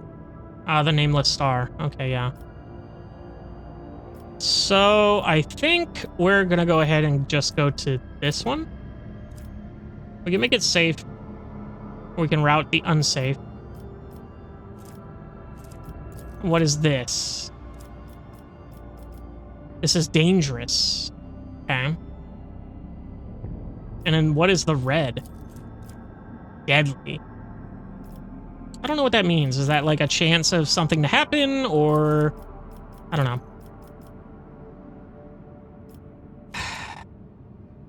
I think I'm going to take a chance here and go here.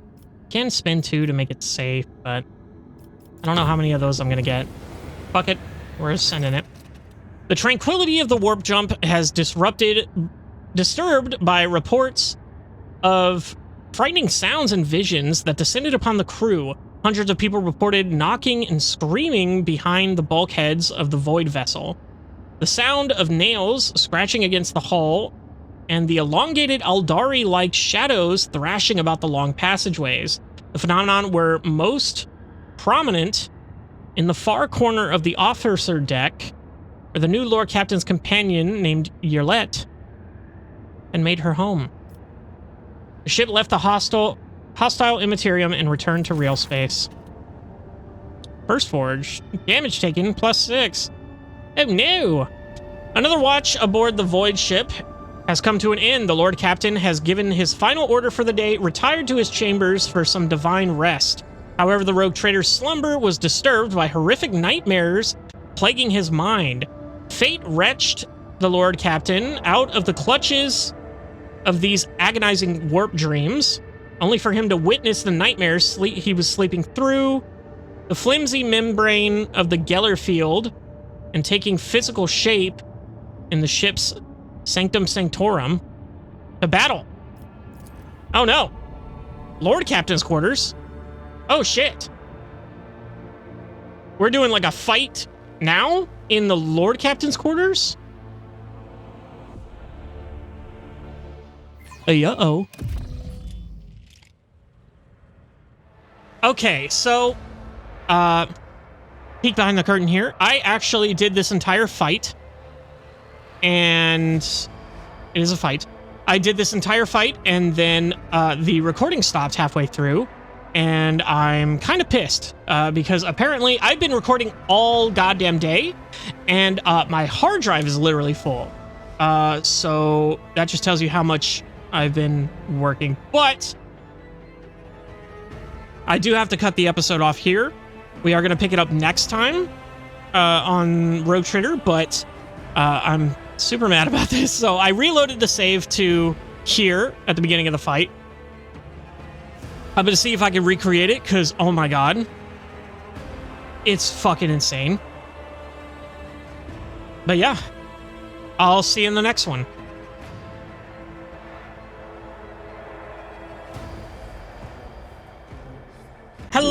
everybody, and welcome back to the adventures of Wilbur here in Warhammer 40K Rogue Trader. So we just woke up from our nap. And,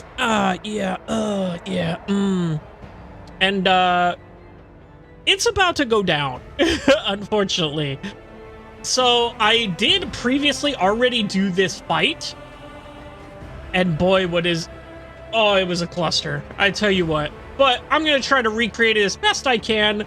Hopefully even better, But, yeah. I'll lay claim to the stars. I won't heed your cries of mercy.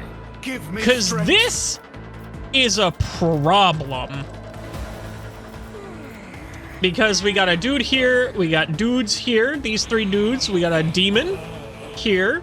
We've got dude here, demon here, dude here, dude here, dude here, dude here, dude here, dude here, dude here, dude here, demon here, dude here.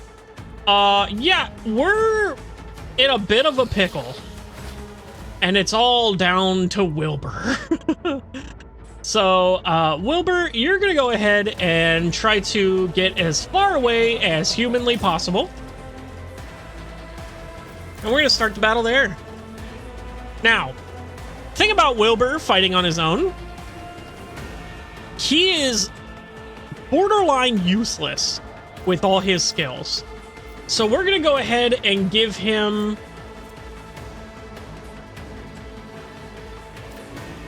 as much help as we can. I guess we'll do this. Already done. Put this here. At least he has a bit of a buff. We will put this right in front of him.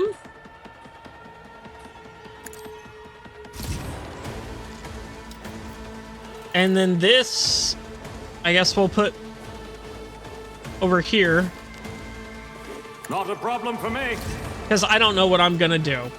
Because I don't have anyone to give extra turns to. I don't have anyone to buff up. So we're literally just going to take pot shots at these people. So that guy, 82% there to kill him. 82 there, 82 there. No over-penetration shots, unfortunately.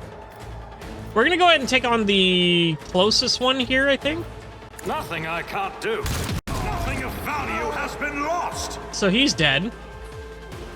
And then we just kind of end our turn.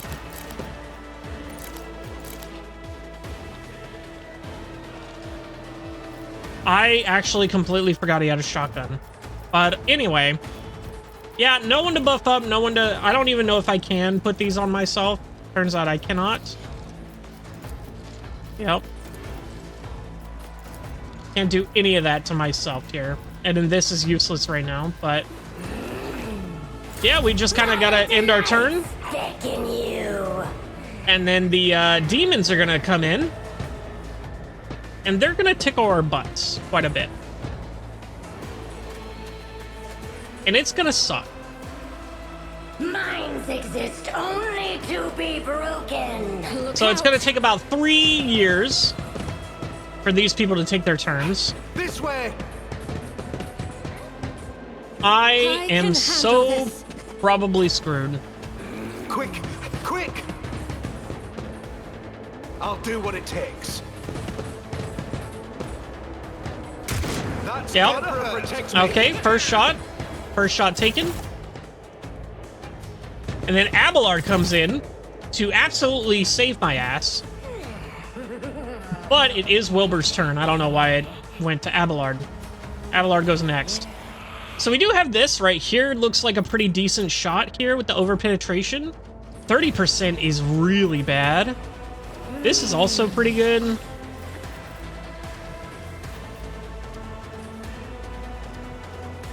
So is there a way to up that with a Deadeye? Not really. It just kind of does more damage. It doesn't even do that. What is the purpose of the Deadeye? Hold on. Precisely aimed shot with 50% bonus to effective range of a weapon and 10% crit or hit chance. That is a straight lie, because this is 30%, 95%, and then this is 30%, 95%.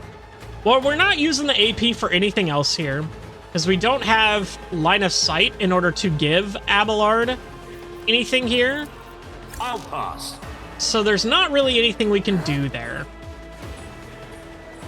We're gonna go ahead and hit him with this, I guess. Yep, dodge and just killed the man behind her. Sick AF. And we're in trouble now. Abelard, it's your turn to go. I think we go ahead and go here. Because what is the area of effect on this? So that's the 2. And then this is 2 forward and then 1 on the side. So we could hit all 3 of these guys here if we go here.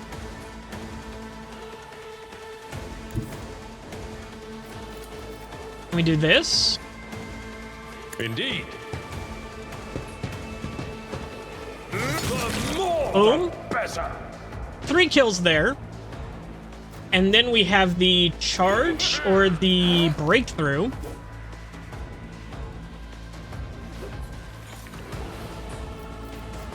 Do we do the charge or do we do the breakthrough? That's kind of the thing of the day here. I think we do the charge. And we just go in and smack her. Well, I don't know. What's the range on the... Hold on. What's the range on the slash? It's the thing. Does not provoke the taps of opportunity. Can be applied only once for 1 target per round. And the warriors dashes through an enemy to the cell on the enemy's opposite side and makes a melee attack with 50% reduced damage. So let's go ahead and try it. Let's go ahead and do that. Oh, it's a 1 square.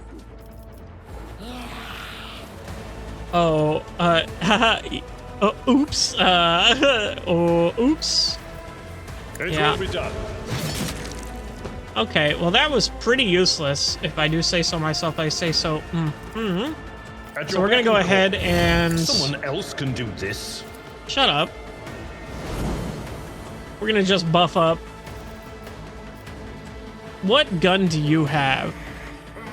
You have a pistol.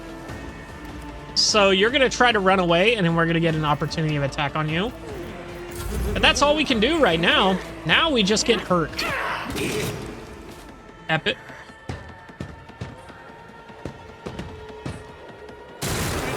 Epic.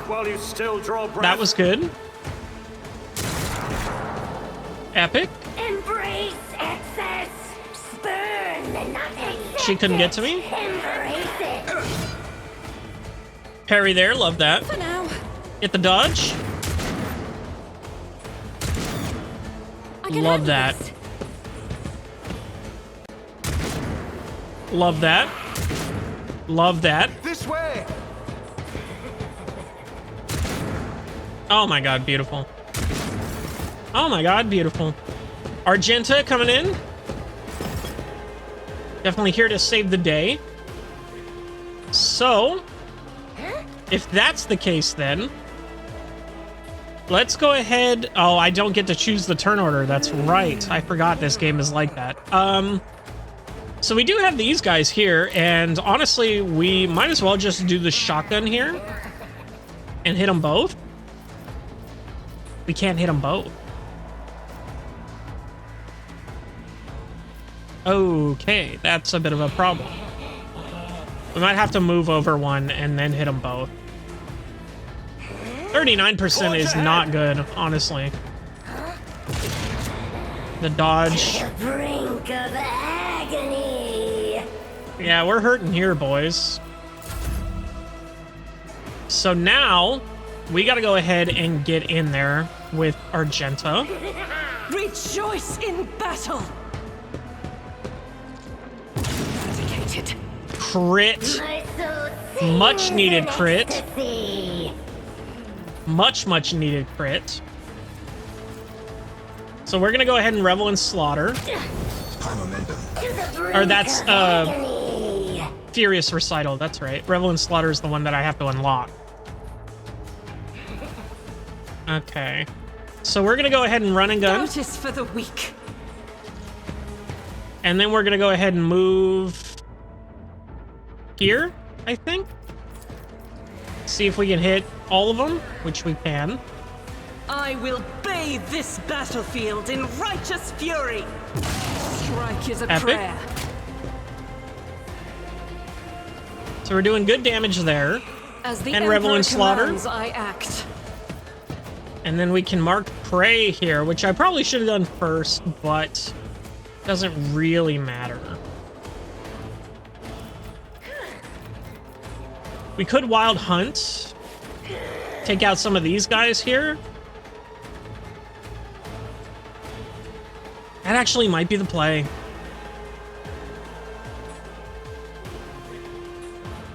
I think that might actually be the play. So let's go ahead and prey you. Put prey on you. I'll do it. And then put prey on you. That gives us that. And then we're going to go ahead and pull out our primary here. And do the wild hunt primary. Power resides in the will of the righteous. Eradicated. Each strike is a prayer. None can Camera's escape the spasming out, Emperor's but judgment. we did do it. We got those 3 kills. From there, did we just hot on the trail this? I don't think so. Yeah, I think we just end it there. Abelard. We're going to go ahead and do this. So we're going to move up here. And then we're going to charge into this. Because we need to get him here as quickly as possible.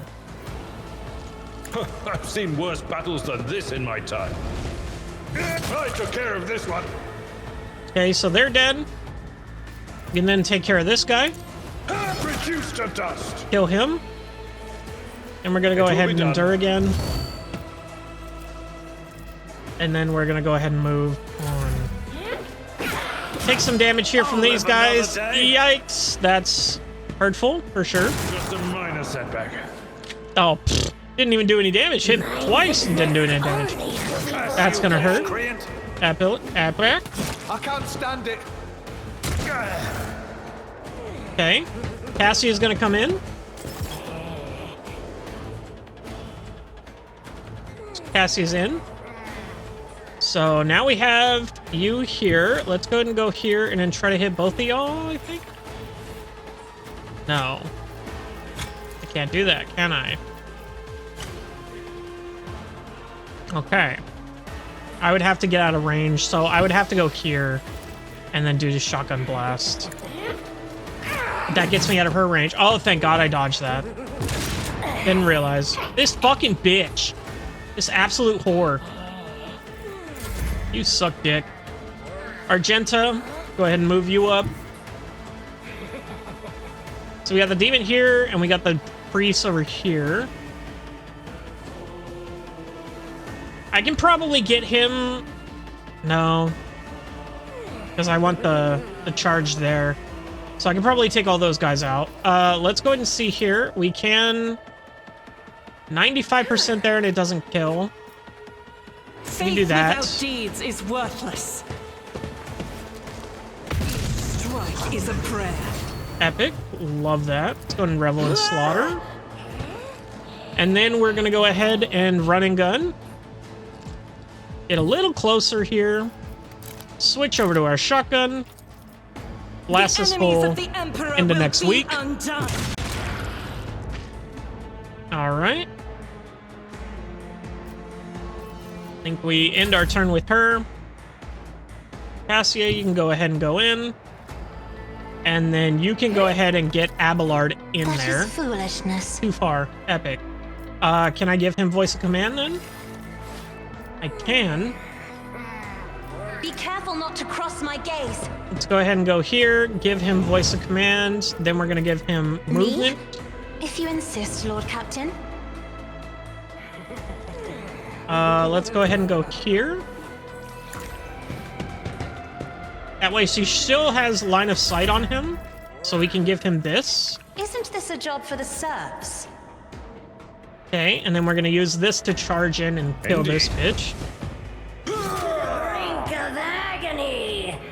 Okay. And then she still has one left. So she can go ahead and hit this guy here and kill him.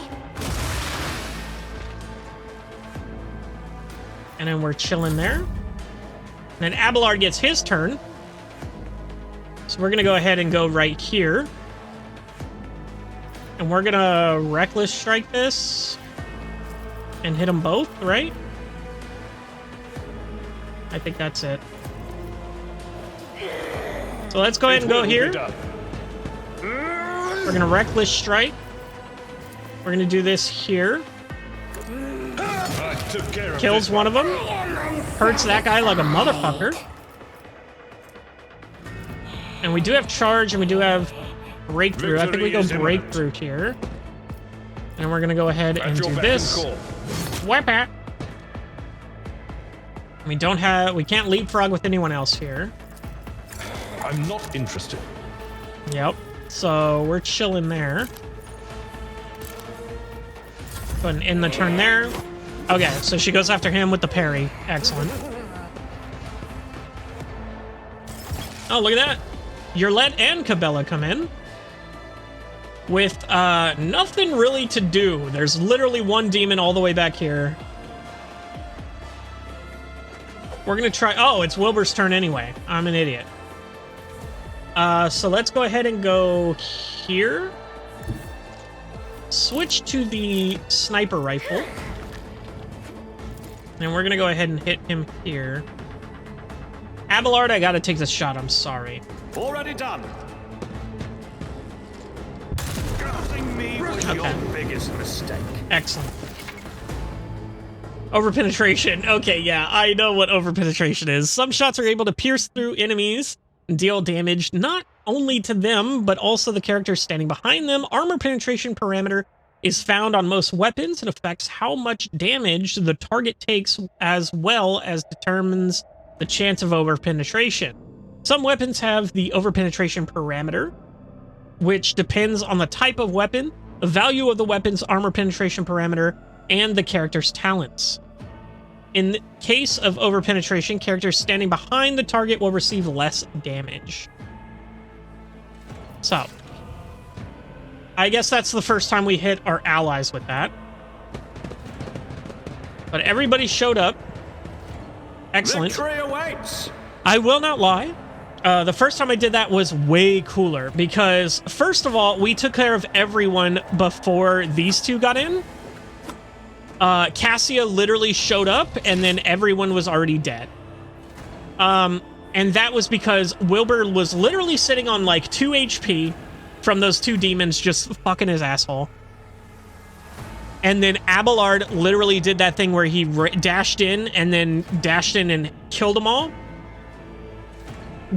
He literally saved my life. But that's the ending we get here. Let's go ahead and get all this garbage swept off my floor.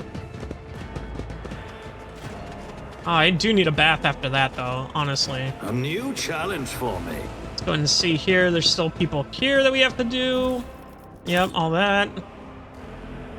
Okay, so we're chilling there. Okay. Back to the Coronis Expanse. Now that we're out of the dream. And we can finally move on with our lives. Holy hell, we finally got to this system here. The Orselio Prophecy. Very cool. So we got some space dust, some pirates, and then 3 planets here. Let's go ahead and get the space dust while we're here. Get some fuel. Excellent. Love that for us. We got a scan here that's required. What is this now? Blood victims. Okay. It appears that a large void ship recently dumped a huge load of junk and faulty parts from orbit. The debris that did not burn up in the atmosphere is now blocking the flood The flow of a mighty river. This dam is causing the river to overflow, flooding the nearby valley. A herd of large hoofed rodents has gathered along the riverbanks. If the animals lose their usual habitat, they are doomed. Lord Captain declares a great hunt. The animals cannot flee and are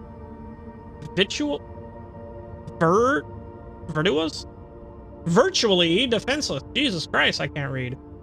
They're virtually defenseless, and their valuable meat and pelts will prove quite useful. The Lord Captain orders the removal of the space debris from the riverbed.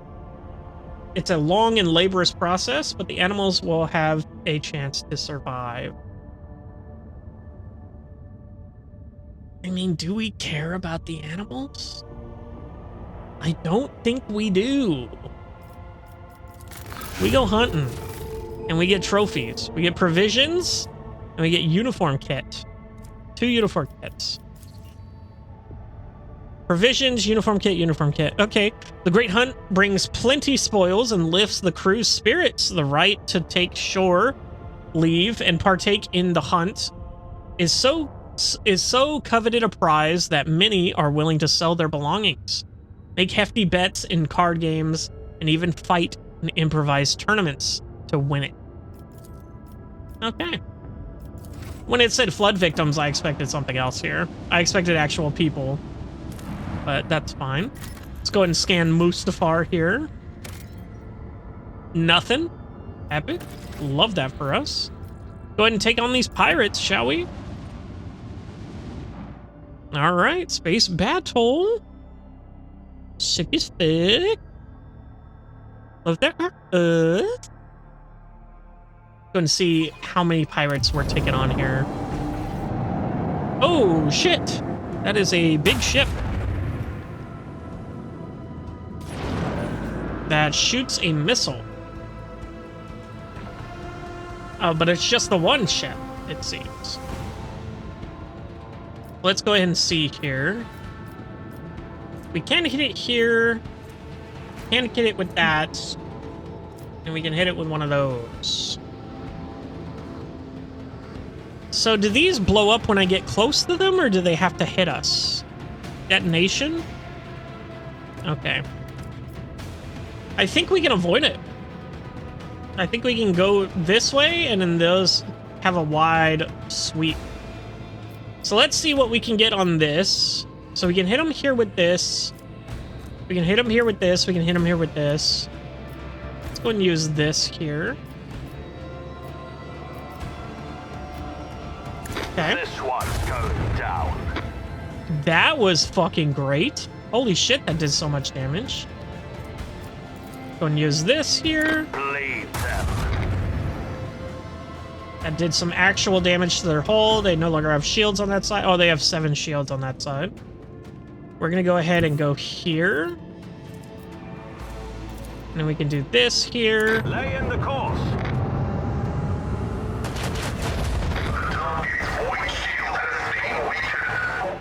Okay, excellent. Love to hear that. We're gonna go ahead and go here. Hit them with this.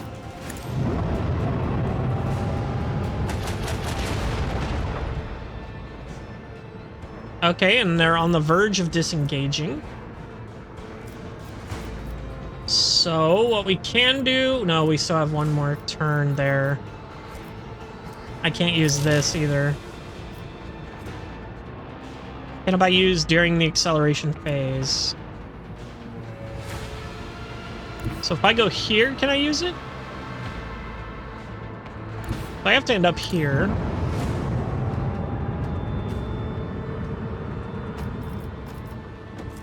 Okay, and I think we end our turn there.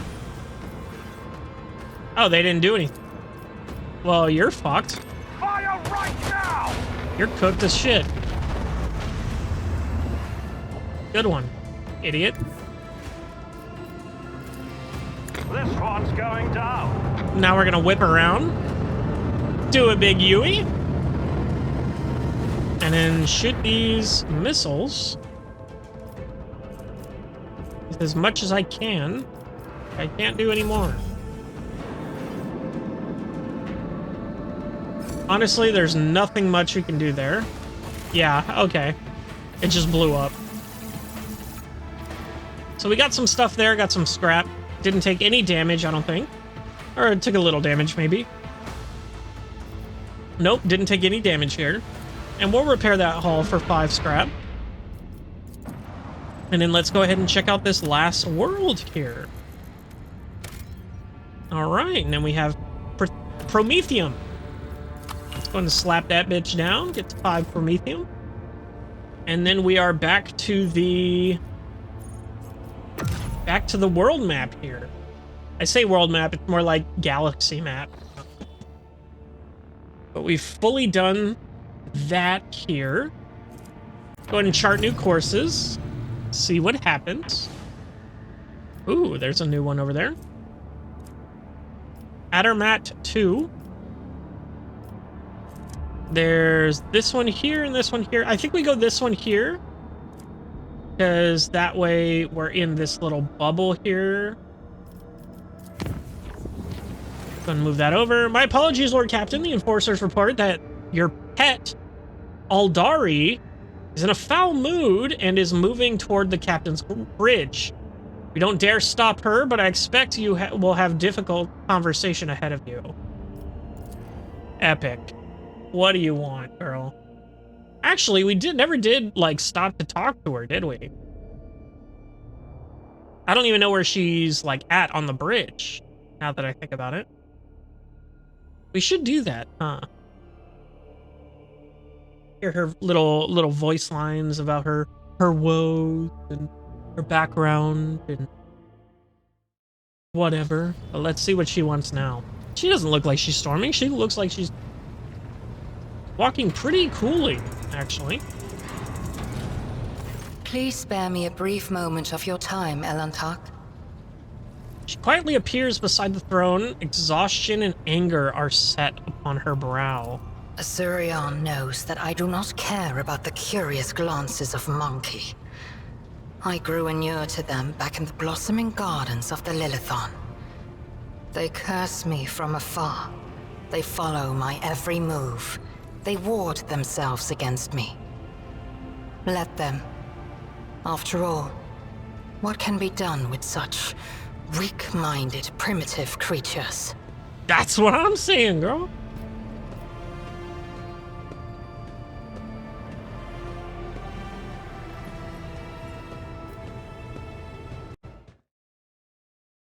Oh, sorry about that. Had a bit of an interruption. Okay, yeah, she hates the weak-minded monkey. That's funny. And still, one monkey stunt has caused the cup of my patience to spill over. Uh-oh. She dared to approach me, to speak to me, and touching my hand, she suggested that we withdraw somewhere private. She wanted Morag. The mere memory of it stirs up a tempest in my soul. Oh my god, she's a virgin.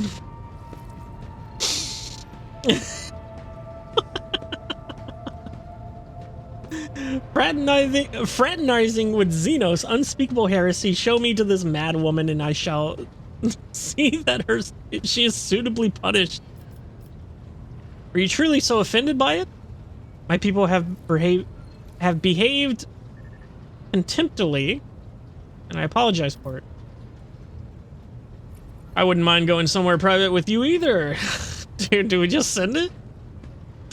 If you dislike how my people behave, try to spend your time somewhere more out of the way. Do we just send it? I'm just kidding. Were you really that offended by it? Try to imagine, Elantak, being lusted after by a wild beast. It is foul, disgusting, so vile that it makes your very soul shudder. So I don't have a chance either then? That's so funny. Oh shit, there's a lot of other things here. I'm also repelled by the thought of a human desiring an Aldari. Understand that this is an innocent I understand that this incident was unpleasant for you. Does not mean that all humans are animals. You're an exotic animal to my people. Get used to it if you want to continue traveling on this ship. For you, I am willing to become a wild animal or a docile pet. Oh my god, dude. You want a submissive boy toy that's also like the ruler of 1 billion planets? If you dislike my people behave, yeah, okay. I shall speak to my subjects. You will not be bothered again. I apologize for it. I accept your words, Elentok. And still. Okay. I understand this incident was unpleasant for you, but that does not mean all humans are animals. No. Your kind's simple souls and narrow minds are the root of all these flaws. Okay. Narrow minds and simple souls. Every day, I feel as if I am caught in a trap, surrounded by a pack of wild animals. I am prepared to pay this price to find my kin, but everything has its limit. Calm down, girl. Someone tried to fuck you. Calm down, bro.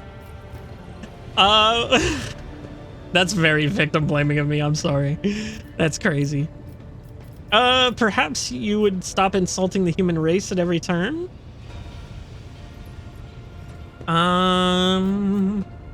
I do not think you fully understand human thoughts or actions. It will take time, but I can help you make sense of them. I shall speak to my subjects. You will not be bothered again. If you dislike my people behave, spend your time somewhere out of the way. You don't understand them, but I can help you make sense of them. I have walked the path of awakening, Elentok, and learned to see that which is hidden and hear that which is unspoken. When I found myself on the Lilithon, I watched your kind long enough to understand the true nature of Monkey. I do not think you can tell me anything I do not already know. Nevertheless, I will not protest. Conversations with you are the only thing on this ship that can ease my solitude. You're a Xenos, strange and unknown creature, and humans strive to understand the unknown, for the unknown is the most frightening thing of all. Sometimes we struggle to understand the motives behind our own actions. Let's just say they don't know what you are. Had any of them wished to understand my nature, they would have already run away in fear from one who walks the path of the outcast. But they are just trying to provoke me, hurt me. No. Monkey are driven by their instincts. To survive, to breed. Yeah, that one. To ensure the preservation that one in particular. Of their species and the annihilation of those who threaten them. It is neither good nor bad. It simply is. I think we will never be able to understand each other. Let's not discuss this any further. No, let's go ahead and keep talking. Sometimes we don't understand our own things. That once brought down my kind, Elentok, toppling us from our pedestal as rulers of the galaxy. Indulging your weaknesses or whims does not make your species any more attractive. All humans are different. My people's interest in you was not intended to be an insult. Why did I say it like that? Not intended to be an insult. Elentok, please understand that I do not find Monkey attractive. The mere thought of being intimate with one of your kind. Damn, I got no chance on this, bro. Our conversation has only proved my point, Elentok. That Monkey and the children of Azurian are as different as night and day. Eldari do not simply see the world differently. They see more than any monkey can ever comprehend. And I'm Wilbur sitting there like, damn. And here this monkey wanted to climb that tree. You know what I'm saying? Girl. God damn. All right. Well, that sucks. She's racist. kind of a deal breaker. Who knows? But I mean, who isn't in this world? Let's be real. Everybody is. Gotta love that high fantasy racism, bro. And what do you see in the world around us that I do not? I think we will never be able to understand one another. Let's move on. The Aldari are such arrogant creatures. No, what do you see? What do I see? Your words ring with the desire to know the soul of another.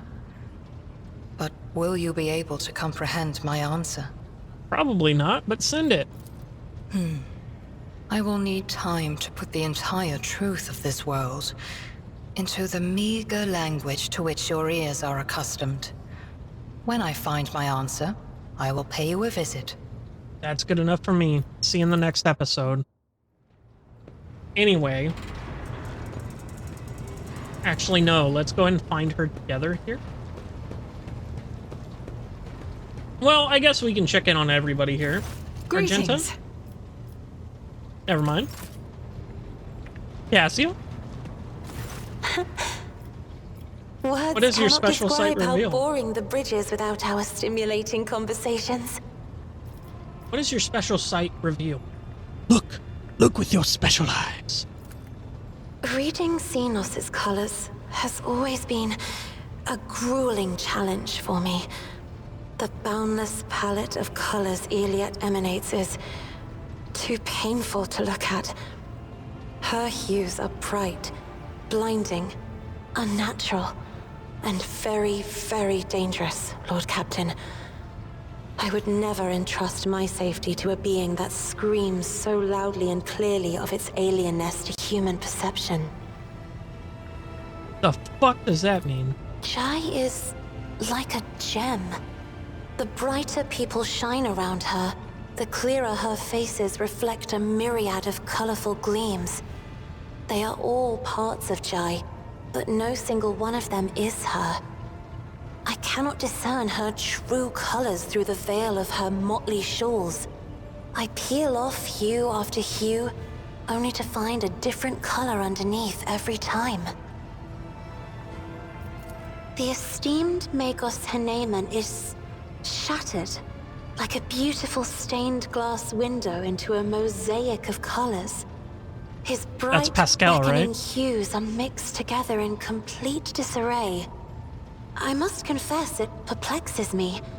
Normally, scarlet and steel are all that fills the heart of a servant of the Omnissiah. Yeah, that's Pascal. Cubella is bathed in crimson as bright as fresh blood, and its sight is all the more striking in the embrace of impenetrable darkness. And yet, there is no malice in these heavy shadows. They are impartial, morose, uncompromising, and ever consuming what weak flashes of other colors there may appear. Damn, that's deep as fuck. I have enjoyed your company. That's cool, shut up. Alright, so... who's next here? Foxmaster. Abelard, you got anything to say? Lord Captain. You may call me by my first name if you wish. Never. Lord Captain. You will only refer to me as Lord Captain because they don't have Wilbur in the game, even though it's one of the things that was randomly generated. Let's go and see here. Adira, how are you? Cool. I want you off my ship, Lamau. Cabela. Domin. Okay. Mate. Oh, there he is. Okay. Urilet stands out from her surroundings like a Janisuarian jungle tree in a garden of manicured topiary. Topiary? Anyway. Unsettling beauty and alluring otherness. In her posture, her gestures, her piercing stare radiate from the Aldari. Alright, we've got a ton to speak to you about. Strange and blasphemous things started happening during the first warp voyage with you on board. The crew are whispering that you may be the reason. Is that true? The minions of She Who Thirsts could sense my soul behind the thick walls and thin veil that separate your fragile lives from the roiling fury outside. A child of Asurian that dared to wander beyond the veil, within the reach of an outstretched claw, protected only by the barrier of unreliable monkey technology. It is too tempting a quarry for the monsters that serve Cylon Thresh. I tell you what, like every time she calls us monkeys is the funniest fucking thing to me. I can't get over it. Our ships never venture beyond the veil. Monkey. And I never traveled the way you do, monkey. Ilantak, I admit this was a novel experience. I lost composure, let dismay into my heart, and almost strayed from the path. This moment of hesitation drew the attention of She Who Thirsts, but I summoned my will and used the knowledge of meditation to achieve balance, and hide my soul behind an impenetrable wall of resolve. Future journeys beyond the veil will still be difficult, but I will steel my heart and not let the hounds of Cylon Thresh pick up my scent ever again. Cool. So, Footfall is abuzz with rumors about Xenos ravaging the sector. Do you think it could be your kin from Trudarak? Is that snake venom seeping from your lips? We, the children of Azurian, are no strangers to the art of war.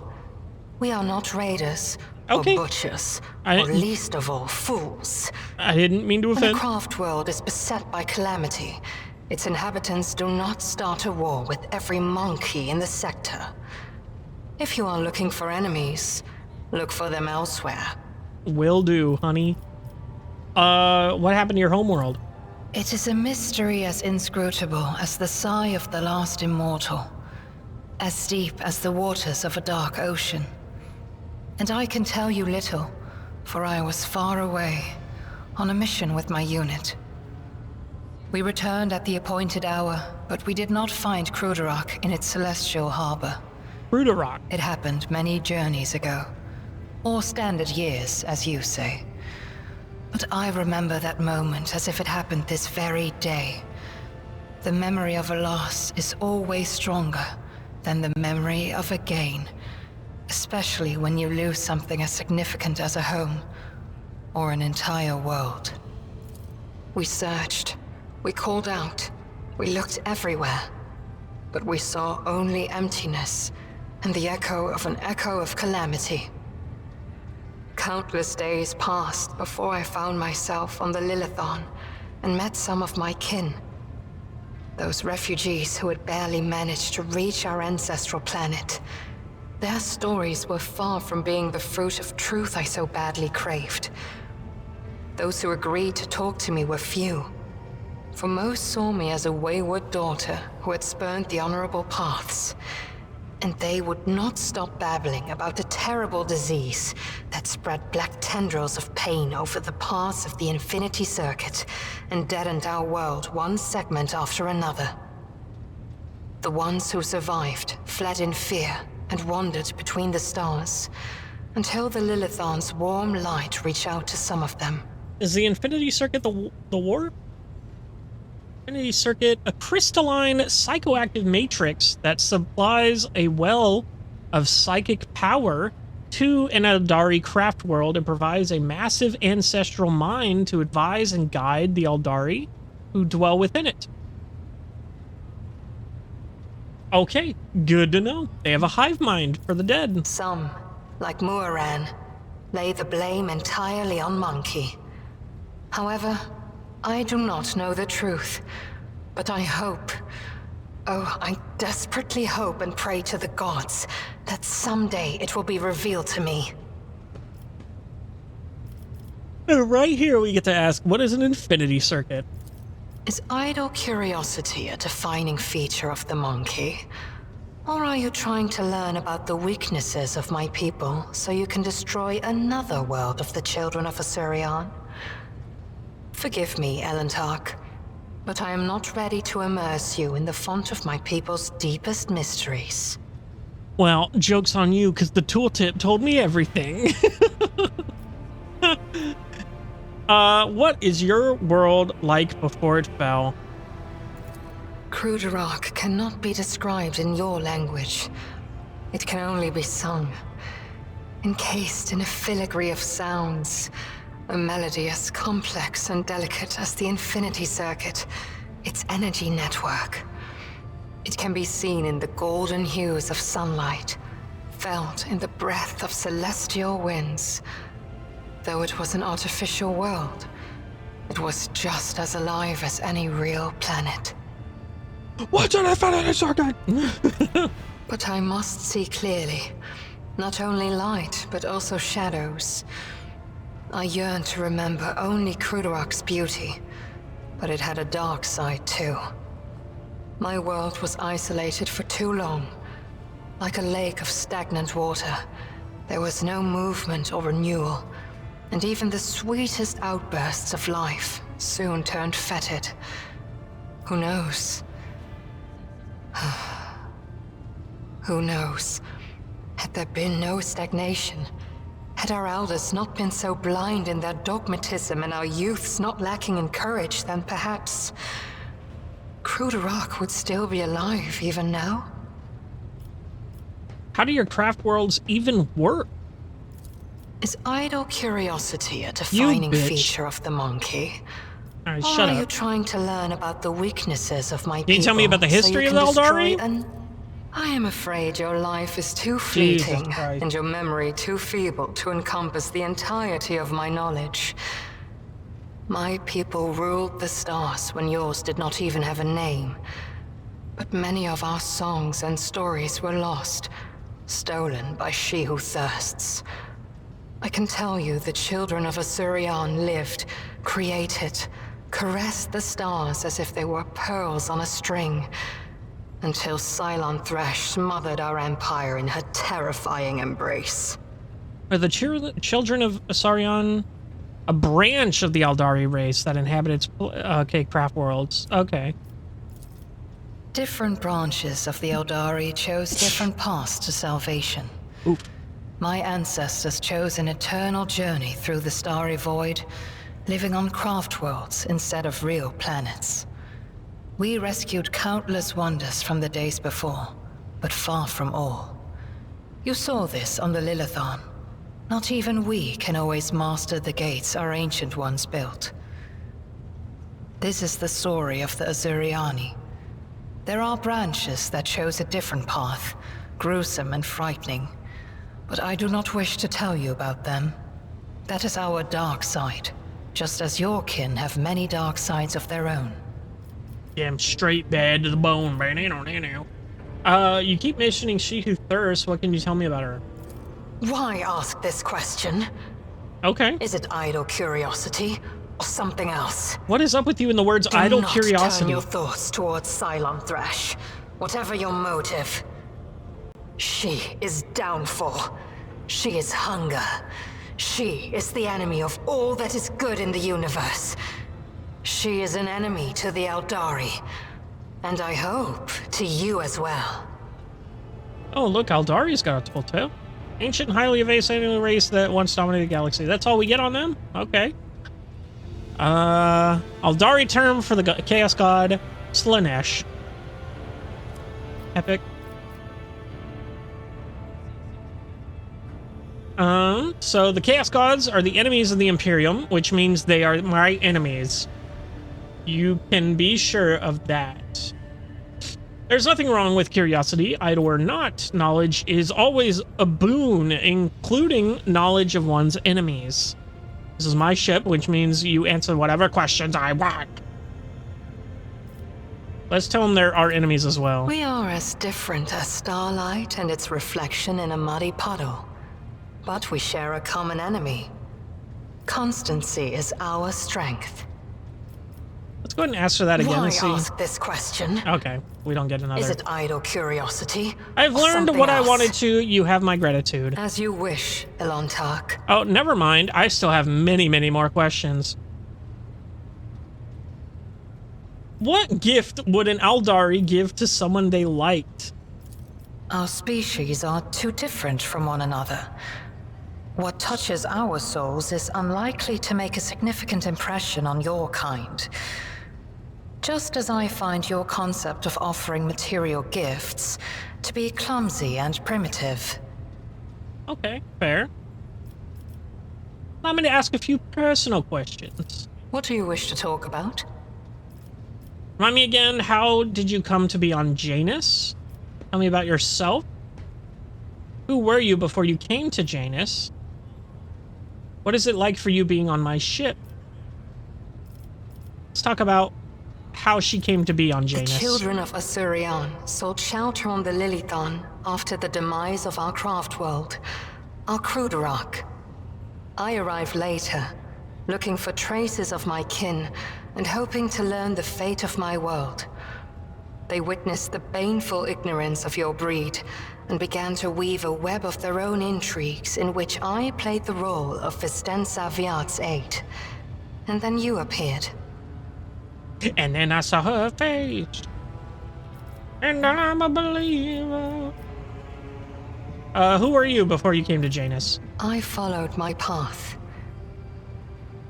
Do you know what a path is to the children of Asurian? It is more than a chosen, what do you call it, craft. The path is how each of us moves through the labyrinth of existence, inside and out, in life and in spirit. It is both a journey and a fortress. It protects us from she who thirsts. To stray from the path is to fall into her dark embrace. I am on the path of part-time YouTuber. Lamau? The first path I walked was the path of awakening. It granted me the ability not merely to look, but to see, and to take notice of what I saw. My second path could have been that of a warrior, but I chose differently. For the ability to see called me beyond the boundaries of my homeworld. Though not everyone was pleased by this decision, I stepped onto the path of the outcast. I gained the freedom to choose, to question, to doubt where the others merely bow before the wisdom of a Farseer who dictates the will of destiny. And I will follow my path until I reach its pinnacle. That's pretty sick. How do you like being on my ship? It feels like I am in the belly of a bird with steel wings. Except for the fact that you're getting hit on. Cold and unliving. By but monkey. Stubbornly blazing through the dark.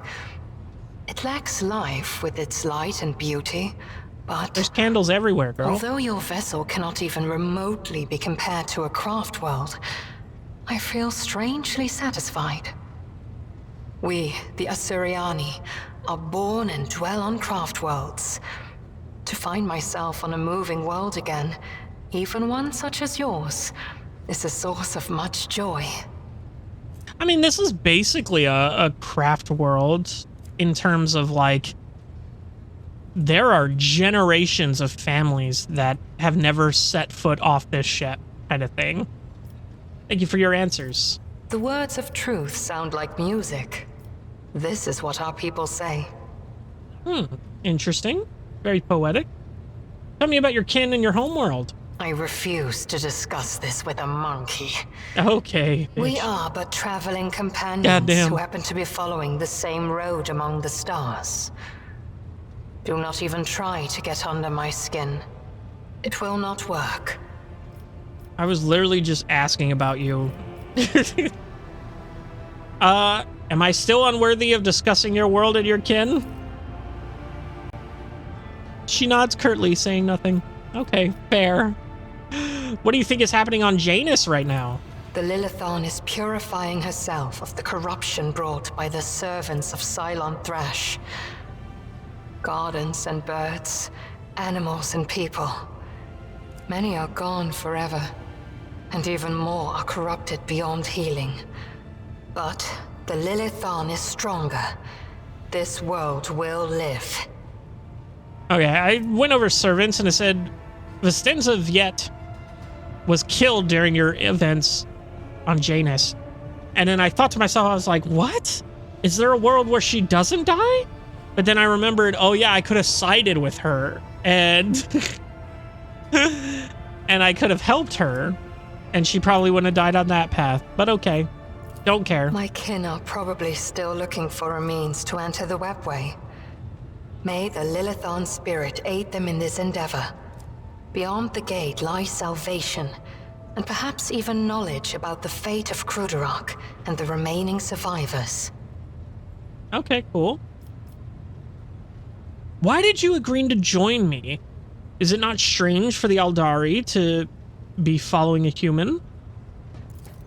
The outcasts my path led me to had a saying.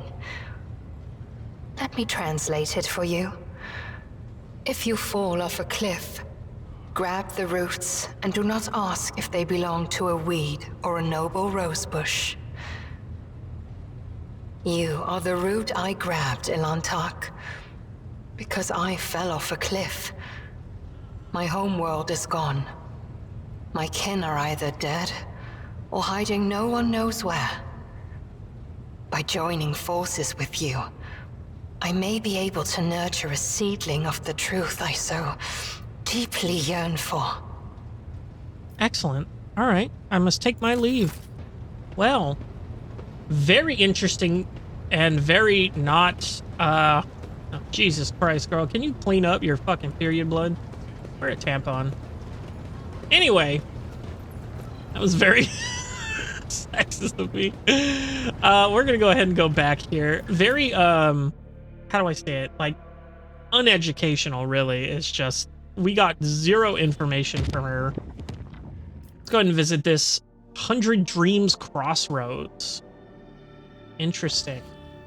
Oh, look at that. We got a bunch of stuff. Enemies of Humanity. Sick. Love that. Love to see that.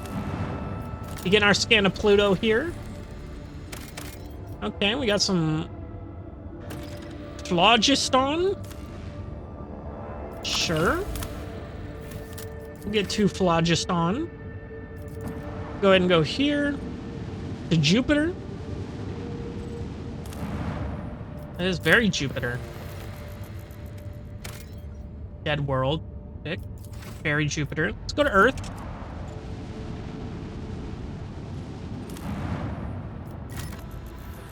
Okay, looks more like Uranus. Promethium. Go ahead and take that too. And we got this here. Scan that. It's like Neptune. And we got this down here. Looks like Mercury. Epic. Love that. And then we just go ahead and kill these guys, right? You're facing Chaos Worshippers. It seems their ships have been lying in wait here. The Voxmaster reports an incoming transmission. Accept the messages. You do not negotiate with heretics. Give the order to turn the ship around. Flee to the warp. Accept the messages. Epic. A blood-curdling, visceral scream from the Voxcaster deafens the officers on the bridge.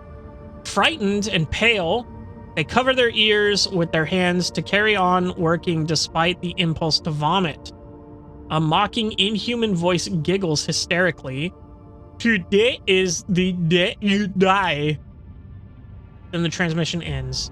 Very, what's that SpongeBob meme? Y'all know what I'm talking about? Anyway, let's go ahead and fight these guys. Go ahead and fight these guys. Get them out here. 94%. Come on. Yeah, there we go. 100%. Get me in there, boss. Let's go. The foes of the rogue trader. Infidel. Oh, shit. That's a big one. Hold the fuck up. What is that? That bitch be huge. Murder class cruiser is a crazy name. And they're gonna have a shot on us. Excellent.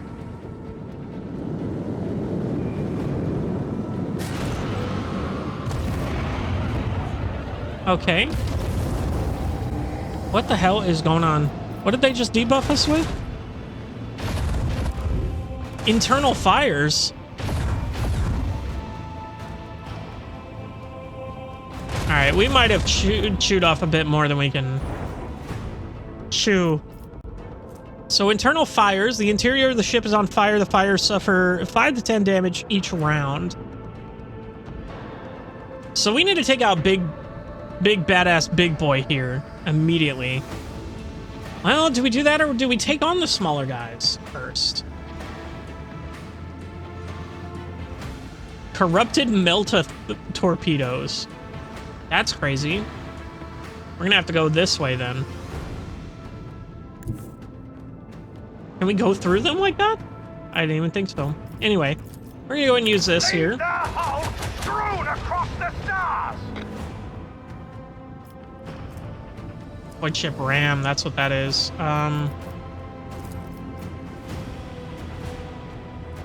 So do we hit him from this side or do we hit him from the back?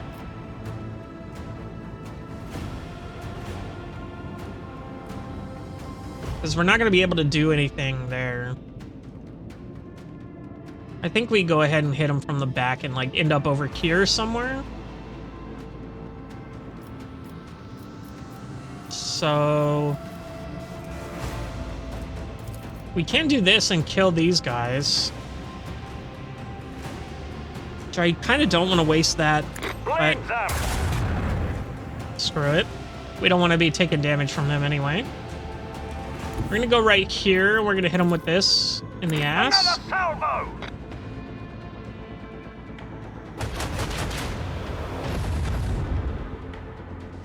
Okay, they're at 42 health now.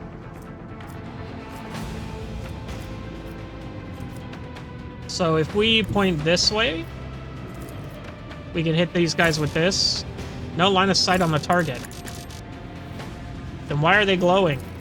Oh. They're not. So if we go here, we can hit these guys.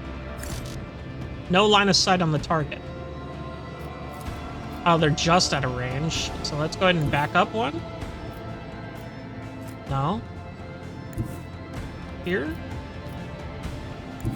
Here. Okay. Fire the lance batteries. That does a decent amount.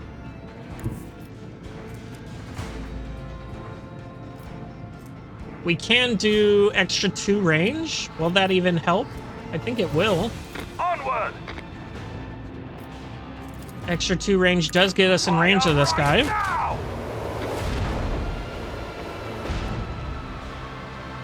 So that's good. We are behind them. And we are kind of out of the way of the missile at the moment. These guys are on our ass, though. Go ahead and end our turn there. I don't know what they did. Jesus Christ, what do I do about that, you know? Yeah, this fucker hurts for sure. Jesus Christ, we might die. So they shot out torpedoes. Let's go ahead and...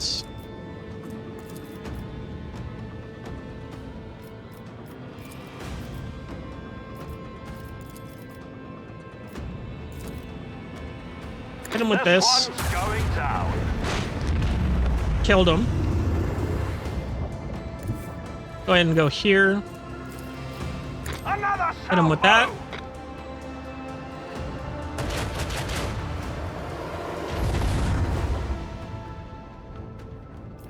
You can also hit him with this. Fire the last batteries. Okay. We're gonna go ahead and hit him with this.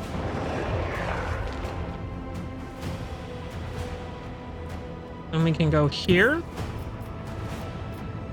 Hit him with this. Set the course.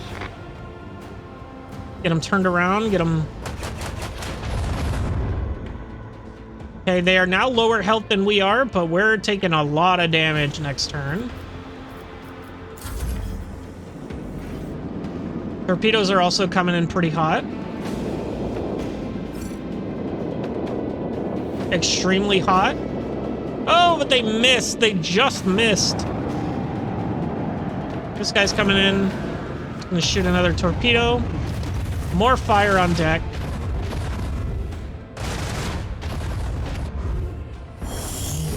God, I should have fucking... Ooh, that hurts so bad. I should have redone my shields.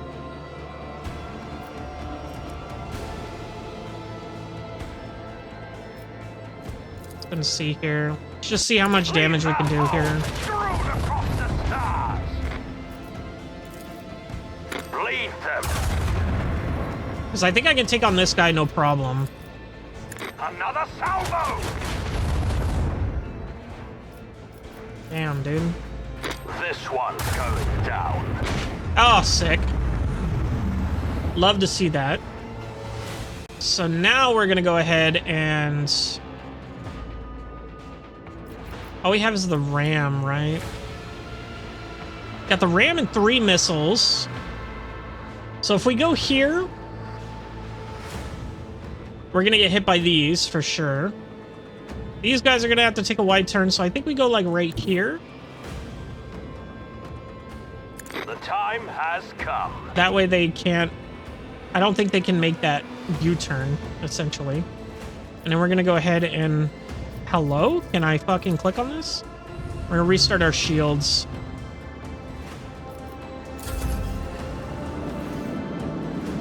These guys might get to us here. Barely didn't. These guys are gonna blow up at the end of this turn, I think. Yep. Okay, these guys just barely missed us. These guys didn't even get a turn. Go ahead and hit this. Okay, not what I needed. Gonna hit these guys here. Leave their hull strewn across the stars. Epic. Is that gonna be enough of a turn? Not really. Yeah, no. I think we do go right here. Oh. Well, if that's the case, let's go here and hit these guys there. That way it's on the side without the shield. Onward.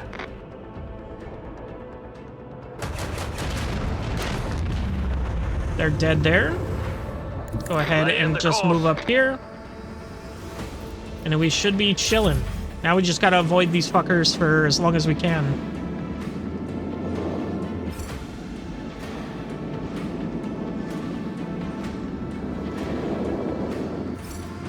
Okay, we're done. That was our scariest fight yet. Unholy amulets, dark halos. Ooh, and a new drive engine. Oh, but it's not as good. Okay. Not as good. That's okay. Let's go ahead and definitely heal up our shit right now. 70 scrap is totally worth to get back up to full. That was definitely our hardest fight yet. And, well, not our hardest fight in terms of, you know, it's our hardest space fight yet, which is fine. That was a very good lesson learner. Go ahead and chart our new thing here. What is this? Dumped cargo. Okay, now we do have Pillars of Paradise, or we have the Uncharted system here. Restore the operations of the administrative apparatus on Dargonus. Talk to the Master of Seals and meet with the Adeptus Arbites delegation on... Okay, so this is basically where we need to go next. And what is this? Lost in the Void. Hotbed of Xeno Heresy. Okay, so these charts really, like, stay on the map, though. So once we spin those points, they stay safe, those charts. But if I wanted to go all the way down here, I'd have to make a deadly course for 3, and then make 3 more all the way to, or I would have to jump, right? But I can't pay to just beeline it to somewhere else. So if I want to go here, literally just make a deadly course, go for it. Kiva Gamma is something that I want to deal with.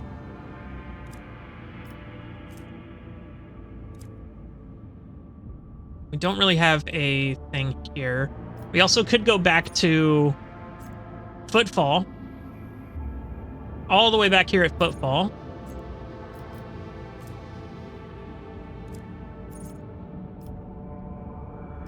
So I think basically we're going to go ahead and maybe, do we go back to Footfall? Kind of want to go back to Footfall, if I'm being dead ass.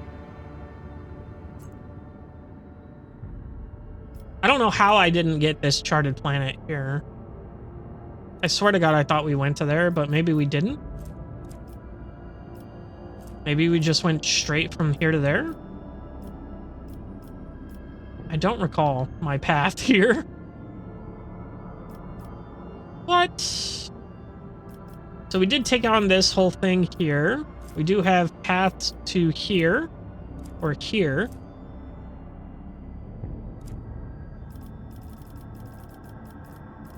Interesting thought here.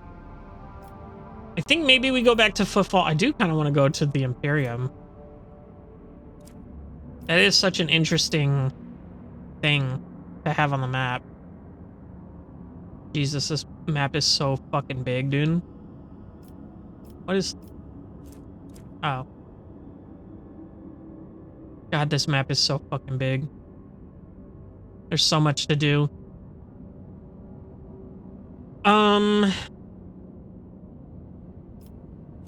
Yeah, next time do we do Darongnas? Dargonas? Or do we do Kamagiva? Kiva Gamma. Alright. Interesting. We're gonna do it all eventually, I think. I mean, I'm hoping. I would like that. Oh, look at this. An event occurred in the colony that will go down in the chronicles of this world.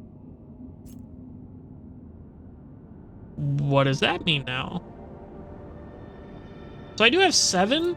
Is there a cap to this? I don't know. I feel like I should spend it if I have it, you know? So maybe we do go make a deadly course to Footfall. Make it safe. Gives us 1 more. We can warp travel there. Lord Captain, I received reports of about malfunctions among the various ship systems. This time we are dealing with an inexplicable temperature fluctuations. Thermal control failures were observed not only in individual compartments, but even in the soldiers' protective equipment. Several crew members have suffered from burns and frostbite. Tech priests are performing rites of the machine spirit pacification and remain convinced that the issues were caused by the spirit's obstinacy and defiance. The reports claim the incidents remain well within the scope of expected performance parameters. Over the last few days, complaints about the malfunctioning thermal controls have dwindled, but the crew members have started whispering about our vessel is haunted. The tech priest's assurances that only the machine spirit's tempers are to blame are doing nothing to dissuade these ridiculous rumors. Uh-oh. Being sent to the bridge. Who's got something to say about what?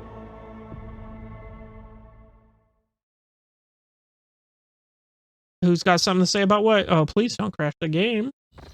Oh, thank you. Uh-oh, I'm taking a bath, and it's probably going to be unregulated temperature-wise, maybe. Am I going to get a burn? Uh-oh, why am I... Uh-oh, why is it...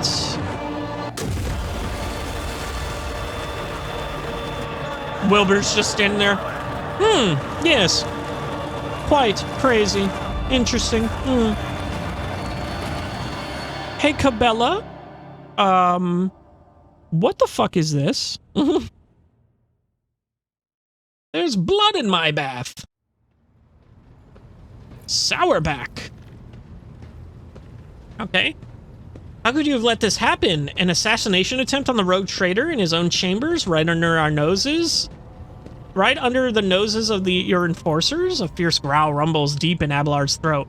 Do you not remember the beginning of this episode where I had literally 1,000 people and 3 demons in my chambers while I slept? Anyway, Master at Arms radiates grim fury. Her eyes are dark, her lips pursed. With a practice hand, she removes the maul from her belt and offers it to you. An unforgivable error. I accept full responsibility and ask for due punishment. I want an explanation, not vain self-chastisement. Put that weapon away and report. Take them all and beat Sourbag with it. Everyone makes mistakes. I pardon you. Now, tell me what happened. Understood, Lord Captain. Reporting. Sourbag hesitates for a moment before putting them all away. All adjacent decks have been isolated. We've begun our search for the culprit and have set up investigation headquarters in the officer's deck. The substance has been analyzed and confirmed to be blood containing traces of major mutations. While it poses no risk of infection to your lordship, the very presence of such genetic aberrations aboard the ship is a serious threat to the safety of the ship and must be addressed promptly. Once word of this gets out, many among the crew will surely see it as a brazen challenge to your status as rogue trader. What genetic aberrations? The heresy of mutation. Mutants are vicious beasts who sow only ruin and death. They are devoid of all humanity, and the vile blood that runs through their veins feeds their unclean thoughts and urges. Numerous accounts speak of entire colonies falling prey to bloody uprisings staged by these creatures, and all because their governors were too squeamish to order genetic purges. You don't say that. You don't say that. I wonder why somebody we don't consider human and exterminate by the thousands would think to revolt. What a crazy mystery.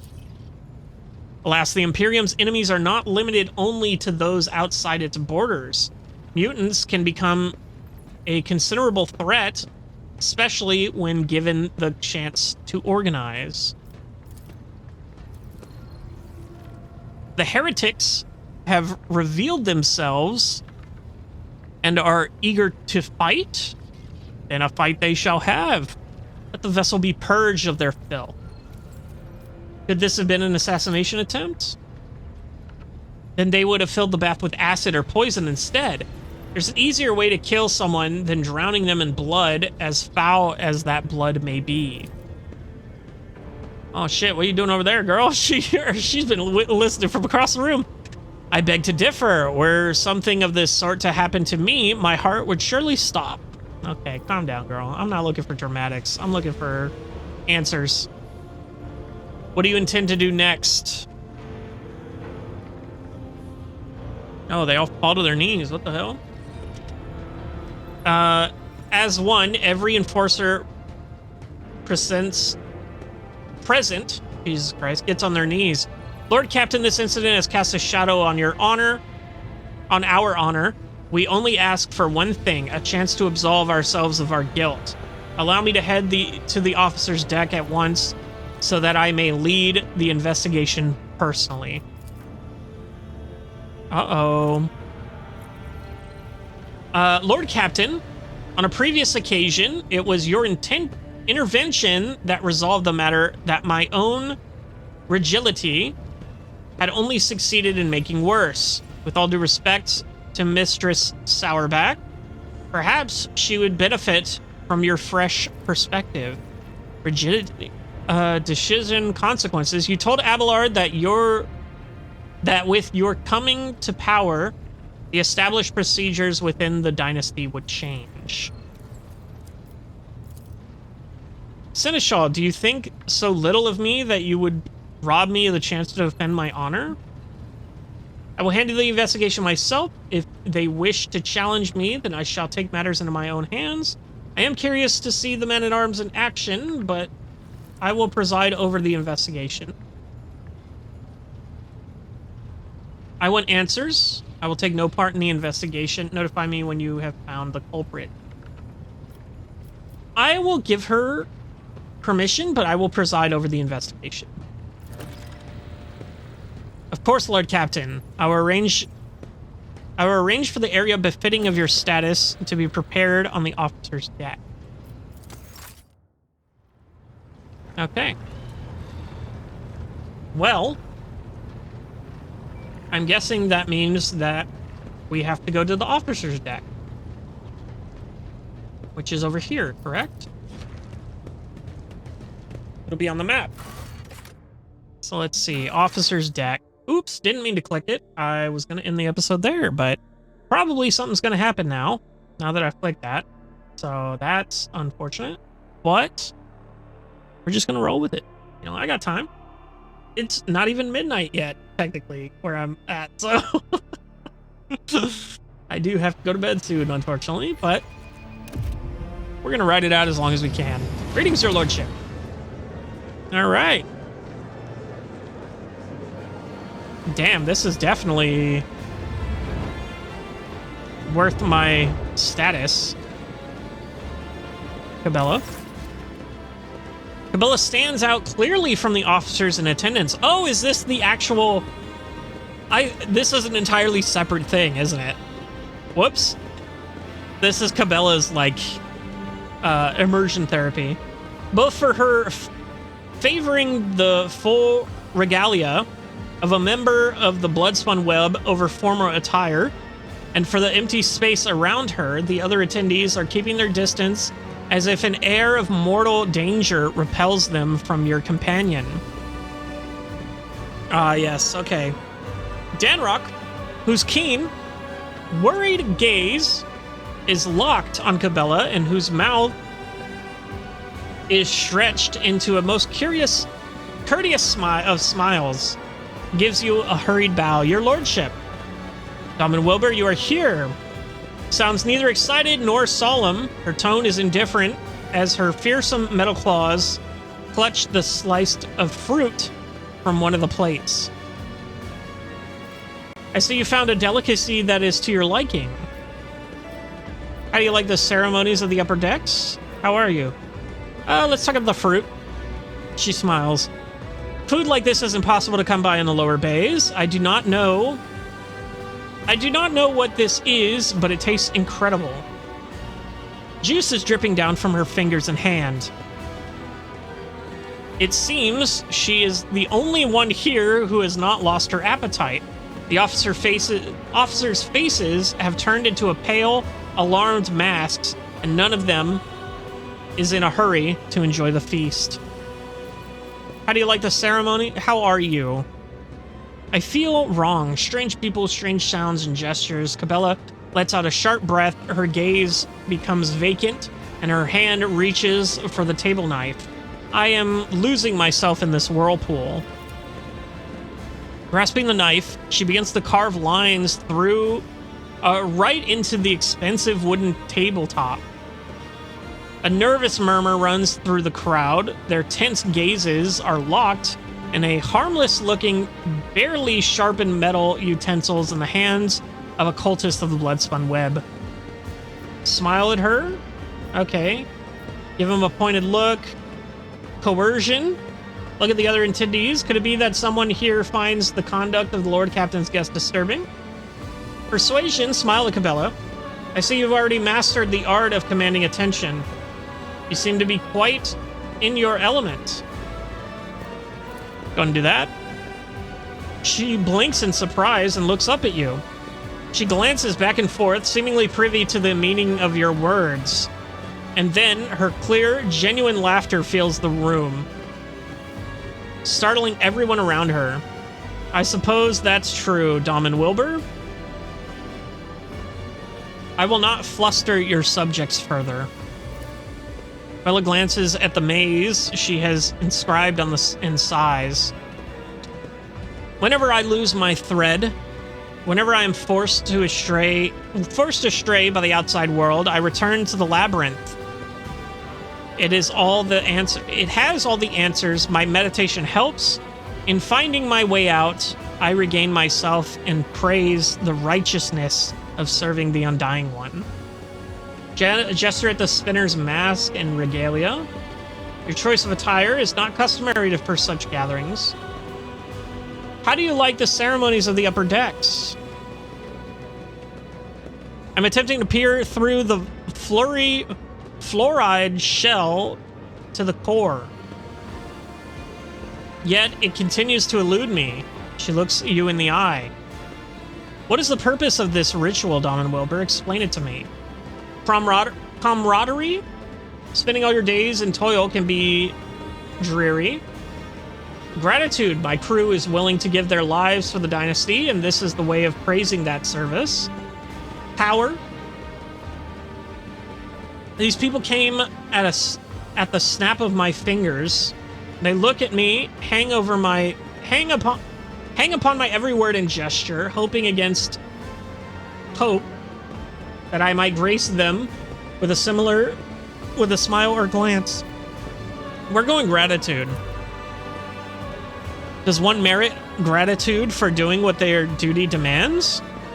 Would these people act differently without the show of appreciation? I hope that is not the case. I am too conspicuous beside the rest of your servants. Cabela looks at the other guests and then quickly averts their eyes. A fitting mask. That is what is required for the rituals like this. I came unprepared. It would not happen again. It will not happen again. Since this gathering was a terrible mistake, let's go ahead and fucking talk about her fit. She looks at you in mild confusion. My appearance tells those around me who I am. Everyone here is wearing a mask of their respective thread. Is this not a requirement of your rituals? She glances at the opulent room, the dazzling decor, and the handsomely dressed officers. I sense this gathering was a terrible mistake. Sighs heavily and looks down. Why? You've looked behind the curtain in my existence, and now I have looked at yours. She stares at you intently. I do not think that we have heard all the words there should have been spoken here today. Is it because you do not wish to say them in front of witnesses? I grow weary of the crowd. Take a walk with me. It's high time that this dull evening was over and done with. We should return to our duties. No, let's go take a walk.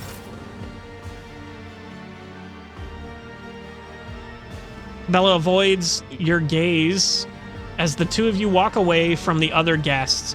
She seems calm. The slight tremble running down her right hand betrays her agitation. Once you are alone, she looks straight at you.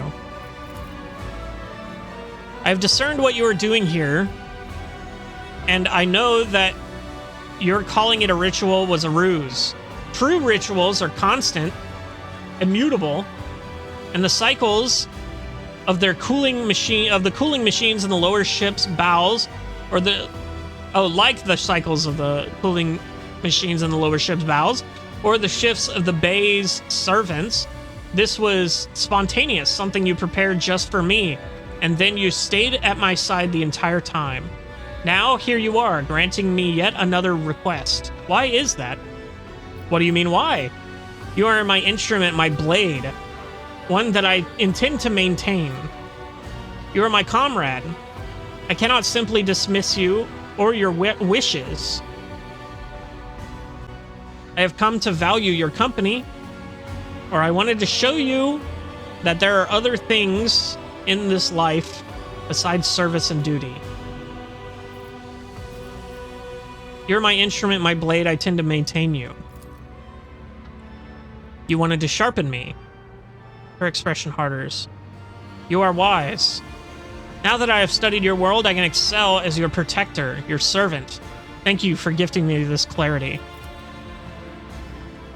I have seen enough to understand that masks and gestures his servants use around you. That is enough. Let us each return to our respective threads and aspire to give our all to the Undying One now and forever. Shit, I think I fucked that up, but okay. It's whatever. We chillin'. She's okay. She survived the party. Crazy to think about. Okay. All right. And now, oh, I'm trying to play this one-handed and it sucks, dude. Okay, so now we should be able to go to the officer's deck and see what we wanted to see. But this time we're going to go ahead and... I'm going to go ahead and use my other hand, Jesus Christ. But for now, we're going to go ahead and call it there for today. And we're going to go ahead and save it for next time. Next time we'll be going to the officer's deck in order to find out who put that blood in our bathtub. Crazy to think about. And then we did go back to Footfall, I believe, was our thing that we did. I'm already crazy that I've already forgotten what we've done. But, and then we'll go to Footfall and have ourselves a good time. I'll see you in the next one.